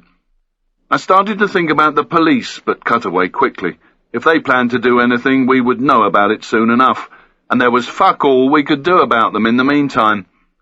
I stretched out my legs under the table and thought about Hubba Hubba cramped up in the back of the small van. Although Lotfi and I were covering the 2 stations, we also had to make sure we were close enough to give him support if someone fancied getting their hands on a new van for minimal outlay. We'd have to get in there quick, mainly to help Hubba Hubba, but also to salvage the operation. The sun rose gradually over the buildings and began to warm the right side of my face. I took another sip of coffee and dunked the end of a croissant. Lotfi was exactly on time with the 8 o'clock call. "Radio check, H." Click, click. I could hear a dog barking in the background. That was all they seemed to do around here. Bark and crap. I'd not seen one chase after a stick. N? I reached under my new green Cap 3000 sweatshirt and double-clicked on my belt, then sat back, stubbed at the croissant crumbs on the napkin with a coffee-wet finger and waited for the standby. Another 27 minutes passed, and I was waiting for Lotfi to start the next radio check. Hubba Hubba came on the net, his voice agitated. "H has lost the trigger. There's a truck in the way. H has lost the trigger. N, L, acknowledge." I hit the pressel. "Roger that. N's going for the trigger. L, acknowledge." Click, click. I got up and started to move as I wiped my cup and took the napkin. Nearly running through the old town, I climbed the stone steps in the small cobblestone square. As my head got level with the concrete between the two sides of the ramparts, I saw the Renault, still reversed against the wall, now with a Skoda parked to its right. 2 other people were up there with me, old men waffling to each other by the rampart overlooking the port, where the wrought ironwork met the stone. I hit the pressel before I got too close as I took the last few steps up onto the wall. "N has the trigger, N has the trigger. H acknowledge." Click, click. I got up top and looked out over the port between the van and the Skoda. I gave myself some time to admire the effect of the dazzling sun bouncing off the water around so many hulls. If Hubba Hubba had any sense, he'd be using the time to rest his eyes. I checked that the blinds and gangway were still the same, then down over the wall and left into the dead ground to make sure the Romeos hadn't decided to move out in the minute or so it had taken to regain the trigger and weren't walking along the quay. I could see the Scudo reversed into a space so that the rear blacked-out windows faced towards me. The vehicle blocking Hubba Hubba's view was a small refrigerated van picking up crates of fish from the boats. I got my eyes back on the 9th of May as a passionate conversation was developing on the other side of the police van and saw movement on the lee. 3 kids, aged from 10 to 12, were doing boaty jobs on the deck. 2 adults, whom I presume were their parents, were in chairs at the back drinking coffee. Still playing the tourist, I stared out at the fort overlooking the mass of masts and glittering hulls. In less than 5 minutes, the fish van was on its way back through the archway. I moved back towards the steps. "Hello, H. That's the truck clear. Acknowledge." I stayed up top, waiting for Hubba Hubba to take over as the 2 old men sauntered past behind me, their arms flying around as they put the world to rights. They disappeared down the stairs with their dogs in tow. I suddenly felt naked, with my back to the van and no one else here. "H has the trigger. N, acknowledge." Click, click. I'd finished my bit of tourism and headed back to the steps, wondering where I'd go now for another brew. 3 paces down, I got click, click, click, click in my earpiece. I smiled, slowed down, and hit the pressel. "Is that a standby from H?" Click, click. Shit, they were early. "Are they both Foxtrot?" Click, click. "Are they dressed the same as yesterday?" Nothing. "Are they carrying a bag?" Click, click. Then he came on the net. "Romeo 1 has the same bag. It's full. They're both wearing jeans." The net went dead momentarily. "That's approaching the archway." I stayed put, smiled some more, and sat on the stone step. "N can take. N can take. L, where are you?" "Nearly at the station. Nearly there." His voice merged with the passing traffic. "H still has Romeo 1 and 2 at the archway. Wait. Wait. That's now crossing the road towards me. They're staying this side of the wall." The radio went dead as I started down the stairs again into the square and right towards the archway. If they had a camera in the Renault, I bet it had been snapping away big time. Chapter 45. I got to the arch and waited for information. It wasn't long before Hubba Hubba came back on the air. "That's Romeo 1 and 2 in the car park, following the wall and unsighted to me." I went through the archway, turned left, and could see their backs immediately among the lines of vehicles. "N has Romeo 1, Romeo 2, Foxtrot." halfway along the old wall, generally towards the rail station. El, acknowledge. And out of breath, Lotfi did just that. El has the trigger on the station. Roger that, El. Romeo 1, black leather jacket on jeans, carrying the bag. Romeo 2, brown suede jacket on jeans. El, acknowledge. Click, click. That's both Romeos, now temporary unsighted. I moved to the right as I passed Hubba Hubba's blacked-out windows, trying to get a better view now they were hidden by some coaches. Both Romeos still temporary unsighted, still generally towards the rail station. There was nowhere else for them to go just now, unless they could walk through walls. Hubba Hubba would be crawling his way under the snooker dogs now and moving out of the car park, so there would be no delay when he needed to go mobile. He had better do it right. The van could see him from up there. They appeared the other side of the coaches. Stand by, N has both Romeos approaching the end of the wall. No one acknowledge. I started to cut in left towards the wall now, so I'd be more or less behind them when they hit the end of it, with freedom to go in any direction. Romeo 1 was clearly nervous. I hit the Pressel. That's at the end of the wall and still straight, generally towards the station. Approaching the first option left. They are aware. No one acknowledge. I was now behind them by about 30 metres as they passed boat kit and insurance shops before stopping at the junction to let a vehicle out. That's held option left, still intending straight towards the station. They carried on over once the vehicle had passed. That's now Foxtrot, still straight. Getting to the junction myself, I overheard a voice straight out of EastEnders as a crew-cut 30-something with a black nylon Docklands bomber jacket gobbed off on his mobile. "I don't fucking care. What's the matter with you? You deaf or something?" Further down the junction, a Brit-plated truck with pallets of Happy Shopper goods was being unloaded for Jeffries of London, a shop that seemed to supply baked beans and plastic cheese to the huge numbers of Brits who worked on the boats. I got back on the net. That's Romeo 1 and Romeo 2, still Foxtrot, approaching the main before the station. El, can you at the main? The last leg of the route was uphill, and they would be unsighted to me for far too long once they crossed the main, as it was higher, dead ground to me. He could. El has, Romeo 1, Romeo 2, at the main. They're crossing, approaching the station. The Romeos were unsighted to me now as I moved uphill, and the traffic screamed past in both directions above me. The station was the other side of the main. In front of it was a bay for taxis and a small car park. That's H now complete. N acknowledge. Click, click. Lotfi kept up the commentary. That's approaching the station. I got to the main and also watched them while I waited for the green man, and Lotfi kept gobbing off on the net.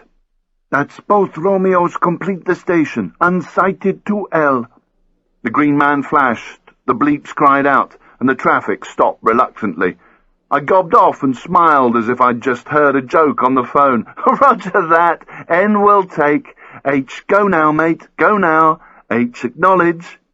I got a double click and hoped I'd done the right thing by taking a chance and sending him straight on to Nice. This surveillance stuff wasn't a science, and decisions had to be made on what you knew at the time. All I knew was that the traffic was horrendous and the train would get there far quicker than any road vehicle, and I needed someone else there to back me. If I'd made a mistake and they were going for Cannes, or anywhere else for that matter, Lotfi had better be able to fly in that Focus of his and keep up with the train. The old station had undergone quite a renovation within the last couple of years. It had retained its original shape, but the inside looked very modern and clean, with glass everywhere, glass walls, glass counters, plate glass doors. As I went in, the Romeos weren't to the left by the ticket machines, or to the right where there was a small cafe and newsstand. 4 kids were smoking round one of the tables, listening to dance music on their radio. I could see a section of both of the platforms and the 2 tracks between. Time in Recce is seldom wasted. I knew the platform nearest me would be going towards Cannes. What I was hoping was that both of the Romeos were going down into the tunnel to the left and would emerge on the far side platform, which would mean they were off to Nice. I got on the radio as I checked the timetables. That's the Romeos on the platforms. L, can you see them? L's Foxtrot.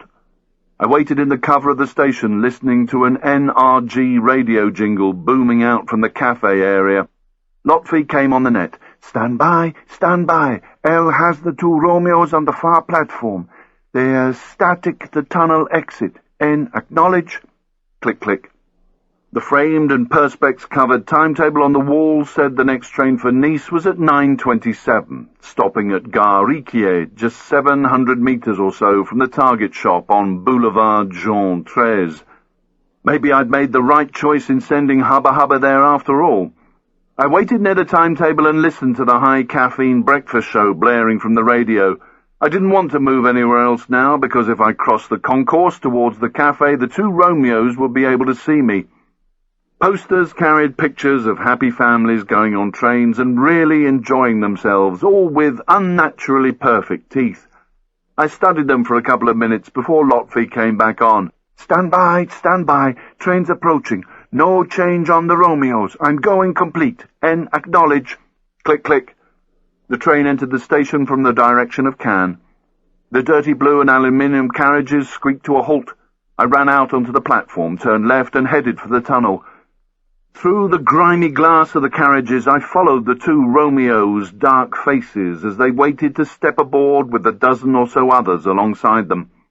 I raced down the steps and along the dimly lit tunnel, passing the people who just got off the train. It looked perfectly natural in this environment. Who didn't run to catch a train? Taking the steps 2 at a time and making sure my peak was down low, I didn't look at their carriage, but carried on and entered the next one along. Taking my seat immediately to keep out of the way, I kept an eye on the tunnel just in case they'd changed their minds or were putting in some anti-surveillance. The train doors closed before it shunted forward, and off we went as I tried to control my breathing. L, we're mobile. Go for it now. Go! Acknowledge. Click, click. He'd be hitting the coast road on his way to Nice, hot on the heels of Hubba Hubba, who should have been at least a third of the way there by now. I couldn't see the Romeos through the glass of the connecting door this time, but I'd be able to see if they got out at one of the 4 or 5 stops on the way. We emerged from the shade of the station building, and the morning sun burned through the glass, making me squint, even with my sun gigs and hat on. I just sat there and watched the Mediterranean go past as we travelled the 20 minutes towards Nice. Gare Recce wasn't like the station at Antibes, an old building made new. It was still old, an unmanned pick-up and drop-off point for commuters. The 2 Romeos disembarked along with a woman in a big flowery dress dragging a tartan shopping trolley behind her. Both now with gigs on, they walked out of the station and left towards the busy road, which was the main drag I'd used to get up to Larian, the safe house. I followed them out. The main was about 40 metres away, and the noise of the traffic was almost deafening. Trucks, cars and scooters fought for space on the tarmac in both directions as their exhausts hazed the air. The Romeos stopped about halfway, dug out a map from the side pocket of the bag, and got their bearings. If they were going to the target shop, it would be left at the main. Straight on for about 400 metres, then right onto the Boulevard Jean 13. I waited by a wall smothered in spray-painted graffiti in both French and Arabic. I imagined the good news was that they all fucked girls, but I couldn't be sure. The Romeos put away their map and turned left at the main, under the railway bridge, before crossing over and heading north along the right-hand side of the street, maybe to keep in the shade, maybe because they should be turning right eventually anyway. Romeo 1 had the bag over his shoulder and was still looking like a cat on hot bricks as he checked left and right of him, still seeing nothing. They carried on past rows of low-end cafes, banks and shops, everything that fed the east side of town, all very much the poor relations of their counterparts in Cannes or downtown Nice. Smaller roads fed the main from both sides, and the odd trees stuck out along the pavements. But instead of grass around them, there was just mud and wind-blown MacDo cartons, dog shit and butt ends. It was a lot easier to do the follow here than it had been in Monaco. 1, because there were less CCTV to worry about, and 2, because there were many more people moving around in all directions. Wherever they were heading, they were obviously late. I tried a radio check, but there was nothing from either Lotfi or Hubba Hubba. I wasn't expecting there to be, but it would have been nice if they'd been here somewhere to back me. They crossed several small junctions on the right, then stopped at a larger one that had lights, waiting with the impatient herd, which was growing as vehicles hurtled past and air brakes hissed. There were a lot more brown and black faces here than in Monaco, and the two Romeos weren't getting a second glance. They took the opportunity to check their map again, while I took particular interest in the range of mattresses in the window of a waxy pine bed shop. They should be turning right at the next junction, which was a crossroads, to get on to Jean Treize. From there, the target shop was roughly 300 metres up the boulevard on the right. Chapter 46. Romeo 1 still looked around as if he was expecting the sky to fall on his head. He lit up as Romeo 2 went back to the map. The green man flashed and they crossed. I gave another radio check before following on behind. "Hello, anyone, this is N. Radio check. Radio check." Nothing. They turned onto Jean Treize and became temporarily unsighted. I quickened my pace and fought with the flow of pedestrian traffic to get eyes on again as French and Arabic music fought its way out of cafes and cheap clothes shops. It was risky to do so this early in the take because of third-party awareness. No matter where you are, someone is always watching. But I had to get in there, I had to keep on top of them, being so close to the target and Hawalada, whom we still had to ID. I started across the road at the junction with Jean Treize, dicing with the traffic. A scooter had to swerve to get out of my way. The Romeos were still foxtrot towards the target, still on the right. I got to the other side, turned right, then had them once more. Being on the opposite side of the road gave me a better perspective of what they were up to than if I'd been directly behind them. The shops were all selling pots and pans, pedal bins and bundles of brightly coloured plastic coat hangers, and the Romeos mingled well with the early shoppers who'd just stocked up on toilet cleaner and bin liners. The net burst into life. "That's H turning onto the boulevard. Radio check, radio check." It was a relief to hear his voice. I hit the Pressel on my Sony. N has Romeo 1 and Romeo 2 on the right, on the boulevard.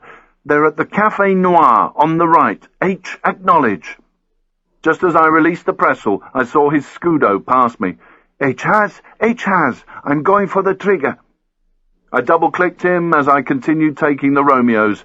Both of them were checking shop numbers to the right and left of them. We came to a small street market selling fruit and veg, and the Romeos disappeared now and again between barrows of apples and melons and street traders sounding like French Del-boys.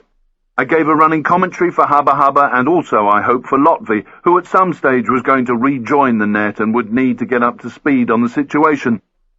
N still has Romeo 1 and Romeo 2 on the right at the fruit market, still straight, towards the shop. H, acknowledge. Click, click. 10 seconds later he came back on the air. "That's H static, 30 meters past the shop on the right. The target is a fabric store. One old man, Arab, white shirt, buttoned up, no tie. That's H Foxtrot." I double-clicked him. The Romeos had stopped at a small junction and were still checking numbers. Romeo 1 scanned the crowd of shoppers as Hubba Hubba came back on the net. "H has the trigger, and acknowledge." Great news. "Roger that. Romeo 1, Romeo 2, still on the right, approaching the end of the market. Can you after the market?" There was a gap while Hubba Hubba worked it out. Click, click. "Roger that. That's 10 short, still on the right." I shut up now and waited for Hubba Hubba to see them. They passed the last stall and had gone no more than 3 or 4 paces before he was back. "H has Romeo 1, Romeo 2. Now I could drop back a little and let Hubba Hubba take them into the shop. "That's now 50 short, still on the right." I could still see the Romeos, but the fact that Hubba Hubba had the trigger gave me the freedom to think about what I was going to do next. I just hoped that Lotvy got here soon. "That's 25 short, still on the right, checking numbers. They're slowing down. I kept my head low as I listened, pretending to window shop as the world passed by. There was no need to look directly at the targets. I was being told what was going on, and it would be a nightmare if we had eye to eye. "That's approaching the target. Wait. That's at the target. Going. Complete. That's complete the target. They're talking to the white shirt. Wait. The cry of a baby and a flood of female Arabic burst over the net. I heard their waffle get weaker. He was walking away from it. "H is Foxtrot. I can't hold the trigger. I quickened my pace. "Roger that. N going for the trigger. You take the rear. Acknowledge. Click, click. As I got nearer, I could see what the problem was. Hubba Hubba was crossing from left to right over the road just past the target. He'd been lurking in a doorway which 2 headscarf women with long coats and a pram were trying to get through. He reached a junction which was 2 shop fronts to the left of the target and disappeared. His route would take him round to the rear of the shops and the wide alleyway. Security was now definitely being sacrificed for efficiency as I stopped to have a look at the display outside a hardware shop. Ladders on the pavement leant against the wall and brooms and brushes sprouted between the rungs. No matter, at least I could see the shop. N has the trigger. Click, click. I could also see the conversation that was happening between the unknown in the white shirt and Romeo 1 and Romeo 2. When that finished, they started to walk towards the rear of the dimly lit shop. I had to take off my glasses so I could see inside clearly. It looked almost empty, with not much more stock than a few rolls of multicoloured fabric lining the walls. They passed a long glass counter with lengths of cut material all over the place. Then another man emerged from the rear internal door with a group who'd been standing in the shadows. Stand by, unknowns on target. Then I realised they weren't unknown. It was the man with the goatee I'd seen get out of the Lexus on Wednesday night in Juin-les-Pins and go into the fiancée of the desert. His smaller, bald-headed driver was standing to his right, still looking bored. Goatee leant forward and spoke into Romeo 2's ear without any greeting. I got back on the net. That's a possible Romeo 3, tall, Arab, black on jeans and goatee beard, with 3 or 4 unknowns. There was a little more movement in the gloom. My view was abruptly blocked as a truck rumbled between us. By the time it had passed, everybody was starting to pile back through the internal door. They're heading to the back of the shop, I said. That's all 3 Romeos unsighted. Could be coming your way, H. Acknowledge? Nearly there. I'm nearly there. Wait out. It had to be the Hawalada. They were whispering the password. I moved away from the hardware shop. It was pointless being exposed to the white shirt who had now returned to the glass counter. I could still keep the trigger from a distance. I turned back the way I'd come, making sure I could still see the place. Hello, this is L. Radio check, radio check. Relief wasn't the word for it as I felt for the Pressel and stopped by the door of a flat behind a newsstand. N has the trigger on the shop. Where are you?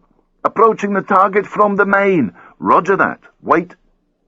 I kept my eyes on the shop as a group of teenagers in the world's baggiest jeans ambled past with Walkmans in their ears and cigarettes in their hands. It gave me time to think before I hit my Pressel. L. Sitrep. I have the trigger front. Romeo 1 and Romeo 2 are complete the shop with a possible Romeo 3. Arab, tall, black on blue and a goatee. H is Foxtrot and getting the trigger rear.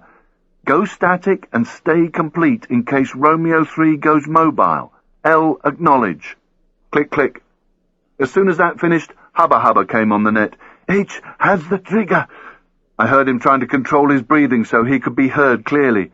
N. Acknowledge. N. Acknowledge. Click, click.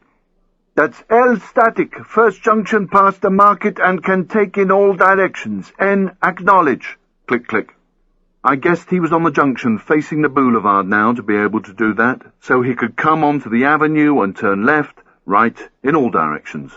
Hubba Hubba started to give plate checks in case any of the vehicles behind the shop went mobile with the possible Hawalada. White Mercedes van, Zulu Tango 1567, large scrape on the left-hand side, blue Lexus Alfie Yankee Tango 13, highly polished. I was right, it was him. Stand by, movement by the vehicles. The net stayed open for a few seconds and I could hear Hubba Hubba's laboured breathing and the rustle of his clothes before it went dead. There was a long pause and I could feel my heart go up a gear as I waited for the next standby to say vehicles had gone mobile. Lotfi would be doing the same and his engine would be running in preparation. The world just walked on past as we both waited on Hubba Hubba. The net crackled into life. That's an Arab, short, fat, brown wool on jeans. Foxtrot from the shop. Wait, he's going to the Mercedes. He's heading for the van. Wait. No good. I think he's seen me. He's using a cell. That's me, Foxtrot. Lost the trigger. I hit the Pressel with my eyes still on the front of the target. H, go complete. Stand by to take anything that goes mobile. L, go! Two guys exited from the front of the shop. The expression on their dark-skinned faces said they were on a mission. Stand by, stand by. That's two unknowns from the target front, both Arab and black leather. That's right, towards the junction. H, go complete. Get out of there. H, acknowledge. Click, click. Lotfi burst back on the net. L is mobile. His voice was tight with tension, and I understood his concern. The two guys from the shop had reached the junction and turned right. I hit the Pressel. That's the unknowns now right at the junction, unsighted towards the rear. H, acknowledge.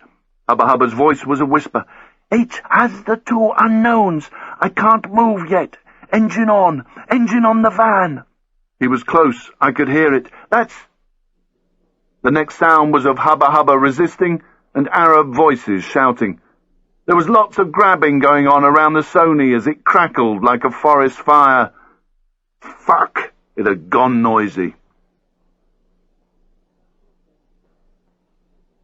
Chapter 47. Shit! I sprinted across the road, not bothering to look out for traffic. My right hand forced the Browning down into my jeans to stop it falling out, and my left held the earpiece in place.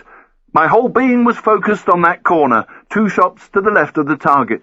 I got that familiar feeling in the pit of my stomach, the same sensation that always came when shit was on. I'd had it even as a kid, running away from the bigger boys who wanted to beat me up and nick my dinner money, or from an angry shopkeeper whose stuff I'd tried to lift. It was a horrible feeling. You know there's a drama, you wish it wasn't there, you know you've got to do something about it, but your legs just won't take you fast enough. I turned the corner but saw nothing except a few people standing maybe 20 meters further down on the other side of the road. All eyes were turned to the alleyway. Screams still came over the net, mixed with shouts and the sounds of a struggle. Everything was in Arabic, but none of it was from Hubba Hubba. Then I heard him in the background. He was in pain, he was getting filled in, he was getting subdued. My mouth was dry as I drew down and, alert to the third party, kept the weapon by my side. I turned the corner into the alleyway, not bothering to clear it. There wasn't time. I was too late. The Merc van was bouncing over the potholes away from me, with one of the unknowns trying to close the rear door. More Arabic commotion streamed over the net. Even if I'd spoken the language, I wouldn't have been able to understand what was being said. It was so confused and loud. But for sure, Hubba Hubba was in there. I caught a glimpse of his trainers. He was fighting back as 2 guys climbed on top of him, trying to keep him down in the back. The left door was already closed, the small window covered by black plastic. The second door was pulled shut from inside. That, too, was covered. I kept running towards the rear of the shop. The Lexus was still there. The back of the shop was closed down. Shit! Who to go after? Hubba Hubba or the Hawalada? Lotfi swung into the alleyway like something out of Hill Street Blues. Somebody somewhere would be getting on a phone to the police. I motioned with my hand, trying to get him to slow down, to stop. The vehicle nearly somersaulted over its 2 front wheels as he hit the brakes. His eyes looked frenzied. The growing crowd on the road turned and gawped. Jumping out, Lotfi had his pistol up, ready to fire. Keep it down, for fuck's sake! I pointed along the alleyway, which was now clear. The van! Black plastic covering the rear windows! He's in the back! Go! Go! Take it! I turned to run back the way I'd come, shouting at him as he jumped back into the focus. I'll give you directions at the boulevard. Go to Channel 4. Channel 4. Go, go, go! I disappeared left around the corner, going back towards the boulevard. Fuck the third party now. People everywhere were stopping to rubberneck. I got down to the corner and looked left. The van had slowed as the traffic hit the vegetable market. I turned the dial on the Sony to 4 and hit the Pressel as I sucked in oxygen. L, they've gone left! They've gone left towards the main! L, acknowledge! Acknowledge! The Focus screamed into view at the junction. Lotfi still playing cops and robbers. He was going to have to slow down before he had a crash or ran somebody over. Either would stop him being able to take. He was looking frantically left and right, trying to see where the van had gone, then looking down, probably having just remembered to change channels. I kept on sending. They've gone left! They've gone left towards the main! He didn't reply, but he must have heard me because the Focus screamed round towards the market, braking hard as the horn screamed out at people trying to cross the road in front of him, then hurtled down towards the mass of fruit buyers. I turned right and had gone maybe 20 meters up towards the Scudo when I got a blast of screaming and ranting in my ear. I couldn't understand any of it. Slow down! Slow down! Say again! I got to the wagon and started to pull at the soft steel number plate at the rear, feeling for the key and fob taped behind it. Lotfi carried on trying to get the message across. He'd slowed down, but the voice was still very high-pitched. He was really hyped up. El has! Past the market straight for the main! They're going for the main! En, acknowledge! I double-clicked, not wanting to talk yet in case he got more sparked up. By now I'd extracted the key fob and hit it to release the central locking. I jumped in and began turning the Citroen round so I could back Lotfi. A cluster of third-party watched. At least 2 were on mobiles. This was a weapons-grade screw-up. Forcing the scooter round into the traffic and driving down towards the market, I checked my decision to go for Hubba Hubba. It must be right. Lotfi wouldn't help me lifting Goatee, but deep down I knew we wouldn't get Goatee either way. He would be well and truly going to ground now. The job was destroyed, and I would be too if I got caught by the police. But what could I do about it? Abandon the 2 of them and just head for the airport? It was tempting. I instinctively moved my hand down to the bum bag, making sure my docs were still with me. I could just turn round and drive straight to Nice Airport, get the first plane out of here. Lotfi had calmed down a bit when he came back on the net, trying hard to keep the speed and tension from his voice. El still has. They are approaching the main. Lights are green. No indication. Wait. They're intending right. That's now right on the main, towards the autoroute. Acknowledge! Click, click. By now I was halfway down the market. I couldn't see Lotfi ahead of me and just hoped that he was still with them and hadn't got held by the lights. I couldn't guarantee it because he was too sparked up to give me a full commentary. I tried to anticipate. The main drag went on for about 1.5 kilometres until it took a sharp left-hander at the bridge over the railway lines from the freight depot. If the van went that route, they'd eventually hit the feeder road that followed the river towards the auto route at the north end of town, where the safe house was. El still has approaching the freight station. Despite his efforts, he was still hyped up, talking an octave above his normal voice, but at least I could understand him now. I reached the main on red, getting right up close to the car in front in case it was a short light. That's now at the freight station, still straight towards the autoroute. En, acknowledge! Roger that, I'm held at the main. Click, click. They changed. All the cars in the queue made it through, and I turned right, following Lotfi, trying to get closer and back him as he carried on with the commentary. That's approaching the swimming pool on the right. I heard the hiss of an Arctic's air brakes over the net. That's now at the swimming pool, still straight, speed 40, 45, En, acknowledge. Roger that, En's mobile.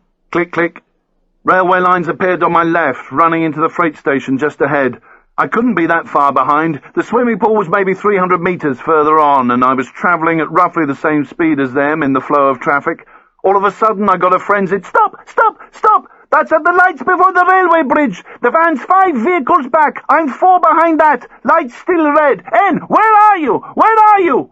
I held down the pressel. The swimming pool. Not far. Roger that. Stand by. Lights green. Wait.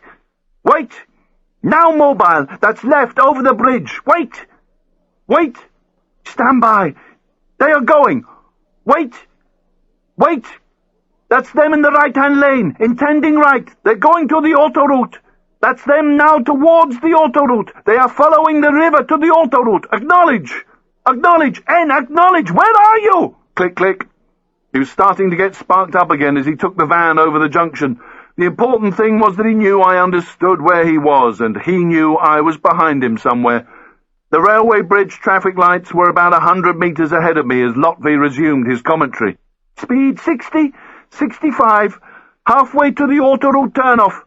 En, where are you? It was time to talk, now that he'd finished manoeuvring around junctions and was on a straight drag. At the bridge lights, and held. Roger that. Speed, no change. They were on the dual carriageway towards Larianne, the auto route way above them and ahead on the viaduct. If they carried on straight this side of the river, they could take the ramp for Monaco in Italy, or cross the river and head for the Cannes and Marseille ramp. I didn't care which one. It'd be much easier to take them up on the auto route. Fuck the toll booths and cameras now. Lotfi had more to say. Approaching the bridge over the river, on red. We're going to be held. Good, I could catch up. Cigarette smoke billowed out from the car in front, and its radio blared as we waited for my lights at the railway bridge to change. En's mobile. Roger that, En. That's at the lights, intending left. They're going to cross the river. I turned right onto the fast-flowing road and the riverbed to my left. Ahead of me were the other two vehicles. I could see the auto-route viaduct ahead and accelerated up to 90 k's trying to close the gap. Stand by, lights to green. That's left over the river, N, acknowledge. Click, click. Lotvid's voice was still high-pitched, but slower. That's halfway over the bridge. They're intending right, not for the autoroute, intending right towards Larian. N, acknowledge, where are you? Chapter 48. Click, click. Lotfi came back. Stop! Held at the lights, still intending towards Larian. The autoroute traffic now is moving on. We are held, and they are definitely intending right. Acknowledge. Where are you? What if they go into the mountains? It was still not time to talk to him yet. Click, click. I got my foot down and tried to make up the distance. If the van carried on further north, past Larian and the built-up area, the roads became very narrow and wound up the mountains on either side. It would be hard to follow a target in that sort of terrain, even with a 4-car team, let alone 2. It would need both of us to keep on top of the van, changing positions often so the same vehicle was never behind the target for long. At the same time, we'd have to keep close to each other, because once we got up into those hills, there was no telling if we could keep communications. If the van became unsighted, we'd have to split up and look in different directions to try to find it, which would totally screw everything. Lotfi came back on. Stand by, lights to green. They're mobile, right towards the incinerator. N, acknowledge. Click, click. Roger that, approaching the bridge. Roger that, N, still towards the incinerator. Speed 4550, increasing. Roger that, I'm at the bridge. Click, click. I turned onto the bridge and followed the line over the stony riverbed. The viaduct and the incinerator funnel towered into the sky to my right. I turned right, past the filter light, and as I followed the other side of the riverbank, I could see Lotfi's focus about 4 cars back from the Merc van. Lotfi was regaining control once more. That's halfway towards the incinerator. Roger that. N's backing. I'm now backing. Acknowledge. Good. That's approaching the incinerator. Wait. At the incinerator. Still straight. Now straight towards the apartments. Click, click. Lotfi was sounding a lot better now. That's approaching the apartments. Wait. Past the first option left. Speed 6570. It looks like they're not slowing down around here. N, acknowledge. Roger that. That's me at the incinerator. Roger that, N. That's past the second left. Wait. Past the third. Still straight. They're still going straight. Speed no change. Driving past the incinerator, I saw the burnt-out shell of the Audi in the dead ground to the right of it, and the skeleton of a van a few meters away that had also been torched. That's now past the apartment. Still straight. They're heading north. It looks like they're heading out of the city. Speed, no change. I'm going to need you soon to take. N, acknowledge. He was getting sparked up again. Click, click. That's now approaching the bridge on the right. Brake lights on. Intending right. They're going back over the river. That's now right onto the bridge. N, acknowledge. Click, click. Looking along the line of the rocky riverbed ahead of me, I could see the van crossing the bridge from left to right, with the Ford Focus directly behind. Lotfi came back. Halfway over the bridge. Brake lights on, intending left. I could see the van's rear indicators flashing. That's now over the bridge. They're intending left into the industrial area. I'm going... Don't go with them. Acknowledge. L, acknowledge. Don't do it. The van disappeared as it took the first left just over the bridge. The Focus went straight as Lotfi told me what he could see down the option. That's the van at the horse. They've gone straight into the industrial area beyond the horse. Somewhere to the left. I'm unsighted. Roger that. N is checking. L, acknowledge. I got a double click as I saw him take the next turning left and disappear. I got to the bridge and turned right and got a burst of air brakes and flashing headlights from an approaching truck as I crossed his front. I didn't want Lotfi to go in there.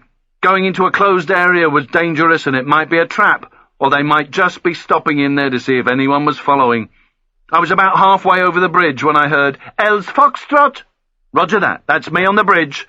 As I reached the other side of the rocky riverbed, I looked into the first option left and could see the horse he'd been on about. Down on the left-hand side of the road was a 30-foot-high stone monster prancing on his hind legs, Roman fashion. It was to the left of an entrance into what looked like a decaying light industrial estate. To the left of the gate was a large, run-down brick warehouse with a faded, hand-painted sign running the full length of the wall announcing it was a brocante selling second-hand furniture and all sorts. There was a line of vehicles parked into the wall. Fuck it. I turned, crossing over the traffic and headed to the left of the horse and the vehicles. The road quickly became a mud-caked, potholed nightmare with puddles of diesel and muck. At last I saw Lotvi in my wing mirror, walking down towards me from the bridge road. I swung left by the horse and backed up against the brick wall of the warehouse in line with the other cars. It was out of sight of the industrial estate entrance in case I was being watched, and it looked natural. I was just your everyday furniture buyer. Lotvi was just a few metres short of the estate gates and was going for his pistol. If he'd seen me, he certainly wasn't coming over to join me. I powered down the window and waved to him from the Citroën like a long-lost friend, smiling and gesturing for him to cross over. It didn't look as if it was working. All I could hear was the noise of traffic rumbling over the bridge and the hissing of air brakes. He looked over to me and must have had a change of heart because he ran reluctantly towards me, avoiding the potholes as I held out my hand in welcome from the window for the benefit of any third parties. He played his part in the pretense, but his eyes were still dancing around just like they'd done in Algeria. I tried to calm him down and glanced at the pistol. "Put that away, mate. Get in the car." He ignored me. "Get in the car." "No, come. That is wasting time. We've got to go and get him, now." I started to plead with him through the window, and both of us had smiles on as his eyes screamed round like a pair of Catherine wheels. "We just can't go in like that." I gestured for him to get into the wagon. "Look, we don't know where they are, how many of them there are. It could be a trap. Come on, get in the car. Let's take our time and we'll all get out of this alive." But Lotfi wasn't having any of it. "He might be dead soon. We have to—" I know, but let's find out where he is first so we can work out how to get him out in one piece." "I will not leave my brother behind." "We're not leaving anybody behind. Just get in the car. We've got to stay calm and work out how to get him out. Come on! You know it's the right thing to do." He thought about it for a couple of seconds, then walked round the front of the Citroën and climbed in beside me. He stared at the rocky riverbed to the right, where the wall of the brocante ended. I left him to it, changed channel back to 2, and listened in case Hubba Hubba was sending. There was nothing coming over the air at all, so I switched it off and removed it from my belt as Lotfi checked chamber. "I cannot wait any longer. He could be dead any minute. Are you coming with me?" I turned to a heavy, nostril-breathing Lotfi who was trying to calm himself down as he stared into my eyes. I couldn't make out whether he really cared if I went with him or not. He was going anyway. "You know this is fucked up. You don't know how many there are. You don't know what weapons they have. You don't even know where the fuck they are. You are going to die. You know that, don't you? God will decide my fate." He turned for his door handle. I hated this shit. I should have just cut away and headed for the airport back at the boulevard. Fuck it. I started to suck in my stomach so I could draw down the Browning. I tapped his arm with my spare hand to get his attention before nodding at the radio. "We can't use these things anymore, mate. They might just start scanning channels on Hubba Hubbas. Let's just hope they didn't switch to Channel 4 and listen to us flapping on the way here, eh?" Lotfi turned and gave me a smile as I pulled back the hammer from half-cock and checked chamber. My head was spinning. Why was I doing this? "Thank you," he said quietly. "Yeah, right, kismet my arse. If I'm going to die, I might as well make sure a couple of those fuckers come along with me, so they can get their books, whatever they're called, weighed." He finished checking that his magazines were correctly positioned on his belt carrier before looking up at me as I did the same. "Destiny. They're books of destiny. You know exactly what it is called." "Come on, then. Let's get—" Lotfi's eyes darted beyond me as he sank back into his seat. Instinctively, I followed. "Lexus!" I heard a vehicle crunch over the gravel, filling some of the potholes on the road towards the industrial estate. "Two up in the front." I looked, but now being side-on, I couldn't see who was behind the darkened rear windows. Baldilocks was definitely driving. "Romeo 3, with a goatee. I saw him in the same restaurant as Greaseball the other night. I don't know if they met or what, but—" The vehicle had gone past the gates, and I jumped out of the Scudo, shoving away my Browning. "Come on, we can do this without getting killed now. We have time." Lotfi ran round the vehicle to make up the distance with me as I headed towards the rusty, sagging chain-link gate that hadn't been closed in donkey's years. I kept to the left against the brocante wall for a little cover as I passed the gate. Lotfi had caught up with me, and he still had his pistol out. "Put it away!" I snapped. "Third party, for fuck's sake!" Leaving him a few steps behind to sort himself out, I kept walking. In front of me was a ramshackle collection of buildings, at least 30, probably 40 years old, some of brick or stone, some of corrugated fibre. Pipes that ran between the buildings had been lagged and painted with tar and held together with bits of chicken wire. Skips were overflowing all over the place. Stacks of old tyres had collapsed across the diesel-infected tarmac that long ago had lost its straight edges and was starting to merge with the mud. There was even an old stone farmhouse and barns which had long since given up the struggle against the encroaching banlieue. I edged forward, using the wall, trying to look as normal as I could. Then, as I reached the end of the wall of the brocante, I saw movement to my left. The rear of the Lexus was disappearing inside a tall brick building. I held out my hand behind me. "Stop! Stop!" I leant back against the wall, just as a train came into the station off to my right, beyond the estate. The screech of its braking wheels drowned out the clatter of the roller shutter as it crashed down behind the Hawalada and his men. Chapter 49. I took my gigs off for a better look at the building and put them into the bum bag. The estate consisted of 6 or 7 worn-out structures spread around the edge of a large open square. The target building, which I hoped the van had driven into, was in the left-hand corner furthest away from us. It was about 40 metres long and 25 high, and constructed of dark, grimy brick. There were no windows on the front elevation, just the rusty shutter in the left third, tall enough to take a truck. The roof was flat, with lines of triangular glass skylights sticking up in the air like a dinosaur's fins, or something in a Lowry painting. 2 other buildings, a converted stone barn and the old farmhouse, formed the left side of the square and met the back of the brocante.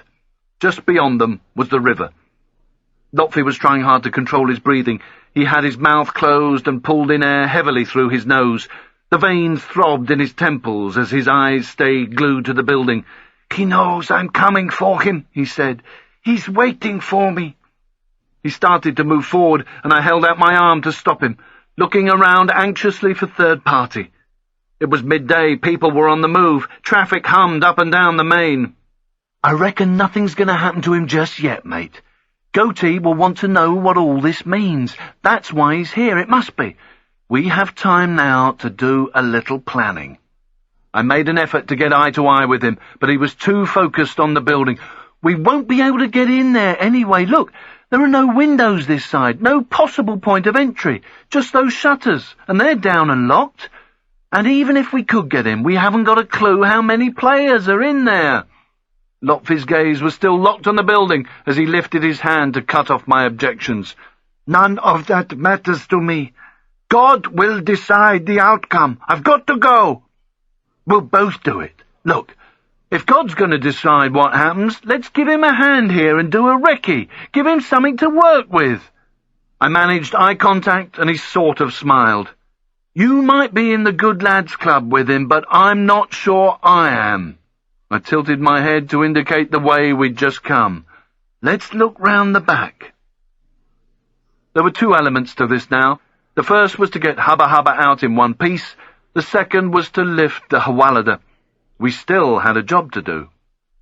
If we did it right, maybe we could achieve both, but not if we just went for it like Lotfi wanted to.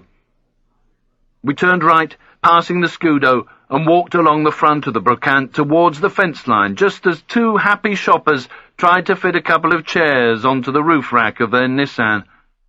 I hoped we could work our way along the riverbank, passing the barn and the farmhouse, get behind the target building and see what we could see. As we took a right again at the far end of the brocante, we were confronted by a dry, worn mud path that seemed to run the whole length of this side of the industrial estate. It was about 4 metres wide, in the space between the river and the buildings, and strewn with rubbish and dog shit. The remains of a chain-link fence ran parallel with the riverbank to our left. Old concrete posts were still standing at 5 or 6 metre intervals, but the wire was either rusty and pushed down or missing altogether.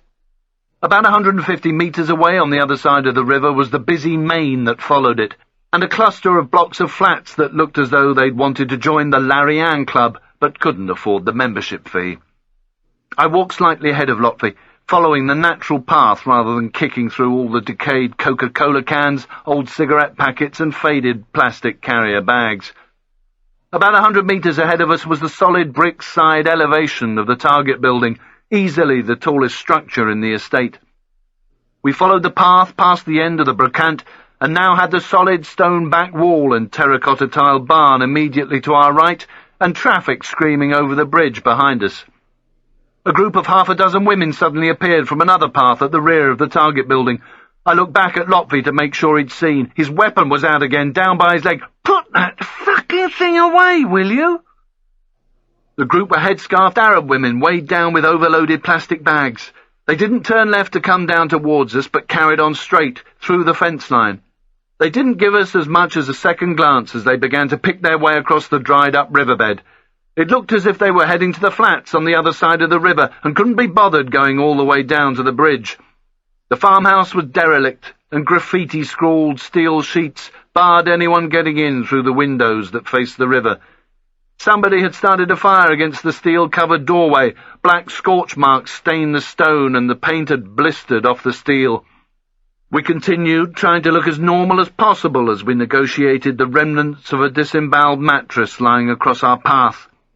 We turned right, behind the target, and onto a track that was just as well worn and covered in litter. Instead of a fence on my left, there was now a stone wall about 10 feet high. I could see straight away there was nothing at the rear that would help us gain entry. No vents, no windows, just more unrelenting brick. Lotfi came up level with me. "This must be a shortcut to the station." "What are you on about?" "There's a railway station just the other side of the buildings at the end there. That's where I've parked." We carried on, following the rear of the building. There was still the other side elevation to check out. At the far corner, about 40 metres along, I finally found something useful, a window frame set into the brickwork. Lotfi and I exchanged a look. "See? I told you it was worth it." At last I got another smile. The window was metal framed with a single glass panel that opened outwards. Not that it had been opened in years. The frame was rusty and covered with cobwebs and grime. The glass was heavy-duty, frosted and wired, but there was a small wind-activated plastic ventilator fan, about 4 inches in diameter, cut into its centre. The main problem was going to be the 2 bars on the other side that I could see casting dark vertical shadows against the glass. We carried on the 5 or so paces to the end of the building, and both leant against the wall, trying to look as if we were having a casual chat, while I took a look round the corner and back into the estate. On this side there was nothing but brick once more. Past the far edge of the building I could see the gate off to the left, and beyond that traffic buzzing along the bridge road. Lotfi lost patience and started walking back to the window. I followed, glancing down the track towards the station, then back at the river. "Listen, mate, nothing's going to happen to him yet. He knows you're coming. He'll hold on. We've got to do this right." He was now inspecting the window. "The only way is up," I said. "What do you reckon? Shall we go and see what we're up against first?" Lotfi wanted to go through the window. I shook my head. "It could take far too long. Better to use the time climbing up there. Maybe there's a skylight open or something." He surveyed the window once more, then the 25 metres of climb before nodding reluctantly. "Let's do it, but please, let's hurry." "One of us at a time, okay? It's old." He checked that his weapon wasn't going to fall out, and I did the same. I started to climb the rusty downpipe, hot from the sun. It shifted as it took my weight, and there was a small shower of rust flakes, but there was nothing I could do about that. I climbed with no great technique apart from pulling down on the pipe as opposed to pulling out. I didn't know how good the fixings were, and I was not sure I wanted to find out. My hands eventually got to the top, and I thrust my forearms onto the flat roof. My shoulders, biceps, and fingers ached from the effort of climbing, but they needed to produce one last burst of energy. I heaved and clawed my way upwards and across until I could eventually roll onto the rooftop. It was hot bitumen and gravel, almost molten under the sun. It burned into my knees and the palms of my hands as I swivelled round to look down at Lotfi. As I leant out, I could see beyond the industrial estate in all directions. We were overlooked in the distance by the flats across the river and a few houses on the high ground this side, but apart from that, there should be no problem with third party. I hope none of the tenants decided this was the time to test out a new pair of binoculars. I could see the railway station, a small one, less than 100 metres away to my right. A well-worn path led to it from the rear of the warehouse, through a gap in the fence, over the line and into the parking area. I could just make out the shape of Lotfi's Focus estate and a line of vehicles near the road. The railway line ran parallel to the river, and there was a level crossing just past the entry point to the estate that Lotfi must have belted over before turning left and parking. Lotfi's grunts became audible above the drone of traffic as he climbed. 2 hands appeared at the top of the pipe, and I pulled on his wrist as he gripped me. I heaved him over, and we both lay on the flat roof, getting our breath back. I closed my eyes against the sun and felt the heat of the roof burn through my sweatshirt and jeans.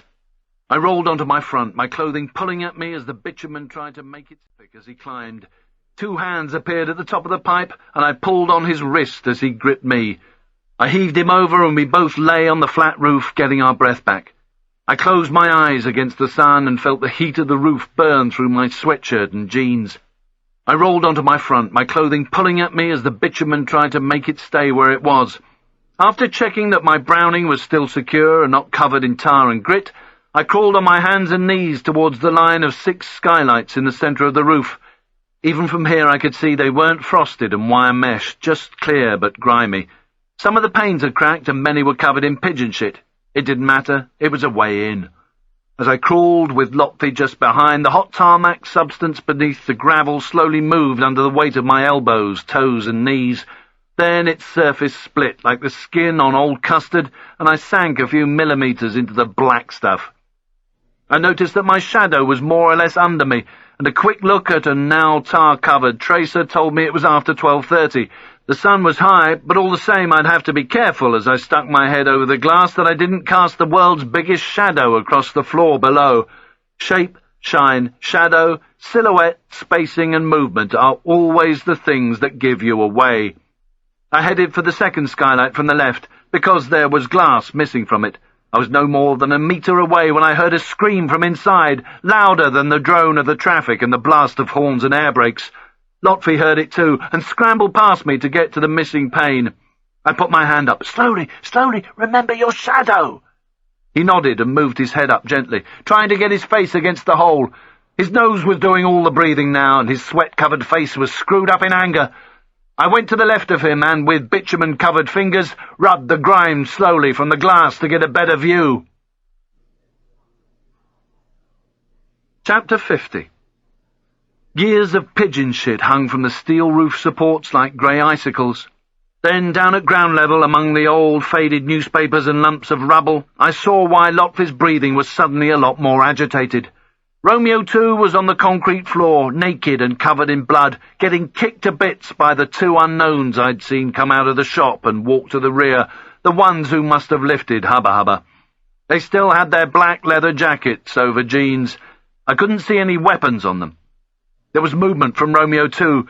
He was trying to crawl towards the Lexus, parked next to the Merc van, which was 2 up, opposite the shutter at the far end of the building. Blood dripped off his moustache and mouth as the 2 unknowns just followed him, kicking and having a good laugh. They pushed him down onto the ground, then kicked him again, turning him away from the vehicles. The engine sparked up on the van, and it drove slowly to the shutter. The passenger got out and pulled on the chain. He climbed back in, and the Merc disappeared, while one of the black leather jackets lowered the shutter. Below us, in the middle of the building, were 2 vehicle inspection pits and 2 sets of concrete ramps. Romeo 1 and Hubba Hubba were inside one of the pits, also naked. Ripped clothes were strewn around on the concrete, probably having been checked inch by inch for tracking or listening devices. Blood had dripped from their faces onto their sweat-drenched bodies. They were kept in the pit by what looked like a heavy old iron gate from a stately home, maybe bought from the brocante next door, which had been dragged over the top of it.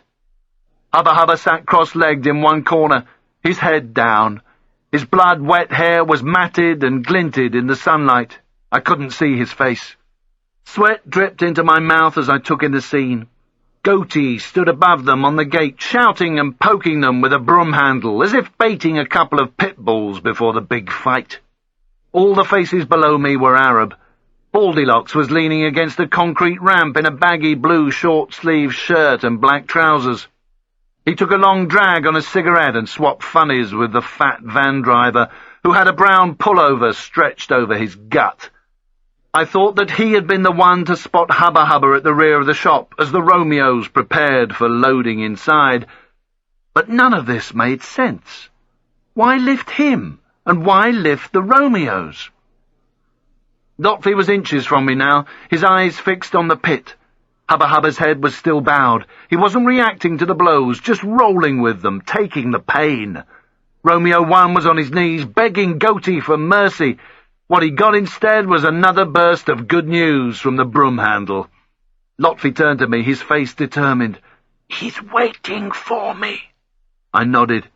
"Not long now, mate. Go beyond the skylight. See if there's a trap door." He took another long, hard look at his brother before crawling backwards and making his way to the other side of the roof. Maybe there was a fire door with a steel escape ladder attached to an interior wall. It wouldn't help us much, we'd be spotted at once going down it, but at least it got Lotfi out of the way for a while. I didn't want him sparked up any more than he was already. As I listened to the screams and shouts, I looked around below me. The building was just one big open space and had obviously once been used as a garage workshop. I was lying with my head towards the shuttered entrance at the far end of the building. There was nothing behind it now apart from the Lexus. It looked as though it had been the vehicle's holding area before they were brought over to the inspection pits and ramps for repair in the middle. At the other end, the ground floor window was hidden by two porter cabins, which stood at right angles to each other in front of a rough, whitewashed breeze-block cube, no more than 8 foot high, which jutted out of the corner. Unless Lotfi came up with something magical, the only way in was through the shutter, or that window. Goatee stepped off the gate and barked an order at the boys by the ramp. Baldylocks and Van Man threw down their cigarettes, walked over to the pit, and dragged the ironwork gate to one side. When there was a big enough gap, Romeo 2 was herded into it by the Black Leather brothers. Hubba Hubba didn't react as the newcomer fell in beside him, and the gate was dragged back over. But the reunited Romeos gobbed off to each other and did some more begging to the people above. A mobile phone rang. A couple of them reached into their pockets, but it turned out to be Goatee's. He flipped it open and did a bit of business as the other four congregated by the ramps. Cigarettes were passed round and lit as Goatee carried on his conversation in what sounded like French. There was even a little laughter from him as he walked towards the shutters. Goatee had a big smile on his face and waved his left arm gently back and forth as he talked. He was maybe in his early 40s with a short, very neat hairstyle that made him look even more like George Michael today. His body language was cajoling, and he kicked small imaginary footballs against the wall as he moved. Lotfi appeared from the other side of the skylight on his hands and knees, shaking his head as he closed in on me. He stared down at Hubba Hubba, then shifted his attention to Goatee. "It's a woman," he whispered. "He says he'll be home late. There is lots to do." And then, as if a switch had been thrown, the phone was thrust back in Goatee's pocket, and he strode back to the pit. The smile had gone. The two Romeos were on their knees, beseeching him in rapid Arabic.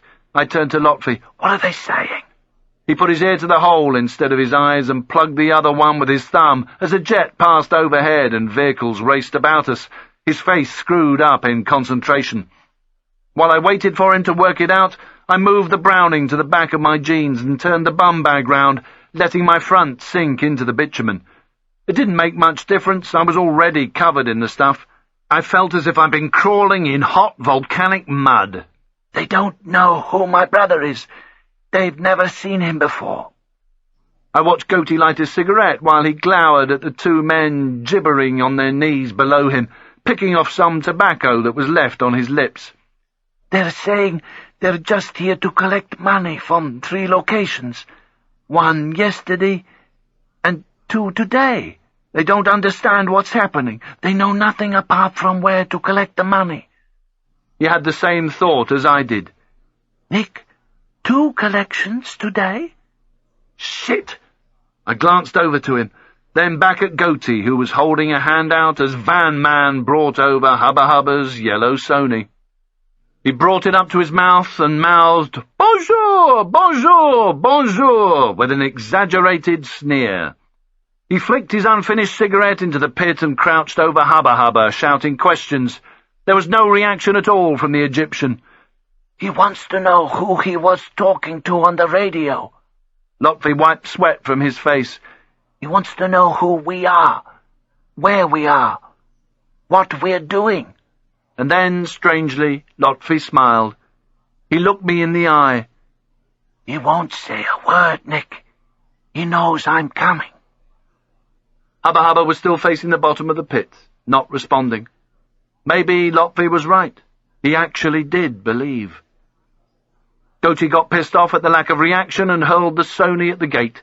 Shards of plastic and electronic components showered into the pit like shrapnel. Then, in what looked like an explosion of frustration, he forced the broom handle down onto the base of Hubba Hubba's neck with both hands. Hubba Hubba just took the pain and went down, his blood-stained head falling into Romeo 2's lap. Lotfi stared down as Goatee screamed into the pit. He was looking far too calm. It was as if he had a plan. "What else are they saying, mate?" Lotfi closed his eyes and cocked his ear to the broken pane. "He doesn't believe the Romeos. He says it doesn't matter who is telling the truth and who is lying. It doesn't matter if he kills them and he is wrong. Someone else will collect the cash." He opened his eyes again and looked at me. "It is now time, Nick." I nodded back. "We only have the window to—" Lotfi jerked away from the glass and up onto his knees. Wiping his hands on his jeans to get the bitumen off, he nodded over towards the gate. The heat burnt into my palms as I put my hands into the black stuff and pushed myself up to see what he'd seen. He was already crawling towards the downpipe. A Peugeot estate with police markings and blue light bar had stopped at the junction, opposite the line of cars in front of the brocante, where the Scudo was parked. It was 3 up, and the front passenger was on the radio. Chapter 51. I had to assume the worst, that third-party calls earlier had alerted the police about the Scudo, and these 3 boys were just about to get a promotion. They'd find the radios and the rear setup, and the cash under the seat, together with enough fingerprints to keep them dusting for weeks. The first thing they'd do was look for us around here. I checked Lotfi's focus. Nothing was happening there, but it wouldn't be long before it did, after his cops and robbers impersonation. I couldn't help thinking that maybe it was God's way of saying, "That's enough of a recce for me today, now just get on with it." Still trying to work out how we were going to do it, I decided to take one more look down into the building before I went to join Lotfi. I hadn't reckoned on things getting worse. Goatee was still on the gate, but the boot to the Lexus was now open, and Baldylocks was handing him a red plastic fuel canister. The can was then held up like a bottle of wine at a restaurant for the 3 in the pit to see. Hubba Hubba finally looked up. The charm had gone from his neck. There was no reaction at all. He just took the shouting and bowed his head once more. He was waiting for Lotfi to come, but in the meantime he was preparing to die. Lotfi was nearly at the corner of the roof as a train squealed into the station. He stopped at the parapet, waiting in case anyone took the shortcut. By the time I had reached him, the train had left. Should I tell him what I'd seen? What would it change if I did? We were still going to have to get down and try to make entry through that window. Would it help for him to know that his brother was on the verge of being torched, especially if it turned out we couldn't get inside? Lotfi checked for people crossing the railway line. "All clear. Ready?" I nodded, checked my Browning and bum bag, then clambered over the parapet, scrambling down a bit too fast. Slivers of rust sliced into my hand, but my pain was nothing compared to Hubba Hubba's. As soon as I hit the ground, Lotfi started to follow. I switched the bum bag and Browning from my back to my front once more and took my Leatherman out of its belt case. I wanted the weapon back where it normally sat because it was an instinct to draw down from that position, and I got the feeling I'd been needing it. Lotfi landed beside me as I opened the blade of the Leatherman. Reaching up on tiptoe with my left hand and pushing up with my free hand on the concrete windowsill, I started to stab and cut into the plastic fan casing. Lotfi was against the wall, keeping watch. It seemed a good idea to prepare him for failure. If we can't get these bars off, the only way to go in is through the shutter. We wait for someone to come out, or maybe the van to come back. Then God will decide what we can and cannot do, Nick. It's in His hands. He didn't look at me. His eyes stayed fixed towards the track. That was all well and good, but what if God decided it was time to light up the pit? I lifted out the centre of the 4-inch diameter fan and tried to look through at the bars beyond the now grimy, bitumen-smeared glass. Fuck it, I had to tell him. Before we left the skylight, I saw Goatee waving a fuel can at the three of them in the pit. You know what that could mean, don't you? His expression didn't change. His eyes still didn't leave the track. But he did have his beads in his left hand, threading them between his fingers and thumb, one by one. Yes, I do know what that means. His voice was unbelievably calm, unbelievably collected. Let's just carry on. I needed help to get my hand through the hole. Give us a leg up, mate. I lifted my right foot and he cupped his hands. We both grunted as I stretched out my arm and he pushed up against the bricks. I got a glimpse of urinals as I reached through, and at the fourth attempt I managed to pull down the rusty window latch. Not much happened. The frame was so old it had been glued in place by years of weather. I lowered myself back to the ground and used the Leatherman blade to prise open the frame.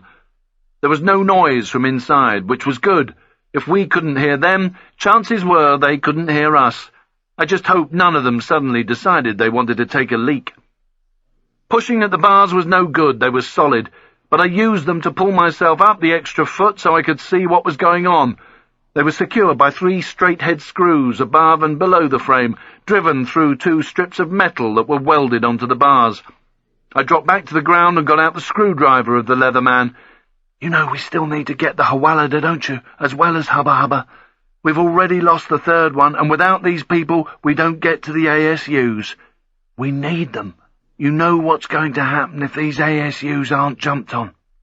Nick, I understand the importance. You forget. My brother and I volunteered. His expression was so calm it was unnerving. He really did believe in right and wrong and all that kismet stuff. You also know it's finished after this. We are compromised to the police.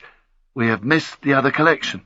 Let's just get both of them out, drop off the Hawalada, and get the fuck out of this country, okay? No revenge shit. It'll take too long.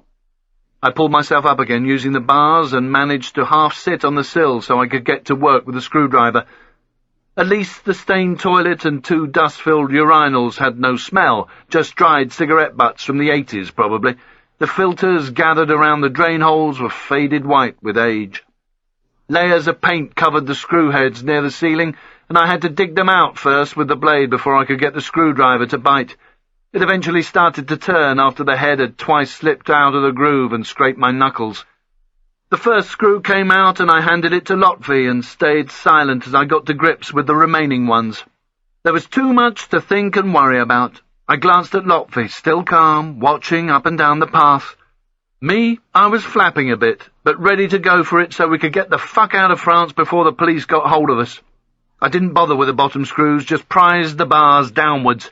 Then, getting out my Browning and turning my bum bag round to the back of my spine again, I went in head first, belly flopping onto the toilet, using the 2 urinals as support to stop me falling onto the floor and making noise. I could hear voices the other side of the door. Lotfi followed me through, closing the window behind him but not pulling down the catch. The door was an over-painted, cheap interior one with an old, brushed aluminium handle.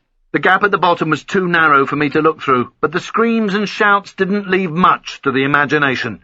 At least I couldn't smell petrol or burning yet. Lotfi also got his ear to the door.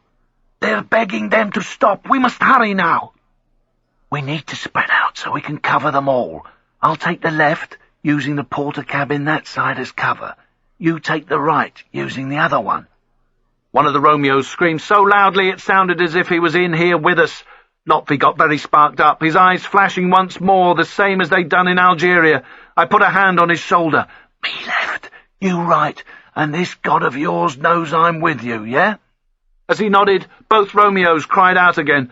I pulled the hammer back from its half-cocked position on the Browning and checked chamber by gently pulling back the backslide just enough to see the brass of the round in position. Then I pushed it back into position. Lotfi was doing the same as I checked my bum bag for the last time and wiped the sweat from my eyes with a bitumen-stained hand. Slowly I pushed down on the door handle and it gave way with the smallest of squeaks. I didn't want to burst in. I wanted us to get in as far as we could, using the porter cabins as cover before it went noisy. There was a little resistance from the hinges, but I managed to pull it towards me an inch as Goatee's shouts and the screams from the pit increased. My view was mostly obscured by the porter cabins, but between them to my half-right I could see the concrete ramps, and no one was there any more. Chapter 52. I couldn't understand the Arabic, but I could tell the difference between begging and demanding. Lotfi's hard-set jaw told me that for him every word mattered. I just had to assume that they were all at the pit. There was nowhere else for them to have gone, unless they were bumming around in the porter cabins or giving the Lexus a polish. Change of plan now that I couldn't see anyone. I visualized how I would go straight through the gap in the 2 porter cabins to the ramps, so I could use them as cover while I dominated the area. None of them would be able to outrun Mr. 9mm. That would give Lotfi a chance to move in and lift Hubba Hubba, and once that was done there would be 3 of us to get Goatee into the car and get the fuck out. And that was about as far as I got. We'd just have to get in there with a maximum amount of speed, surprise and aggression, weapons up, making sure they didn't have time to draw down. Only Lotfi's God could tell where things went from there. I moved my head back so I could whisper to Lotfi, "Change of plan. I'll head straight for the ramps," and a piercing scream forced its way through the gap in the door. Lotfi jumped up, pushing me over. Pulling at the door, he drew down his weapon before hurling himself into the warehouse, screaming Arabic, running straight through the gap between the porter cabins, then turning right to the pits and disappearing from view. I followed, safety off, screaming at the top of my voice, joining in with everyone else now as the noise echoed about the building. "Hands up! Hands up! Hands up!" I'd taken only 3 steps into the warehouse when there was a loud whoosh from the other side of the porter cabins to my right, then agonized screams that drowned every other sound. I emerged past the porter cabins to see the group to the right of the blazing pit staring open-mouthed at us. We both screamed louder, trying to overcome the noise from below us as the flames shot higher than our heads. Baldylocks was in position to draw down, but couldn't decide whether to do so or not. He looked at Goatee. He was looking at me. I stayed static, weapon up, out in the open. Lotfi had reached the pit, his screams now just as loud as those of the burning men. I kept my Browning up, pushing down with my thumb on the safety. "Hands up! Hands up! Hands up!" The Black Leather brothers were trying to work out whether to take a chance and draw down. I could see it in their eyes. I felt the heat on my face as I moved in closer to get better shots, never crossing my feet over as I moved, wanting to keep them apart so I had a constant, stable platform to get some rounds off on target. I didn't have that many to fuck about with. Lotfi, on his knees by the pit, roared with all the air in his lungs as he battled with the hot, heavy iron gate, trying to drag it just a few feet. Hands flailed from the flames below. Disembodied, high-pitched screams filled the building. Above ground, the group's eyes were still darting everywhere, at the pit, at me, at each other.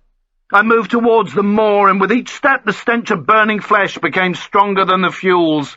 It was tempting to do all 4 of them, but Goatee was in the middle of the group. I needed him alive. Lotfi yelled for his brother, fighting the flames, fighting the gate. Where was Van Man? There was movement to my right, and I was too late. The piece of scaffolding swung in hard. I felt a crushing pain in the right side of my chest, and the Browning flew from my hand. I lost all the air from my lungs before hitting the concrete. Between the flashes in my head I could see Lotfi lying on the floor, gripping a charred hand that strained up through the bars of the gate. The flames were beginning to die. Even if his brother hadn't burned to death, he would have been asphyxiated long before now. Lotfi bellowed like a wounded animal, a long, drawn-out, pitiful howl of despair. His sleeves were smoking and burnt away, and his hands and arms were blistering. Bodies moved in and he was kicked away from the gate, but it wasn't physical pain that was causing his anguish. My glimpse of him lasted a second more before feet rained in on me too. I could do nothing more than curl up, close my eyes, grit my teeth, and hope it would stop very soon. Angry Arabic echoed round the walls. The kicking stopped. Hands grabbed my feet, dragging me on my stomach and chest towards the pit. Lotfie's screams got closer. I pushed down on the heels of my hands to try and keep my face from being grated along the concrete floor and felt the skin of my palms coming away. I opened my eyes in time to see the charred but still recognizable bodies in the pit and the smouldering paint on the gates. My legs were released, my bum bag got pulled off me, and I was pushed against the right-hand porter cabin. Lotfie was frog-marched over to join me and forced onto his knees. All four of them stood around us, letting off a good kick now and again. The hem of Baldylock's trousers was just inches from my face. I could smell cologne and cigarettes and heard heavy, laboured breathing as one of them gobbed onto my neck. Lotfie seemed oblivious to the state of his arms and hands. His skin was hanging off him like potato peel, some flakes red, some black. His watch and medic alert looked as if they had sunk into his grotesquely swollen wrists. The raw skin on my hands, ingrained with grit, was incredibly painful, but nothing like he was going through. A pain in the right of my chest was as much as I could bear. I had to take rapid, shallow breaths, and each one felt like I was being stabbed. Lotfie caught my eye and started rocking slowly backwards and forwards with his arms out, so he didn't touch them, just taking the pain.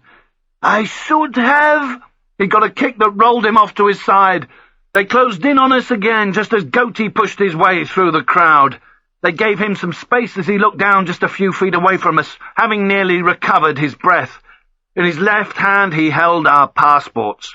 The four behind him were already counting out our cash. In his right hand he held an untipped cigarette, unlit, and a disposable lighter.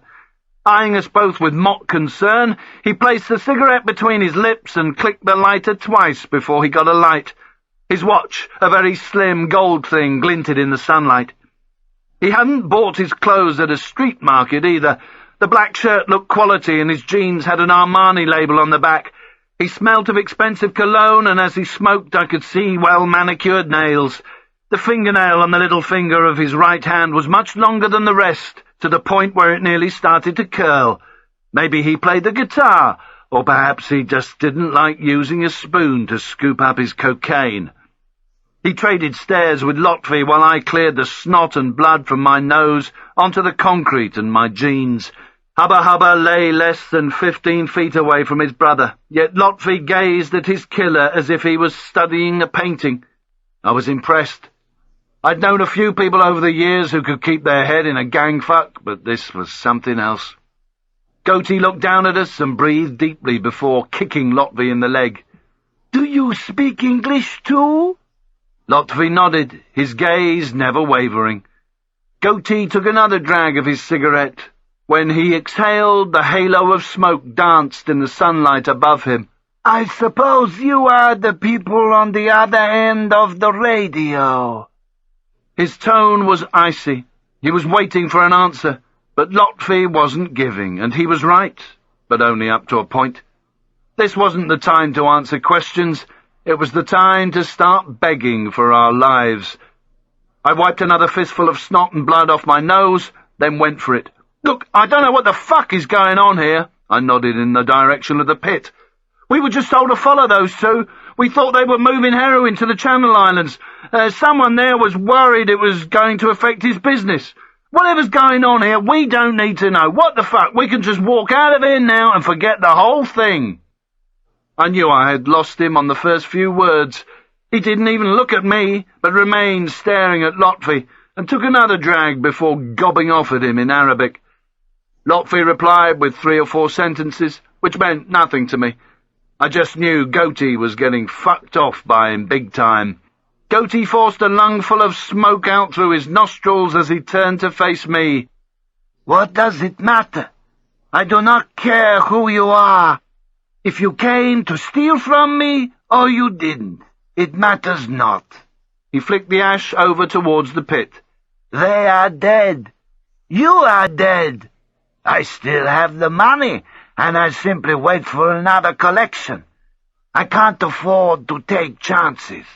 I don't care what's happened. God understands. God will forgive me." He turned to Lotfi. "No?" There was no reply. Goatee took another drag and turned back to have a word with the Black Leather Brothers. Lotfi's lips started to move. He put his head down and rocked backwards and forwards slightly. I didn't understand all of it, but certainly got the Muhammad Rasul Allah bit. The Shahada. He was preparing for death. He might be ready to meet his maker, but I wasn't. Goatee heard Lotfi too and turned his head round to watch, before shrugging his shoulders and throwing both passports towards the pit. They landed on the gate, one falling down onto Hubba Hubba's black and red charred body. Goatee walked away and yelled stuff at the other four.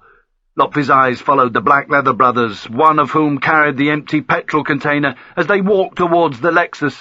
If God was on our side, he needed to get his finger out of his arse and do something pretty quick. One of the brothers sparked up the Lexus while the other pulled on the chain to open up the grease and grime-covered shutters. The vehicle reversed, then turned to face the exit as the Hawaladar's mobile gave another ring. He opened it up and headed towards the other side of the building.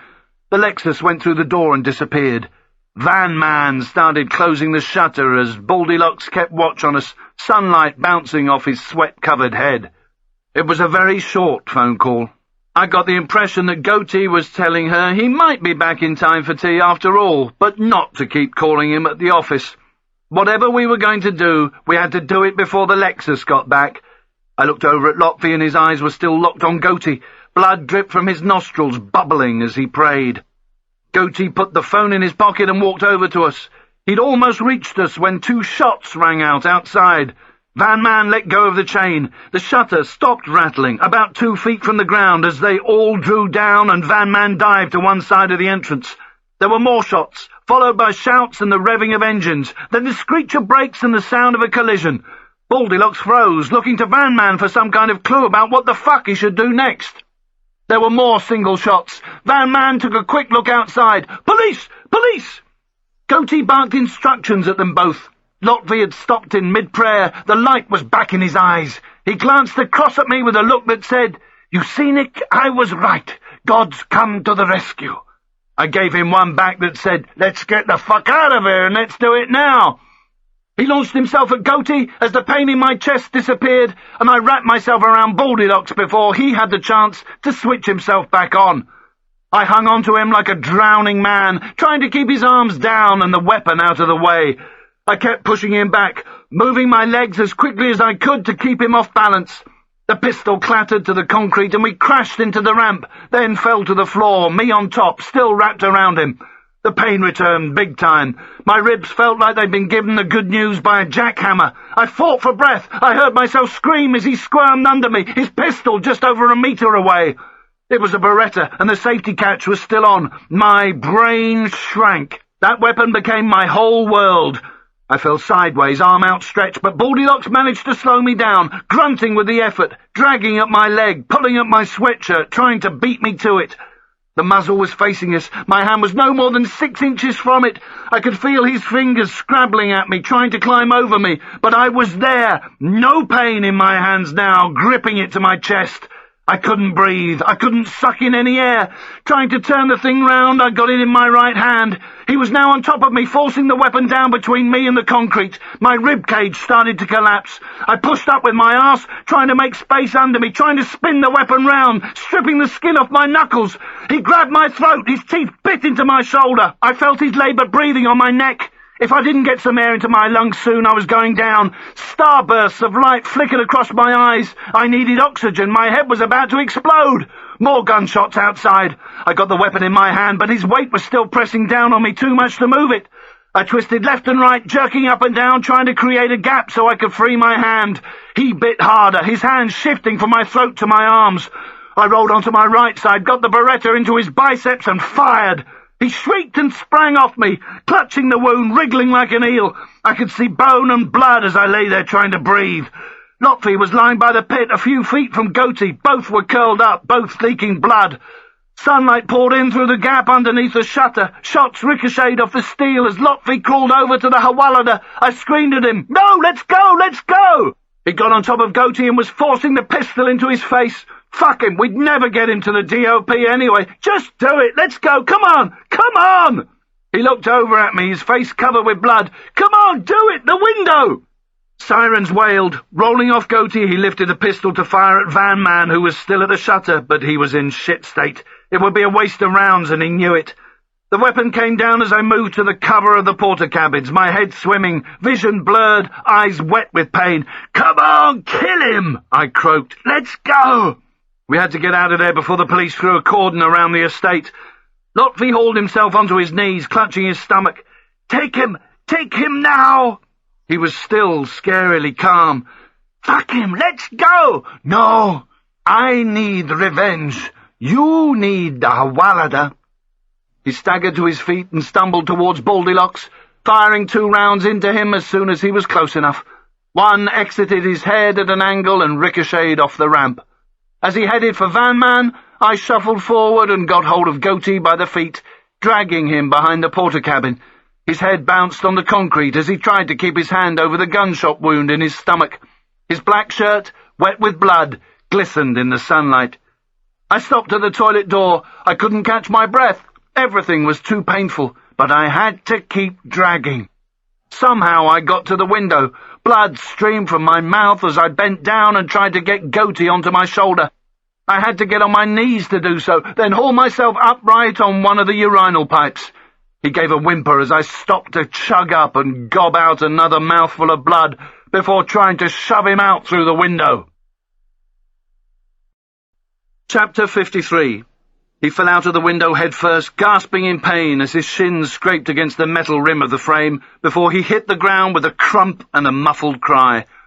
I followed, trying to keep my weight off my chest as I wormed my way through, fighting to stop myself shouting with pain.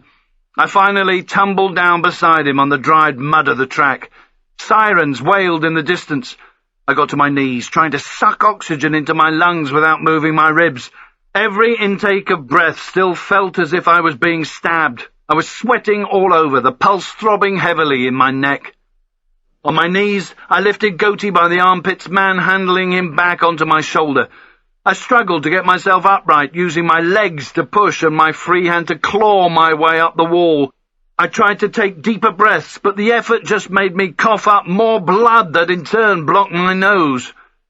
As I stumbled towards the railway tracks and Lotfi's focus, the sound of sirens got closer, coming down the main behind me and following the river.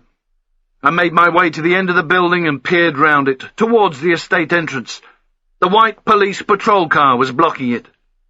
The Lexus had smashed into its rear, spinning it round in its attempt to get away, and ending up off towards the farmhouse in the right-hand corner. I couldn't see any sign of the Black Leather brothers, but the 3 policemen were bobbing and weaving on the far side of the patrol car. Their main attention was towards their left and the farmhouse area.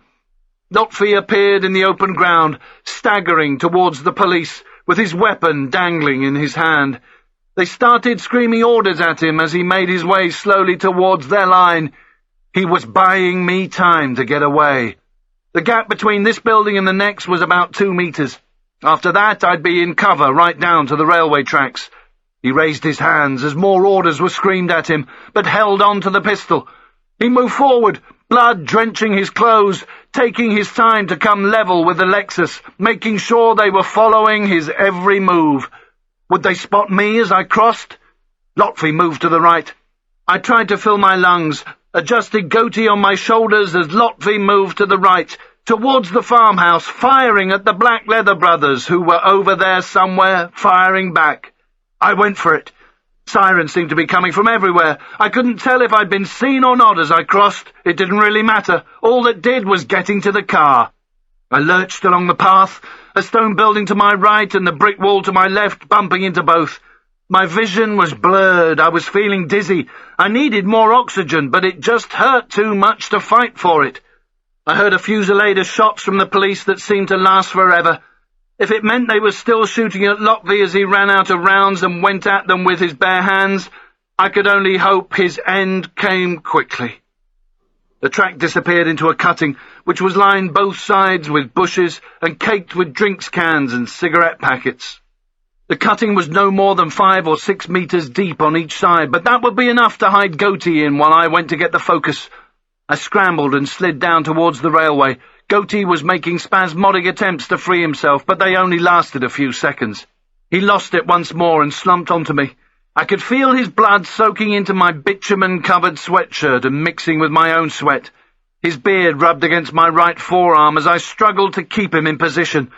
Signs that probably said, "Do not cross here," were nailed up to warn users of the dangers of this rat run. I picked my way carefully over the stone bedding, then crossed the tracks. My nose was still blocked, and by the time we were on the far bank, my mouth was full of blood again, making it hard to breathe. I couldn't muster the strength to get him up the other side of the embankment. I tried, but we fell together onto the dry earth path just a metre up the bank. Sirens were directly above us, on the main beyond the station. It was decision time. I lay there in much the same condition as Goatee, both on our backs and desperately trying to take in oxygen. He mumbled to himself, then screamed out. I swung a clenched fist to make him shut up, hitting him somewhere in the face. I wasn't too sure where, because my eyes were still wet and blurred, but it seemed to do the trick. I rolled onto my front and crawled over him, leaving him where he was and headed slowly up the bank, finally coming level with the cracked and potholed tarmac of the packed car park. The station itself, a dirty cream brick building, was immediately to my right. I lay there for a minute, fighting for breath and against the pain that each breath brought with it. Blood continued to pour out of my mouth each time I coughed. Craning my neck around the tyres of the car nearest me, I spotted the Focus, parked facing the road about 15 metres away, its tailgate towards me. People had stopped, trying to see what was happening, and were getting on their mobiles to tell their friends about all the excitement. More police cars swooped into the area, one passing left to right on the main. There was nothing I could do to hide myself. I just had to go for it and get us both into the Focus before there was no way out. It was fuck it time again. I got up and staggered towards the black estate car, squinting in the sunlight, trying to walk upright and stop myself coughing, and failing at both. I burped up some more blood and gobbed it out. I was going to need to control my breathing soon, and McDonald's came to my rescue. A bin to my right was overflowing with McDo burger containers and grease-stained brown paper bags. I picked one up, tipped out the used napkins and ketchup sachets and shoved it into my back pocket. It was then that I heard the gentle thwack of rotor blades up above me somewhere. I couldn't be asked looking up, just focused instead on the car.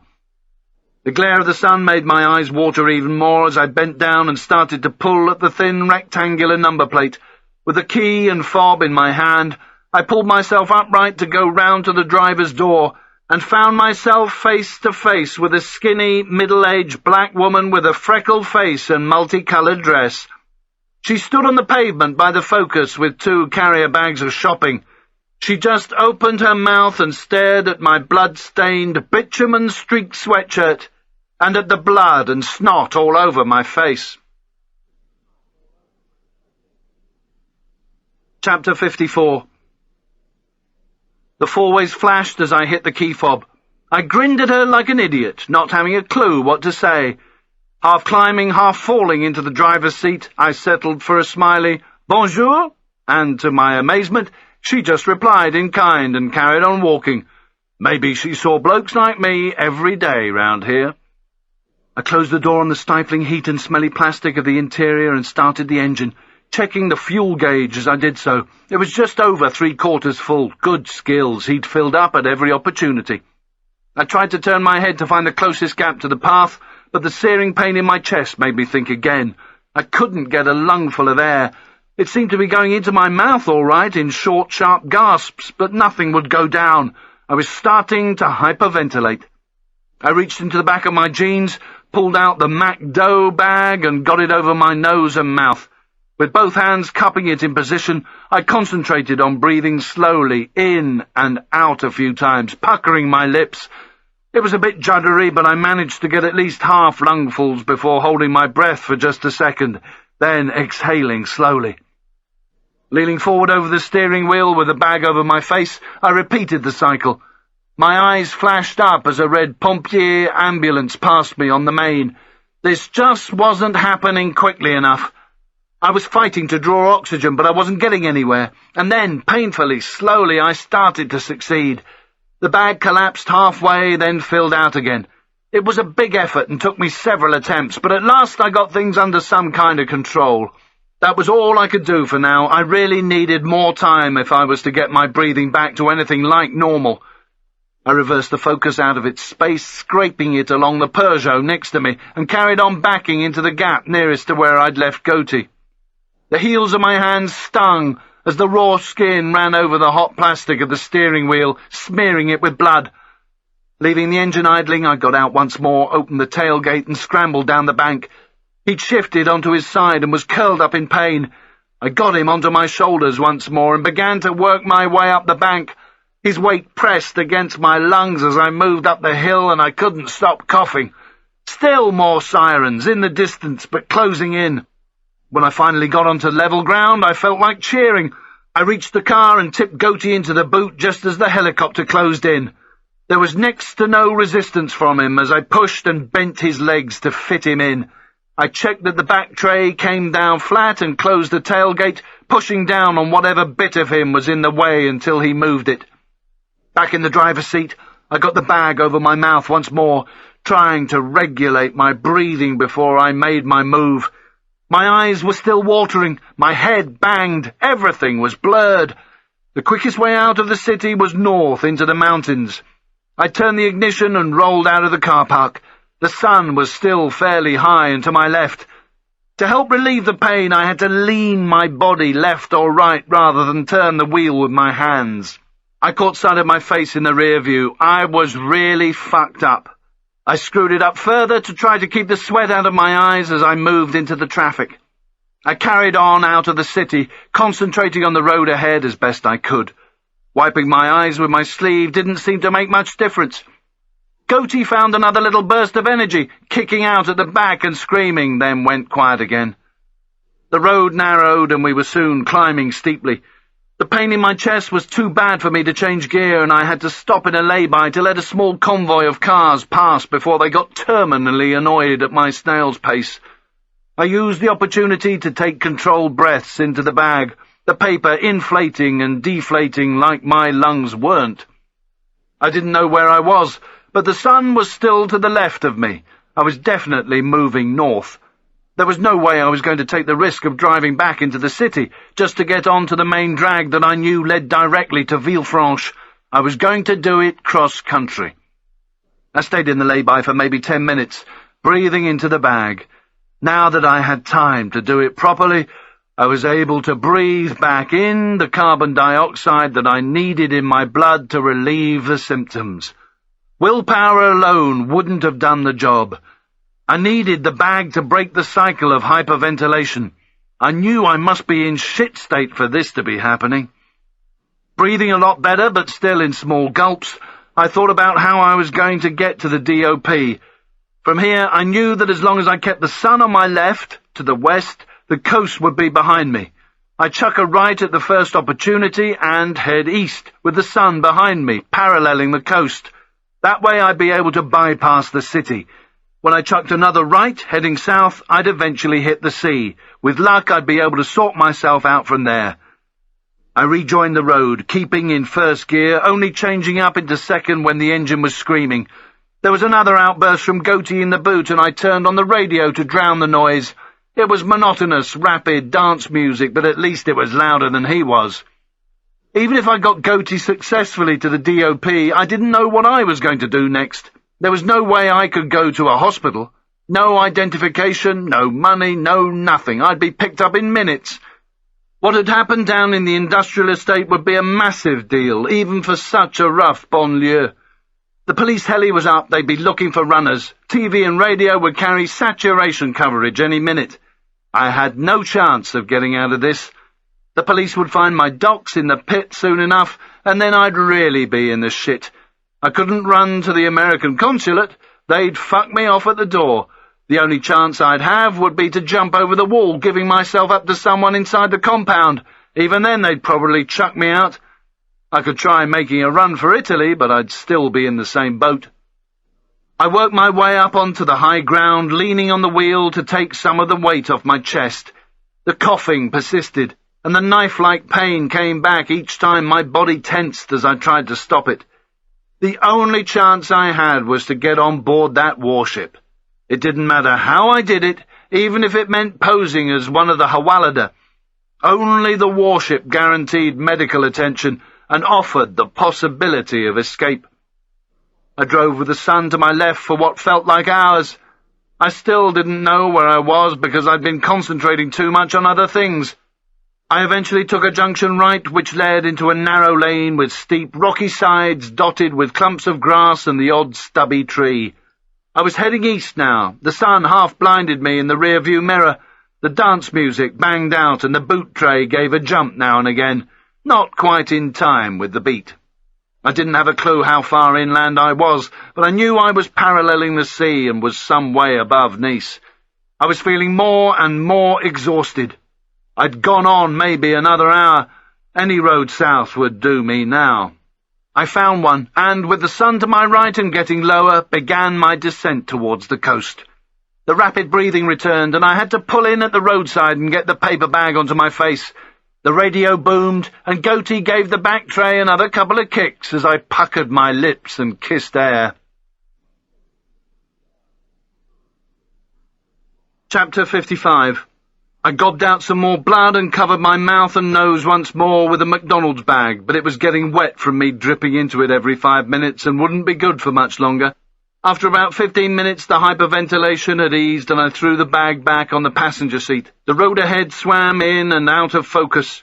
All I knew was that as long as I kept heading south towards the sea, I could sort myself out and get to the DOP. As darkness began to fall, I found myself on an avenue of large houses set well back from the road, at the end of which was a sign that told me Villefranche was to the left and Nice to the right. The volume of traffic increased, and I had to concentrate even harder as the headlights came on and the wipers failed to shift the smear of insects on my windscreen. In just a few more k's, I was approaching the picnic area. I stopped by the bottle banks and levered myself slowly out of the car, letting my arms take my weight. The car park was empty, but I left the music on to cover any noise Goatee might make. Opening the rear passenger door, I bent down to retrieve a full can of Coke Light from a six-pack in the footwell and shoved it under the right corner of the nearest bottle bank. My chest felt like a knife thrower had used it for target practice as I pushed myself back up. Back behind the wheel, I felt under the dash for the brake and reversing lights cutout, pressing down on the brake so the rear of the wagon was now a blaze of red. It was in the same position as on the other two cars, so that everyone knew where to find it, just like the keys. My fingers found the switch, and the gentle glow from the tail lights returned in the rear-view mirror. I circled the car park and headed downhill, eyes peeled for the DOP driveway. If I missed it, I'd have to go into Hubba Hubba's old holding-up point, then make my way back uphill, and I didn't want to do that if I could avoid it. Every movement was agony. I kept the vehicle lights on full beam and let the car just coast on its brakes, leaning on the wheel to relieve the pain. I turned off the radio to help me concentrate. There was no sound from the boot. At last, I saw it. I moved into the oncoming lane, killed the lights, put the focus into first, and managed to make the sharp right turn onto the track. My chest burst into flames again, and I coughed blood onto the dash. The rusty chain was padlocked to a wooden post at either end. I put my foot down, I hit it dead centre, and the focus lunged forward, but then stopped, throwing me against the steering wheel. The engine stalled. My chest was agony.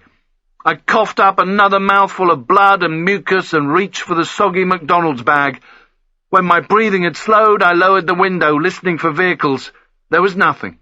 I moved the gear shift into reverse, checked there was no white light behind me, backed into the road and tried again, this time with more revs. The post ripped out and I braced myself and braked, not wanting the focus to go all the way down the hill just yet. I turned off the engine, put the handbrake on, and pressed the boot release catch before stumbling outside. Shoving the wet McDonald's bag down my sweatshirt and using the car to support myself, I waded through a river of broken boxes, empty cans and burst bin liners. The light came on as I lifted the tailgate. Goatee was still out of it, just a limp bundle. I got hold of his feet and swung them out, bent down and half-lifted, half-dragged him out onto the ground. It was just as well there was no resistance from him. I wouldn't have been able to fight back. I made my way back to the driver's seat, released the handbrake and gave the Focus as much of a push as my grating ribs would allow. It rolled slowly forwards, gathered a bit of momentum and carried on down the slope until it hit a barrier of old washing machines. It hadn't gone far but was out of view of the road, and that was what mattered.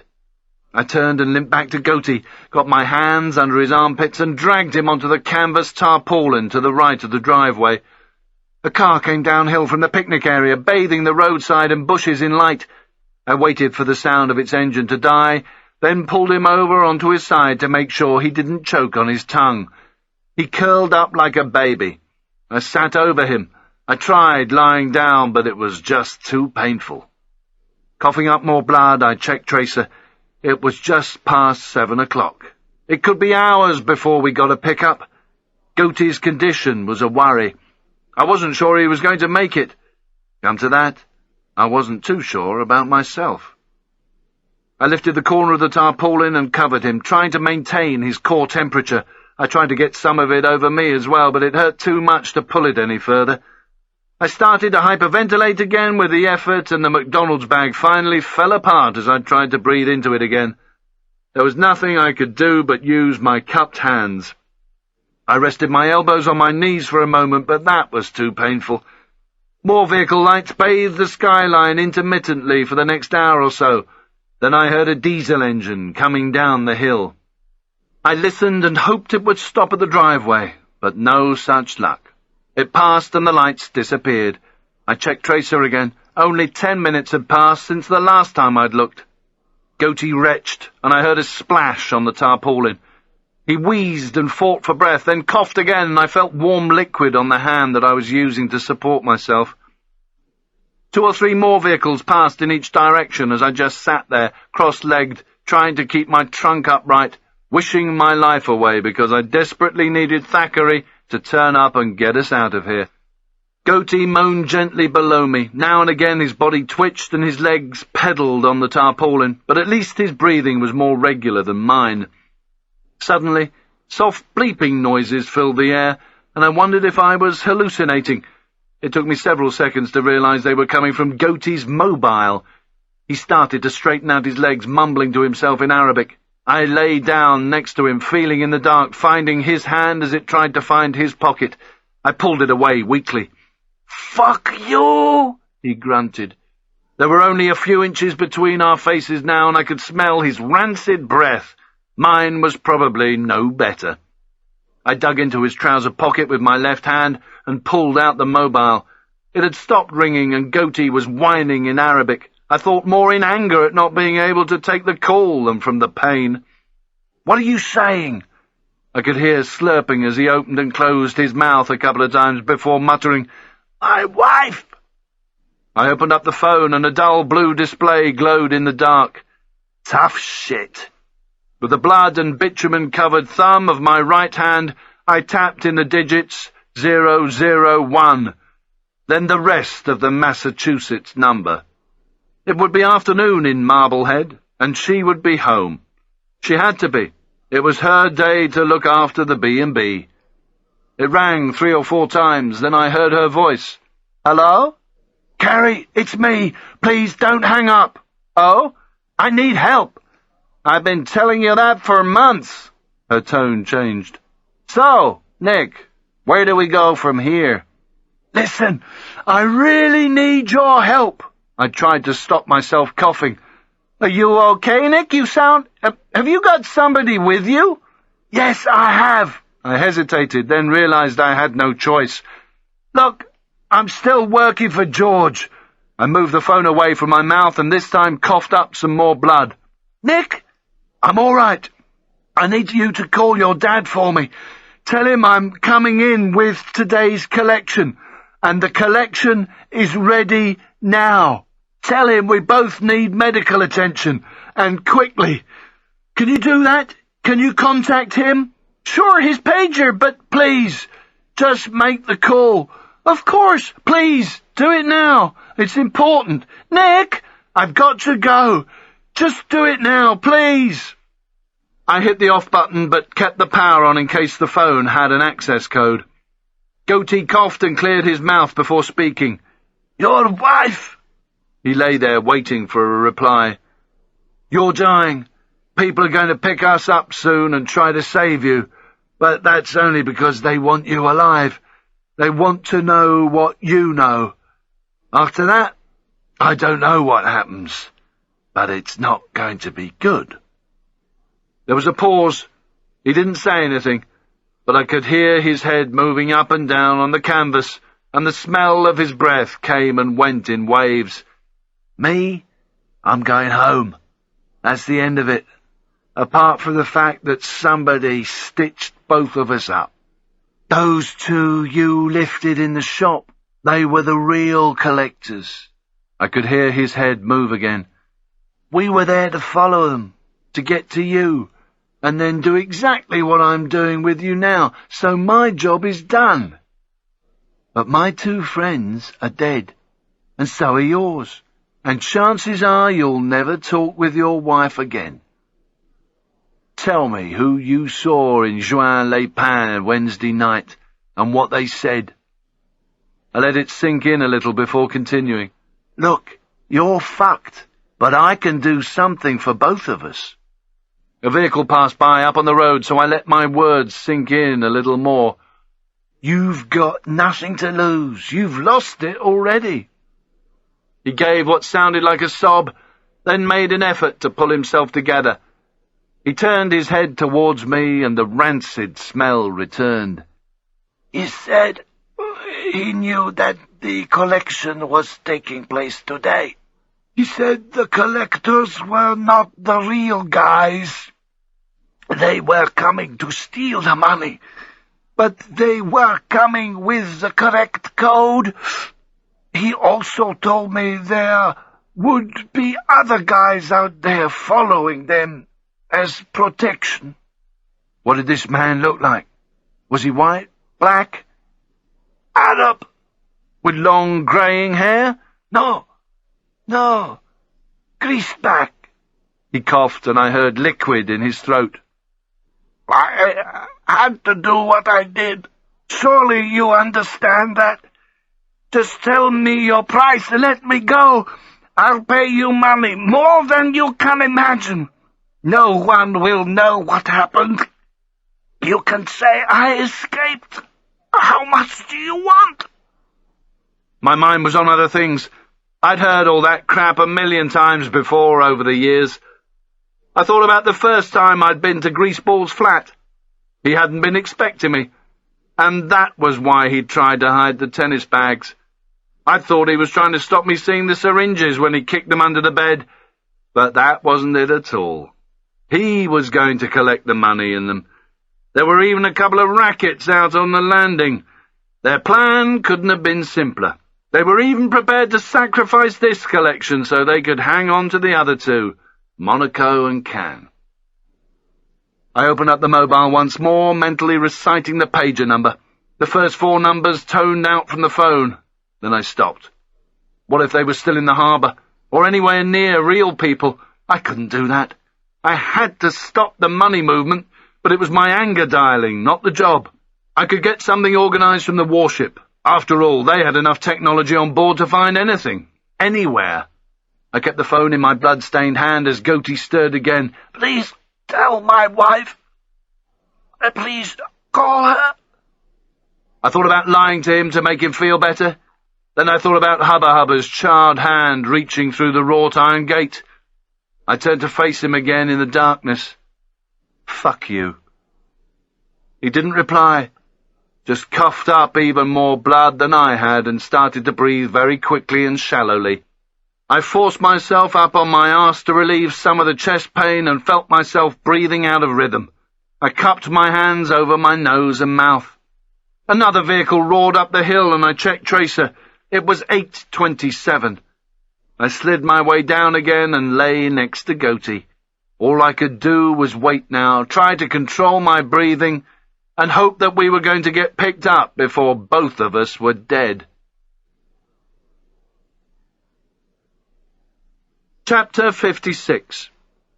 Another vehicle swept down the hill, but this time slowed as it neared the entrance to the track.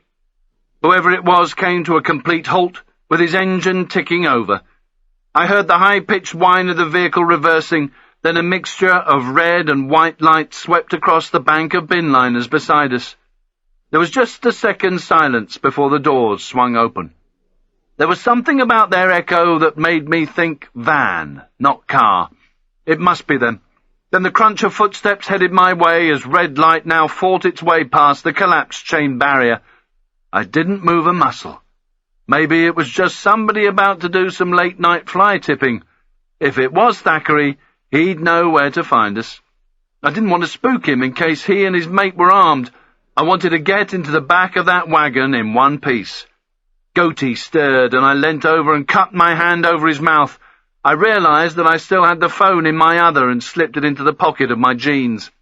Two silhouettes appeared in front of the gentle red glow, weapons already drawn down, and picked their way through the rubbish. The one on the right saw us first. Shit, we got two! The other one closed in and gave Goatee a kick. I didn't know whether he was looking for a reaction or if he was just for the hell of it. The Hawalada responded with a dull moan and curled up even more. I didn't want any of that. I didn't know if my ribcage could take it. I looked up and kept my voice very low. He's the one you're here for. He's got a gunshot wound to the abdomen. The shadow leant towards me. I'm the one who delivered him. The punch flattened my nose against my face. My eyes watered and white stars flashed inside my head. I lay there just trying to get my breath back as a hand ran over my body checking for weapons. The phone was found and confiscated. The other did the same to Goatee, then they both picked him up and carried him by his arms and legs to the van, beyond the bushes. I hoped they were coming back for me, but just in case I struggled up onto my hands and knees and started to follow. My route was paved with rusty cans and broken glass. I got to the track as the two shadows reappeared. I held up my hands, taking the pain in my chest. I'm one of you, I gasped. I need to get to the ship. They closed in and I got a very thick New York growl in my left ear. Shut the fuck up. Hands gripped me and half lifted, half dragged me into the back of the van. The pain was unbearable, but I wasn't complaining. One of the shadows got in with us and the door closed. In the gentle red glow from the rear lights, I could see him ripping apart the Velcro fastenings on a trauma pack. As we started to move, he turned on the interior light and I saw Thackeray's face at last. He completely ignored me, concentrating on Goatee in the mix of white and red light from the rear units exposed in the back as we bounced our way back to the road. He was wearing much the same gear as he had in Cap 3000. I tugged at his jeans. It's me, Cap 3000, remember? The brush contact, the colour was blue, it's me. He ripped open the plastic wrapper of a field dressing with his teeth. Do you recognise me? He nodded. You okay? He sounded like one of Dolly Parton's backing group. Not sure. I dribbled some blood down the front of my sweatshirt as if to show him what I meant. We headed steeply downhill and encountered the first of the hairpins. Thackeray held the dressing in place over Goatee's gut and manhandled him over to look for the exit wound. Not finding one, he started to wrap a bandage aggressively around the Hawalada's stomach. What the fuck's going on here, my friend? Some buttons got pressed and we were told to do the pickup quick as we could. The driver hit the brakes. Thackeray held Goatee in place and I put my hands on the floor of the van to steady myself as we took another sharp right-hander and lost some more of the now drying top layer of skin from my palms. There's been a fuck-up. I need your help. He continued bandaging, checking Goatee's tongue wasn't blocking his airway. Hey, man, I don't know what this is about, and I don't want to know. We know nothing. We just do what we do. More red light blared into the white as the driver hit the brakes for the next hairpin. I need you to go to the port at Vauban. All we do is pick up and drop off, man. Don't even have comms with the guys down the hill. Look, the men who killed the rest of my team, They've got the money. They've got the boat. We have to stop them, or all this has been for nothing. They don't know it yet, but the guys down the hill need to know where it is. That's why I'm here. That's why you got the fastball for an early pickup. We need your help. There just isn't time." He finished dressing the injury and stared at me intently. I explained about the 9th of May. "I need to know if it's still there. If not, bang on other boats, wave our weapons around, shout, do whatever we need to find out what's happened to it." He hesitated and got back to checking Goatee. "How do I contact you?" "You got a cell?" He nodded. "In the front." "Keep mine, I'll take yours. Find out what's happening in Vauban, then call your own phone." He nodded and slid back the hatch on the bulkhead. "Hey, Greg, we have a situation here. We had to kick ass in Antibes after the drop-off." I looked through the hatch as we continued downhill. We'd already crossed the main drag and were heading into Villefranche. People were out and about. Restaurants were open. Neon was flashing. Then, to our left, I saw the warship, still lit up like a Christmas tree in the centre of the bay. Thackeray's phone was passed back and the hatch closed. He turned it on before handing it to me. Greg banged on the bulkhead and Thackeray said, "We're here." The vehicle came to a halt, then moved on another 10 or 15 metres before stopping again. An American voice echoed outside, "Lights!" Thackeray opened the rear door and disappeared left as the last of the fluorescent strip lights flickered on along a wall. We were in a stone building with a high terracotta roof. I couldn't see anybody, but there were more American voices around the van as they closed in on Thackeray. "We got 2 guys." Thackeray didn't fuck about. "The one in the sweatshirt covered in tar is one of ours. He's injured. He needs to talk to whoever is in command here. There's more going down, he'll explain. The other guy, the pickup, has a gunshot wound to the abdomen. It's looking pretty bad. Look, we gotta go, he'll explain." A radio crackled and a slick East Coast voice started relaying the information to the ship. 3 or 4 people appeared at the back of the van, led by a black woman with Venus Williams' hair and a sheet of paper in her left hand. She was dressed as if she'd stepped straight from a Gap window, apart from a Glock 45 on her right hip. "Your name?" She was from the south, too. "Nick Scott." "What did you deliver yesterday?" "A man, Gumar something, guy in a blue suit." "What's the next authentication color?" I didn't want to fuck this up. I tried to get my brain in gear. Blue was the brush contact and red was the Nice email. "White! It's white!" "Okay." She moved out of the way as Goatee got lifted out by 2 men in jeans and safari jackets with pockets full of shiny scissors and other medical kit. She reappeared, and I saw that the paper she held was a printout of my Scott passport photograph. "You okay?" "You in command?" "No, he's on board. He knows you're here." One of the safari jackets cut in. "Has he been drugged?" I shook my head and looked back at the woman. "I need to get over there." It was pointless talking to her. I didn't know how far down the food chain she was, and to relay stuff just wastes time, which was something we didn't have. As soon as Goatee had been lowered onto a stretcher, a young guy got a line into his arm and attached to a bag of fluid. 2 others tended the gut wound. Venus held out her arm to me. "Can you move?" I nodded and eased myself down onto the concrete, clutching Thackeray's cell phone to my chest in a vain attempt to ease the pain. I could see now that we were in a boathouse. A grey navy launch with a hard top was waiting at a jetty. The place echoed with low but urgent voices and the sound of feet on concrete as the stretcher was taken on board. Venus put her arm round my waist to help me to the launch, but it wasn't the kind of help I needed. I could almost hear my ribs grating against each other. "It's okay," I gasped. I'll sort myself out." There was a shout from somewhere behind me. "Lights!" We were thrown into darkness as a set of well-oiled shutters was lifted and the van reversed out. The shutters came down again and the neon flickered back to life. Keeping my back as straight as I could, I hobbled towards the launch. Venus went to lock up and sort things out. No one was remotely concerned about my condition. It was Goatee they were here for. I pressed a button on Thackeray's phone to illuminate the display. The signal strength was 5s. I stumbled aboard like an old man and sat on a hard plastic bench, while Goatee got the 5-star treatment. He had an oxygen mask on now and was having more trauma care than a major RTA. We were ready to go. Venus hit the switch again as another set of shutters opened seawards.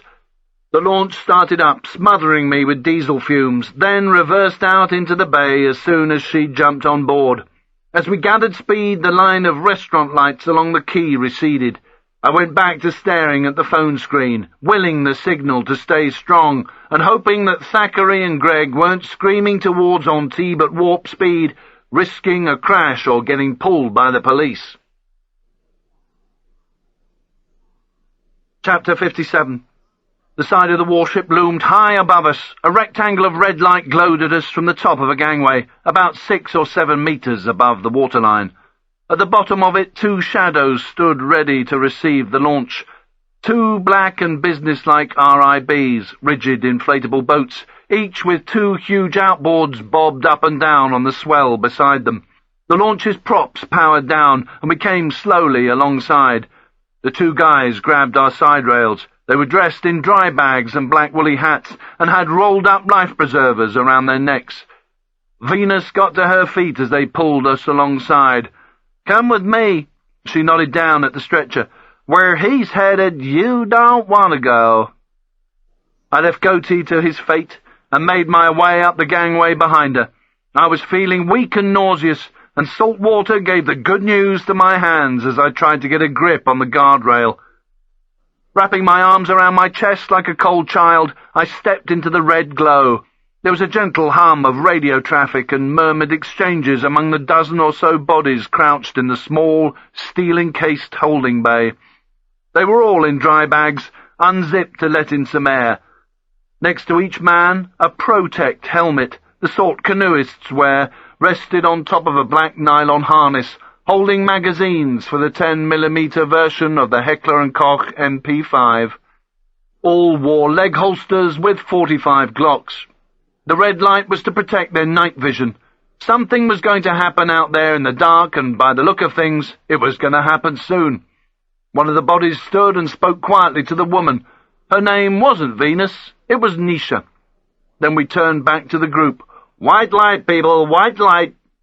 Everybody closed their eyes and covered them with their hands as he threw the lock on a bulkhead door and pushed down the handle. White light poured in from the corridor, drowning the red. I followed Nisha. As the door closed, we stood blinking in a corridor lined with some sort of imitation wood veneer. There was complete silence, except for the gentle hum of air conditioning from the ducts above us. Our rubber soles squeaked on the highly polished lino tiles as I followed Nisha along the corridor, expecting a squad of Imperial stormtroopers to appear at any moment. I kept unwrapping an arm, checking the phone. The signal bars suddenly disappeared. "Stop!" She spun round. "What's the problem?" "I can't go any further." I started to turn back towards the Red Room. "I haven't got a signal. The 2 guys in the van, they're heading to Antibes. There's a boat. We need to know where it is. I need a signal." "You talking 9th of May?" I nodded. "We got it. Left Vauban a couple of hours ago." "You're already tracking it?" "We'll hit it just as soon as it crosses the line into international waters." She turned back the way we were heading. "Come on, someone is waiting to talk to you." We came to another veneer-covered steel door with a stainless steel entry system alongside it. She tapped in a code. There was a gentle buzz, and she pulled it open for me. Banks of radar and computer screens glowed at us from 3 sides of the room. This had to be the ops center. Maybe a dozen people, all dressed in civilian clothes, talked quietly into radios and to each other as they studied the screens. The room was small, maybe 5 meters by 5, with wires gaffered to the floor and wall. This wasn't a permanent fixture. A large command desk dominated the center of the space. A grey-haired 40-something in a green polo shirt stood by it, poring over charts, mapping and photography with 2 more serious-looking heads. All 3 grasped mugs of steaming brew, and none of them looked up. As Nisha and I approached, I could make out satellite images of Vauban and BSM, and then an enlargement of my passport picture. Greyhead finally acknowledged our presence. He raised a pale, overworked, acne-scarred face. Nisha and none of them looked up. As Nisha and I approached, I could make out satellite images of Vauban and BSM, and then an enlargement of my passport picture. Greyhead finally acknowledged our presence. He raised a pale, overworked, acne-scarred face. Nisha moved over to one of the computer screens. "You in command?" I asked. He gave me the once-over. "You okay?" I shrugged. He nodded in the direction of Nisha, who was now holding a phone. I wouldn't keep him waiting. "Who?" He didn't answer, but I didn't really need him to. As he turned and told someone to get me a medic, I dragged myself over to Nisha, eased myself down into a padded swivel chair, but couldn't stop another spasm of coughing. Stuff came up, but there was nowhere to gob it, so I pulled out the neck of my sweatshirt and used the inside. I wiped my mouth on my sleeve before taking the phone. I put the mobile on the desktop. There were 2 signal bars on the display. "Nick?" It was George. "Where are the collectors? They're dead. It's not them on the boat. I reckon it's—" "Stop. I need 2 things right now. 1, where's the rest of the team?" "Both dead. The police will have the bodies by now." "You sure they're dead?" I took a long, slow, painful breath. "I watched one die and heard the other." "Good. Were you part of the incident in Larian?" "Yes." "Good. We can contain that." I heard him turn away from the mouthpiece and speak to the people around him.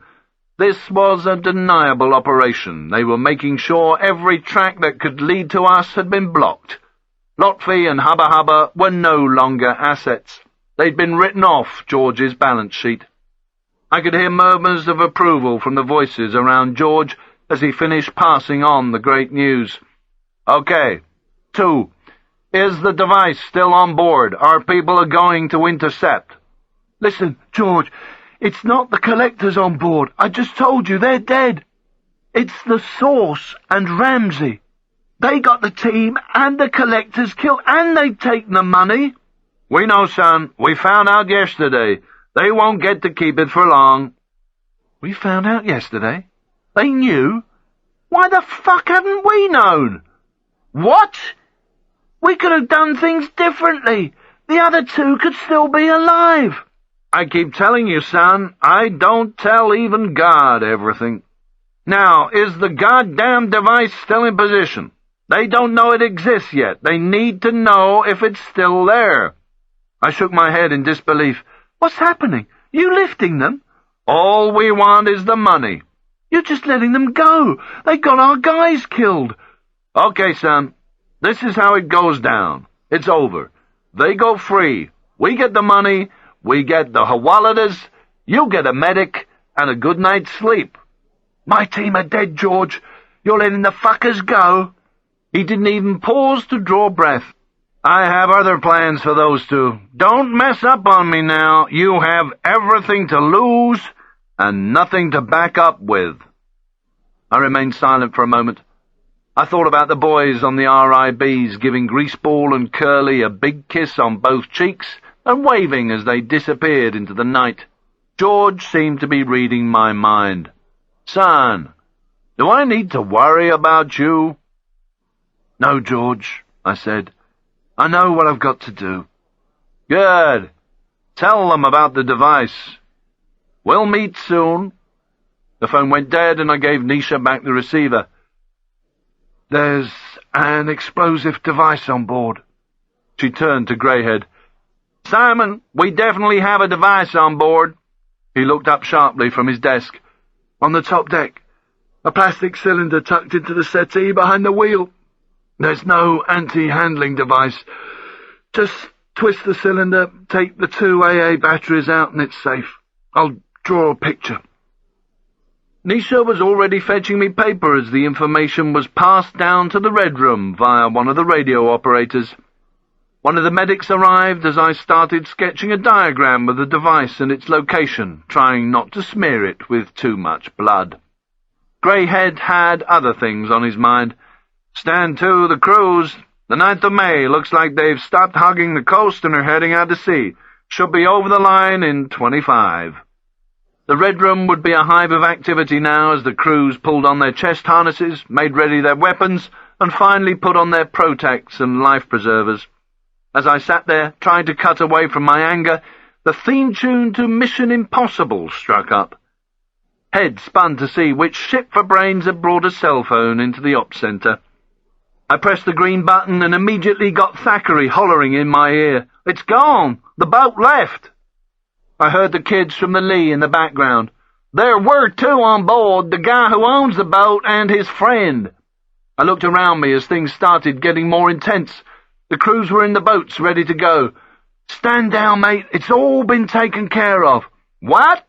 "It's all been taken care of. Stand down." "Thanks, mate. Thanks." I hit the end of call button, then finished the drawing and handed it to Nisha. I sat in the swivel chair as Greyhead confirmed the crews were ready in their boats.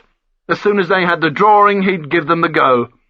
Contact 33 minutes. He wanted to make sure they were in international waters. George was right, of course. This was going to be a long war, and Greaseball would be even more useful in future. Now they'd stolen from Al-Qaeda, George had both of them tightly by the bollocks and could point them in whatever direction he pleased, as long as HIV didn't get them first. "Contact 29 minutes, a voice called out from the radar screen. I wondered what was happening on the 9th of May. Curly would probably be doing the driving, leaving Greaseball to pull the cork on a bottle of good champagne. Next stop, maybe some boy town Greek island and the start of their own Big Bang Theory. The ops room continued to follow the progress of their two crews. Same heading, contact 21 minutes. But then my smile disappeared. So what if they lost the money?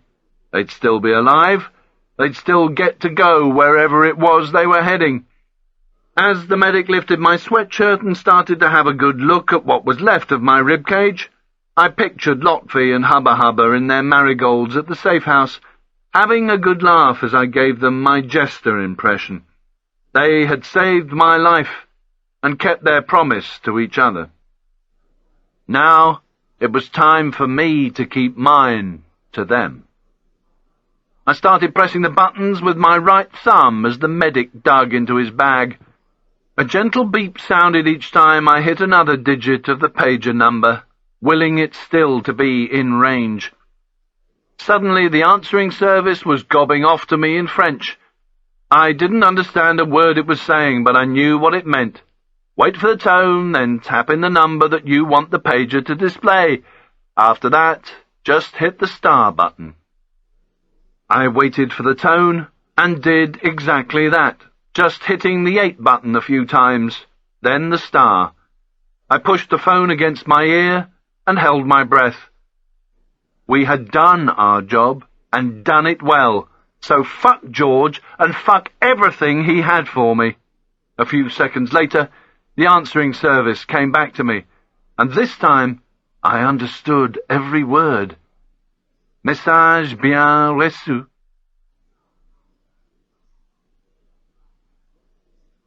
Epilogue. Wednesday, 5th of December, 10:28 hours. The coast road north ran parallel with the rail track out of Boston. I watched from the carriage as it cut through the icy marshland. The day was dull and grey, the only burst of colour, a huge stars and stripes in the distance, fluttering from a flagpole at the point where the earth met the sky. I wondered how cold my reception was going to be at Wonderland, or if I was going to get one at all. The other passengers on the aluminium commuter train still looked at me as if I'd just escaped from the local nut house, maybe because I was in the same greasy, unshaven state as last time, maybe because I still had traces of bruising and the cuts on my hands and head had not yet healed. I was too exhausted to worry. The front pages of their papers still carried pictures of troops in Afghanistan, where the Taliban were now on the run.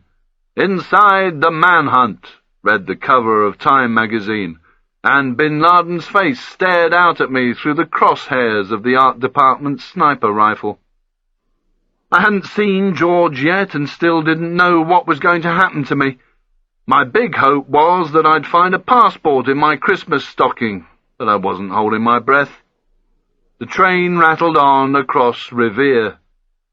Every time I did this journey, I felt as though I was in the middle of an American history lesson. Everywhere you looked, there was something to remind you that the Brits had had their arses kicked here a couple of 100 years ago. I remembered telling Carrie, "We'll be back as soon as the lease runs out." It had seemed quite funny at the time, but I couldn't raise much of a smile right now. I was too busy wondering how much Brit arse was going to get kicked today. The warship had weighed anchor within hours of the 9th of May exploding. After Greyhead's boat teams had finished trying to make sense of the fireball they'd seen in the distance as they closed in. Once we were within reach of the western Italian coast, I was shoved on a heli.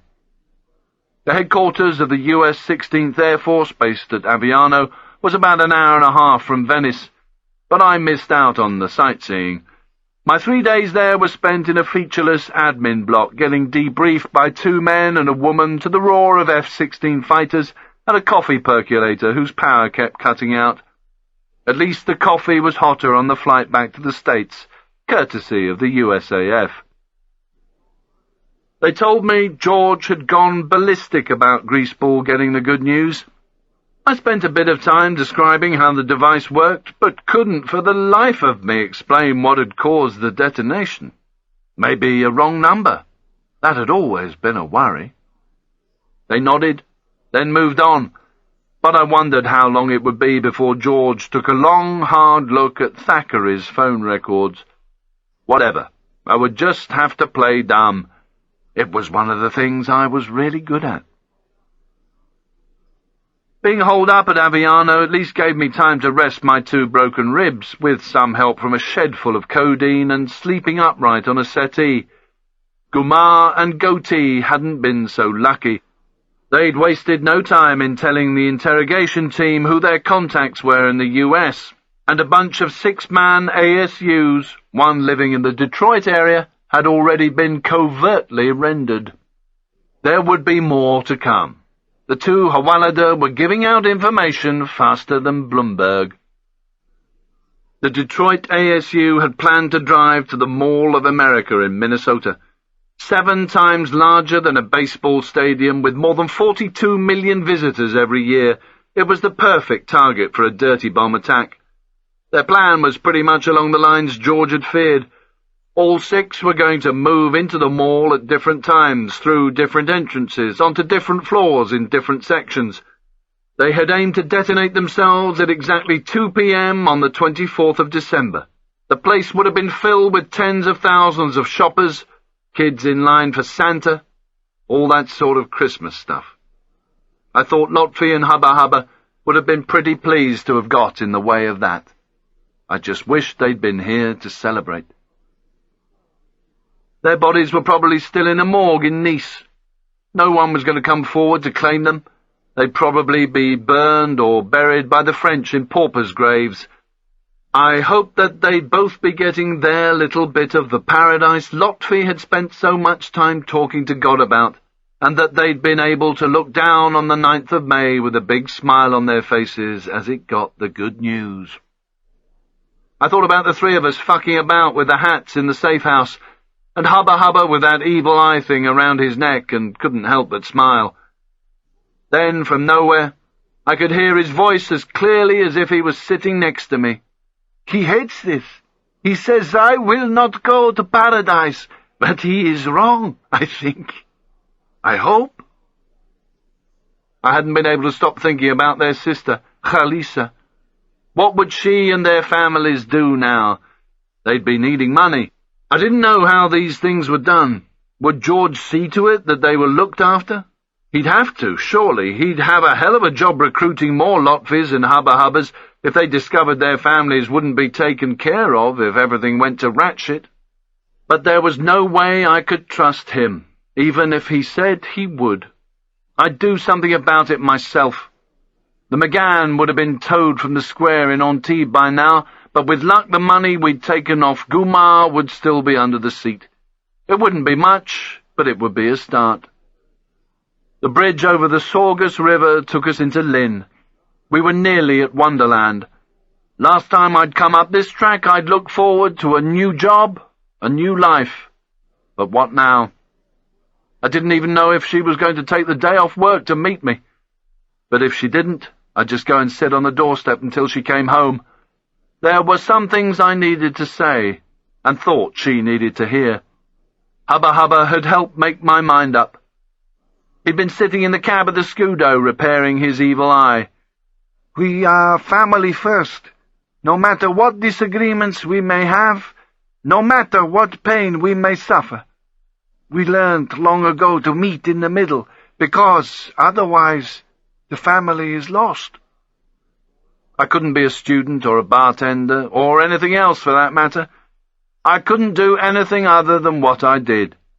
Sure, I didn't much like a lot of the stuff that went with it, but she had once said to me that she didn't care what I did, as long as I was good at it. Well, this was what I did, and I was good at it. And thanks to my two friends with the marigolds and the shower cap fetish, I'd realized I was working for something I believed in. The people I cared for lived in the country I had played a small part in protecting, and for once in my life I felt good about what I had done. And if the angels did come down and weigh my book of destiny for a laugh, then maybe there'd be a page or two of good stuff for them to read. Maybe Carrie would read it too. Maybe I could tell her about Lotfi and Hubba Hubba and Khalisa, and we could take a few steps towards the middle. People can stay together if they really want to, even if there's a whole lot of shit going on around them. I knew that now. I'd seen it happen. The train came to a halt and people stood and reached for their hats and coats and gathered up their bags of Christmas shopping. The automatic doors drew back to reveal the signs for Wonderland Station. I stepped out of the carriage. It was as cold as it ever was, and the wind was bitter. I zipped up my fleece jacket and joined the throng, heading for the barrier.